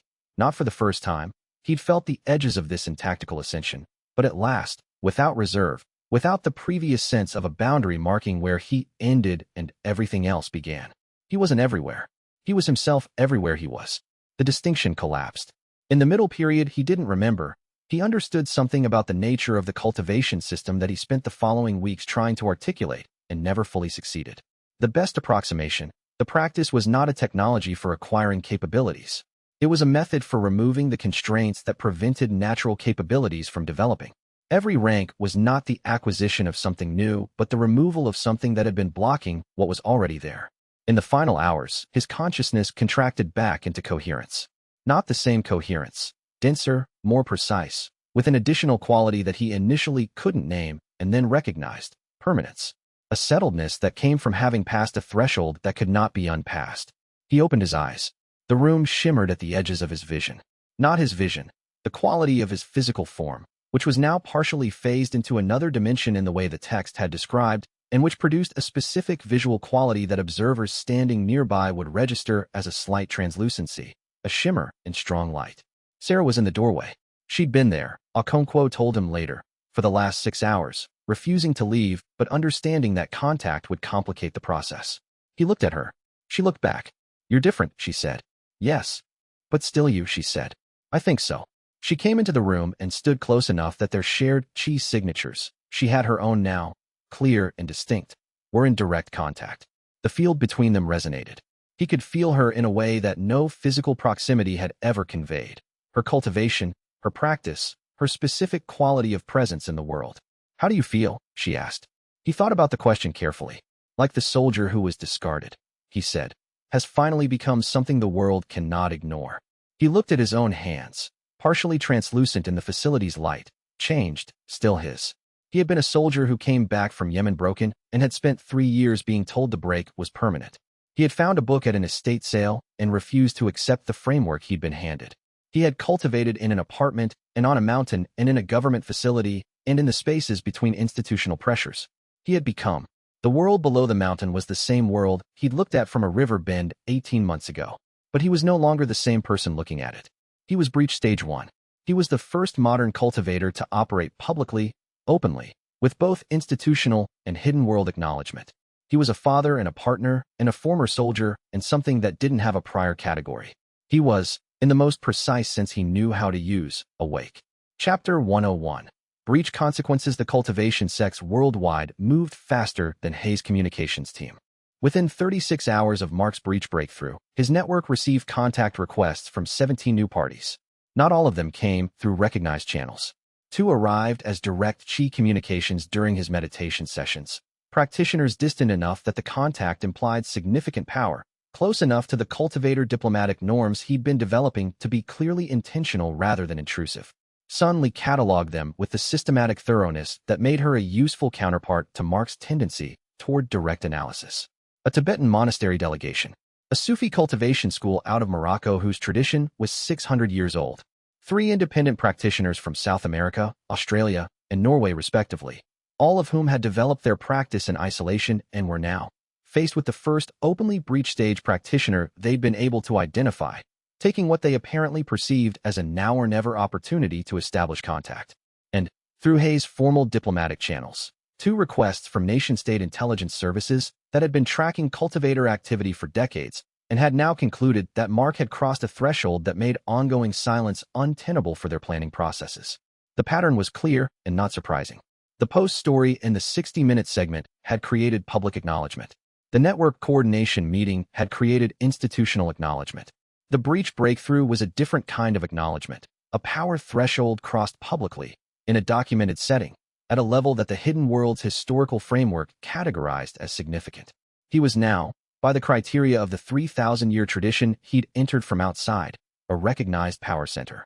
The framing was one he'd been deliberately avoiding. It had been useful to avoid it while he was building the foundation, presenting himself as a practitioner with an unusual background rather than a hierarchical authority figure had kept the institutional negotiations from becoming territorial disputes. But the framing was now inescapable. People were going to organize around him whether he organized them or not, which meant the only real choice was whether he shaped the organizing or let it happen around him. He spent 3 days with Sun Li and Amara developing a response protocol, not a governance structure. He remained firm on that. A communication protocol, how requests were processed, what information was expected in an initial contact, what the response timeline was, what commitments were available and which weren't. Hayes reviewed the protocol and made one observation. This is going to become a small bureaucracy. I know, Mark said. You hate bureaucracy. I hate unaccountable bureaucracy, he said. This will be accountable. He paused. And small. Hayes looked at him with the expression she used when she had a forecast that she wasn't going to share because it would only generate argument. She signed off on the protocol. The work of being a breach stage practitioner who had chosen visibility began. Chapter 102. The recognition. The spirit guide arrived on a Thursday morning during a deep meditation session, with no warning and no precedent in anything Mark had read. Not a cultivator. Not a chi signature he could classify by stage or tradition. Not a human presence. Something that existed in the chi field as awareness rather than as physical body. A consciousness composed of pure cultivated energy rather than of energy organized around biological tissue. He didn't panic.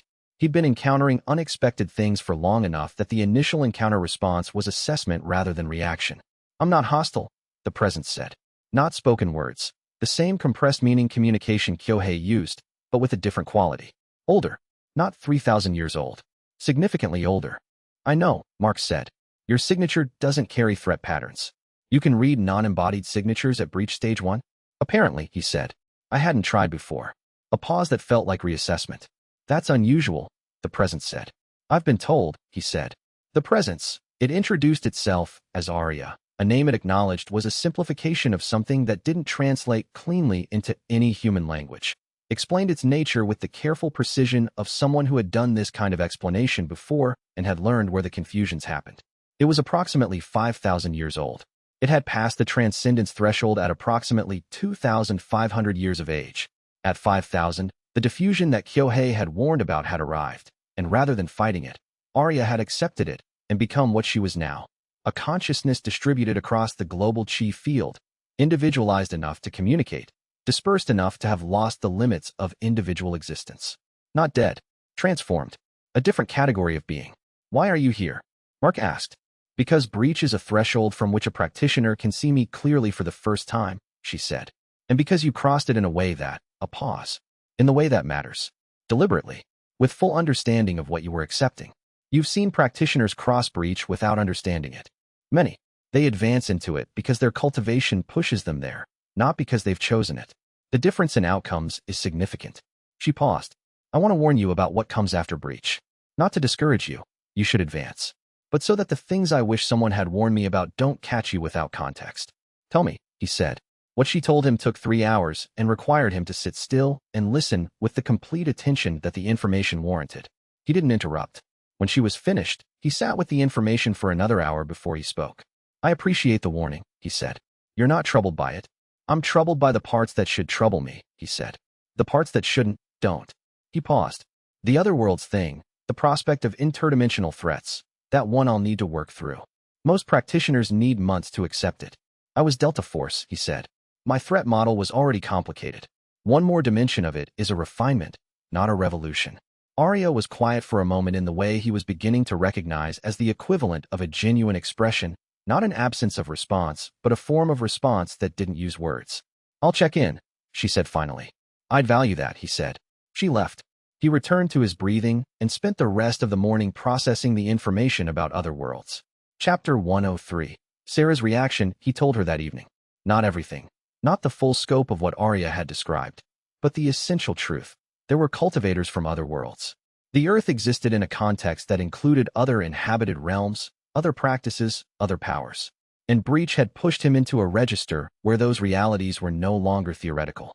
Sarah listened without interrupting. She was body-hardening stage 2 now.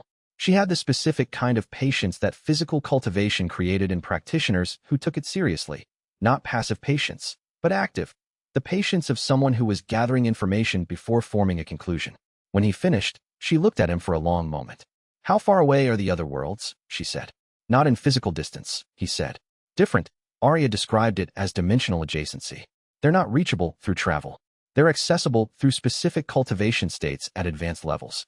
That means they can reach us the same way." "Yes." "Have they?"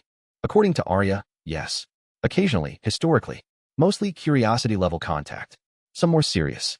He paused. Earth has been assessed as low-value conquest target in past assessments because of low cultivator density. That calculation changed when I crossed Breach. She looked at him for another long moment. "You've made Earth more visible," she said. "Yes." "And more defended," she said. "Yes." "Which means you've invited the attention and also created the capacity to handle it." "That's the theory," he said. She looked at him with the expression she used when she was deciding whether to say the thing she was thinking or to set it aside. She decided to say it. "I was afraid of you when you came back from the breakthrough," she said. Not afraid of what you would do. Afraid of what you were becoming. Of the distance between what I was and what you were, and whether it was going to keep growing." He looked at her. "And now," he said. "Now I'm angry that I was afraid," she said. "Not because the fear was irrational. It was rational. But because," she stopped. "Because you're still you. You've been you through every stage of this. The presence is different. The power is different. You are still you." She paused. "And I need to be what I'm capable of being so that we can stay parallel. So I'm going to keep advancing, and you're going to help me." "Yes," he said. "And you're going to stop worrying about whether I can handle what you're becoming." "I'll try," he said. "Do better than try," she said. He almost smiled. Okay. Chapter 104. Emma's first chi. Emma was 4 months old when Mark first detected her chi with any clarity. It had been there before, a faint background presence, something too undeveloped to read with precision. At 4 months, with Breach enhancing his sensitivity to the point where he could feel non-cultivator chi sensitivity in ordinary people who'd never practiced a day in their lives, Emma's signature became clear. He was holding her during the early morning hours. She'd been awake at 0430 with the complete and non-negotiable conviction of someone who had not yet learned that 0430 was not an appropriate time to be awake. And he was walking the length of the facility hallway with her, doing the motion that sometimes convinced her that sleep was a reasonable option. He felt her signature settle. Not fully. Not in any way that resembled developed cultivation. But in the specific way that Arya had described genetic predisposition, a native orientation toward chi awareness, as if her nervous system had been configured from birth for the kind of attention that cultivation required. The attention that most practitioners spent months building, that required deliberate practice and consistency, and the willingness to sit quietly with an internal experience that most people's ordinary consciousness found boring. Emma had it as a default state. He stopped walking. Emma looked up at him with the complete focus of a person who had a very specific opinion about why the walking had stopped. "You're going to be something remarkable," he said. She conveyed through the medium of her expression that she was aware of this, that she had been aware of it for approximately 4 months, and that the walking needed to resume. He resumed walking. He thought about what he wanted for her. Not in terms of cultivation specifically. She'd be the one to decide that when she was capable of deciding. In terms of what the world needed to look like for her choice to be a real choice. For her to be able to pursue the practice fully if she wanted to decline it fully if she didn't, and to have neither option be a departure from a fixed path. He was building that world. Not quickly. Institutions moved at their own pace and world building was not a sprint. But genuinely. The therapeutic track was creating access. The network was creating community. The public documentation was creating permission for people to acknowledge what they discovered without the fear of being treated as anomalies. By the time Emma was old enough to decide, the world he was building might actually be ready for her. He kept walking the hallway until she fell asleep against his shoulder, and thought that this, specifically, was the work. Chapter 105. Training the trainers. The program scaling problem arrived in March. Mark could not personally train 100 military cultivators. Not for lack of capability, for lack of time. The network coordination took time. The institutional work took time. The diplomatic engagements with both government partners and hidden world contacts took time. The ongoing cultivation work, his own development, which he could not stop without consequences, took time. The Okonkwo sessions, which were generating research documentation that would eventually become the foundation of a publicly available therapeutic framework, took time. There were simply not enough hours. The solution was obvious in structure and complicated in execution: train trainers. Identify practitioners in the program who had advanced far enough to teach lower stages reliably, and develop the methodology for their teaching so that their instruction produced consistent results. The obstacle was that teaching cultivation was not the same as teaching martial arts or physical training. The mechanism was internal. A teacher could describe the breathing, describe the visualization, describe the expected sensations. What a teacher couldn't do was replicate the internal state for the student. That part was irreducibly individual. Mark worked on this problem with Okonkwo and with Sun Li, who had centuries of teaching experience in the hidden networks tradition. The solution they developed was essentially the same solution that effective mentorship in every skilled practice had arrived at. The teacher didn't transmit the internal state. The teacher created conditions that made the student's own discovery of the internal state more likely and less error-prone. The teacher reduced confusion, provided feedback on measurable external indicators, and maintained the environment of consistent practice that gave the internal development somewhere to happen. Torres was his first trainer candidate. Torres was 4 months past Foundation Stage 2 breakthrough. He was steady, methodical, the kind of practitioner who understood that teaching required more precision than personal practice because the teacher's own internal experience wasn't the reference. The student's measurable progress was. Mark ran Torres through a 6-week teaching practicum. Not on the cohort. On a small group of volunteers who had no prior cultivation exposure and were participating in the research arm of the therapeutic track.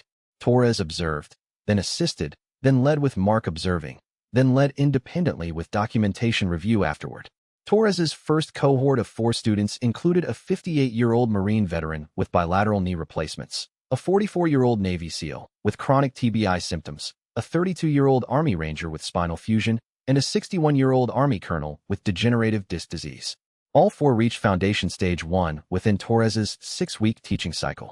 Mark reviewed the assessments and thought about what it would mean to scale this 6 times, 12 times, 100 times. "You can do this," he told Torres. "I can do this cohort," Torres said carefully. "Scaling is a different problem." "I know," Mark said. "That's the next problem." Chapter 106, Hidden Threat. The threat assessment came through 3 channels simultaneously in April. Kyohei's network flagged unusual Qi activity in eastern China with a specific signature of weapons research. The Global Networks Coordination meeting surfaced a report from a South Korean practitioner who had identified pharmaceutical components being acquired in patterns consistent with biological weapon development. And Hay's analytical team had been tracking a Chinese cultivation sect, not government-affiliated, specifically a sect that had broken from the main hidden world structure 3 centuries ago, whose activity patterns had changed significantly in the past 6 months. The 3 streams pointed at the same facility. Mark ran the assessment with Sun Li, Amara, and Hayes in a combined session that took 4 hours. The conclusion was ugly and clear. A sect known as the Scarlet Path, 900 years old, stage 3 to 4 cultivators, driven by a doctrine that characterized conventional humans as a waste of the world's cultivation resources, was developing a biological agent designed to target Qi-infused tissues.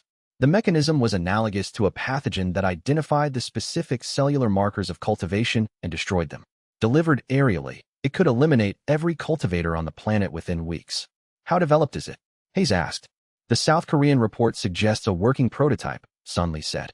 She was unusually taught. In 300 years of cultivation and council work, she'd seen many threats. This one had the specific quality of an existential threat against the community she'd spent centuries defending.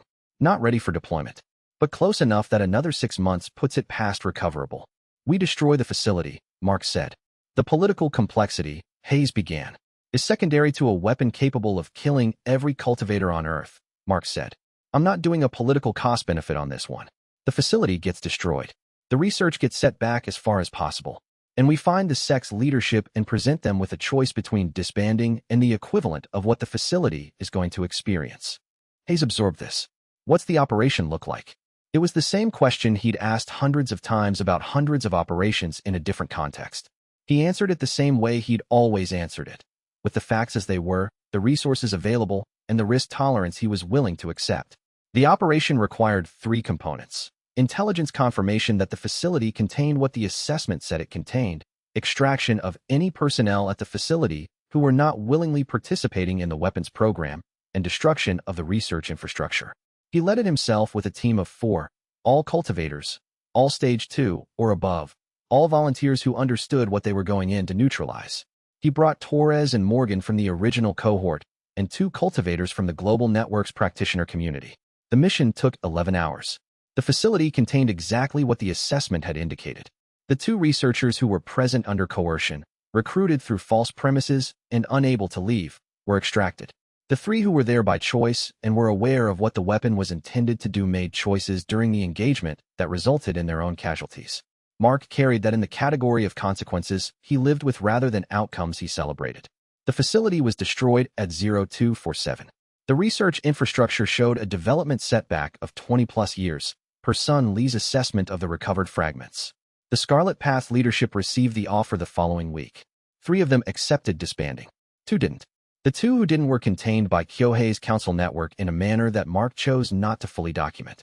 He'd been operational for the first time in years. The experience was not familiar. He wasn't the same person who'd been operational before. But the clarity of a mission with clear stakes and clear methods and clear responsibility was something he recognized. He returned to the facility and spent 2 hours with Sarah and Emma before writing the operational debrief.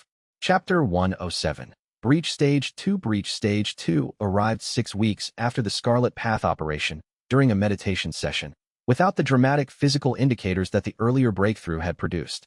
He noticed it because of a specific quality change in his awareness of the chi field, a depth that hadn't been present before, an additional dimension of perception that he couldn't immediately characterize, but that Arya had described in their conversations as the dimensional layer. At Breach Stage 2, a practitioner's consciousness began to perceive the other dimensional adjacencies that Arya had described, not the detailed intelligence that advanced natural force practitioners reportedly received, but a kind of edge awareness, a peripheral sense of other realms pressing against the chi field. The physical consequence was the visible translucency that the text had warned about. He looked at his hands in the facility's lights and understood what Sarah had meant when she described his presence as overwhelming after the first breakthrough. He was, now, visibly partial, not fully physical, not fully non-physical, existing in both states simultaneously in a way that was simply apparent to anyone who looked carefully. Hayes reviewed the documentation quietly and said nothing for a long time. "You can destroy a building with focused strikes," she finally said, reciting the text's capability description. "Apparently," Mark said. "I haven't tested it. Do you want to test it?" He considered the question. "I want to understand my own capabilities accurately," he said. "What I do with that understanding is a separate question."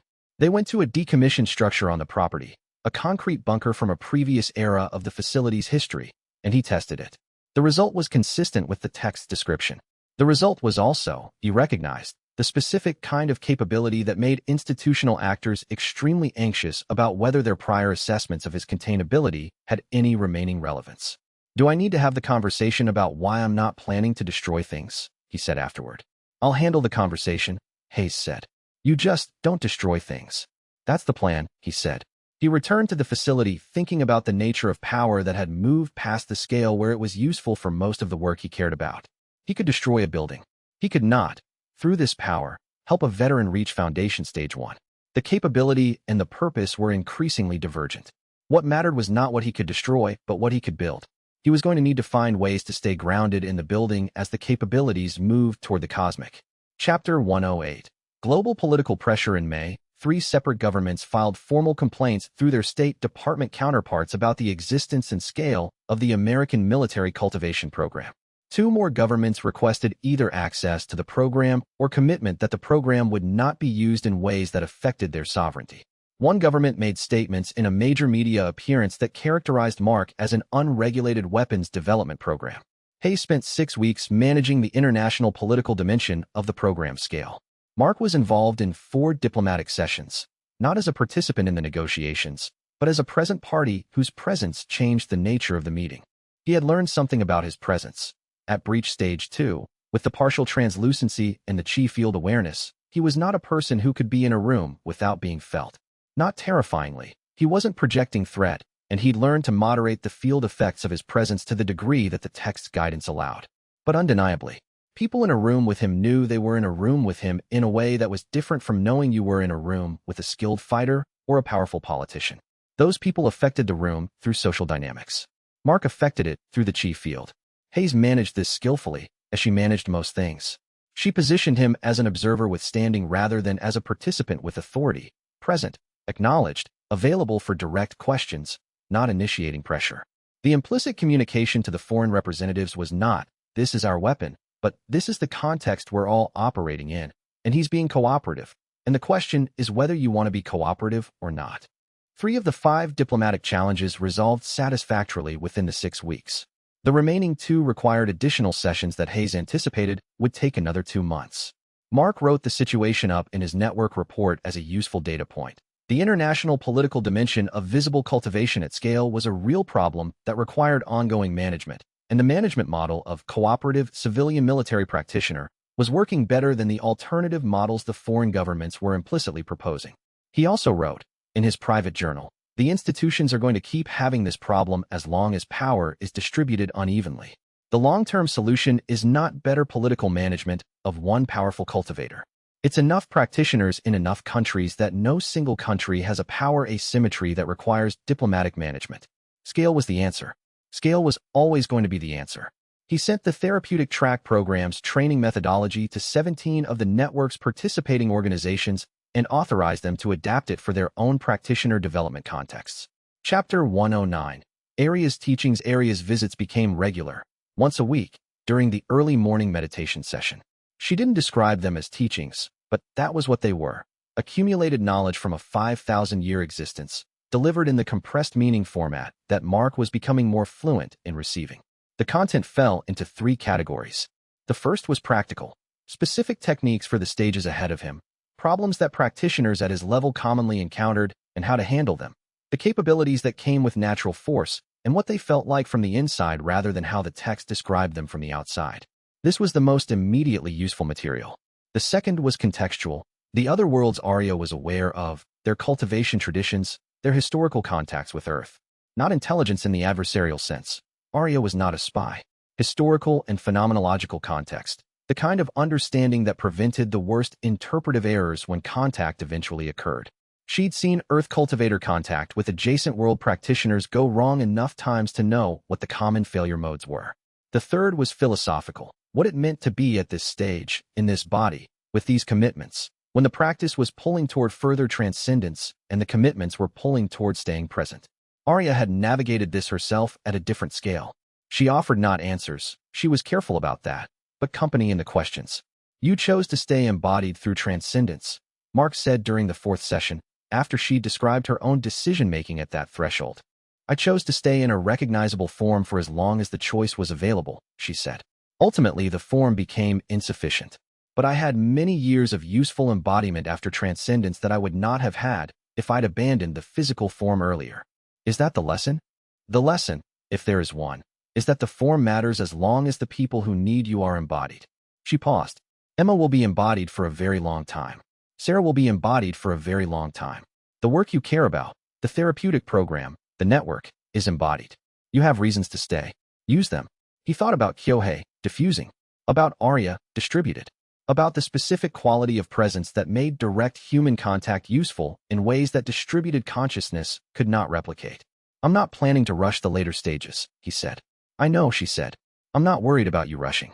I'm giving you context so that when you're at those stages and the pull is strong, you have reference points." "The pull toward what?" "Toward dissolution," she said simply.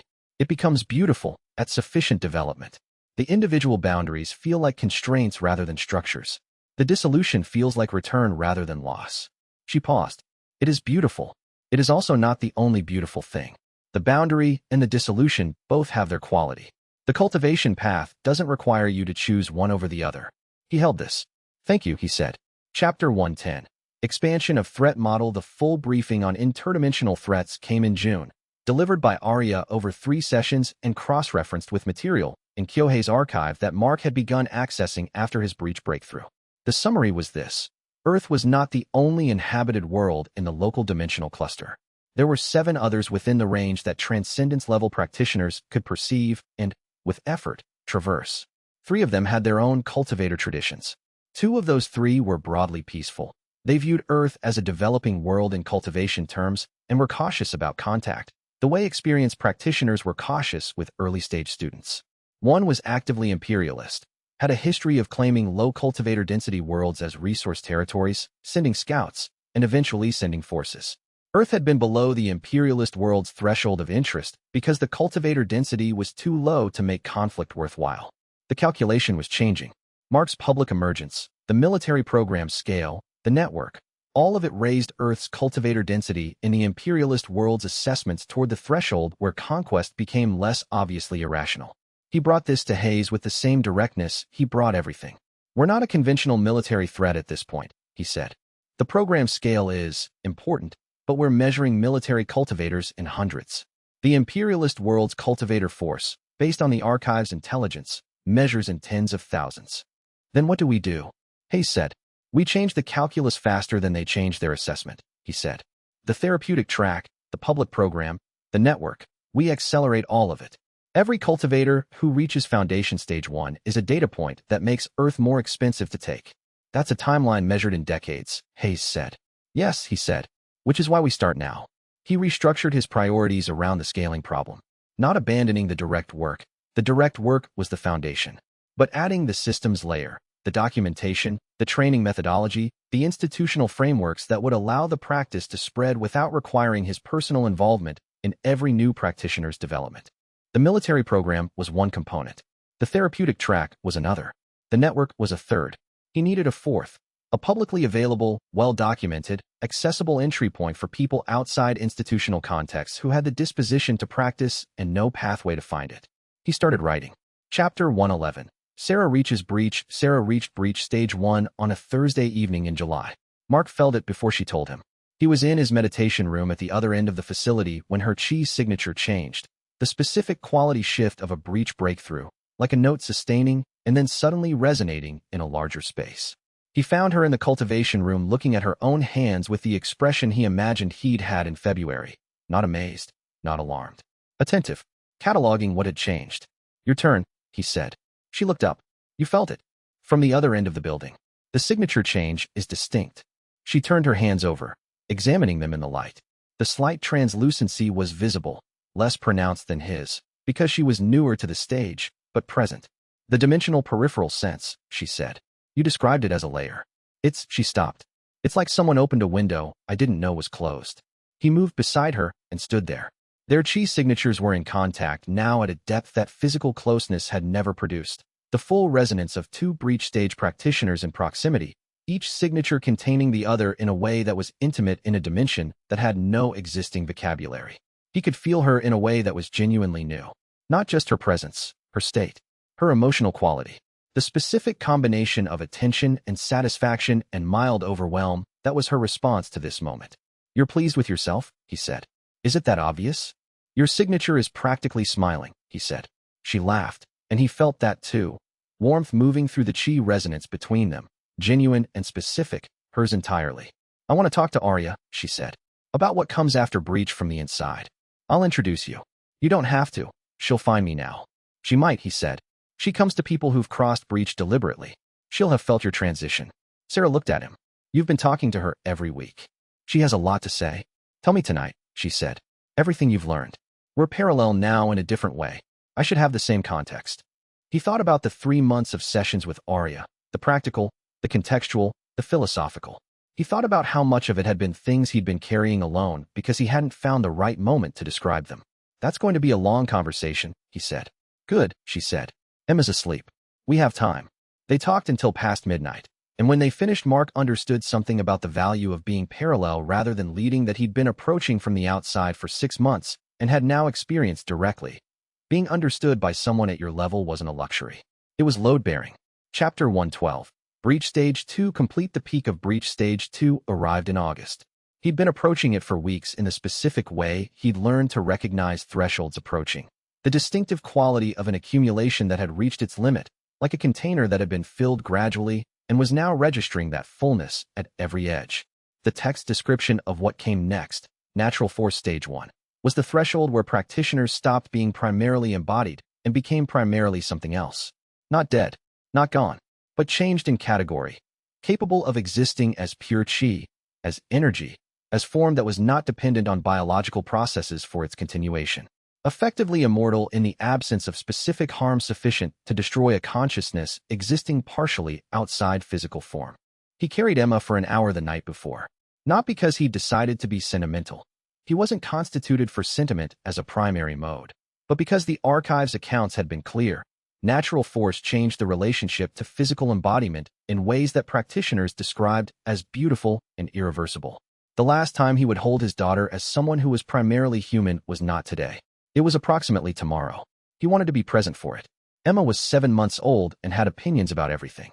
She conveyed her opinion of being carried at 2,300 hours by examining his face with the focused analytical attention she'd been developing since birth and reaching a conclusion he couldn't interpret, but that seemed provisional and not yet negative.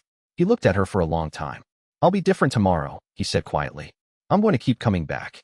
She responded to this in her current communication mode, which involved focused attention and deliberate changes in breath rhythm that he now interpreted as an early form of qi interaction rather than arbitrary infant behavior. She was practicing. She didn't know she was practicing. The body knows its way before the mind finds the path. He put her down. She slept immediately. He went to his meditation room and reviewed his practice logs from the first breathing exercises at the river to this moment. 18 months, 18 ranks. Foundation to breach stage 2. He thought about Colonel Reed and Cross and Morrison, about the VA basement, about the estate sale and the brown leather cover. He thought about Emma. He sat down in his meditation posture. Tomorrow. Chapter 113. Emma's choice. He had the communication with Emma that morning. Not verbal, not even fully intentional. A quality of presence to presence. He was sitting with her in the early light, the facility quiet around them, and he thought about what he wanted her to know in advance of what he was about to do. Not in words she could process. She was 7 months old. Her language comprehension was developing at the pace appropriate to her development. In the qi sense, in the dimension of awareness that she was already operating in, whether she knew it or not. He let his full presence be present, not moderated, not the careful field management he practiced with most people, where he kept the breach stage signature dialed back to reduce the impact on people operating at ordinary human awareness levels. With Emma, he let it be fully what it was. She felt it. He could see the response in her, not alarm, not distress. The attentive focus she brought to everything new, applied to the experience of her father's full cultivator presence with no buffer. He sent the closest thing to a message that the Qi channel allowed. "I'm going to change. I will come back. You are not the same as what I'll be, and that's right. You'll be yourself." Emma didn't understand this semantically, but she understood something. Her breathing shifted, that attentive, deliberate breath pattern that he'd been watching for months, and she looked at him with the specific focus of someone who had received information and was integrating it. She wasn't afraid. He thought about what it took to have a 7-month-old not be afraid of what he was. The answer was simple and everything. She'd been held by him from birth. His presence was not unknown territory. It was home territory in a new configuration. He set her down gently. Sarah was in the doorway. She'd been watching. "Ready?" "Yes," he said. "Come back still, you," she said. "That's the plan," he said. He went to the meditation room. The work began. Chapter 114. Military integration. The announcement came while Mark was in the 48-hour natural force breakthrough. Hayes made it without consulting him, which was a reasonable decision given that he was unavailable for consultation. The Cultivator Enhanced Defense Initiative was announced publicly on a Monday morning, with Hayes presenting the program's scope, methodology, outcomes, and future direction in a joint press conference with the Secretary of Defense. The announcement included the scope of current enrollment, 94 military practitioners across 3 branches, the therapeutic track outcomes, complete documentation of the first 2 cohort cycles, including Raina's hand recovery, the relationship with the global network of civilian practitioners, and the broad strokes of the future scaling plan. The response was larger than Hayes had anticipated and precisely what Mark would have predicted. The enrollment requests came in waves. First, military personnel from existing service branches, veterans and active duty, specifically people with injury profiles similar to the original cohort. Second, from government civilian employees whose agencies had become aware of the program through classified channels. Third, from the public, which Hayes hadn't been prepared for, in numbers that overwhelmed the program's current processing capacity within 72 hours. Hayes had Mark briefed immediately when he came out of the natural force breakthrough. He read the enrollment numbers while still managing the specific quality of awareness that the breakthrough had introduced, the new capability of shifting between physical and pure qi states, which he was currently doing experimentally and carefully, like someone testing a new piece of equipment before relying on it in the field. 50,000 public applications in 3 days, he said. And rising, Hayes said. We don't have the training infrastructure to process 50,000. We build it, he said. The training methodology is documented. The trainer training program works, Torres proved it. We need an institution, not a military institution. A civilian institution with military coordination. Hayes looked at him. That's a multi-year project. It's also the answer to the long-term threat problem, he said. So it's the project. The organizational framework discussion took a week. By the end of it, the outline of what would eventually become the Foundation Institute was visible. A civilian institution with independent oversight, military partnership, international network participation, and a mission statement that Mark wrote himself in 2 sentences. The practice is real. It works, it helps, and it belongs to everyone who has the commitment to develop it. Chapter 115. First Contact Protocol. The scout from the imperialist world arrived in September. Mark felt it before Arya reported it. A chi signature that was technically similar to advanced human cultivation, but qualitatively different in the specific way that the archive had described non-Earth practitioners. The energy had a different harmonic signature, like music played in a slightly different tuning system. The same notes, different temperament. The scout was near stage 5 in approximate terms.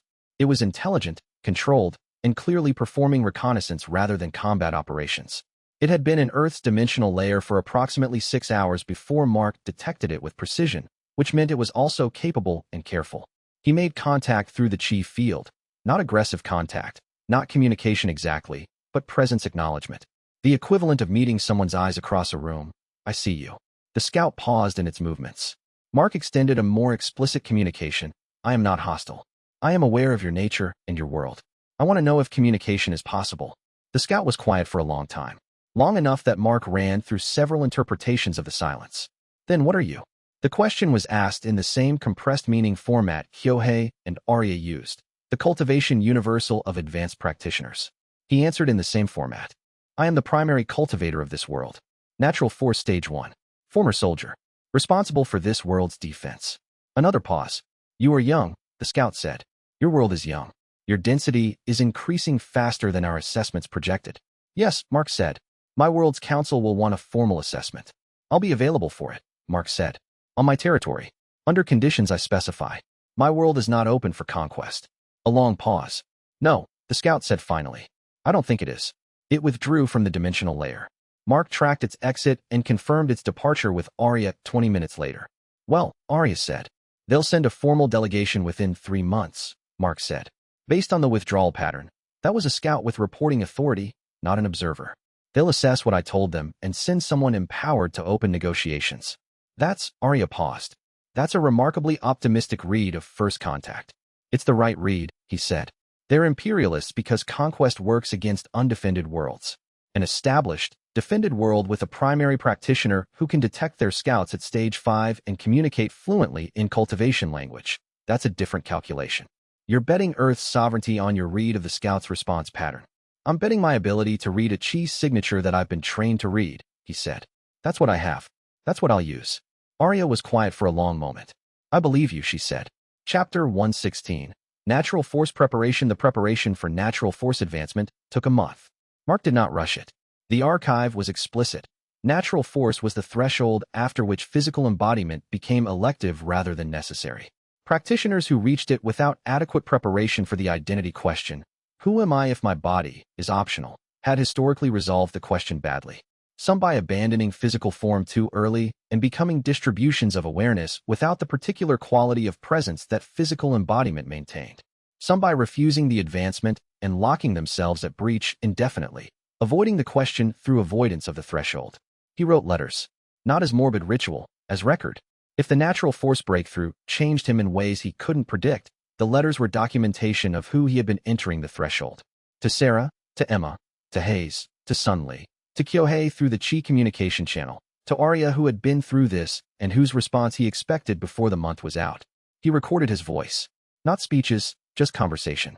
He asked Sarah to talk with him for several evenings, and he recorded those conversations. The ordinary exchanges, the small things, the texture of his presence before the threshold changed it. For Emma, who was too young to remember. For himself, to compare against afterward. Kyohei came to him in meditation during this period. Not just presence, but the most direct communication they'd had since the first contact 2 months prior. I went through this threshold twice, Kyohei said. Once was the transcendence advancement. Once was the beginning of the diffusion, the beginning of my own dissolution. The first time, I expected to lose something. I gained something instead. The second time, a pause. The second time, I expected to lose something, and I did, and it was appropriate. The loss and the gain are both real. Both matter. What did you lose at natural force? Mark asked. The assumption that my physical form was permanent, Kyohei said, which sounds small but was not. I had been embodied for long enough that my identity was organized around the continuity of physical form. Natural force removed that assumption. I became someone for whom physical form was a tool rather than a ground. He paused. It took years to rebuild an identity that didn't depend on that assumption. What's your recommendation? Anchor before you advance, Kyohei said. Find the things that are true about you that don't depend on the form. Emma, Sarah, the work, the commitment. Those are not properties of a body. They're properties of a consciousness. Carry them into the threshold. Mark spent the last week before the advancement with that guidance. Not passively, actively. He took it apart in meditation. What was true about him that didn't depend on the form? The decision at the river. The refusal of limits. The commitment to the people he was responsible for and the practice that had shown him how to be responsible for them. The soldier's discipline, which had never been about the body. It had been about the mind that directed the body. Those things were his. Form was a vehicle. He entered the threshold with that understanding in hand. Chapter 117. Natural Force Stage 1 Breakthrough. The breakthrough lasted exactly 42 hours. He knew this because Okonkwo was monitoring and Hayes was informed, and Sarah was present for every hour of it, and he had access to the documentation after. From inside, the duration was not measurable in the ordinary way. His consciousness expanded beyond his body at approximately hour 6. Not the breach expansion. He'd done that twice now. Natural force was different. Not his consciousness spreading into the chi field, but his body becoming optional for his consciousness to inhabit. The distinction was subtle from outside and total from inside. He could be in his body. He did not have to be. At hour 12, he shifted out of physical form for the first time. A deliberate test, the way he'd tested every new capability with the systematic discipline that had defined his practice since Foundation Stage 1. He became pure chi, pure awareness, present in the chi field without a body to locate him. The sensation was, he spent 2 weeks afterward trying to find the right word and settled on clarified. Not better, not worse. Different in the way that high altitude differs from sea level. The air was thinner, the view was longer, the quality of the environment was different throughout, and some things that were difficult at sea level were easy at altitude, and some things that were easy at sea level were difficult at altitude. He returned to his body at hour 14. It was still there. It was warm and inhabited the way a house is warm and inhabited when you've been away briefly. At hour 30, he felt his emotions. This was the part the archive had been cautious about, and Kyohei had warned about, and Arya had specifically prepared him for. The assumption that natural force would mute emotion, that becoming partially non-physical would produce detachment. The assumption was wrong.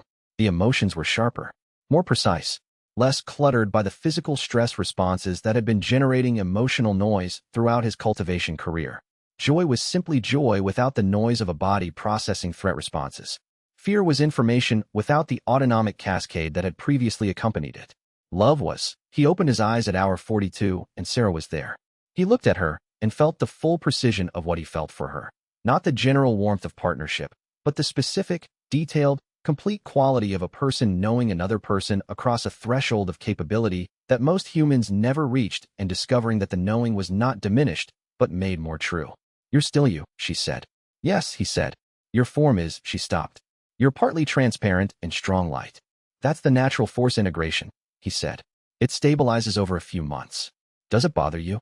He thought about it honestly. No, he said. I stopped having a fixed relationship to my form in the archive work. The form is a vehicle. It's a very good vehicle, and I'm keeping it. But I'm not it. She looked at him for a moment. You sound different. I feel different. He paused. Still me. The differences are in register, not in content. She nodded. She moved closer. Their chi signatures resonated in the way breach practitioners' signatures resonated, but now with the additional dimension that natural force introduced, a depth that breach had implied, and natural force delivered. Welcome back, she said. Good to be back, he said. He meant every word. Chapter 118. Planetary Guardian. Kyohei's final active decision as the hidden world's primary guardian was to formalize what had already been functionally true for 6 months. He came to Mark directly. Not through Sunli, not through the network, but directly, in a meditation session, with the quality of presence that was becoming characteristic of Kyohei's consciousness as the diffusion progressed, vast, attentive, less localized than it had been a year ago. I'm stepping down, Kyohei said. Not from existence, I'm not dying, but from active engagement with the council, with institutional decisions, with the day-to-day of what I've been doing for 3,000 years.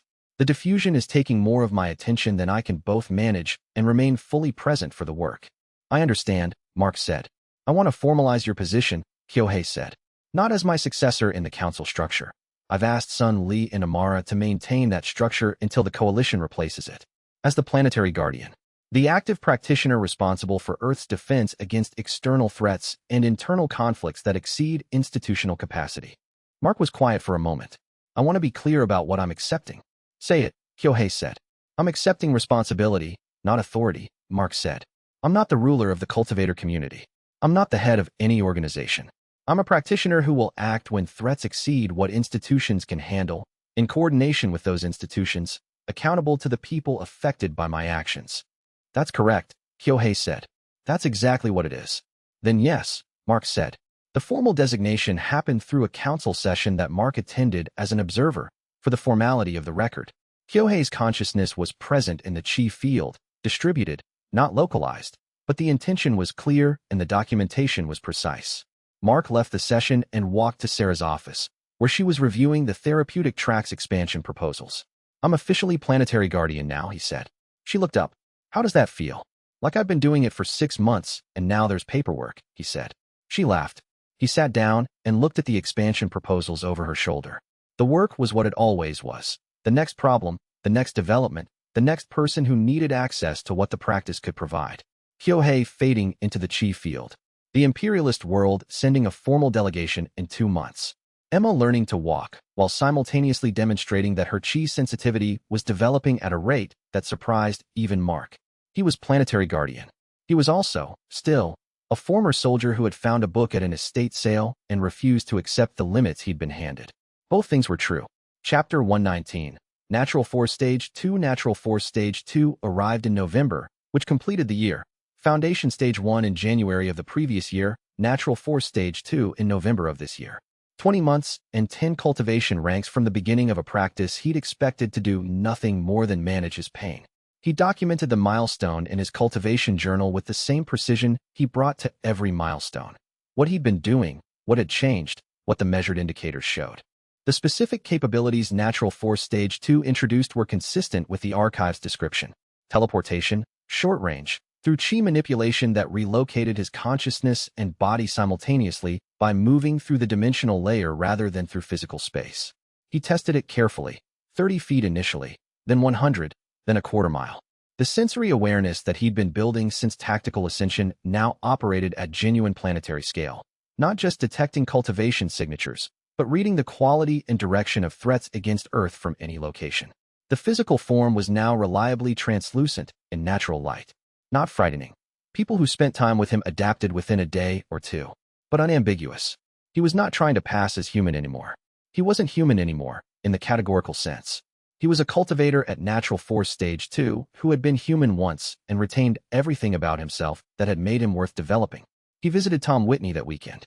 Whitney was 72 now, Foundation Stage 2, healthy, still reading, still tending his garden, still keeping the estate sale book in a plastic sleeve on his desk. You look different, Whitney said. Yes. Still you. Whitney said, exactly as Sarah had said it, which made Mark think that being recognizably yourself through profound transformation was something that people noticed and valued. Thank you, Mark said. For the book. Whitney shook his head slightly. You thanked me already. I'm doing it again, Mark said. They sat on the porch in the November cold and drank tea and talked about nothing in particular for 2 hours, and it was one of the most restorative afternoons Mark had experienced in 12 months. Some things didn't change. That was also true. Chapter 120. The choice to remain the choice arrived quietly, in the middle of a meditation session in December. It was not the sudden clarity of the breach choice or the deliberate preparation of the natural force advancement. It was a gradual understanding that settled into certainty over several weeks. The path was pulling toward further transcendence, toward the stages where the individual boundaries became increasingly optional, where the question was not what you were capable of, but what you chose to be. Sarah mentioned it first, which was characteristic. I can feel it in your signature, she said. There's a direction in it. Something calling you forward. Yes, he said. Do you want to go? He thought about Emma, who was 10 months old and had just pulled herself upright for the first time, standing at the edge of the couch with the complete satisfaction of someone who had achieved something they'd been working toward for weeks. Who would be walking in a month? Who would be talking in a year? Who would be choosing her own path in 20 years, or 15, or whenever the readiness arrived? He thought about the Foundation Institute, which was 18 months from opening its first cohort, which needed him present and accessible and human legible, not distributed in the chief field. He thought about the imperialist world's delegation, arriving in January, about the negotiations that would set the terms for the next century of Earth's relationship with the rest of the dimensional cluster. He thought about Jack, running parallel, about Vasquez, building institutional frameworks, about Torres, training a new cohort, about Whitney on his porch with his tea. He thought about the river, the decision, the refusal of limits. "I'm not going yet," he said. "Yet." She was careful about the word, not alarmed, just precise. "The path continues," he said. "But I'm not moving further on it until everything here is stable enough to hold without me being its primary support. The people, the institutions. Emma." He paused. "We didn't come this far to abandon what we built." Sarah was quiet for a moment. "And when it's stable enough? We'll decide together," he said. She nodded. He looked at the facility's window at the December sky. He'd been broken here. Well, not here exactly. He'd been broken in Yemen, and then the following 3 years had been the sustained damage that broken things suffered. He'd been healed by a book at an estate sale and 12 months of military discipline applied to something 3,000 years old. He was Natural Force Stage 2 and planetary guardian and father and partner and former soldier and not done, he said to the December sky. Sarah laughed. Obviously not.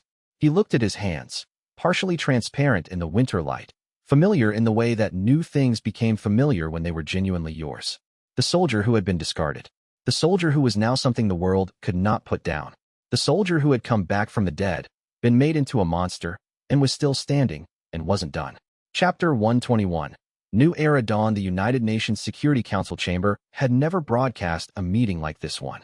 Mark stood at the back of the room, deliberately not at the podium, deliberately out of the frame of the official camera positions, and watched 12 heads of state address an audience that included, for the first time in recorded history, official representatives of the hidden cultivation world. Kyohei was not there in person. He hadn't been anywhere in person for 8 months, his consciousness distributed through the planetary chi field like a signature in water. But 3 of his council members sat at a reserved table to the right of the General Assembly dais, their presence officially acknowledged for the first time in any international body. Cultivation advisors, listed in the official program with that title, without apology or qualification. The session had been 6 months in preparation. Elena Vasquez had spent most of that time in secure rooms with people who had security clearances Mark couldn't access, building the legal scaffolding that allowed what was happening today to happen without the framework collapsing under its own weight. The Security Council hereby recognizes, the Secretary General said, the existence of cultivation practice as a legitimate and empirically documented human capability, and establishes the Office of Cultivation Affairs as a permanent advisory body to the General Assembly. Applause from the floor. From the gallery, something more uncertain, the particular silence of people processing something that had rearranged their understanding of what was possible. Mark watched through the chamber's elevated windows, chi sense active, tracking signatures through the building. 47 cultivators in attendance, at various ranks, from 11 nations. Most had come because they'd been asked. Some had come to observe. 2 had come in opposition, and he'd spoken with both of them the previous evening, separately, without recording, without intermediaries. They were in the room now without objection.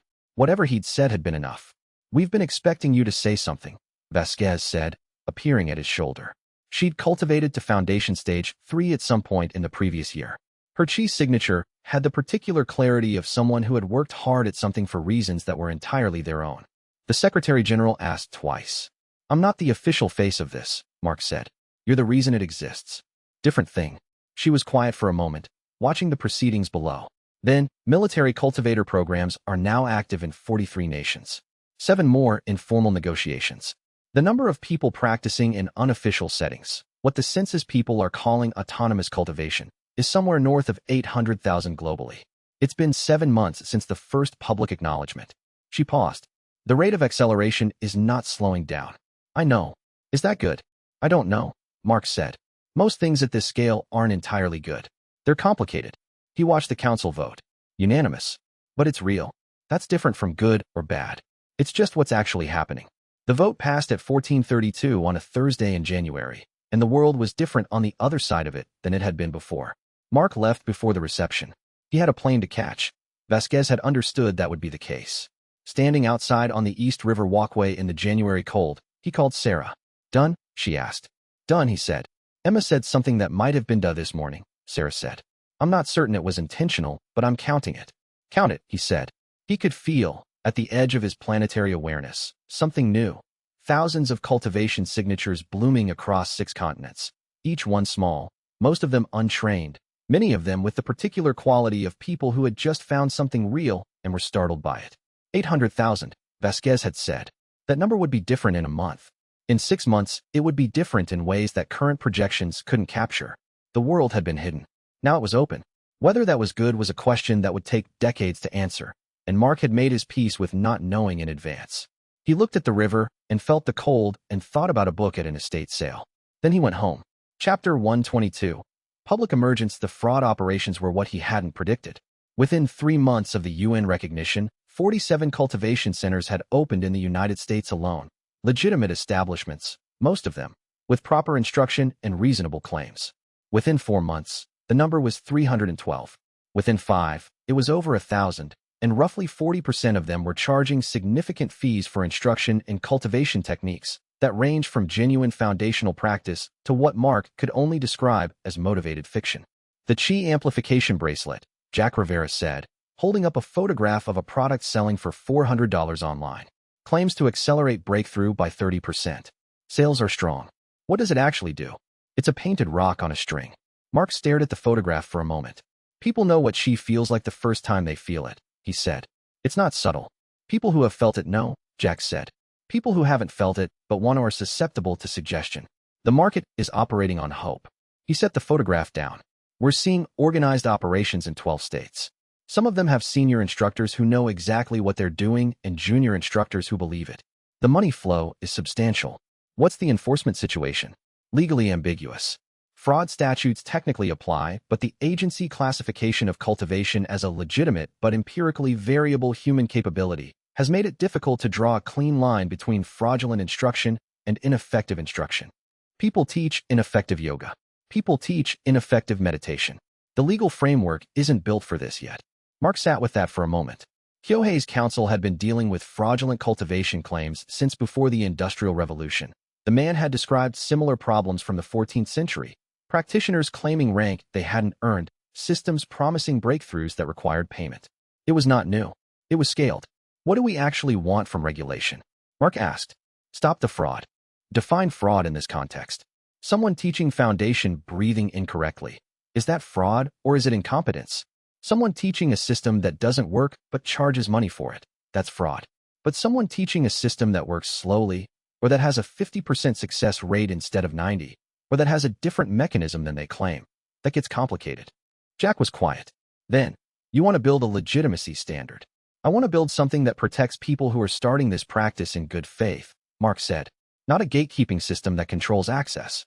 Something that establishes a floor for legitimate instruction, clearly, so people can tell the difference. The standard took 4 months to develop and involved Kyohei's counsel, 7 university academic programs, 3 government agencies, and 212 legitimate cultivation practitioners from 20 nations. It was imperfect. It would need revision.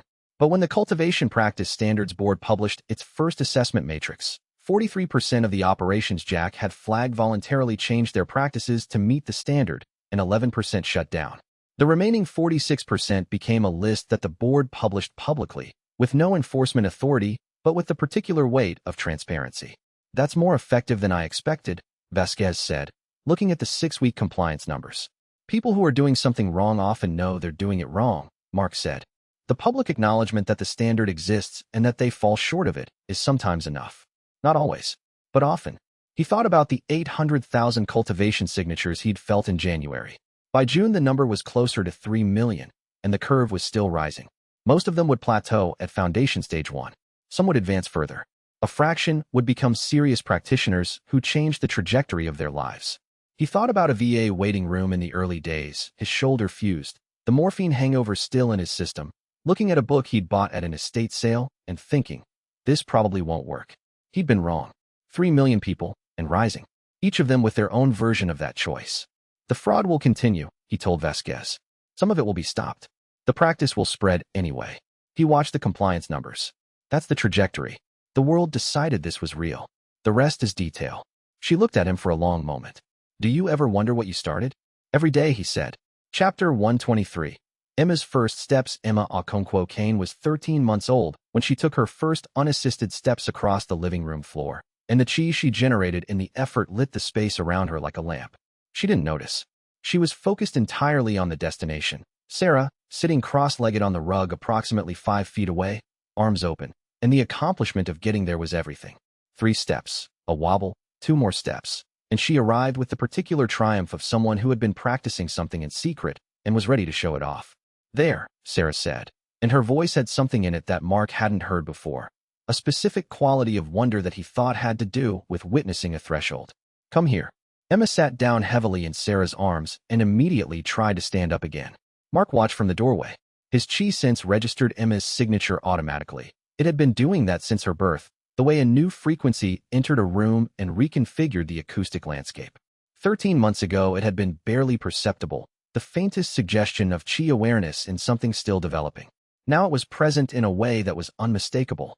It was not powerful. It was not trained. It was simply there, the way a seed is there before it becomes anything, complete in itself while being entirely unfinished. He sat down on the floor beside Sarah and Emma, which was a thing he'd been doing more of lately. Staying low, staying close, staying in the range where Emma could grab his sleeve or his finger or, on one memorable afternoon, his ear, with the complete confidence of someone who had determined that he was available for that. Foundation stage 1 by 3 years, Sarah said. Her voice was quiet, not quite a joke. Maybe. I don't know how the timing works for someone born into it. He watched Emma consider the distance to the coffee table and recalculate. Kyohei said there had never been a second-generation cultivator before, that both parents were active at senior ranks when a child was born. He didn't know what the developmental arc would look like. So we don't know. No. Sarah paused. That's actually frightening. Yes, he agreed. Emma successfully reached the coffee table, used it to pull herself upright, and turned to look at them with the specific expression of a person who had made a point. Mark felt the flare of her chi's signature in the moment of accomplishment, genuine and uncontrolled and absolutely instinctive. She didn't know what she was doing. She was just doing it, the way she breathed. Her signature is different when she's happy, Mark said. Mine is too. Probably. Yours is, he considered how to describe it accurately. Yours is more like water when you're happy. Settled. Hers is more like light. It's not the same quality. He paused. I don't know what that means for her development. I'm not sure anyone knows. Sarah leaned against his shoulder. They watched Emma navigate the perimeter of the coffee table, testing each grip, fully absorbed in the problem. I want to tell you something, Sarah said. Okay. When she was born, when I first held her, I thought, what have we done? What kind of world did we bring her into? The hidden world was integrating. There were hostile cultivators from other planets. There were fraud operations and regulatory gaps and a fourth sect that was positioning itself aggressively. She was quiet for a moment. I was afraid. I know, he said. I was too. I'm not anymore, she said. I don't know exactly when that changed. But I'm not afraid of what she's coming into. I'm curious about it. She watched Emma stop at the corner of the table and look down at the floor, calculating the distance. I want to see what she does with it. Emma made the decision, let go of the table, and stood for approximately 3 seconds under her own power before sitting down again with complete equanimity, as if that had been the plan all along. Her chi signature radiated satisfaction like sunlight. Whatever she was going to become, Mark thought, she was already herself. That was the thing that surprised him most. Not the power, not the timing, but the specificity of her. She was already a person, complete in the way that people were always incomplete, but also complete, at whatever stage they happened to be at. He reached out, and she grabbed his index finger. He let her have it. Chapter 124. External probe. The dimensional signature appeared on a Tuesday at 4:17 a.m., and Mark was already awake. He'd been at Natural Force Stage 2 for 5 months. The planetary awareness that came with that rank was not something that turned off when he slept. It had integrated into whatever background process ran while his body rested, and the arrival of something that had not been on Earth before registered as distinctly as a door opening in a quiet house. He was on the facility roof before the signature fully resolved. The figure was above the mountain to the north, hovering at an altitude that would have been impractical for anything that breathed oxygen, and the cultivation signature he radiated was old. Not Kyohei old, but centuries at minimum. The particular density of someone who had been doing this for a very long time and had passed ranks that Mark was still approaching. Mark extended his chi sense carefully, reading without transmitting. The figure was singular, not scouting for an invasion, not concealing subordinates in dimensional space. He was alone, and his posture, as best Mark could read it from this distance, was genuinely observational rather than aggressive. He flew up to meet him. The figure resolved into a man who looked approximately 50 by human standards, which meant nothing, given what Mark had learned about cultivation and aging. With silver chi that radiated in controlled pulses, the signature of someone accustomed to working in ranges where being noticed had consequences. "You're early," the figure said. Perfect English, which was a deliberate choice. "You were announcing yourself?" Mark said. "Or you would have approached differently." "Yes." A slight nod. "I've been watching this world for 3 years. You in particular." His chi sense was active. Mark could feel it, careful and precise, reading without transmitting. "You advanced at a rate that my people found difficult to believe. We send observers twice to verify. You were what the reports said you were. What do your people want?" "Assessment. You are the planetary guardian, the first this world has had. My world has had one for 400 years. We have information that would be useful to you. We're curious whether you're someone we can work with." He paused. The traditional approach to assessment is formal duel. Mark was quiet for a moment. The cold at this altitude was not bothering him. Another change from natural force stage 1 to stage 2, the body's regulatory mechanisms operating independently of external temperature now. "Rules," he said. "No permanent damage. No weapons. No chi techniques that affect dimensions beyond the local space. Duration, until one concedes or is unable to continue." The figure tilted his head slightly. "I should tell you, I am at Transcendence Stage 3. You will likely not win." "I know. You accept anyway." "I need to know where I stand," Mark said. "That's true regardless of outcome." The duel began at 4:23 a.m. and ended at 10:41 a.m. 6 hours and 18 minutes, which the figure, whose name turned out to be Severin, from a world that had been cultivating for 4,000 years, said afterward was longer than any opponent had lasted against him in 60 years. Mark had lost on a technical submission. His chi reserves depleted past the threshold where continued engagement would have required drawing on his physical structure in ways that would have taken weeks to repair. He'd stayed in the fight through methods Severin found innovative and, twice, through approaches that Severin had not encountered before and had required analysis to counter. "You fight tactically," Severin said, sitting across from Mark in the facility's main room. Both of them with tea, Mark's hands steady through deliberate effort.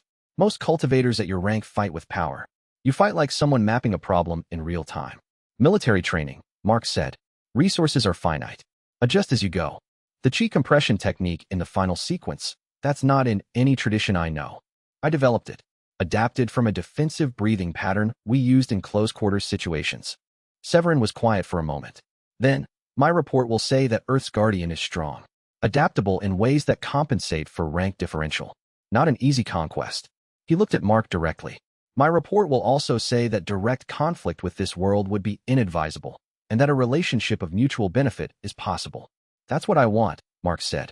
After Severin left, through a dimensional fold that Mark could feel close behind him like a door shutting cleanly, Mark sat in the morning light and thought about the distance he'd covered and the distance that remained. He had been bested. He had nearly lasted. Both things were true. He went to find Sarah and Emma, and when he came in, Sarah looked up and said, "How did it go?" "I lost," Mark said, "and I need to be stronger." "Both of those things are good," she said. He looked at her and thought that she was right, and that made the gap feel less like a failure and more like a direction. Chapter 125. Natural Force Stage 3. The breakthrough came 3 weeks after the duel with Severin. While Mark was in the middle of an unremarkable training session at 6 a.m., and it arrived without the dramatic build he'd come to associate with major rank advances. He was reviewing chi compression patterns, still refining the approach he'd improvised in the final sequence of the duel, understanding what he'd done instinctively well enough to do it deliberately, when something that had been closing for weeks finished closing. He sat very still. The change at Natural Force Stage 3 was qualitative in a way that Stage 2 had not been. Stage 2 had expanded the range and precision of his awareness. Stage 3 changed the relationship between his presence and the space around him. He could feel it immediately. The way his chi signature was acting on the environment without his directing it to, accelerating the chi flow in the immediate area, the way a strong current affected the water around it whether it chose to or not. He extended his sense carefully. The 3 students currently in the training facility, Foundation Stage 1 practitioners who came 3 mornings a week, were in the middle of their morning breathing sets, and their chi patterns were moving more smoothly than they had been 10 minutes ago. He hadn't done anything to cause it. His presence was doing it. He found Torres in the equipment room. "The morning group," Mark said. "What are they doing?" Torres looked through the window into the training space. "Regular session. What? Watch their form." Torres watched for a moment. Then, "That's cleaner than yesterday." "Yes." "Did you adjust the instruction?" "No." Mark considered how to explain it. At Natural Force Stage 3, the practitioner's presence directly influences cultivation in nearby practitioners. The proximity effect. I wasn't certain what range it would operate at, or how strong it would be. Torres was quiet for a moment, watching the 3 students move through their sets. "So just by being in the building, their training is more effective?" "Yes." "I don't know the magnitude yet. I don't know whether it's specific to cultivation-adjacent activities or general. I need to test it systematically." He paused. "I also need to be careful about environments where the effect might be unwanted. People deserve to make their own choices about what influences their practice." "That's going to be complicated." "Most things at this scale are," Mark said. He called Vasquez that afternoon to discuss the policy implications before they became problems. He called Kyohei's council, through the communication channel the council had established after Kyohei's dispersion, to ask whether the archive contained information about managing the proximity effect at this rank. He called Jack to flag the security dimension. A Natural Force Stage 3 practitioner who didn't manage their presence carefully was an unintentional influence on everyone in range. The calls took the rest of the day. By evening, he understood the problem well enough to begin managing it, and understood that managing it well would require years of calibration. That evening, he sat with Emma, who was learning to use blocks as projectiles with the experimental commitment of someone conducting systematic research. Her chi's signature flared as each block left her hand, still instinctive, still uncontrolled, still unmistakably hers. He kept his own signature as contained as he could manage, not because her development required protection from influence, but because whatever she became should be hers. Whatever she could do at this age, in this body, in this particular moment of her development, should be the product of her own impulse, her own effort, her own choosing. He sat with her until she fell asleep, and after Sarah had taken her to the bedroom, he went to the training space and sat in the dark and felt the shape of Natural Force Stage 3 settling into him like a uniform that finally fit. The duel had shown him the gap. The rank had shown him the direction. He was not at the end. He was approaching a different kind of beginning.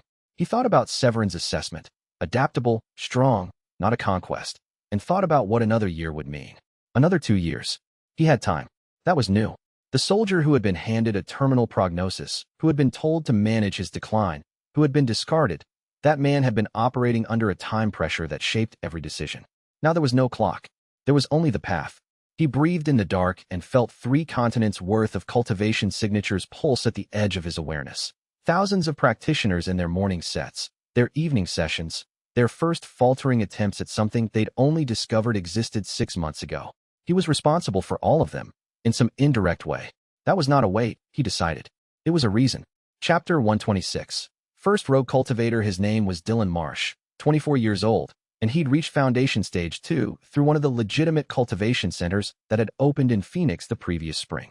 Mark received the report from Vasquez on a Friday morning. 3 counts of aggravated assault, 1 homicide, a sexual assault charge, and 2 counts of robbery, all committed over an 11-day window. The physical evidence at each scene was consistent with cultivation-enhanced strength and chi-based sensory disruption. Marsh had not been subtle about what he was or what he was using. The law enforcement situation was complicated. Standard apprehension approaches had failed twice. A joint task force was forming. The timeline was unclear. "I can find him in 40 minutes, Mark told Vasquez. "I know," she said. "That's why I'm calling you." The 40 minutes was an overestimate. It took 23 minutes to locate Marsh's chi signature. Foundation Stage 2 was not difficult to isolate, and Marsh was not concealing himself. And another 7 to reach the abandoned distribution warehouse outside Tucson, where Marsh had established what he appeared to consider a base of operations. Marsh was awake. He felt Mark's arrival the way Foundation Stage 2 practitioners felt things at range. Imprecisely, but with enough accuracy to know something was coming. "I figured they'd send someone," Marsh said, when Mark landed on the warehouse roof and came through the skylight. Not because the door wasn't available, but because the psychology of entry mattered. "Yes," Mark said. Marsh was standing in the center of the warehouse floor, and his chi signature had the particular quality of someone who had advanced faster than their discipline had developed. The power was real. The control was not. He'd reached Foundation Stage 2 in approximately 4 months, which was fast enough that Mark suspected he'd skipped foundational work in the rush to advance. I'm stronger than the people they sent before, Marsh said. He was angry. Mark could feel it in his signature, the way strong emotion colored chi patterns. I'm stronger than most people who've ever lived. Why should I operate by rules that were made for people weaker than me? Because the rules aren't about strength, Mark said. That's something weak people say. The people who made the framework I operate under are stronger than both of us combined. They built it anyway. Mark kept his signature contained, minimal threat display. You know who I am. The soldier, Marsh said. The word had something complicated in it. Not contempt, exactly, but resistance. The planetary guardian. The one who built the whole system. Yes. And you're going to take me in, Marsh said. I'm going to stop you from doing what you've been doing, Mark said. The form that takes is your choice. What followed took 11 minutes. Marsh fought hard and with genuine capability, and under different circumstances. If he'd spent the last 4 months developing discipline rather than accumulating power, he might have been someone who became something useful. The raw material was there. But Foundation Stage 2 against Natural Force Stage 3 was not a contest. Mark kept the engagement precisely controlled, minimum force, nothing that would cause permanent damage. When Marsh's chi reserves depleted to the threshold where he couldn't sustain the effort, Mark applied a chi binding technique that Kyohei's archive had described as a cultivation seal, a temporary suppression of chi circulation that prevented active cultivation without physical restraint. The seal would hold for approximately 5 years, degrading naturally as Marsh's own circulation overcame it. During that period, he would be functionally non-cultivating. He would be physically above average, but not beyond what law enforcement could manage. You're not killing me, Marsh said, on the ground, his chi sealed, his tone more surprised than anything. No. Why not? Mark crouched down to his level. Because you're 24 years old and you made bad choices with a capability you didn't have the discipline to handle.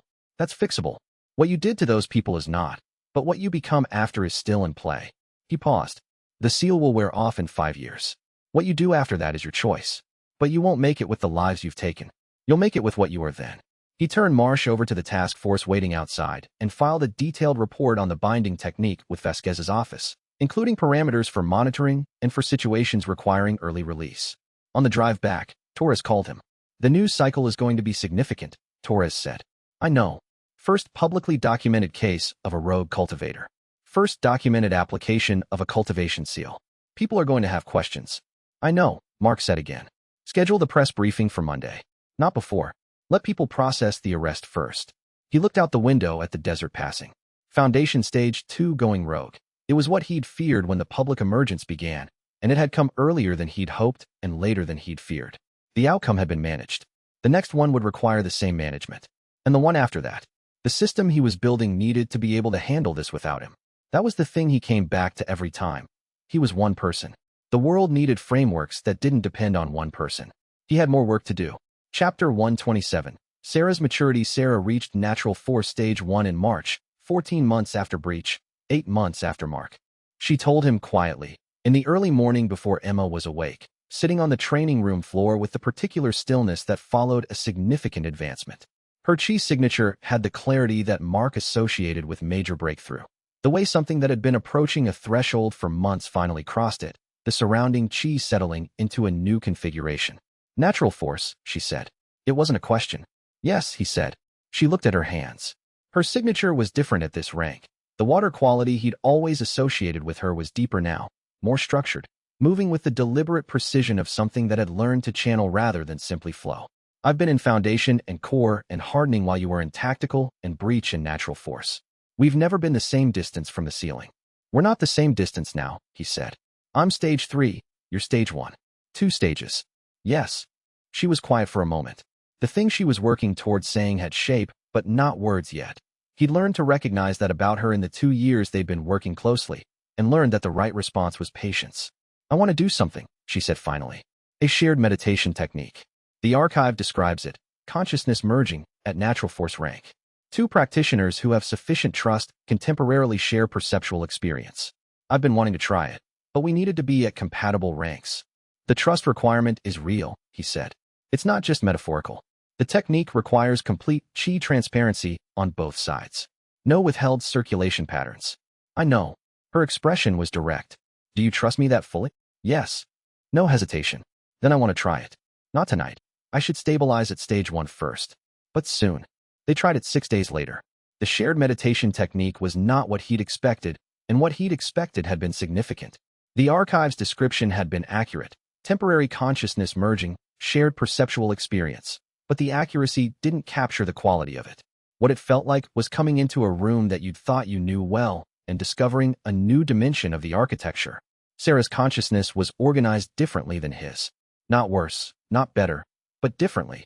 The way two people could navigate the same building using different internal maps, arriving at the same destinations through different mental routes. He could feel her thoughts. Not all of them, not with perfect clarity, but the emotional and experiential quality of them. What it felt like to be her, at this moment, at this rank, in this life she'd built. She had been afraid of him, for a while. Not of him specifically, but of what he was becoming. The progressive distance from ordinary human scale, the translucency, the planetary awareness that operated on a frequency she couldn't directly access. She'd resolved that fear and set it down, but he hadn't known she'd carried it, and feeling the shape of it, even after it had been resolved, was important. He let her feel his version of the same thing, that he was afraid of leaving her behind. That every rank advancement was also a question about whether the distance between them would become something that couldn't be bridged. That Emma was the concrete answer to that fear, the specific proof that they were building something together, but that the fear was there regardless. They separated cleanly, both of them sitting in the training room afterward in the particular quiet that followed something that had cost something. "You were afraid I'd find something that would change how you saw me," she said. "Yes. I didn't. I know. I felt that." She looked at him for a long time. "Then, what if I become stronger than you? Eventually. Then I'm proud of you," he said. "We're not in competition. I know, but I wanted to hear you say it." "I'm saying it." He met her eyes. "Whatever you become, whatever rank you reach, whatever you're capable of, you becoming more is not a threat to what this is. You know that." She nodded. "Then, I could feel how much you meant that. I wasn't entirely certain you'd mean it that deeply." "Now you are," he said. She stood. "Emma's going to wake up in about 20 minutes. She's been making those pre-wake sounds." He stood too, his signature and hers still carrying the resonance of what they'd done, a shared frequency in the chi field around them, something that would probably fade in a few hours. He hoped it didn't fade entirely. Chapter 128. Coalition formation. The dissolution of the ancient council was Kyohei's idea, communicated through the distributed consciousness method that had replaced direct conversation. A pulse in the chi field with encoded meaning, requiring interpretation rather than translation. The meaning was clear enough. The old structure was a product of hiding. What was required now was a structure built for being visible. The coalition framework took 4 months to design and another 2 to ratify. With involvement from Mark's office, Sarah's office, she'd taken a formal advisory role with the Cultivation Standards Board, 5 surviving senior practitioners from Kyohei's original council, the UN's Office of Cultivation Affairs under Vasquez, and General Hay's military cultivation liaison. Mark stayed out of the structural debates deliberately. He had opinions. Some of them were correct. But a framework that required his opinions to function correctly was a framework that failed when he was unavailable. And the specific lesson of the rogue cultivator case, that the system needed to work without him being its primary resource, had clarified his thinking about how much direct authority he should hold. "You're giving up control," Torres said, reading the draft governance document. "I never had control," Mark said. "I had capability. That's different. You could impose. You're capable of it. The framework gives you the power to veto any coalition decision. I'm removing the veto." Torres looked up from the document. "That's going to alarm people. Some people. The ones who feel safer when one person is capable of overriding the system." He considered how to say what he'd been thinking clearly. "The planet's long-term safety doesn't come from me being strong enough to fix everything. It comes from enough structures and enough trained practitioners that the system works regardless of what any one person does. Including me. What if you're wrong? Then the system corrects for my being wrong. That's the point." Torres sat with that for a moment. "Then, you've changed how you think about this." "I've had time to think about it," Mark said. "And a reason to think past the immediate. The reason was currently in the next room trying to get a dog toy away from the facility's service dog, laughing at her own inability to manage it, her chi signature broadcasting delight in the frequency that Mark associated with her specifically. The coalition was ratified on a Wednesday, with a formal ceremony that Mark attended briefly and left before the reception. The structure was imperfect. Any consensus-based framework with multiple power centers was imperfect, and the imperfections were visible in the governance document if you knew where to look. But it existed. It would evolve. It did not depend on him. That was worth whatever the imperfections cost. Chapter 129. World Threats Assessment. The intelligence synthesis took 6 weeks and involved contributions from 7 nations, 3 cultivation archives, Severin's external assessment, and the monitoring system Torres had been building for the past year. The summary was 300 pages. Mark read all of it. The headline was 4 cultivation sects globally that were in active pursuit of transcendence rank, the rank beyond natural force, the rank Mark and Sarah were approaching but had not reached. 2 of the sects were operating with institutional integrity that Mark assessed as genuine. Their advancement was disciplined. Their stated objectives were internal development. Their historical record showed no pattern of territorial aggression. 1 sect was ambiguous, sufficient institutional complexity that their trajectory was difficult to read. The 4th was not ambiguous. The immovable gate sect had been in existence for 300 years. Its cultivation methodology was documented and verified. Its leadership had, in the past century, been involved in at least 7 confirmed territorial conflicts in the hidden world, 6 of which they had initiated. They were currently at natural force stage 2 to stage 3 across their senior practitioners, with their sect leader assessed at stage 3, and their advancement trajectory suggested transcendence stage 1 in approximately 18 to 24 months. What do they want? Mark asked at the intelligence briefing. Territory, formally. Access to the planetary chi concentration sites that the coalition now administers. The analyst, a former intelligence officer who had cultivated to Foundation Stage 1 and had a gift for pattern recognition that Mark found valuable, pulled up a map. These 7 sites. The Himalayas Complex, the Gobi Desert Cluster, the 3 Pacific Deep Sites, the North Atlantic Signature, and the one in Brazil that we haven't fully assessed yet. Why these specifically? High chi density. Access to them accelerates cultivation advancement by a measurable factor. If they control these sites, and we don't, they have a structural advantage in the rank race over the next 50 years. Mark looked at the map. The sites were real. He could feel them in his awareness, the way high-density chi nodes stood out from the general planetary background. They'd been administrated by Kyohei's council for centuries. Administration had passed to the coalition 6 months ago. I want to approach the 3 sects that are operating with integrity, he said. Formal outreach, training access, knowledge exchange, coalition partnership. If they're advancing ethically, they're assets, not competitors. And the immovable gate. I watch them, he said. And I make it clear, through Severin, through back channels, through whatever method is readable to them, that coalition membership is available and beneficial, and unilateral territorial action is not going to achieve what they want. He paused. The offer is genuine. Cooperation gives them more of what they actually need than conquest does. And if they don't accept, then I'll know that earlier rather than later, Mark said, which is better than knowing it after they've advanced to transcendence. He spent the following month on outreach. The 2 genuinely ethical sects agreed to coalition membership with genuine enthusiasm.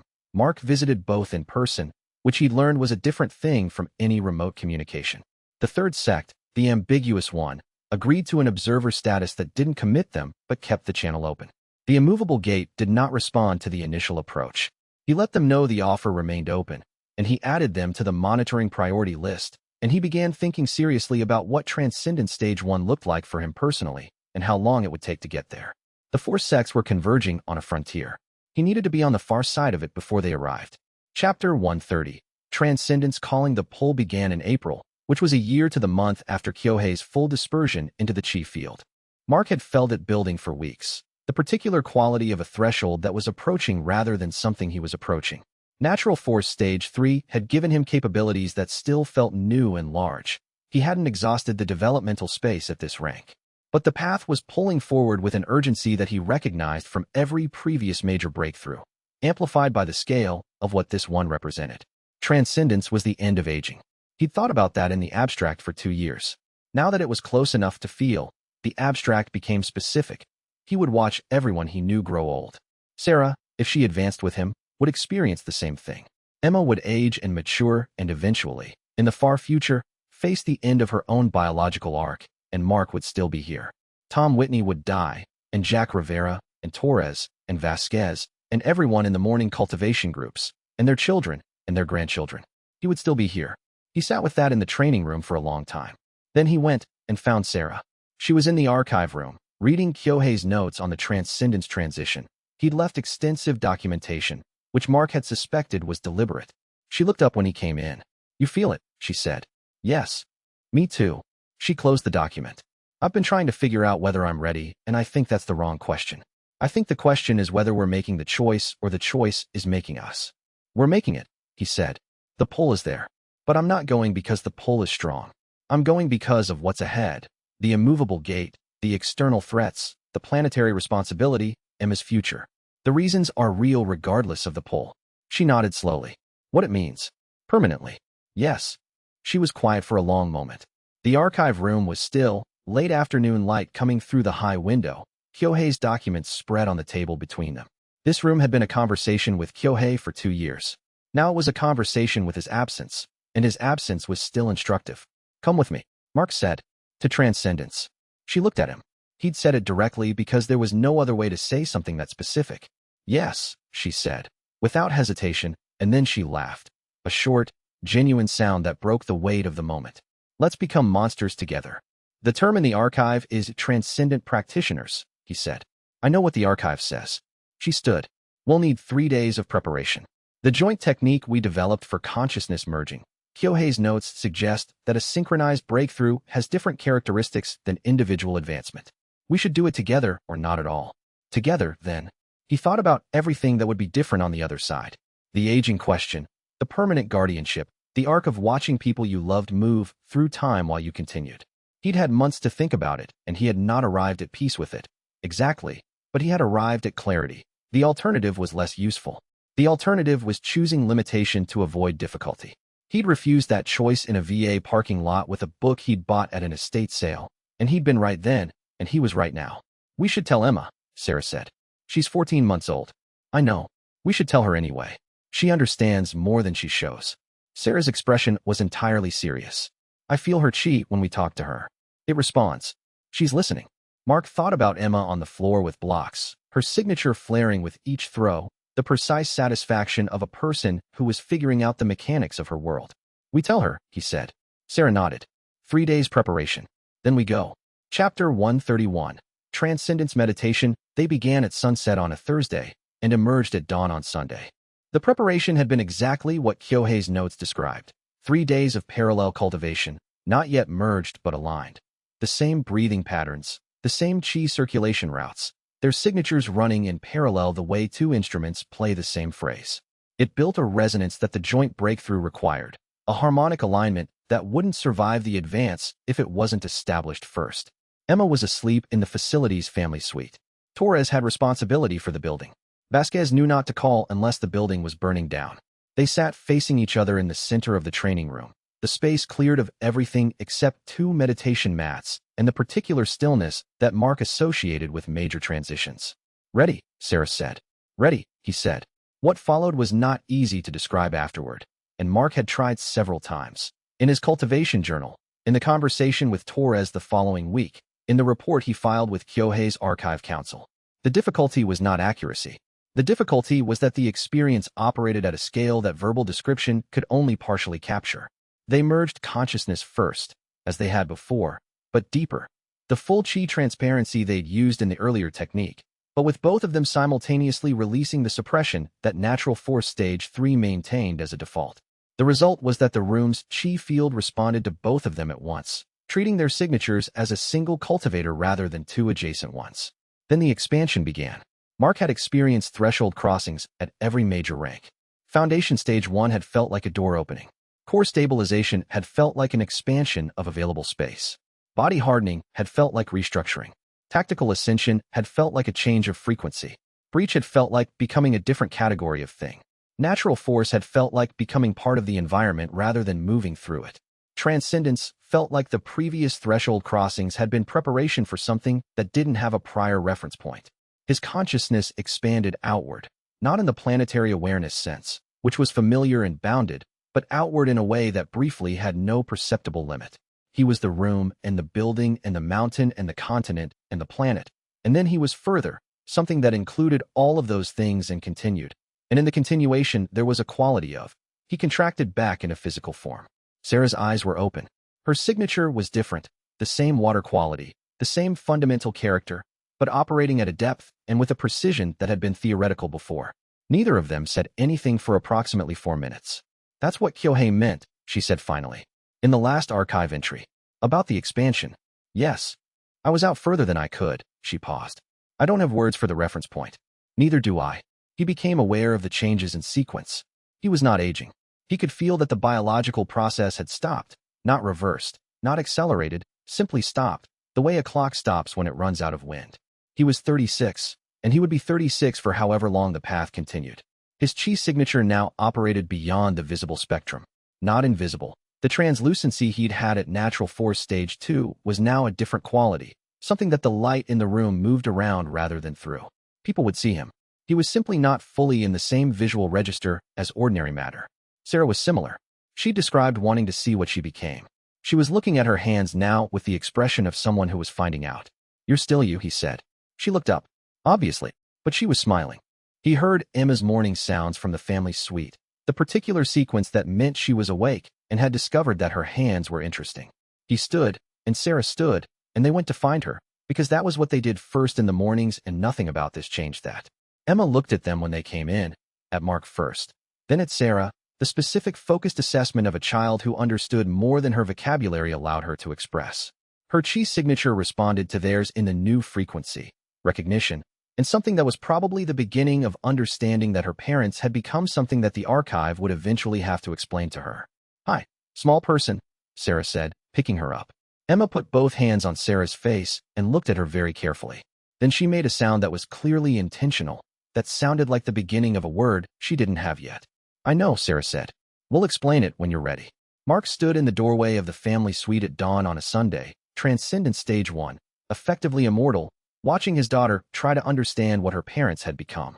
She was the future. They were the past and present. Their job, whatever else they did in the centuries ahead, was to hand the world to her generation. That was enough. That was more than enough. Chapter 132, The Fourth Sex Choice. The immovable gate made their move on a Tuesday. Mark had 14 seconds of warning before the first simultaneous strike, a coordinated assault on 7 cultivation facilities across 3 continents, conducted by Natural Force Stage 1 through Stage 3 practitioners who had clearly spent months planning the approach. The immovable gate's sect leader, a woman named Rue who was at Natural Force Stage 3, had brought everyone in their upper ranks to forward positions. Mark was in Kyoto when the warning hit his chi sense. He folded to the nearest facility in Tokyo before the first strike landed. Sarah had the counter-response already running. She'd been monitoring the immovable gate for 3 months with a specific attention that Mark had suggested, and she'd taken further than he'd asked. She'd mapped their movement patterns, identified their communication methods, and built a response plan that she briefed to the coalition's cultivation strike team 6 weeks before they used it. Tokyo and Sydney are secure, she said, in the chi communication channel they'd established at Transcendence rank. The Gobi site was hit. They have 3 practitioners inside the perimeter. I'm going to Gobi, he said. The Himalayas complex is still, I see it. Send Torres team to Himalayas. I'll take Gobi. The Gobi site was a high-density chi concentration node in the Mongolian desert, administered by the coalition, accessed by practitioners from 12 nations under the rotation schedule that the coalition had established. 3 immovable gate practitioners were attempting to impose a chi seal on the site itself, an advanced technique that would have, if completed, given them a claim of cultivation authority over the location. They did not complete it. Mark's arrival was visible from 20 kilometers. Transcendence Stage 1 did not approach quietly, and the effect on the local chi field was substantial. The 3 practitioners disengaged from the seal attempt and faced him. They were good. Natural Force Stage 2, all 3, experienced and disciplined. The engagement lasted 4 minutes. He did not kill them. He used the same binding technique he'd applied to Marsh, scaled up, more complex, designed for practitioners at this rank. The 3 were sealed, immobile, and transmitted to the coalition custody facility before the main battle at the other 6 sites was resolved. The 3-week war Rue had planned lasted 11 days. The coalition held every site. The immovable gate lost 14 practitioners to permanent chi sealing. Their senior leadership was captured, and their sect structure, the hierarchy and training infrastructure that had taken 300 years to build, was dissolved by the end of the 2nd week. Rue herself was the last confrontation. She was precisely what the assessment had said. Natural Force Stage 3, experienced, controlled, with 3 centuries of institutional knowledge behind her methods. The duel lasted 9 hours and ended when Mark applied a chi compression technique she hadn't encountered and couldn't counter in real time. She was sealed. He stood in the aftermath, the Gobi site restored, the Himalayas complex secured, 6 facilities returned to normal operation, and thought about what it had taken and what it had cost. 11 days. No civilian casualties, a deliberate priority that had constrained his methods throughout. 3 of the coalition's practitioners with significant injuries, all of them recoverable. The immovable gate's 300-year history ended. The offer was real, he told Rue, before the seal was finalized. I know, she said. Her voice was steady. Whatever else she was not afraid. Your way is better. I didn't believe that until you won, and now I believe it, and it's too late. It's not too late for everyone who trained under you, he said. The practitioners who weren't in leadership, they'll have access to coalition membership. The path doesn't close because the leadership chose wrong. She looked at him for a moment. You mean that? Yes, he said. The seal activated. She went still. Mark filed the after-action report and flew home. Sarah met him at the door with Emma on her hip and a look that asked everything at once. Done, he said. Rue, sealed. Recoverable if she wants to be, eventually. He looked at Emma, who was studying him with the focused attention she brought to everything. The 3 sects that joined the coalition held their positions. No defections under fire. They held, Sarah said. They held, he confirmed. The framework worked. She let out a slow breath. Good, she said. That's good. Emma reached for him, and he took her, and she immediately grabbed his collar with both hands and looked at his face as if she was conducting a systematic assessment and finding the results acceptable. He held her and breathed. The war had come. The framework had held. That was what it was built to do. Chapter 133. Emma at 1. Emma Okonkwo Kane turned 1-year-old on a Saturday in September, and the party was small enough to fit in the facility's main room, with furniture rearranged. Sarah had made the guest list. Torres and his partner, Jack Rivera and his wife, Tom Whitney with his reading glasses in his shirt pocket as usual, Vasquez who stayed for 2 hours before she left for a call, she couldn't move, General Hayes who arrived in civilian clothes and stayed longer than Mark had expected, Dr. Sarah Chun who had been Mark's VA physician and now consulted for the Cultivation Medical Integration Program, and still had the particular expression of someone who remained professionally skeptical of everything she'd witnessed while also being unable to argue with the data, and Kyohei, who was present in the way that he was present now, a particular density in the chi field around the room, a signature that Mark had learned to read as attention. The old man had been at natural force stage 2 when he dispersed. He was something different now. Mark wasn't entirely certain what. Emma sat in the middle of the room and received the attention with the equanimity of a person who had decided that attention was simply the normal state of her environment.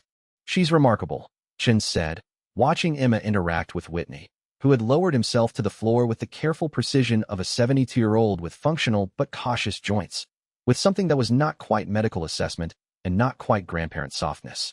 The specific expression of someone who had seen Mark Kane go from morphine-dependent wreck in a VA waiting room to whatever he was now, and was watching his daughter, and was recalibrating all of her priors in real time.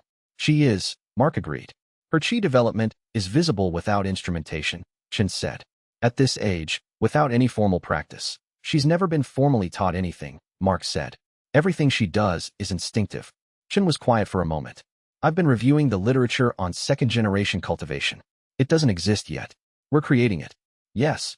What do you expect for her trajectory? I don't know, Mark said honestly. I've stopped trying to predict what happens next in this system. The archive didn't cover this. Kyohei didn't have data.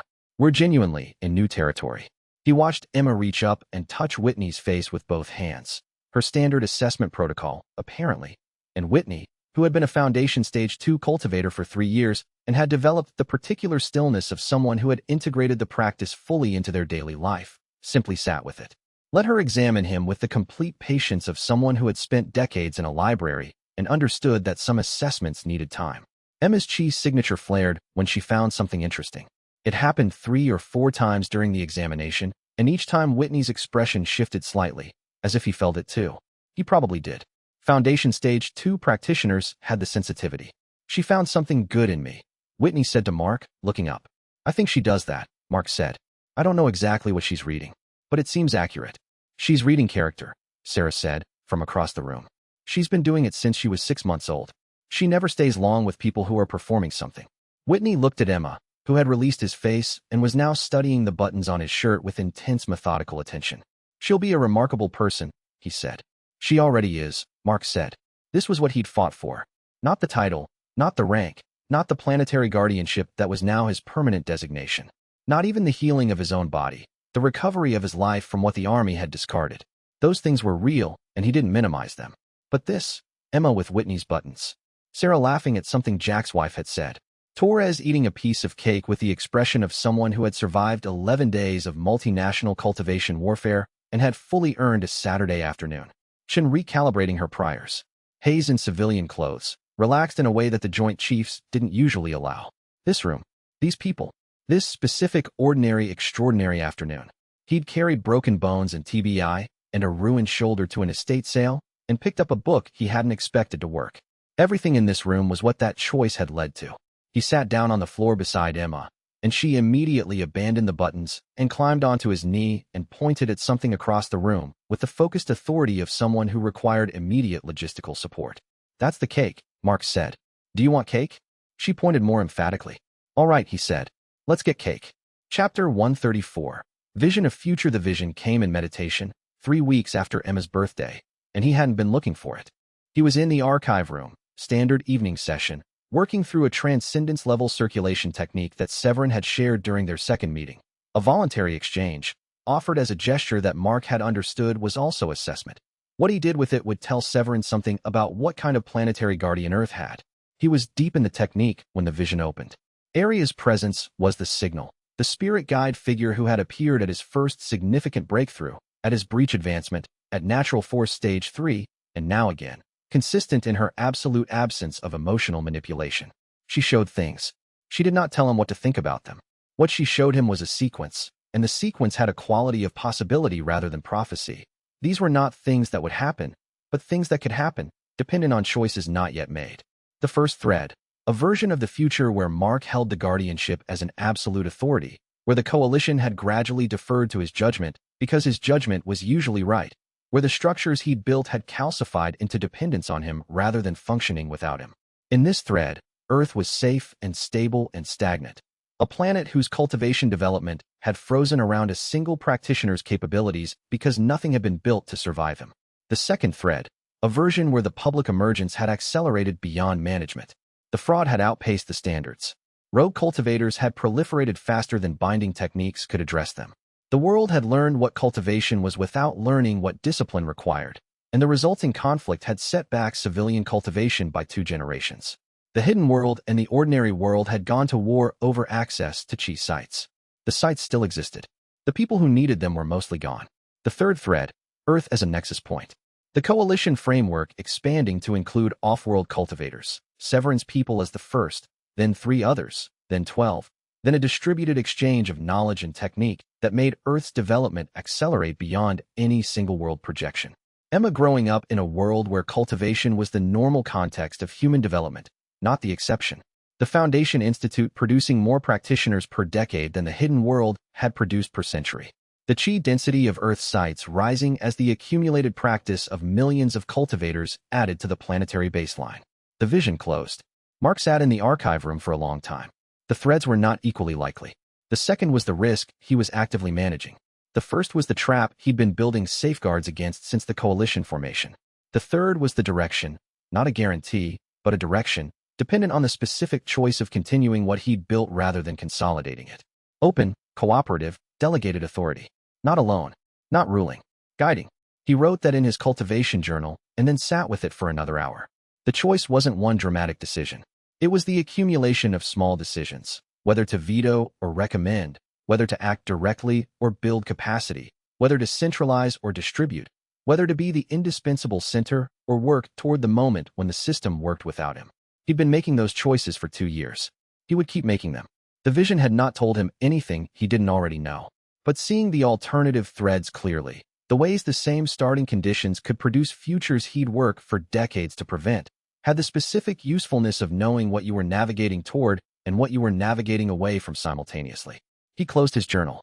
Sarah was in the training room with Emma, who had recently discovered that she could generate small, visible chi manifestations by concentrating on her hands, an ability that most cultivators didn't develop until Foundation Stage 2, and Emma had found it naturally at 14 months. He went to watch. Emma was sitting cross-legged, which she'd learned from watching him, and her hands were in her lap, and there was a faint visible shimmer around her fingers that she was studying with the intense focus she brought to everything new. "She's been doing it for 20 minutes, Sarah said. "How does she look? Like she's doing something that feels entirely natural, and she's trying to understand why we find it interesting." Mark sat down. Emma looked up at him, looked back at her hands, and then held both hands out toward him with the expression of someone presenting evidence. I see it, he said. That's chi. You're doing what I do. You just found it before I could show it to you. Emma examined his face for a moment. Then she looked back at her hands. The shimmer settled into something more controlled. Not better, necessarily, but different. The way a child's grip adjusts when they understand what they're holding. She was going to be exceptional.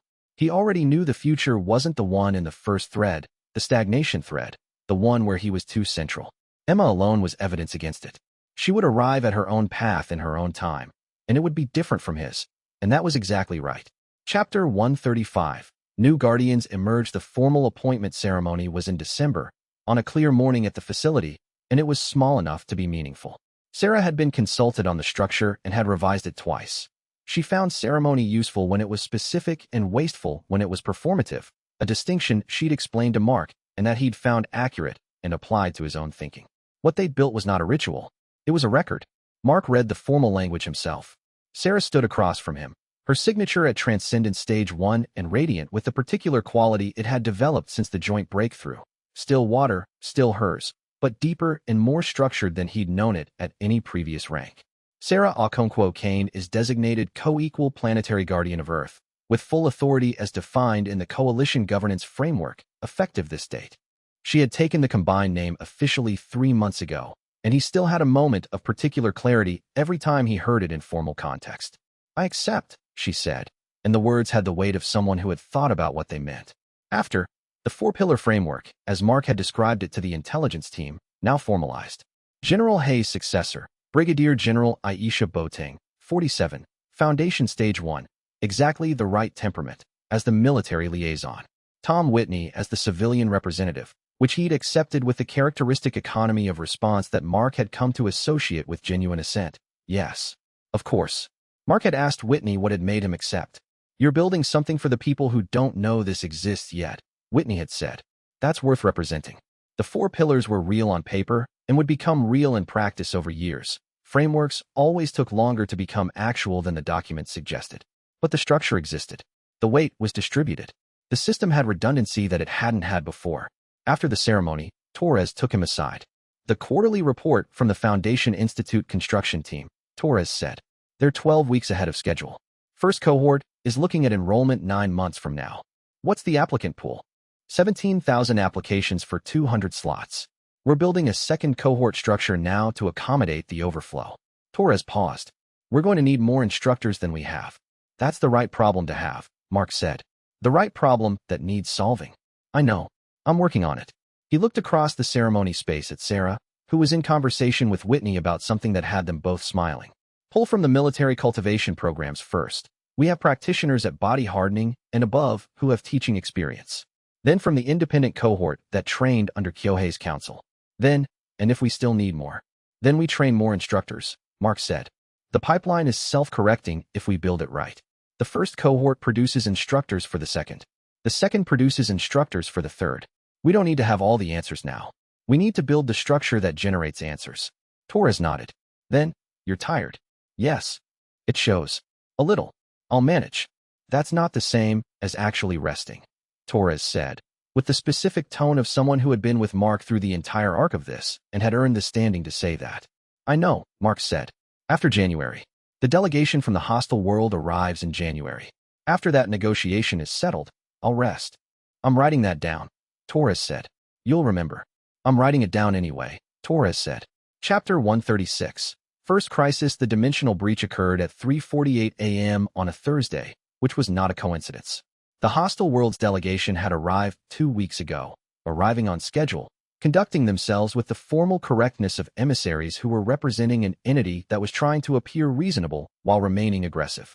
Mark had met with them 4 times, Sarah twice. The negotiation was slow in the way that negotiations between parties with genuinely different frameworks were always slow, not because the parties were being dishonest, but because the underlying assumptions required translation before the surface-level positions could be addressed. The delegation was still on Earth, in the secured accommodation the Coalition had prepared. They were asleep when the breach opened. The breach was not from their world. That was the first thing Mark confirmed, arriving above the contact point in the Tibetan Plateau before the probe's signature had fully resolved. The probe was spherical, approximately 3 meters in diameter, with a chi signature that was old and cold and carried the particular quality of a reconnaissance tool. Passive sensors, no active emissions, designed to gather information without revealing its origin or triggering response. He'd seen the signature before, in Severin's assessment notes. Not Severin's world. Adjacent to it, in the dimensional cluster. A world that had been monitoring Earth since before Kyohei's era, according to the archive, but had never made direct contact. Mark descended into the plateau, landing 5 meters from the probe. The probe stopped moving. "I know you're watching," he said, to the probe and to whatever consciousness was directing it. "You picked up the natural force stage 3 signature 4 months ago, and you picked up the transcendence advancement, and now you're deciding what to do about it." He paused. "I'm going to give you a message to take back." He addressed the probe directly, aware that there was a communication lag, aware that whatever he said was being recorded and transmitted, and spoke clearly. "Earth is inhabited by cultivators in active development. The planetary guardian is transcendent stage 1 and will not remain at stage 1 indefinitely. Earth's cultivation community is integrated with an off-world coalition and has relationships with several mature cultivation worlds. Any approach to Earth is noted and responded to." He paused. "If your world wants to trade, communicate, or establish a relationship of mutual benefit, approach through the coalition's formal channel. Severin's people have the contact information." He let his signature pulse once, fully, the specific frequency of transcendence stage 1 at full expression. "If your world sends a probe designed to breach our dimensional boundary and gather intelligence without contact, I'll capture the next one and keep it." He stepped back. The probe remained still for approximately 90 seconds. Then it folded out of the local space. Not a retreat, exactly, but an exit. Clean and deliberate. Sarah's voice in the chi channel. "Was that aggressive?" "That was clear," he said. "There's a difference. The delegation leadership is awake. They're watching their monitoring equipment." "Good," he said. "They should see this." He turned toward the mountain range to the south, feeling the first light arriving at the horizon. A world with transcendence-level practitioners, coalition connections, and a willingness to respond to dimensional breaches in under 5 minutes is a different calculation than a world with a single natural wonder and no organized response capacity. "You're changing the threat assessment," Sarah said. "For every world that's watching," he agreed. "Which is more than one." He flew back. The hostile world's delegation requested an additional negotiation session the following morning, which had not been scheduled. Their lead negotiator's tone had changed, not friendlier, exactly, but with the particular adjustment of someone who had recalculated. By the end of February, the first inter-world trade agreement in Earth's history was in draft form. The probe's world sent a formal inquiry through Severin's contact network 3 months later. Mark filed both developments in his quarterly report and marked them under progress. Chapter 137. Transcendent Stage 2. The advancement to Transcendent Stage 2 came in April, a year after the joint breakthrough with Sarah, and it arrived the way major advances always arrived, with warning, but with a specific arrival time that was its own announcement. He was teaching. That was the context, a training session with 6 advanced practitioners, 2 from Kyohei's original council lineage, 3 from the military cultivation program's senior cohort, and 1 from the first independent practitioner who had reached natural force rank through the public cultivation movement. The session had been running for 3 hours. He was demonstrating a chi compression technique, explaining the tactical application when the threshold crossed. He went still. The 6 practitioners registered it immediately. The chi field in the room shifted in a way that didn't require sensitivity to notice. Even the military practitioners who were still at body hardening felt it as a change in atmospheric pressure. "Step back," he said. His voice was steady. "Give me space." Transcendent Stage 2 was different from Stage 1 in the same way that Stage 1 had been different from Natural Force Stage 3, a qualitative change, not just an expansion of existing capabilities. The capacity to create temporary dimensional rifts was real. He tested it carefully, small and local, and found that he could. The ability to slow time locally was real. 3 seconds dilation in a 2-meter radius, confirmed by watching a practitioner's breathing pattern. The planetary awareness that had operated at full conscious attention at Natural Force Stage 3 was now background. He heard thoughts at continental distances the way you heard distant traffic, constantly available without requiring focus. He sat with the change for 20 minutes while the 6 practitioners waited. "Sorry," he said, when he was certain of what he was working with. "That wasn't planned." "Natural or forced advancement?" the council lineage practitioner, Lin, asked. "Natural." The session likely accelerated the timing. He looked at them. "This is useful data for the Institute curriculum. that teaching at high intensity at late natural force rank influences the breakthrough timeline. Note it. Lin was already writing. He called Sarah. Stage 2, he said. A pause. Then, I'm 6 months behind you. Probably.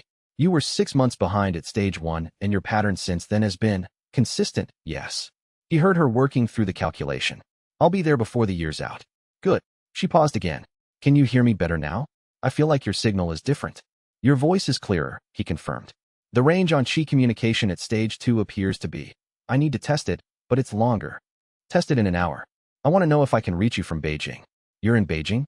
I've been in Beijing since Tuesday. Foundation Institute site assessment. I mentioned it. I remember, he said. I have a lot happening. I know. Her tone was fond rather than irritated. Stage 2. Congratulations. Thank you. He returned to the session and taught the remaining scheduled material. He adjusted for his new capabilities where they were relevant and set aside what needed more systematic examination for later. The 6 practitioners' Qi patterns were moving with more precision than they had before the advancement. The proximity effect at stage 2 was measurable and clearly stronger than at stage 1. He would need to recalibrate how he managed his presence in teaching settings. More shielding, more deliberate suppression, to ensure that his natural effect on the room's Qi didn't accelerate his students faster than their discipline development could support. Everything at this scale required calibration. He thought about Severin's 6-hour duel from a year and a half ago. The gap then had been Severin at Transcendence Stage 3 and Mark at Natural Force Stage 2.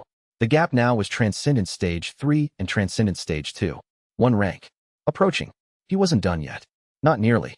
Chapter 138. Settlement of Terms. The negotiation with the hostile worlds delegation concluded in May. The final session lasted 14 hours, and Mark was present for 12 of them. He'd learned in the first week that his absence from any session produced a specific anxiety in the delegation's leadership, not because they wanted him there, but because his absence suggested that Earth's planetary guardian didn't consider their world significant enough for his personal attention, which they experienced as a threat rather than an accommodation. So he stayed. The agreement had 7 primary clauses and 43 supporting provisions that the legal teams, human lawyers, coalition legal practitioners, and 2 translators who had spent 3 months learning the delegation's linguistic framework had spent 4 months developing. The primary clauses: access rights for both parties to specific Qi cultivation sites, governed by a joint management committee. A military non-aggression covenant, with violations defined specifically enough to be actionable rather than aspirational. Trade protocols for cultivation knowledge, establishing that Earth's techniques were tradable goods rather than freely available resources. A dispute resolution mechanism that named neutral arbiters from the off-world coalition, and an emergency communication channel that bypassed the formal diplomatic structure for situations that required faster response than formal process allowed. The hostile world's lead negotiator, a woman named Thessa who had been conducting external negotiations for 40 years and had the specific exhaustion of someone who was very good at her job and had been doing it without adequate rest, looked at the final document for a long time before she signed. "You are not what we expected," she said.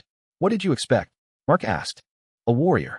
A guardian who would negotiate from the position of pure military capability. Take what you want, deter what you can't afford, manage everything else through strength." "I have that option," Mark said. "I know. That's what surprised us." She put the pen down. "You built frameworks instead. You traded access instead of demanding deference. You made cooperation advantageous." She looked at him directly. "My world has been operating for 400 years on the assumption that power determines terms. Your approach requires us to recalculate that assumption." "The assumption is wrong," Mark said. "Power determines who survives the first engagement. Frameworks determine what exists afterward. If you win a war and there's nothing left worth having, you didn't win anything." Thessa was quiet for a moment. "My world's history," she said carefully, "includes several examples of exactly that outcome." "I know," he said. "I read the assessment." She signed the document. Her 3 senior advisors signed after her. The coalition legal team's representatives signed, and Mark signed last. 14 months after the first dimensional probe had arrived without invitation, Earth had its first formal interworld treaty. After the delegation's departure, Mark stood in the empty negotiation room for a long time. The hostile world had wanted resources and access. They'd gotten access, controlled and negotiated and bounded by framework. They'd wanted to establish Earth as a subordinate party in the dimensional cluster's power structure. They'd gotten a co-signatory relationship with equal standing. They'd wanted to use the probe as intimidation. They'd gotten a lesson in what planetary guardianship looked like when it was built on capacity rather than on force. He thought about the second vision thread, The war between the hidden world and the ordinary world, the cultivation sites contested and the practitioners reduced. The path that led there had required specific failures. Insufficient framework, insufficient distribution of authority, insufficient integration. He had built the opposite of those things. It wasn't finished. It would never be finished, exactly. But it was real, and it was working, and the world was different than it had been when a broken former soldier had found a book at an estate sale and refused to accept the limits he'd been handed. He went home. Chapter 139. Standing guard. The mountain was the one he'd first gone to when his awareness expanded to planetary scale. 2 years ago, in the early days of natural force rank, when he'd needed altitude and open sky to understand what he was receiving. He came here sometimes when he needed to think without the immediate weight of the facility and the coalition and the Foundation Institute and the planetary monitoring that ran continuously at the back of his awareness. Today Sarah had come with him, and Emma, who at 18 months was walking with complete confidence and climbing with the specific fearlessness of someone who had not yet developed a meaningful concept of consequence. Sarah sat on a flat rock with Emma's hand in one of hers, and her chi signature settled into the mountain's frequency the way it always did in natural settings. Something Mark had noticed about her cultivation style early on, the way she integrated with environment rather than standing apart from it. It was different from his own method. Most things were, and that was useful. Mark stood at the edge of the overlook and looked out. The world below was the same world, and an entirely different world. The hidden cultivation sites were still hidden, mostly visible to practitioners, unknown to the general public, not yet integrated into the infrastructure of ordinary life. The Foundation Institute cohort wouldn't graduate until next year. The frameworks were young.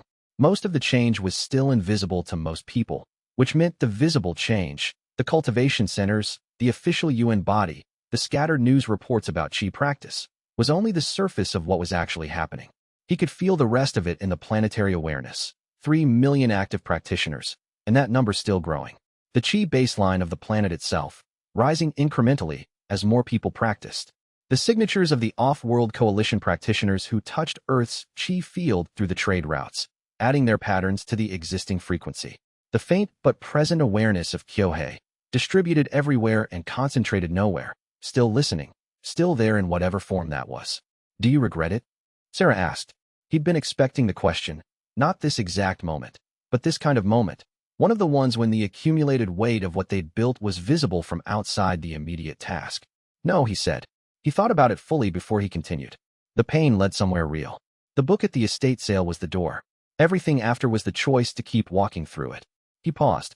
I would have made different choices sometimes. Not the fundamental ones. Which different choices? I would have built the coalition framework earlier. Before I needed to build it in response to the immovable gate. Building frameworks before the crisis is better than building them during. He turned to look at her. I would have asked for help sooner. At the natural force ranks, when the planetary scope started, I was still operating too much like I was alone. You weren't alone, she said. I know. I was thinking like I was. Emma had found a rock approximately the size of her fist and was examining it with the methodical attention she brought to novel objects. Her chi signature was a constant presence at the edge of Mark's awareness, specific and immediate in a way that the 3 million practitioners weren't. Whatever else he tracked at planetary scale, he always knew where Emma was. What happens when she's ready? Sarah said. When she starts formal practice. We teach her what we know, Mark said. And then we get out of the way. He watched Emma turn the rock over and over. She'll find things we missed. She grew up in this, not discovering it from outside, the way we did, but inside it from the beginning. Her relationship with chi is already different from ours. By the time she's old enough to articulate what she's doing, she'll be doing things we don't have language for. That's terrifying, Sarah said. Yes, and also exactly right. He thought about the vision, the third thread, Earth as a nexus point. Emma's generation moving through a world where cultivation was ordinary and the possibilities were genuinely open in ways they hadn't been before. That future was not guaranteed. It required the same accumulation of small decisions it had always required. But it was reachable. The mountain was quiet. The afternoon light was the particular gold of late October at high altitude, and Emma had decided that the rock was acceptable and had put it in her jacket pocket and was now looking for another one. The soldier who was discarded, Sarah said. Yes. Standing guard. Yes, he said. That too. She leaned against him, her signature settling against his in the frequency they developed together through the joint breakthrough. A resonance that was distinct from both their individual patterns, theirs in the specific sense of belonging to them and not to anything else. He put his arm around her, and they watched Emma work her way methodically across the rocky overlook, collecting evidence, building her inventory of the world. Whatever came next, this was the foundation. Chapter 140. And so the story continues. The morning session ran from 6 a.m. to 9 a.m., which was the standard schedule. Mark stood at the front of the Institute's primary training hall, not the facility in the mountains, but the actual Foundation Institute, which had opened its first cohort 6 weeks ago in a converted university campus outside Chengdu. 312 students from 41 nations, most of them in their 20s and 30s, most of them having found cultivation through the public emergence and spent the past year in serious independent practice before qualifying for admission. He taught twice a week. That was the agreement he'd made with the Institute's academic director, a former physics professor from MIT, who had reached Foundation Stage 1 and had the specific gift of explaining cultivation mechanics in terms that bridged the gap between the empirical and the experiential. Mark taught the advanced technical sessions. The rest was handled by the faculty he'd helped recruit. He watched the first cohort work through a chi circulation exercise he'd adapted from the military foundation breathing protocol, simplified for practitioners who hadn't spent 12 years under operational conditions, but retaining the structural principles that had made it effective. Their patterns were good. 6 weeks in, the cohort average was already above what the pre-admission baseline had suggested they'd reach at 12 weeks. The proximity effect, probably. He'd learned to calibrate for it. The calibration meant he couldn't entirely eliminate it, but he could reduce it enough that the students' advancement was primarily their own work. After the session, a student named Yemi, 26, Nigerian, Foundation Stage 1, with a particular ability to integrate the technical and the intuitive that Mark had noted in her first week, caught up with him in the corridor. "The compression technique you demonstrated this morning," she said. "The defensive application. I want to understand the chi path better. The way you described it doesn't quite match what I feel when I try it." "Show me," he said. She demonstrated. Her version was close. The structure was right. The path had a slight deviation in the secondary circulation that would make it less efficient but wouldn't prevent it from working. "There," he said, indicating the deviation. "You're routing through the tertiary channel first instead of the secondary. Try it the other way." She tried it. Her expression changed. "Oh," she said. "Yes," he said. "That difference matters more at higher ranks than it does at Foundation. It's worth correcting now." She was already incorporating the adjustment. He watched her work through the technique 3 more times, each iteration cleaner, until she arrived at something close to the version he'd developed from the operational breathing protocol. "You adapted this from military practice," she said. It wasn't a question. She'd read the curriculum materials. "Yes." "How long did that take?" "Months," he said. "Most technique development takes longer than the final form suggests." She nodded, still working through the exercise. "Can I ask, when you started, did you think it would lead here?" "No," he said honestly. "I thought it might help with pain management. Everything after that was discovery." She seemed to be working through something. "Then, is that the point? You can't see where it leads until you're there." "In my experience, yes." He thought about the book at the estate sale and the VA waiting room and the mountain and Emma on the overlook collecting rocks. The path shows you what's possible as you walk it. The same is true for this. He gestured between them, between his Transcendent Stage 2 and her Foundation Stage 1. What you become is not what you predict. It's what you discover. She nodded. Then she bowed. The cultivation courtesy bow that had been adapted from the traditional forms, now used across 41 nations by people who had never encountered a dojo in their lives, and went back to the training hall. He stayed in the corridor for a moment. He'd been a soldier. He'd been discarded by the institution he'd served for 12 years. He'd been broken in Yemen and then slowly destroyed in the years that followed, and he'd arrived at a VA waiting room with a shoulder that didn't work and a brain that fired wrong and a body that was ahead of schedule toward a terminal destination. He'd bought a book at an estate sale because it was $1, and he was desperate. He'd been healed. He'd become something the world could not put down. He'd built frameworks and won wars and held negotiations between worlds and watched his daughter learn to walk and collect rocks on a mountain. He was 36 years old and would remain 36 for as long as the path continued. The path was long. The work was not finished.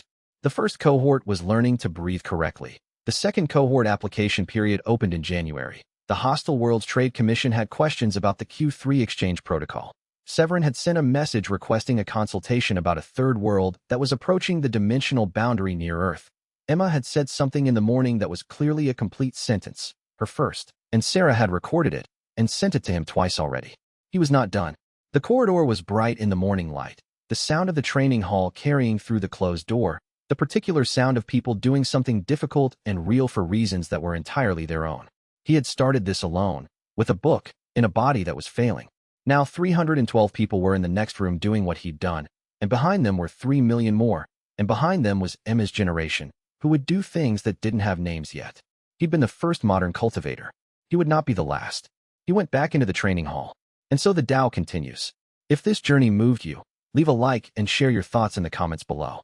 Subscribe and ring the bell. More stories await on the path ahead. Until next time, fellow cultivators.